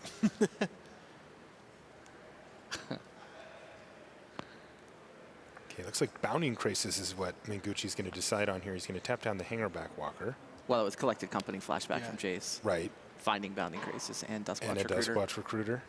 And unsurprisingly, Steve let it just be tapped because he wants to spend 5 mana on Avacyn this turn. Like, Avacyn's, enter the battlefield trigger, very, very powerful, but 5 mana is so much. It's hard to imagine Steve sitting on 5 mana without. Especially when casting Andrea cards. knows about it and isn't going to walk into a trap. Exactly. So yeah, just get the big flyer down. Sarah Angel, still a good card. Archangel, 5/5 Vigilance. Yeah. It has been upgraded. Oh, there's a Secure the Wastes. Wow, And Secure the Waste for Steve Rubin. That's huge. And Remember that emblem. Ormondal may join, may be able to join Avacyn if that's the way Steve wants to play this. And, if Steve does choose to use Westfall Abbey and turn Ormondal, into a 9/7 or turn Abbey into a 9/7, that does then trigger and flip Avacyn. This is just lethal next turn, right? He attacked with Avacyn now. He attacked with Avacyn plus Ormondal next turn. Yeah. Plus the 3 from Avacyn. Yeah, this is. What does Andrea do about that? I don't really know what he can do. Well, Looks like he's going to kill Jace. Rubin's going to kill Jace first, though. The thing is, even if Rubin doesn't literally deal lethal next turn, Avacyn will make it so Andrea's board just disappears. Yeah. Like maybe the Advocate survived, but nothing else certainly does. And he still needs to find a land to make that happen. Yeah, and he has not found one. He's going to get a discount on his creatures, though. They cost 2 colorless mana less. I think Hangerback's going to be hanging back in a second here. Well, this is going to be a good turn. He can go Reflector Mage, Tireless Tracker. Yeah, that just doesn't It's come just not very gonna, close to beating Secure the Waste. Right, it's just not going to solve the problems that he's facing, though. He doesn't know about the Secure the Waste. The good thing is bouncing Avacyn, she can't be replayed this turn. And that means that that she's not going to be flipped if Ormondal is summoned next turn. Reflector Mage number 2 is going to put the Hangerback Walker in hand. And now we're going to see Tireless Tracker as well from Mengucci. And his hand is on the battlefield. And it is impressive. That is a lot of creatures. He's attacking for a good chunk of damage here. Yeah, we're here's Steve Rubin, though, with Secure the Waste before blocks. And these are all 2/2s. Yeah, we're going to see some Some creatures go to the graveyard here. Some carnage here. Is he just going to trade off a bunch of these tokens? I think so. It's just so tempting to like go 3/4 Raven Inspector eats an Advocate, double block Advocate, double block one of the Crown Horde Howlers, and I guess take 8 alternately, and then that leaves you with 1, 2, 3, 4 creatures. So he doesn't leave you enough to flip Ormond. That's why he's not. I'm not sure he wants. He's thinking about whether to double block the Howler right now. Yeah. If he double blocks the Howler, he won't have Armandal next turn. If he just blocks like this, he will. Well, he'll at least have the option of it with 5 creatures. Yeah. I think I'm with Luis that doing the double blocks, like you don't have to move in on Armandal next turn. Yeah, because if you take 8 and you go down to 8 here, but you're still left with 4 creatures in play, and then you have an Avacyn, and you're facing down 1, 2, 3. You're facing down 6 creatures. So you have 5 to their 6, but you're still just winning the game with Gideon Emblem, and Andrea has no cards in hand. Also, those Duskwatch recruiters are becoming small again, which is presumably why Steve chose not to block them. I think this is the more conservative line. The other way, you just lose to a top deck Reflector Mage pretty badly. Yeah. Okay, well, Rubin's down to 8 life here. Nothing terrible, but that Avacyn, he can't cast it quite yet, right? Yeah, but he's going to be able to cast it. Cast it on Mengucci's turn. Yeah, and some, or combat either way. There's a Thraben Inspector. That was a great try. Thraben Inspector is just one of the, the undersung heroes of the Pro Tour. Just a great card. Yeah, it's also did a lot of work in the limited portion. It's really I think really there's something to be said card. for upkeeping Avacyn here. Andrea has a Oddichai's Command in his deck. So he does have 1 copy of it, yeah. But you almost just straight up lose to Oddichai's Command, or at least come close to losing to it if Andrea has it. He knows you have Avacyn and you are going to play it. So I think it's just a good point. Unnecessary risk.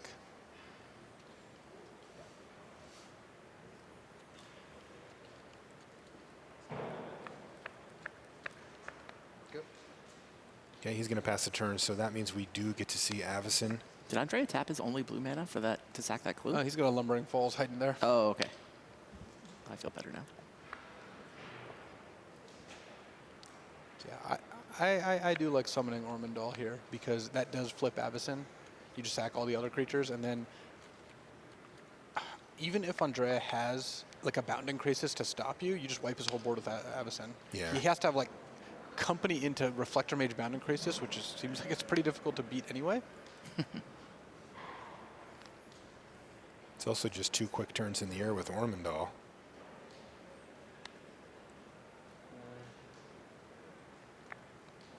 If everything goes right. Or wrong, depending on your point of view. Yeah.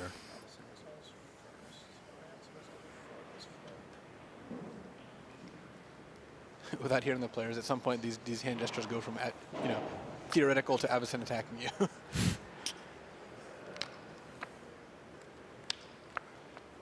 Okay, it looks like he's going for it. So we're going to see Ormandal Profane Prince yet again in the feature match area here. Everything gone. Transform this. Combat. 15 in the air. And Steve gains 10, which means he's not going to die next turn, even if somehow everything goes wrong. Yeah, there's just nothing that actually kills him next turn. So huge attack here for Steve Rubin. Remember, he's the one who's up a game. Mengucci's going to activate one of his Duskwatch recruiters and hit nothing. Okay, trigger. Yes. Avacyn flips first. Transform, transform, transform. Andrea's board gets purified. Wow, this is gross. They're talking about who's the active player and how the triggers go up. Yeah, I think they're trying to figure out like whether he has to Duskwatch now. And he does. He finds a Bounding Crisis.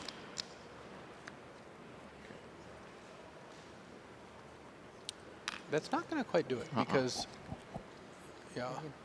And that's not going to do it at all. Andrea Mengucci is going to scoop him up, and Steve Rubin now 1 game away. Wow.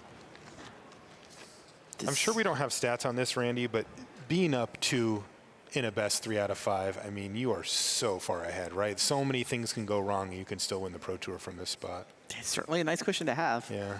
You lose that first one, though, and that's when your mental game starts to get checked, right? Like, I can't possibly lose from here, right? Can't really afford to think that way. You have to avoid thinking that way. Of course. I won my first game against Showdown. I was like, I'm going to lose this match. I mean, obviously, I was just going to play as best I could, but I was not super hopeful. Fair. All right, 2-0, though, you would have been hopeful. At 2-0, I would have been feeling a lot better, because there we're in the realm of, like, maybe he pulls a 5-1 game. Right, right. Why don't we take a look at the sideboards here, gentlemen? Start with Andrea Mengucci. You can take a look, and we saw this in the last round. So he's got the Dromica, the Surrock, Declaration in Stone, Dispel Invasive Surgery, Negate, and Tragic Arrogance. Anything jumping off the page to you, gentlemen? Tragic Arrogance has looked like it would be decent in some of the games, but it's less good than you might think against a token deck, because if their plan is to secure end of turn, then it's still not going to wipe their board. It is funny that it makes them choose a Planeswalker, too, because sometimes Steve will have multiple Planeswalkers. Declaration of Stone does seem like it's legit, though, because it can kill Sylvan Advocate or Hangerback Walker or just wipe a bunch of tokens. All right, let's take a look at what Steve Rubin may or may not be bringing in for sideboards. He's got a wide range of cards here. Yeah, he also has Tragic Arrogance, and I also don't particularly like it without having played the matchup. I do like the idea of Linvala, though. Linvala seems like a pretty good way to be combat Bant, because Bant gets ahead by like having an extra 3/3 and pressuring your life, and you just play Linvala and get back into it.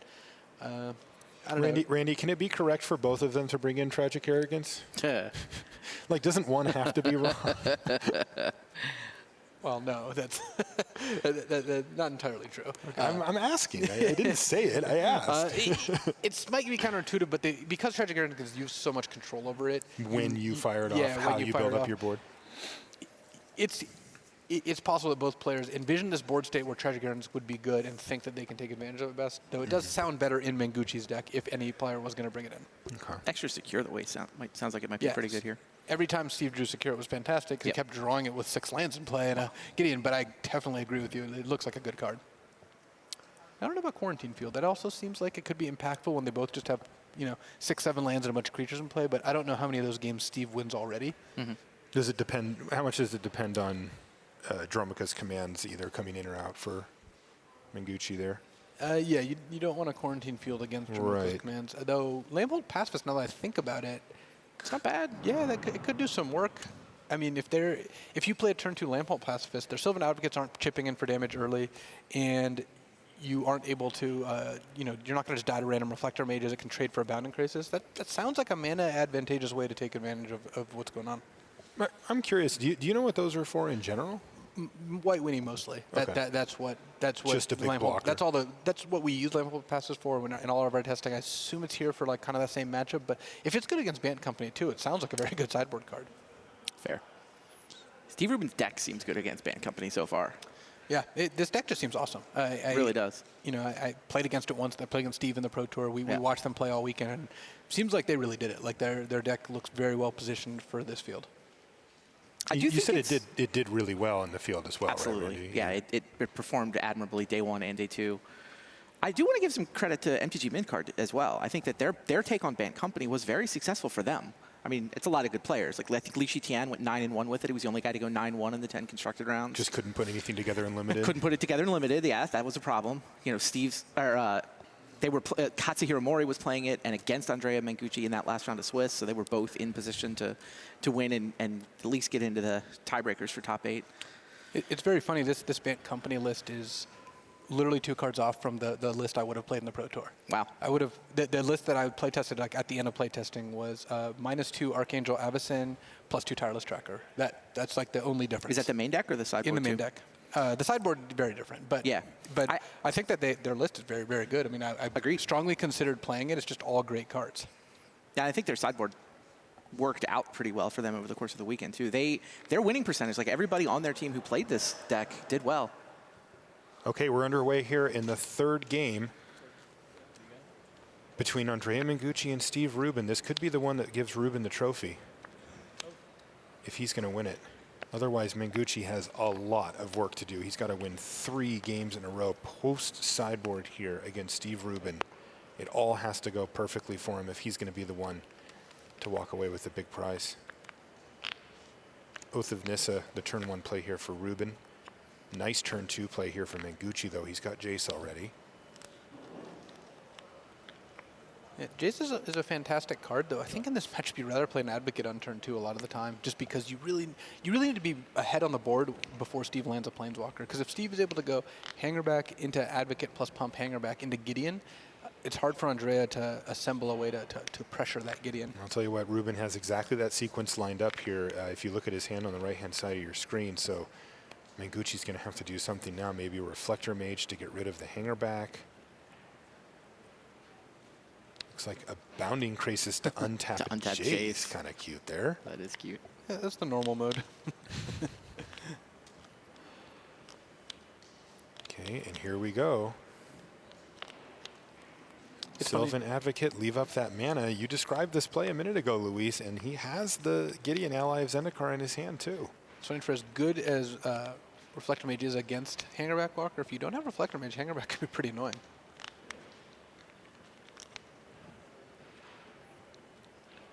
Duskwatch Recruiter, one of the biggest winners of this Pro Tour in terms of just how far its stock has gone up. I think the card is just great.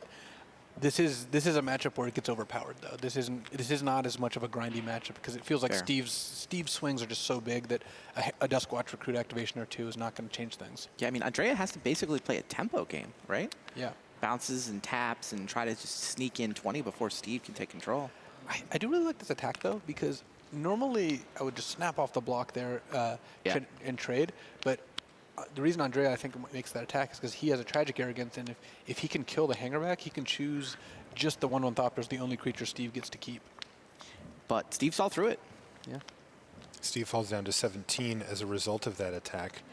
Draws a land for the turn, and it looks like he's all set up for Gideon if that's the plan he wants to take here. Yeah, Tragic Arrogance is actually looking pretty good for Andrea here. I think, I mean, it's not like it's just going to win him the game here, but it looks like it's going to impact dramatically what would otherwise be a very difficult board for him to get through, because the more I'm seeing these games play out, the more favored I think green-white is. Yeah. It just feels like it does such a good job of stalling the board and making it so Bant can't really win. Like all those games, Andrea was more like trying to not lose than he was actually able to win. Yep. And Tragic Arrogance just has a huge swing. Sometimes it's bad, but sometimes it looks like it could be absurd. Steve Rubin's going to attack with the Hangerback Walker and the Sylvan Advocate here. And Mengucci's just going to take it. So 4 damage. Oh, before that, though, Dromoka's Command is going to add a +1/+1 counter and fight the Tireless Tracker.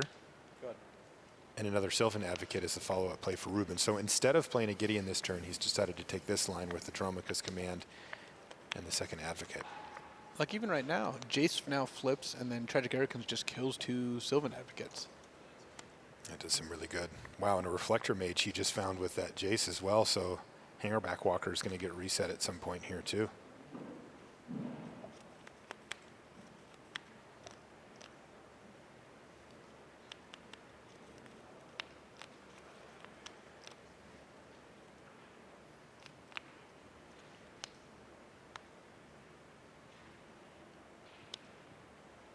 Mengucci in the tank here, maybe just working through what he wants to do with this Tragic Arrogance. Not the only 5-mana spell he has to think about.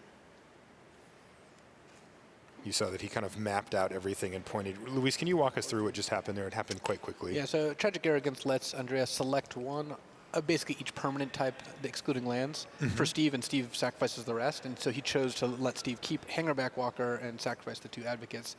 It happened for himself also, but Andrea only had 1 creature in play because he flipped Jason to a Planeswalker, so he's able to retain all his creatures there. Actually, if Steve ends up with a clue in play, you can choose the clue as the artifact and make him sack his Hangerback Walkers. It's kind of cool. Yeah. And Andrea, of course, had a clue, but he only had no other artifacts, so it didn't impact him. I mean, that was 5 mana, kill 2 Sylvan Advocates. That's a good card. That does some work. Steve's still in pretty decent shape here. Like, he can make Gideon and pass the turn with a Hangerback. Andrea can bounce the Hangerback and attack with the Krasis, but that's not gonna take out Gideon. Andrea does have an active Jace. Both players have Archangel Avacyn in hand, which I was about to ask how the Flavor Judge would feel about that. You know, the Flavor Judge doesn't actually rule on Legends being on the same side of the table. It just happens to frequently, so it gets a pass. But Here we see, I mean, Gideon can go down to 1 here, but that's just not the same as 0. It's just going to keep making tokens.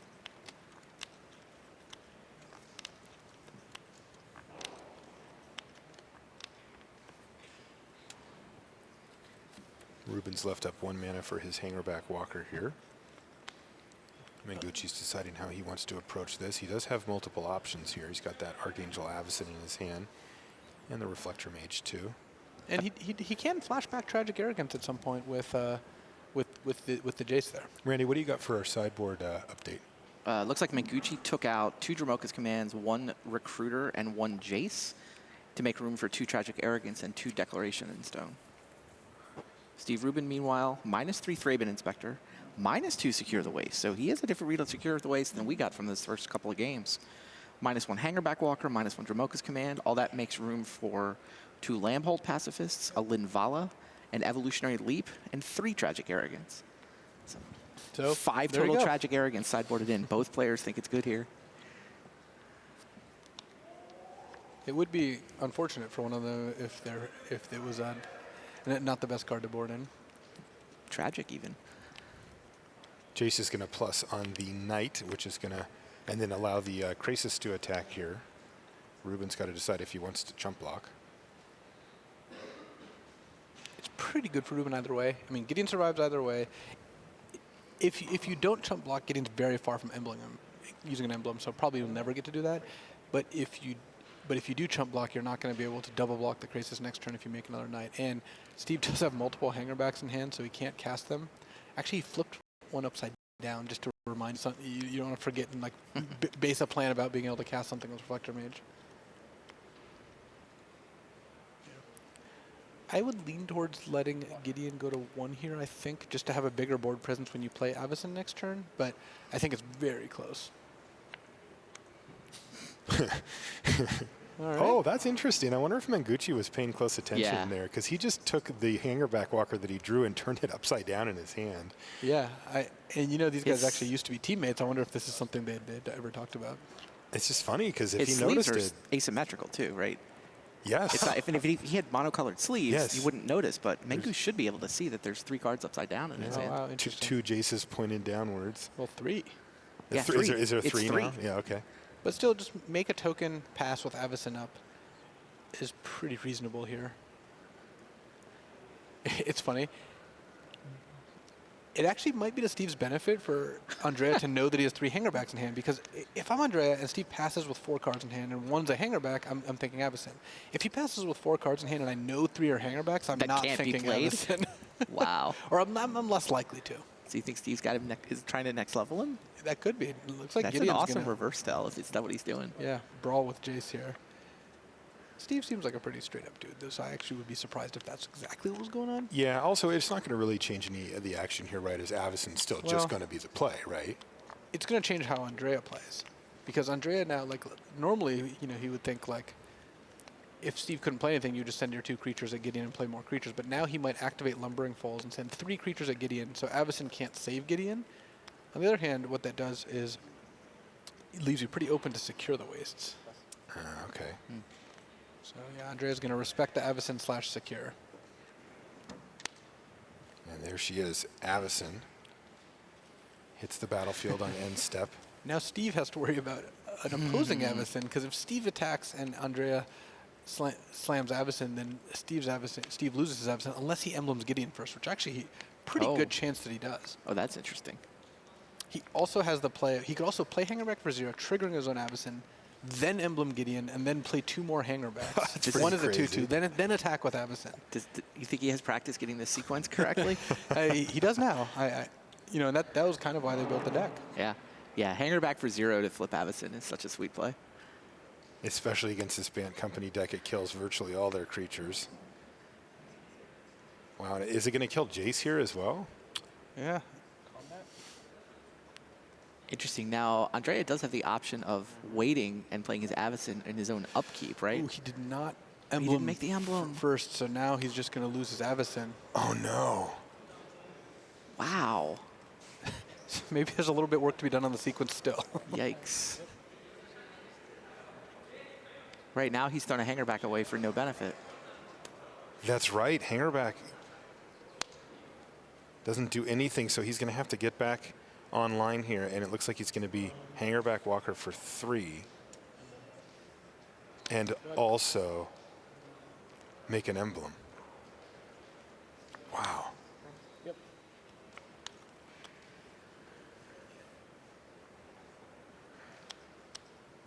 So Steve is actually forced to emblem there because if he zeros Gideon, then Avacyn can hit, presumably, I guess it can't actually kill Gideon. It can take Gideon down to 1.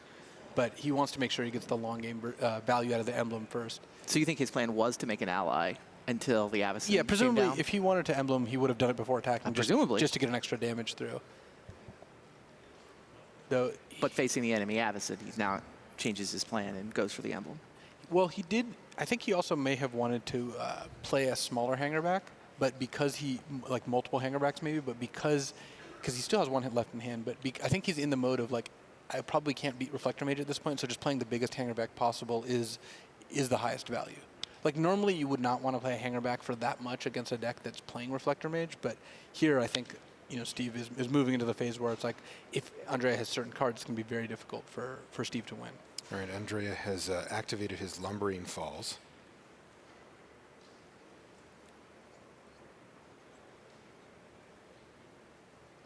And Steve actually has the additional challenge here of if he kills any of Andrea's creatures, now also Andrea's Avacyn flips, which maybe not quite as brutal if Steve's had flipped, but still impacts the board. I mean, at the very least, pressures Steve's life total. A 6/5 that deals 3 to you, puts Steve on a 2-turn clock.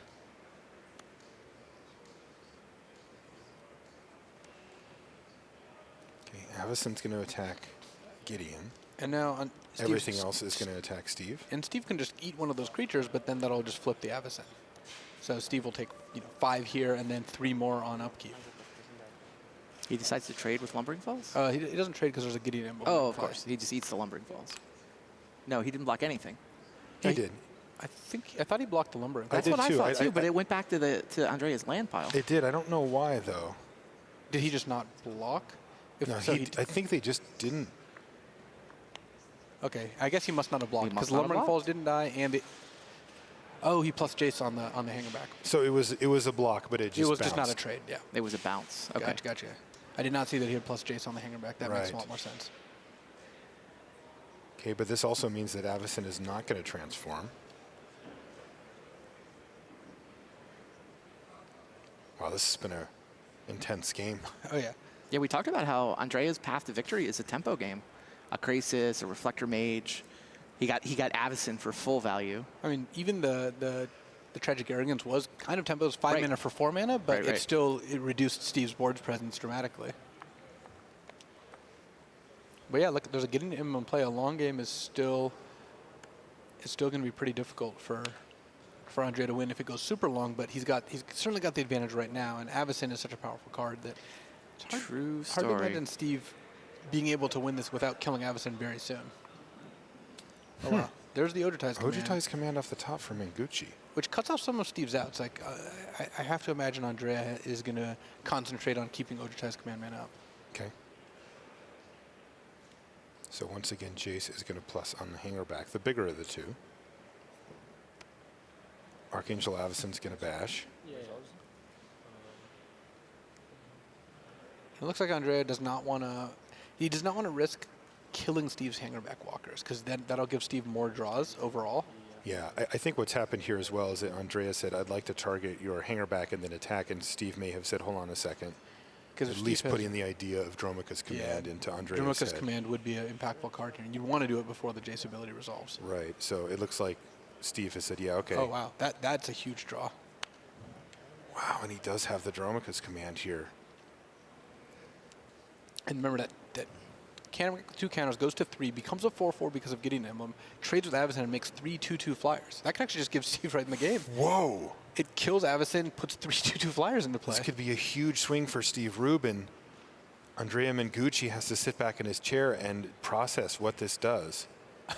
Andrea has another Archangel Avacyn in his hand. Which can save your first Avacyn by kind of like cycling. Like you just play Avacyn, choose to keep the first one, you still get the Indestructible. Avacyn won't flip because she does specify non-Angel, but you still get to keep an attacking Avacyn. Is that the play here? He wouldn't be able to leave up Ojutai's command.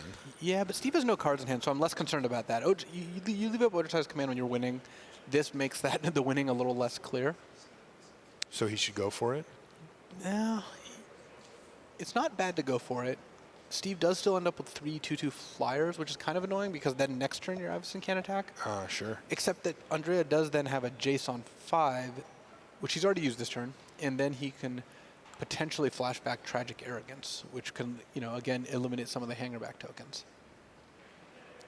Mengucci's going through all the possible permutations here, and he has decided to go for Archangel Avacyn, assuming that this one's just going to go right to the graveyard.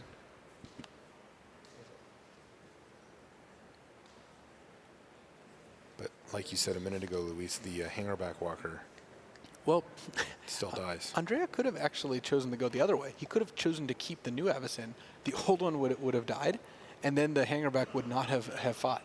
And Steve would have ended up with a hangerback with 3++1 counters on it. He'd just have a pair of 3/3 hangerbacks with the Gideon emblem, so 4/4. Is that better for Andrea?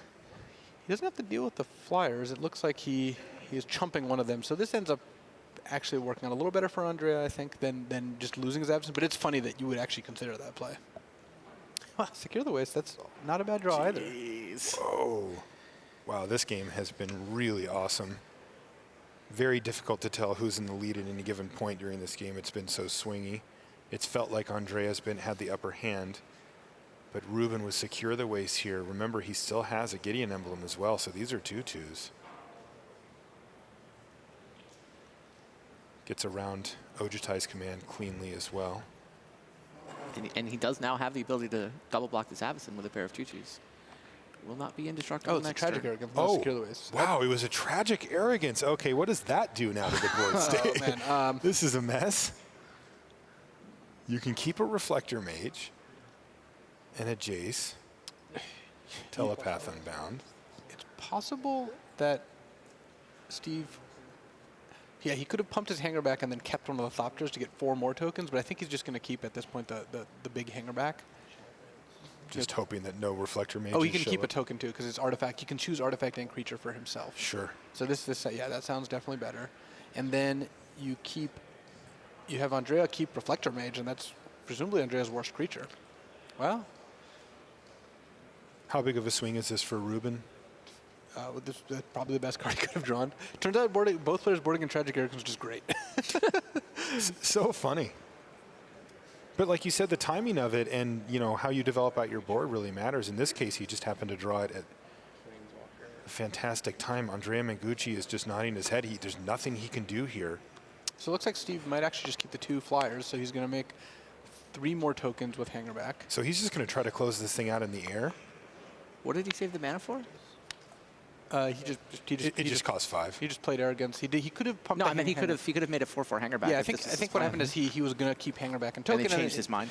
It's still better to change your mind, even if you realize you would have wished you had done something earlier. You saw him just pound the table right there. Yeah. He just realized he could have an extra 2/2 flyer. But I think regardless, it's still better to go with the plan that's better, even if it. Totally agree. Totally even agree. if you realize it and you're like, man, that kind of sucks.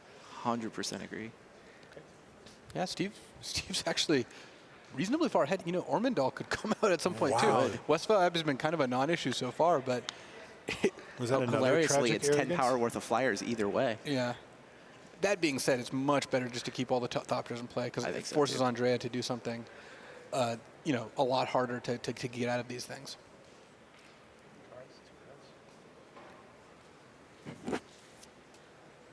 Linvala the Preserver was the draw for Rubin? So it was. So it's actually good for Andrea because he had an Ojutai's command in hand that he was going to have to cast this turn anyway. So Steve drawing a 6-drop creature was kind of exactly where he wanted to be. If Steve drew like a Gideon or Nissa, Andrea was in a huge amount of trouble. So now Andrea gets to flashback Tragic Arrogance with his new Jace next turn. So this game is very much still going on. Wow, this game is incredible here in the finals.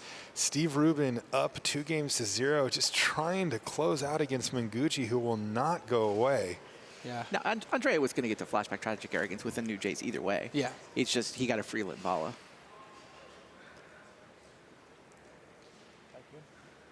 Rubin's going to attack with. No, actually, I guess given that he was going to flashback Tragic Arrogance, maybe just bringing Jason to play and drawing a card and then Tragic Arrogance away Linvala along with everything else it would have ended up being funny, being good. But it would have gained Steve 5 life, because that's why Steve played it pre-combat. There's a collected company off the top for Mengucci. I think Andrea Mengucci's ahead. He is, right? This turn he just has the Tragic Arrogance, though? Yeah, otherwise he's going to... He's just going to lose anyway, so... Okay, so he's going to transform a Jace. That means he's going to lose the original Planeswalker Jace, but this one has 5 loyalty, and you see he's lining up Tragic Arrogance here. Wow, what a swingy game. The one that I... Keep a Thopter. The one that I managed to -0. Tap one? Okay. No, the one that I managed to -0. Yeah, Jace goes down to 2. That Reflector Mage has now survived 2 Tragic Arrogances. Just it's a very humble Reflector Mage. Veteran. The way this game's going, this is probably where Steve draws like Secure the Waste or Archangel Avacyn. We have not seen this is the swingest game I've seen in the top 8. Yeah, seriously.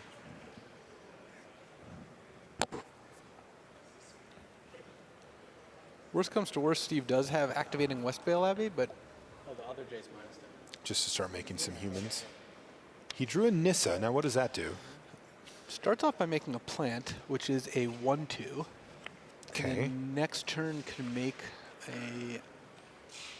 another plant, or can give creatures a +1/+1, which, given the 2/2 flyer... Okay, this is huge, right? Collected company now from Andrea Mengucci. Let's see what he hits.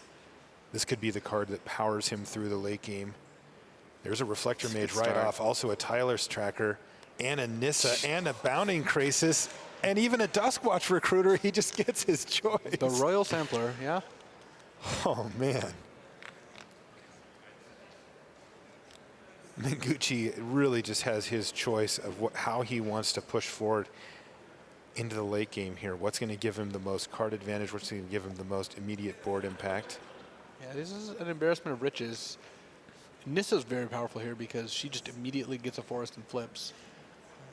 Reflector Mage also, pretty safe choice because it just kills the 2/2 flyer, which, given you're ahead so many cards right now, seems like it's pretty good. Well, it looks like he's going to actually kill the plant, try to get it, and then just be presumably plus Jace on the flyer. Right. And this lets him attack the Nissa for 2. Yeah. Mengucci is down to 7 life, but he's scheduled to take no damage next turn. It is funny that when you hit a collected company, you actually kind of wish that the rest of the cards weren't hits, because now his future companies are a little less likely to hit.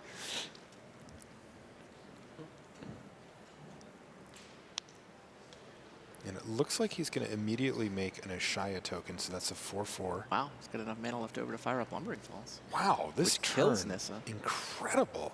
Yeah, killing Nissa is pretty good. Also, taking Steve to 2 is pretty effective. I wouldn't be surprised if that's just what Andre does. Yeah, he did. He just went at Steve Rubin. Bring you down to 2 and force Steve to come up with something. He finds a land off the top of his library here. He has a Westvale Abbey, but down to 2 life. That will do it. Andrea Mengucci takes game 3. That was an incredible game. He can only smile after that one. What an insane game. You want to see what the percentages of each player to win at every given turn? It was just like that graph would just be like up and down, peaks and valleys. So. Oh, man. I hope the rest of our games go that same way. That's incredible stuff. So does Andrea, if you look at that smile. Yeah. I see you, Steve, smiling too.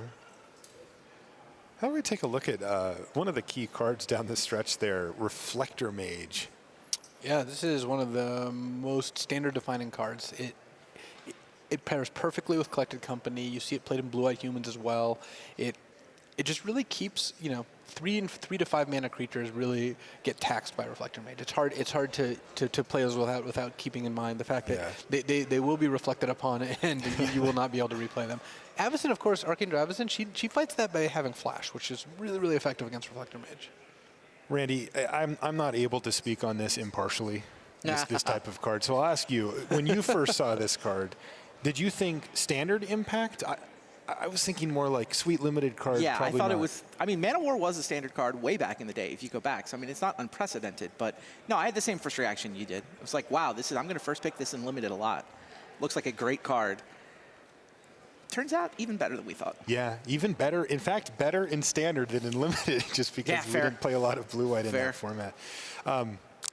Luis, you just mentioned one of the potential foils, well, to a lot of things in standard right now, Archangel Avacyn, just breakout monster card from Shadows over Innistrad. Archangel Avacyn is, first of all, the card that makes this green-white tokens deck work in a lot of ways, because she's great when there's like this giant combat step full of creatures. The Hangerback Archangel Avacyn interaction is incredibly powerful, and she just gives them another flying flash threat to threaten opposing planeswalkers, to play at instant speed. You see her popping up in banned company lists. You can see her in basically any list that has white mana and creatures just considers Archangel Avacyn. Yeah, she's going to win the Pro Tour one way or the other. That is very, very true. Andrea has 2 basically just for value. He has 2 despite the fact you can't get them with Collected Company. Yeah. Steve has the full 4. Slots in a Collected Company deck that don't get hit by company are your most scarce resource. Absolutely. You have the 4 Collected Companies. You have 24 or 25 land. You know, the other like 31 slots, you really have to figure out, or 35 slots rather. You really have to figure out what you want to put in those cards. And so when we see a creature specifically that doesn't hit that, we know it's an absolute house. The non-company cards in Andrea's deck are the 2 Archangels, Dramoka's Command, and Odotai's Command. That's it. You just can't afford more. Yeah.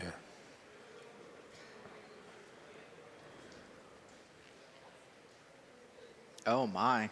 We're getting word from the floor that Steve actually thought there was a Gideon Emblem in play already when he attacked with that Avacyn. Yeah, it's very understandable where you have this like sequence of plays lined up, and then you proceed with it, and then you realize you like didn't do one of the things you thought about. You're like, I'm going to do this, then I'm going to do this, I'm going to do this. Then you do number 4 without having done number 3. It's just it does happen. Yeah. Yeah, it's really interesting how that works. I never worry about those players. You know, if you make occasionally a clerical error like that, but you've got the planning down. Yeah. It's a lot easier to fix that than not knowing the sequence. Exactly. Yeah, absolutely. He had the right plan. I mean, you don't want to make those mistakes. Well, of course not. He's actually talking through it out loud here, too. I mean, Tim Willoughby down on the floor is just sort of relaying the chat. He's explaining that the thing that distracted him was he wanted to find out if Bounding Crisis was going to happen. So he wanted to move to combat to see if there was going to be a Bounding Crisis. But once you do that, you can't make the emblem anymore. So it's kind of, thinking about, okay, here's my sequence. Now I want to execute the sequence as efficiently as possible, playing around as many things as possible. And like you said, he clearly knows what he's doing. You know what? I also really like the way he's just talking through this. I mean, you might think you don't really want to let your opponent in to understand what you're thinking about, but you got to get that out of your system. Yeah. Totally. I mean, at some level. You got to own it.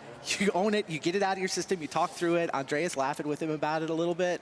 And I think that's going to help Steve just get it out of his system, get it out of his head, and focus on Game 4 and, well, Game 5 if necessary. Very few of the turns in Steve's deck are easy. So I think that him knowing what he wants to do every turn is very important, and he's done a very good job of that so far, even if maybe he missed a step on that particular turn. So I also like Steve's chances on the play here. He's got a deck which I believe is favored in the matchup. He has, it looks like a very good plan. Tragic Arrogance is an annoying card to deal with, but it still looks pretty good for the deck full of Planeswalkers against the deck full of ground 2/2s and 3/3s, which is essentially what Bant Company is, even if it's got a lot of powerful synergies going on.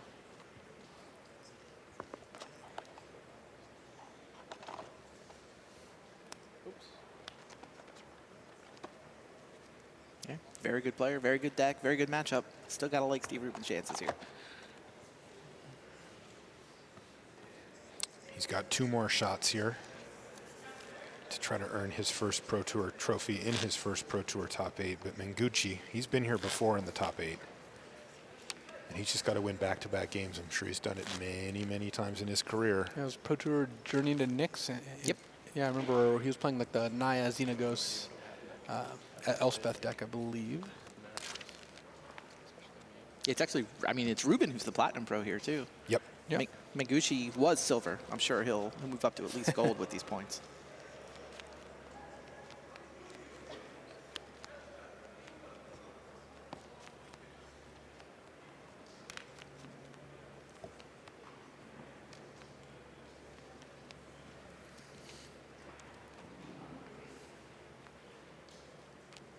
So many big names making this top 8. It's interesting things to all the races for Worlds invites, too.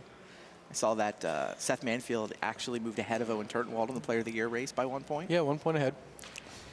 And then there's a giant gap. I mean, you could have made some ground there. Brad could have made some ground there, but I just like that I'm mentioned in the same breath as world invites and races nowadays. You know, you're winning one of them. Which one? There's a best Hall of Famer slot, and you're actually 6 points ahead of John. Nice. I was not aware of such a thing. I mean, I knew about the slot. I just... Yeah, it's yours right now. Like, I have been getting very lucky lately, and I enjoy that, but it has been a while since I've like paid attention to the exact races because it just hasn't been relevant to me. So it's good news that it is now, I guess. Yeah, you're top 10 Player of the Year. I think you were like 6th-ish coming in. And then, I mean, I haven't done the math on the points people have earned by making the semis. Still got it. Yeah, I think we could get behind this whole late career renaissance thing. I know Kibler's been wanting a return to 2012 where he won his second Pro Tour, and he said he would not mind. I thought your mental faculties were supposed to decline with age. Is that not? I can't speak to any of that. All I know is I played Eldrazi the last Pro Tour. It was a very good decision. And I really liked our green-black tokens deck at this Pro Tour, the Aristocrats That deck was cool. It was a lot of fun to play. Super cool. At the very least. And, I guess for that, I wouldn't mind seeing a tokens deck, take home the title. Well, Steve Rubin agrees with you as he takes a look at the opening hand that could take him to that title. Let's see what he's looking at here. Looks like a 6-card hand. It is a 6-card hand with an Oath of Nissa as well as 2 lands, so that's going to be a keeper. Looks like are they both on 6 I think they here? may both be on 6 cards. They are. They were both shuffling at the same time. Canopy Vista is going to hit the battlefield first.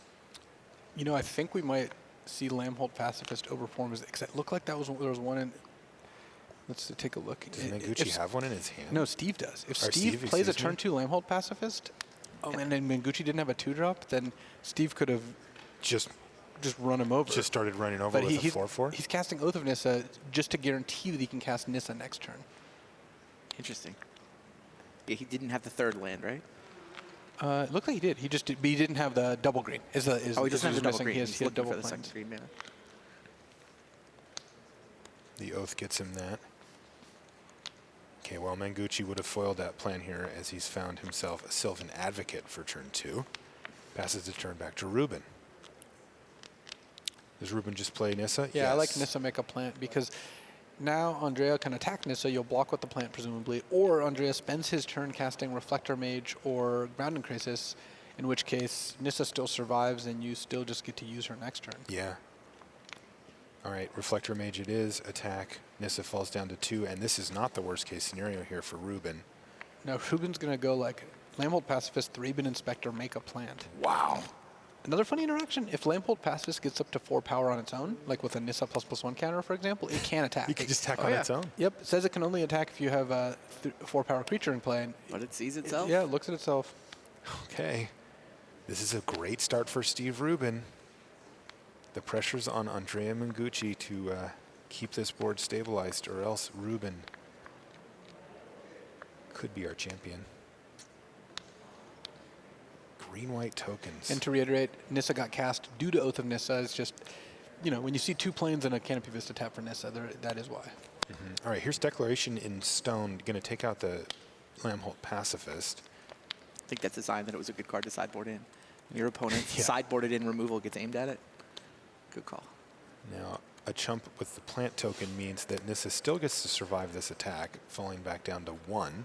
So good job by Mengucci to keep the heat on. Yeah, that was important. Was that an Avacyn off the top? That's an Avacyn. Yes. That was a huge draw. So now Rubin can go, make a plant, land, go. He has to worry about Otize Kin, but Andrea just has the one Otize Kin. And if he doesn't have it, then Steve can almost end the game with Avacyn just right on the spot. Mengucci does not have it. And he does not draw it for the turn either. He finds himself another copy of Sylvan Advocate. Sick feeling in your stomach if you're Mengucci and you just like Steve passes with 5 mana, could have Secure, could have Avacyn. You could just not attacking into a Planeswalker, I think is what he's going to do. Yeah, and here we go. To attack. Yeah, that was a great play by Mengucci. Great no attack, and here's an Archangel Avacyn.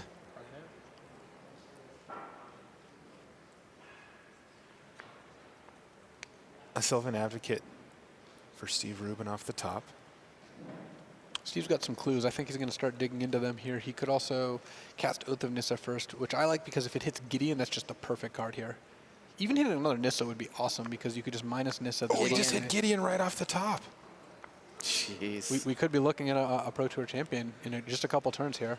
Steve Rubin working his way towards the victory here. He's drawn some of his most powerful cards: Gideon, Avacyn, Nissa. And he is building up the board state that could be the one that wins him the Pro Tour. Mengucci's got to win back-to-back games. He's only got one card left in his hand, and he just does not have the board state to contend with Rubin as of now. Yeah, so Rubin really, I think the card he has to worry about the most is Tragic Arrogance, because that's the kind of card that could turn this game around. Kind of like Emblem and Gideon is just my initial read on the situation, just because even with the Tragic Arrogance, that gives you this long-term advantage, and you're so far ahead on board here that you don't need another 2/2. Just guaranteeing that you get the Emblem seems like it's pretty strong. Also means you don't lose a Planeswalker to Tragic Arrogance. Yeah, good point. He is currently losing a clue to Tragic Arrogance. Yes, he's going for it. He's going to make the Emblem right now with Gideon. All of his creatures get +1/+1. He's going to make a plant token with Nissa and probably set up a victory next turn if he can.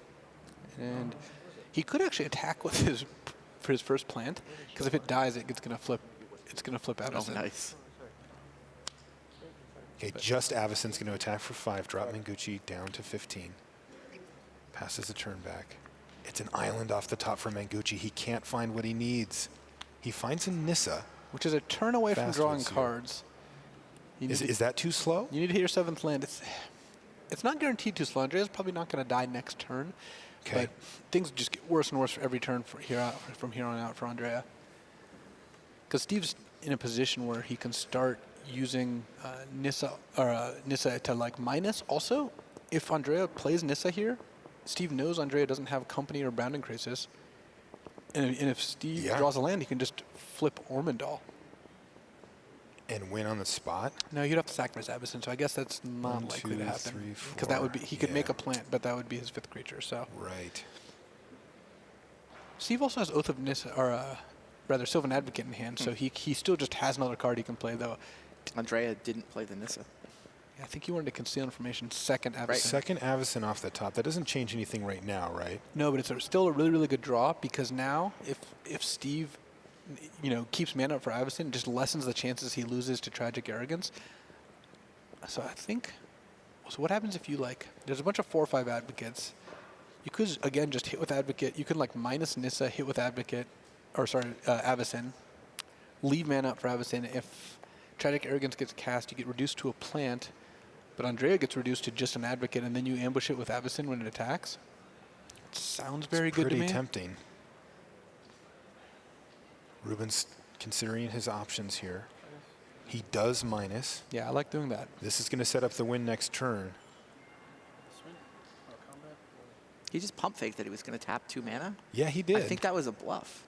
Yeah, I think he was thinking about. He's never tapping any mana. Though. He's not going to play Sylvan Advocate here, right? No, he's not. I think he was thinking Here's about a big draw. cracking It was a Reflector Mage now for Sure. Mengucci.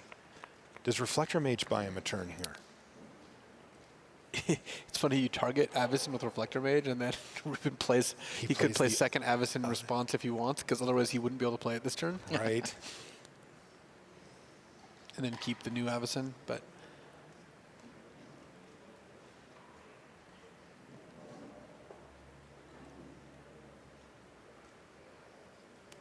Mengucci decides to play Nissa. Trigger on the stack. He's going to go find a forest. This does allow him to transform Nissa. He is unable to cast Tragic Arrogance this turn, even if he finds it off Nissa, though. He's 1 mana short.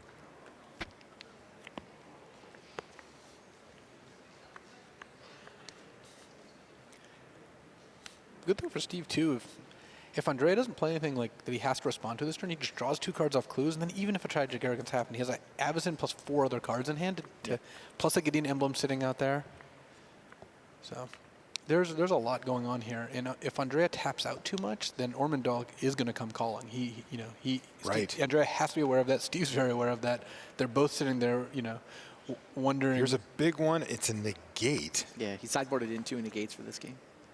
Well, I mean, they're good against Secure the Wastes and Planeswalkers, but Not only are they not good in this situation, when your opponent knows you have negate, the utility just goes down so much.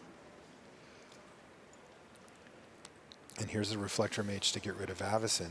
This does force Rubin to make a decision on either just letting this happen or casting his other Avacyn. So actually, I think Rubin just has the win here. Just with play, Ormondal. Yeah, play Avacyn, keep new Avacyn, untap, Nissa make a plant. Right, not enough. Well, he needs another land. He needs another land. So. Oh, he's a mana short. Yeah. So do you want to use your Avacyn for that? You can't play the second Avacyn if you let the ability resolve. Is the problem? That's why you might have to lose an Avacyn. I still like just playing Avacyn here, even if you don't win by drawing a land. You kill Nissa or take half of Andrea's life total. Yeah, exactly. And you make all your creatures indestructible. So otherwise, because otherwise Andrea would have a good attack this turn that would threaten your Nissa. Yeah, good point. Steve Rubin's working through his options here. He can sense how close he is to that trophy. He's an untapped land away from just winning. Wow.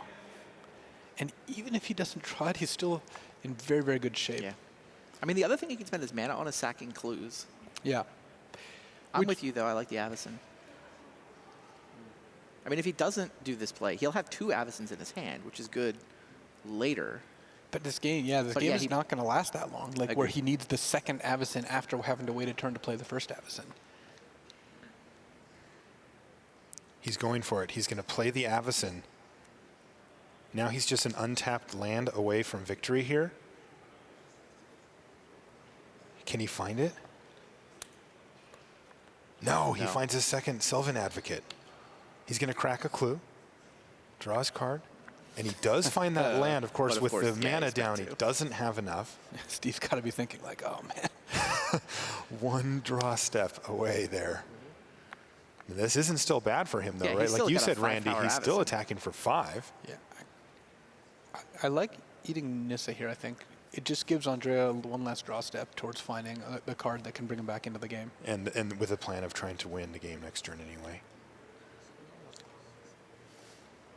Well, he probably won't go for Ormondal if Andrea has a bunch of untapped mana. So the game might last 2 turns, but... Yeah, exactly. Well, let's get some more information first. Wants to find a clue first. He finds a Linvala, it looked like. Interesting. Well, that's one of the ways to get back into it. And the good thing about Tragic Arrogance from Steve's perspective is that even though it wipes his board, it's not painless for Andrea. Andrea does get reduced to a single Sylvan Advocate. Okay. So he went for Andrea's life total. He did. He's going to try to get him. It was Ojutai's Command for Andrea Mengucci. Does that actually change the clock here? Gains him some life. So, yes? Okay, draw step incoming here from Mengucci. Finds a Sylvan Advocate. He still has a Jace, though. He still has one more shot to try to hit that Tragic Arrogance. He can also plus Nissa first, and if he hits a castable spell or an Evolving Wilds, he goes up to 4 cards in his graveyard. Then he can flip Jace and Declaration of Stone the Avacyn. We're all talking about things that don't beat Ormondal, but Andrea might be able to... Untapped mana might delay Ormondal. Yeah, exactly. He can stave it off by... Oh, no, yeah, he's looking at Jace. He's like, do I want a Jace first?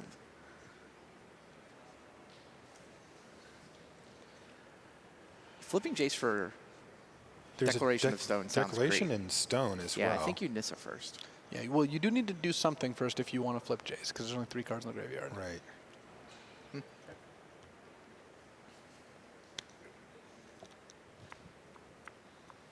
Like a Bounding Crisis? It is. It's a Bounding Crisis.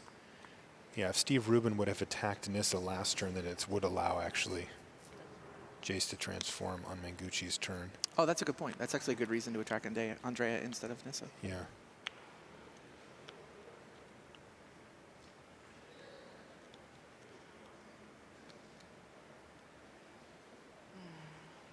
Andrea's looking at the board state. He's trying to find a way out. He's not dead next turn. He survived the turn of the untapped land, Spelling Doom, because he has Bounding Crisis to tap down Ormondal. Or Avacyn.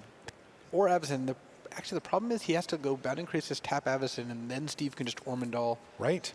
And the fact that Steve can Ormondal while leaving Avacyn in play this turn is not all in. Actually, makes me really want to do that. Just plus Nissa, and then just Ormondal with your other creatures. Yep. And then... Oh, look, or Steve can just... Wow, okay. I guess with a Gideon Emblem out, now he can just attack with Make all a his whole creatures. bunch of lethal creatures here. He's going to minus Nissa to put a +1/+1 counter on each of his creatures. He still has Archangel Avacyn. One of the things I really like about using Westvale Abbey this turn is, let's say you go to your attack. Andrea's going to Bounding Crisis the Avacyn. You can then Westvale Abbey away the 3 plants, the Thraben Inspector, and the Sylvan Advocate. Then Andrea has to have a second Bounding Crisis or a Reflector Mage off Collected Company in order to not die to Ormondal. Wow, yeah, you're really forcing him to have very specific Even if those things happen, Avacyn then flips on Andrea's upkeep. and wipes his board. Killing the 2 Reflector Mages doesn't kill Jace, because Jace gets to flip in response, and doesn't kill the Advocates, so it's not, you know, everything is not great, but you also force Andrea to have 2 answers for your 2 flyers.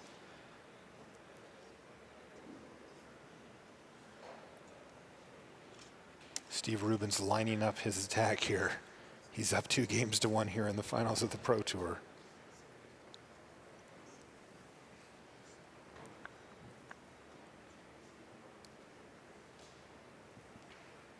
And it looks like he's going to attack with everything here.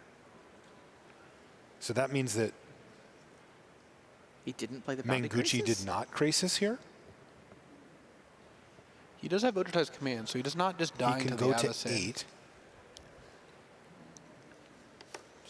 And the Avacyn deals 6 by herself. So is that Andrea realizing that if he does do the Bounding Crisis, then he dies to Ormondal? I think so. So therefore he saves the Crisis? I think so, but that might be operating, that might be, yeah, that's the safest play for sure. This is the best way for Andrea to survive this turn. Problem is he then is not getting as much value out of his Crisis, though he can untap his Jace and then block and then tap Jace to loot and flip it, so it doesn't die. That does give him access to Declaration in Stone on his turn. All right, yeah. This is still hanging around as well. He's not using the Crisis on Avacyn because he can gain the life of Odortized Command.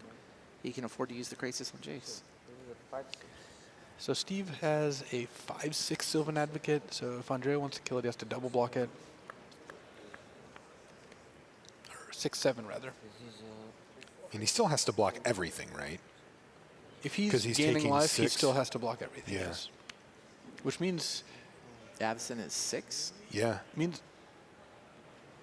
It means a lot of chump blocks here. Also, Andrea can block such that he doesn't kill any of Steve's creatures, but if he does kill them, then Avacyn is going to flip on his next turn. He has to block so that he doesn't kill anything, right? Because he's taking... Yeah. Otherwise, he takes 6, going down to 2, because he's at effective 8 right now. And then the 3 kills him. Yeah, he can't kill a creature. He has to block them all without killing any of them.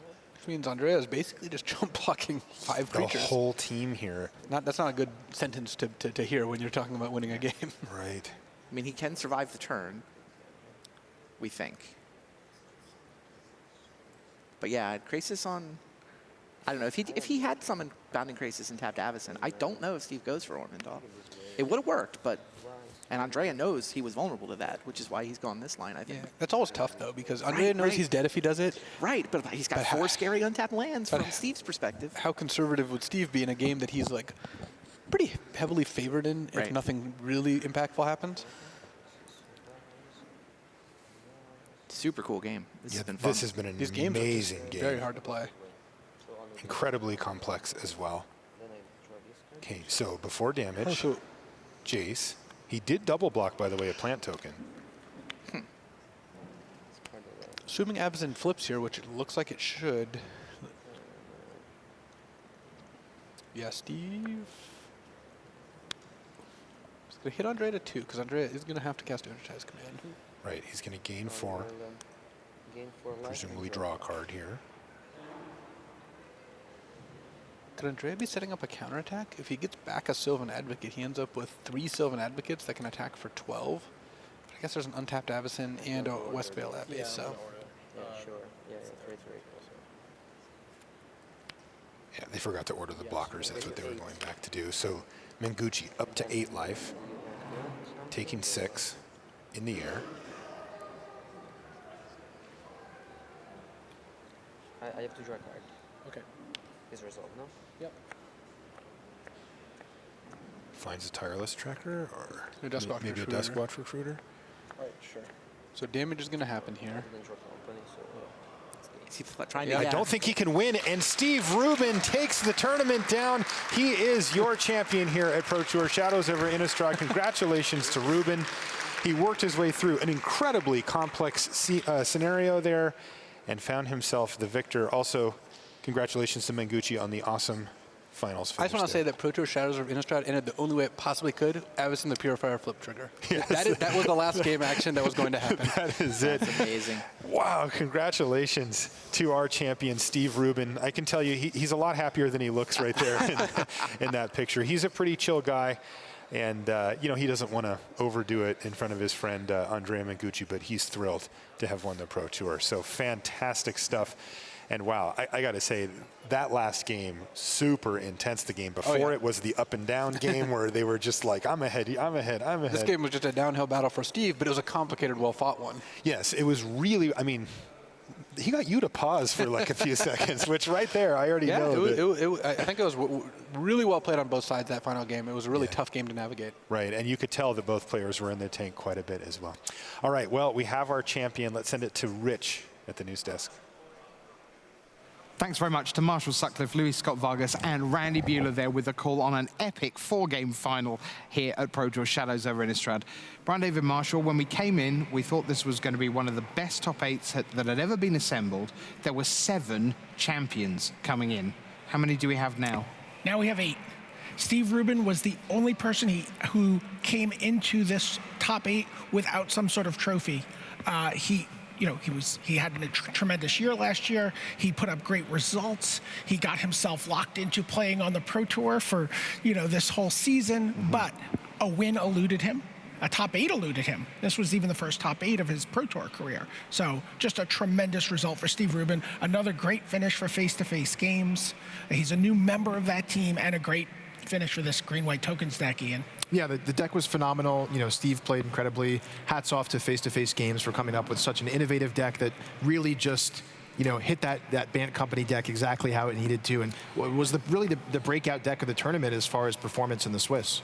Yeah, so the Bank Company decks, 87 of them came in at day one, round about just over 20% of the field. We saw them whittled away, and by the time we started today, there was just one of them left in the hands of Andrea Mengucci. He got almost all the way there, but not quite. And Ian, the guys on commentary were just saying, even though Rubin was ahead throughout that fourth game, and indeed, to be fair, throughout the match, to actually get over the line was so tough in that game 4. Yeah, absolutely. I mean, just a back and forth struggle. It really shows how tenacious the Bant Company deck can be. It's hard to grind through all that card advantage, but I mean, Archangel Avison performed incredibly all throughout the match. Power of that card really showcased, so many decisions throughout the tournament about, when to play Avison, what do you do to trigger Avison, how do you trigger your opponent's Avison. Is my opponent leaving up untapped mana for a counter spell, for an Avison, for a Secure the Waste? Just an incredibly exciting, dynamic card. Yeah, she was absolutely at the heart of this metagame, both in Limited and Constructed. And I want to turn attention for a minute or two to Limited. The players are getting ready for the award ceremony right now. You'll get that live, of course, as soon as the players are ready for that. Trophies, checks are plenty, and then we'll have the winner right here as well. Ian, from R&D's perspective, how did the Limited format shape up? It feels like we're in the middle week of 3. We had last weekend 3 Grand Prix around the world, and I think things kind of shifted between last week and this. Yeah, we've almost seen a sort of a metagame develop with the Limited format, which is highly unusual. I think earlier on, people were sort of trying to get their feet grounded and figure out all these synergy-based archetypes in the format. It is very synergy-based, but starting with the Grand Prix, I think people really realized the value of the aggressive decks and these aggressive cards like Rush of Adrenaline, and that definitely shifted the metagame a lot in terms of now if you want to build a slower and more controlling deck, you need to be prepared for these aggressive starts. One of our top 8 competitors, Seth Manfield, I talked to him about this Limited format, and he's like, there's nothing else I want to be doing in this format than casting Rise from the Tides. A lot of people have moved away from these sweet decks, right? Like, oh, this is a cool deck, it does all this stuff. But Seth Manfield's like, no, this is what I want to do. I want to cast spells, I want to bounce things, I want to tempo you, and then, where you're constantly replaying your cards, and then I'm going to cast Rise from the Tides. I'm going to make 12 zombies. I'm only playing 6 to 8 creatures in my deck, and I'm just going to kill you with these zombies. As long as this isn't the last card in my deck, that's how I'm going to win. Yeah, and I think the dust is far from settled as far as you know, the verdict is still out on what types of decks will turn out to be the best. Right, and I mean, we played 6 rounds of Limited. We've played now 13 full rounds of Constructed, so we have sort of seen more of the 60-card side. But BDM, I know less about what I want to play in Standard than what I want to play in Limited. There were 8 different sweet decks. I mean, even if we want to sort of paint the Public Enemy #1 picture on Bant Company, that deck is sweet. That's exactly the kind of deck I want to play. If I get into the Pro Tour Gauntlet on Magic Online and I get the Bant Company deck, I'm going to be super happy.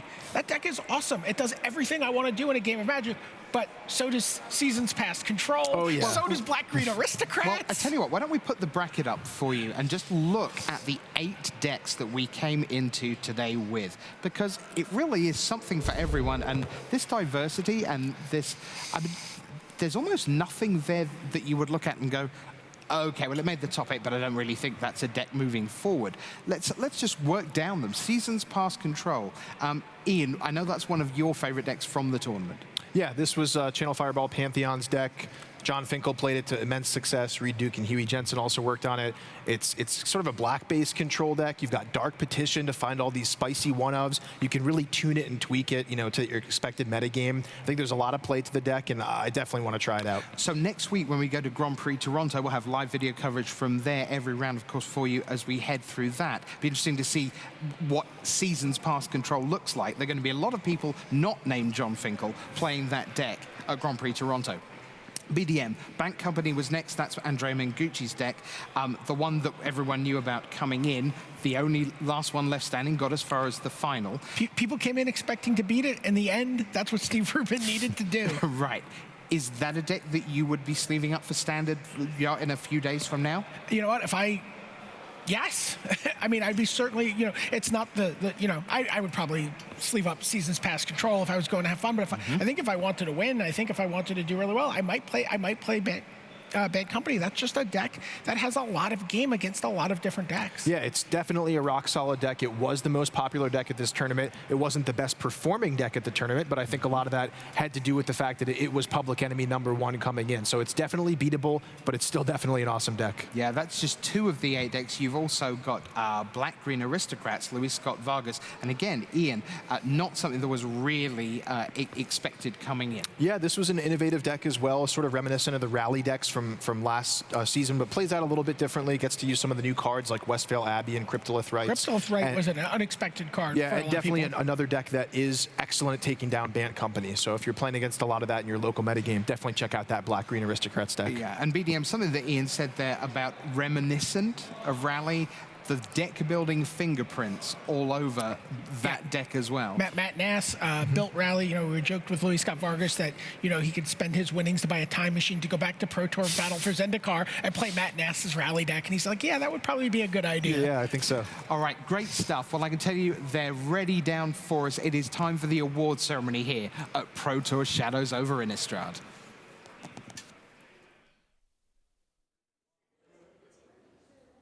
Hello and welcome to the feature match area here at Pro Tour Shadows over Innistrad. It has been a long and awesome weekend for our players, and now it's time for the most fun part. We get to give away some trophies. We have 2 players to recognize here. The first, our finalist from Italy, Andrea Mengucci.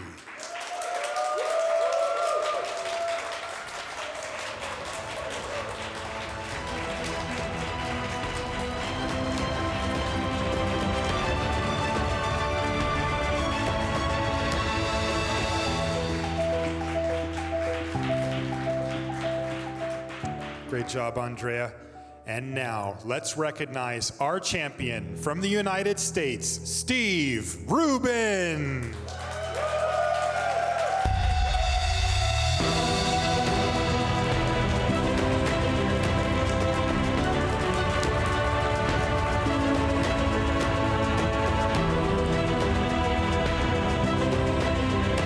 Steve, huge congratulations. What a big moment for you. Talk us through your team members, the people that help you get here. All right, for this Pro Tour, for the first time, I teamed with Team Face-to-Face Games. My strategy in playing for Magic is just kind of have fun, and whatever I get extra, I get. And oh, here they are. I got it with face-to-face, so I'm quite happy. How do you guys feel about his victory? Dees. Ladies and gentlemen, your champion, Steve Rubin.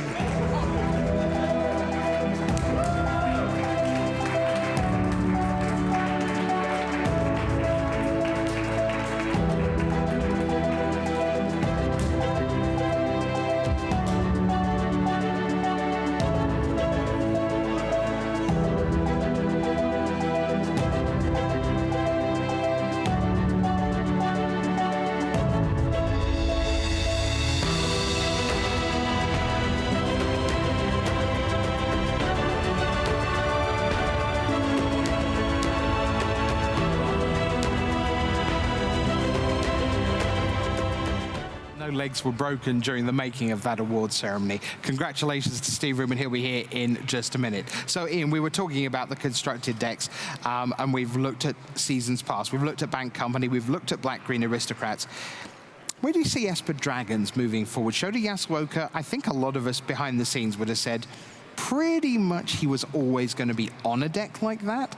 But what about for the rest of us, going to Friday Night Magic this week, loading it up on Magic Online? Where do you see Esper Dragons? Well, I think the tales of Esper Dragons' demise have been much exaggerated clearly here, as Shota has shown. I think, you know, coming into the tournament in the first couple weeks of Standard, people were like, you just can't play this deck anymore without dig-through time. But if you take a look at Shota's list, it looks like he put a ton of effort into tuning the mana base, into getting it lower to the ground, having a lot of early interaction, cards like Clash of Wills, Silumgar's Scorn, Grasp of Darkness, cheap removal spells. And I was really impressed with, you know, for sure Shota is a master, but I think the deck, you know, definitely can stand on its own as well. So check it out.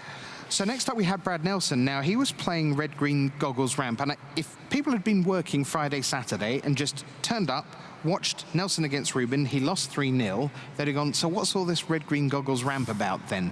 But there's a lot to it, and it seems like a terrific deck. Yeah, Red-Green Ramp is an archetype that's been around for many months now, but adding Pyromancer's Goggles to it, I mean, Worldbreaker and Pyromancer's Goggles next to each other seems totally incongruous. It does. But it was an awesome solution to the metagame here this weekend, and seeing things like Fall of Titans for X = 8 get doubled. I mean, it just explosive thing. And also copying Magmatic Insight and Tormenting Voice were really like the key tools that allowed this ramp deck to keep the card flow going in order to propel it into the late game. One of the things that Magic's so great at is finding decks for different types of people. And it's fair to say that I'm a control player, so I look at Esper Dragons, but I also look at Seth Manfield's Esper Control, and I'm probably going to want to choose between those two. Do you have a sense which of those two is perhaps better positioned moving forward, has got the most room to grow in this growing Standard format? I think they both have room to grow in different directions. I think it really just depends on, like you said, Rich, what your style is as a player. We likened Seth Manfield's deck to a Boa Constrictor earlier, and I think it's kind of apt because, you know, you watch that deck play out, and once it starts to get a little bit of traction and starts resolving these high loyalty Planeswalkers, it's very difficult for the opponent to get out of that stranglehold as those Planeswalkers just keep ticking up and generating incremental value. On the other hand, Shota's deck is capable of winning the game very quickly with cards like Dragonlord Ojutai and Dragonlord Silumgar. So yeah, it just depends on which way you want to go. Now, I really don't have it in for the Goggles deck, but it is true that the other Goggles deck, Luis Salvatto from Argentina, with the red-white Eldrazi Goggles, that also lost 3-0 in the quarterfinals and wasn't a great showcase for what does seem like a very good deck. It's true, it wasn't a great showcase, but obviously, you know, Luis did very, very well throughout the Swiss, and you know the deck seems a little bit eclectic, but it's got a lot of play to it. You get to play with powerful cards like Thought Not Seer, you know, no one doubts the power of that card, and also next to Pyromancer's Goggles with plenty of red burn spells and powerful instants and sorceries. And what struck me most about that deck is if you take a look at the list, there's lots of 2s and 3s and 4-ofs at varying numbers there, and so it strikes me as a deck that has a lot of play that you can tune to your local metagame, and as the overall Standard metagame evolves, you can kind of just take that deck whatever direction makes the most sense. So seasons past, Bant Company, Black-Green Aristocrats, Esper Dragons, Red-Green Goggles Ramp, Esper Control, Red-White Eldrazi Goggles, none of them won. Because the winner was Green-White Tokens, and the winner was this man, Steve Rubin. Thanks, Rich. I'm here with Pro Tour Shatters over Innistrad champion. Yep. First time in the top 8, Steve Rubin. Sure, yeah. You had a tremendous season last year. You called yourself the pro. Nobody quite knew you. You were a little under the radar. Of course. What did it feel like to make the top 8, and what expectations did you have going into that stacked bracket? It felt good. I mean, there was certainly some great players in this top 8, so I don't know exactly what I expected. I just wanted to play it out, see what happened. I thought that my deck was well positioned, and I guess it turned out to be so. So everything went well, I suppose. We're going to pour out a little ever-flowing chalice for Team Blitz here. Three of your teammates in the top 8 from your previous team. Yeah. You guys all worked together for the World Championship last year. Sure. Talk about the change of scenery, going to team face-to-face games, and how you guys came up with this green-white tokens deck. Face-to-face, obviously we started a bit early, about a week before Barcelona, the Grand Prix last week. And we just started, normally for the first week, they just did limited. I'm not, it's actually new to me. Usually I do a mix the entire time, but we did limited up to the Grand Prix, and then we started testing constructed seriously. You know, some games here and there in between. But we came up with a green-white deck actually quite late, about Tuesday this week, I think, or Monday, because we were just, Bant and humans seem to be the big decks, you know, and it seemed like they just seemed to beat everything. And we had thrown everything at them, and it was almost impossible to make a deck that beat both. You know, you could beat one, but not the other. Brian Brandoon actually, towards the end, like this was the last day that we had devoted to maybe trying something else, said, how about this green-white token deck that he's seen from a tournament in the Star City Games Invitational? We changed a few cards, and it immediately just started beating those decks and moving from there, and that's pretty much how it came to be. And so you get to the finals, and that's got to almost feel like so perfect. You're talking about beating Bant Company, and then you get to play against Bant Company in the finals. Yeah. Tell us a little bit about some of the highs and lows of that final match. Okay, well, I mean, I started off strong. You know, the pre-board games I think are pretty good. I was able to use Avacyn, obviously, to sweep his board and win some of the early games. It's harder to do that post-board. Game 3, I really flubbed. You know, it was a difficult situation. I messed up a few times, maybe more than a few times, but I just had to keep my head straight for Game 4. You know, if you make a mistake, you still have 2 more games. You can't let it hurt you. You can't be upset about it. So I just pressed on and was able to win a really, really close Game 4, I think. I think that's a super important skill. I've seen that, you know, countless Pro Tour victories where somewhere along the way someone made a mistake that I think at a lower level of play might completely derail your match. How does someone learn to be able to course adjust like that? Well, the first thing is to realize that nobody's perfect. I mean, I certainly did not play this tournament perfectly, or the finals, or anything for that matter. But you know, understand that the game is going to continue on, and there's no. It's almost expected. You know, I have a thing for every Pro Tour where once per day I allow myself. It sounds kind of silly, but I allow myself one big mistake. Like, I mean, it's just going to happen. I'm not the best technical player, but you know, I can play with the best of them, and sometimes you make a mistake. If you know it's going to happen eventually, you know, I'm going to make a mistake. As long as you have the mentality of, well, I need to keep going, then it's not so bad. So at least that's how I think about it, but I guess it worked out for me here. That's a great attitude. Not so bad indeed. $40,000, a giant cup, invitation to the World Championship. Of course. We'll see you in Sydney. We'll see you at the World Championship. Steve Rubin, congratulations on an amazing, it's hard to say breakthrough finish after last year, but you know, a breakthrough top 8 performance. Sincerely, thank you, man. I appreciate it. That was just fantastic. You learned so much in just those couple of minutes. Most of all about forgiving yourself for the error, because errors happen all the time in Magic. Yeah, I really liked what Steve had to say there about allowing oneself a mistake, but then accepting that and being able to move past it. That's just a huge, huge skill and great self-awareness. You know, really, really important thing in Magic tournaments. Ian, an amazing weekend is coming to a close. What's the one thing you'll take away from Pro Tour Shadows over Innistrad? I don't know. The formats look awesome. I want to go play Magic, basically. I want to go play Magic. There's certainly nothing wrong with that as a way to close. We hope you've had a fantastic 3 days here on behalf of everyone at Wizards of the Coast. The technical team behind the scenes, all the people who bring you the best game in the world, our players who are the best on Earth. We thank you for the viewing that you've given us over the last 3 days. Let's do it all again really soon. Join us for Grand Prix Toronto next weekend. But until we do meet again, from everyone here on the Pro Tour, I'm your host, Rich Hagan, saying bye.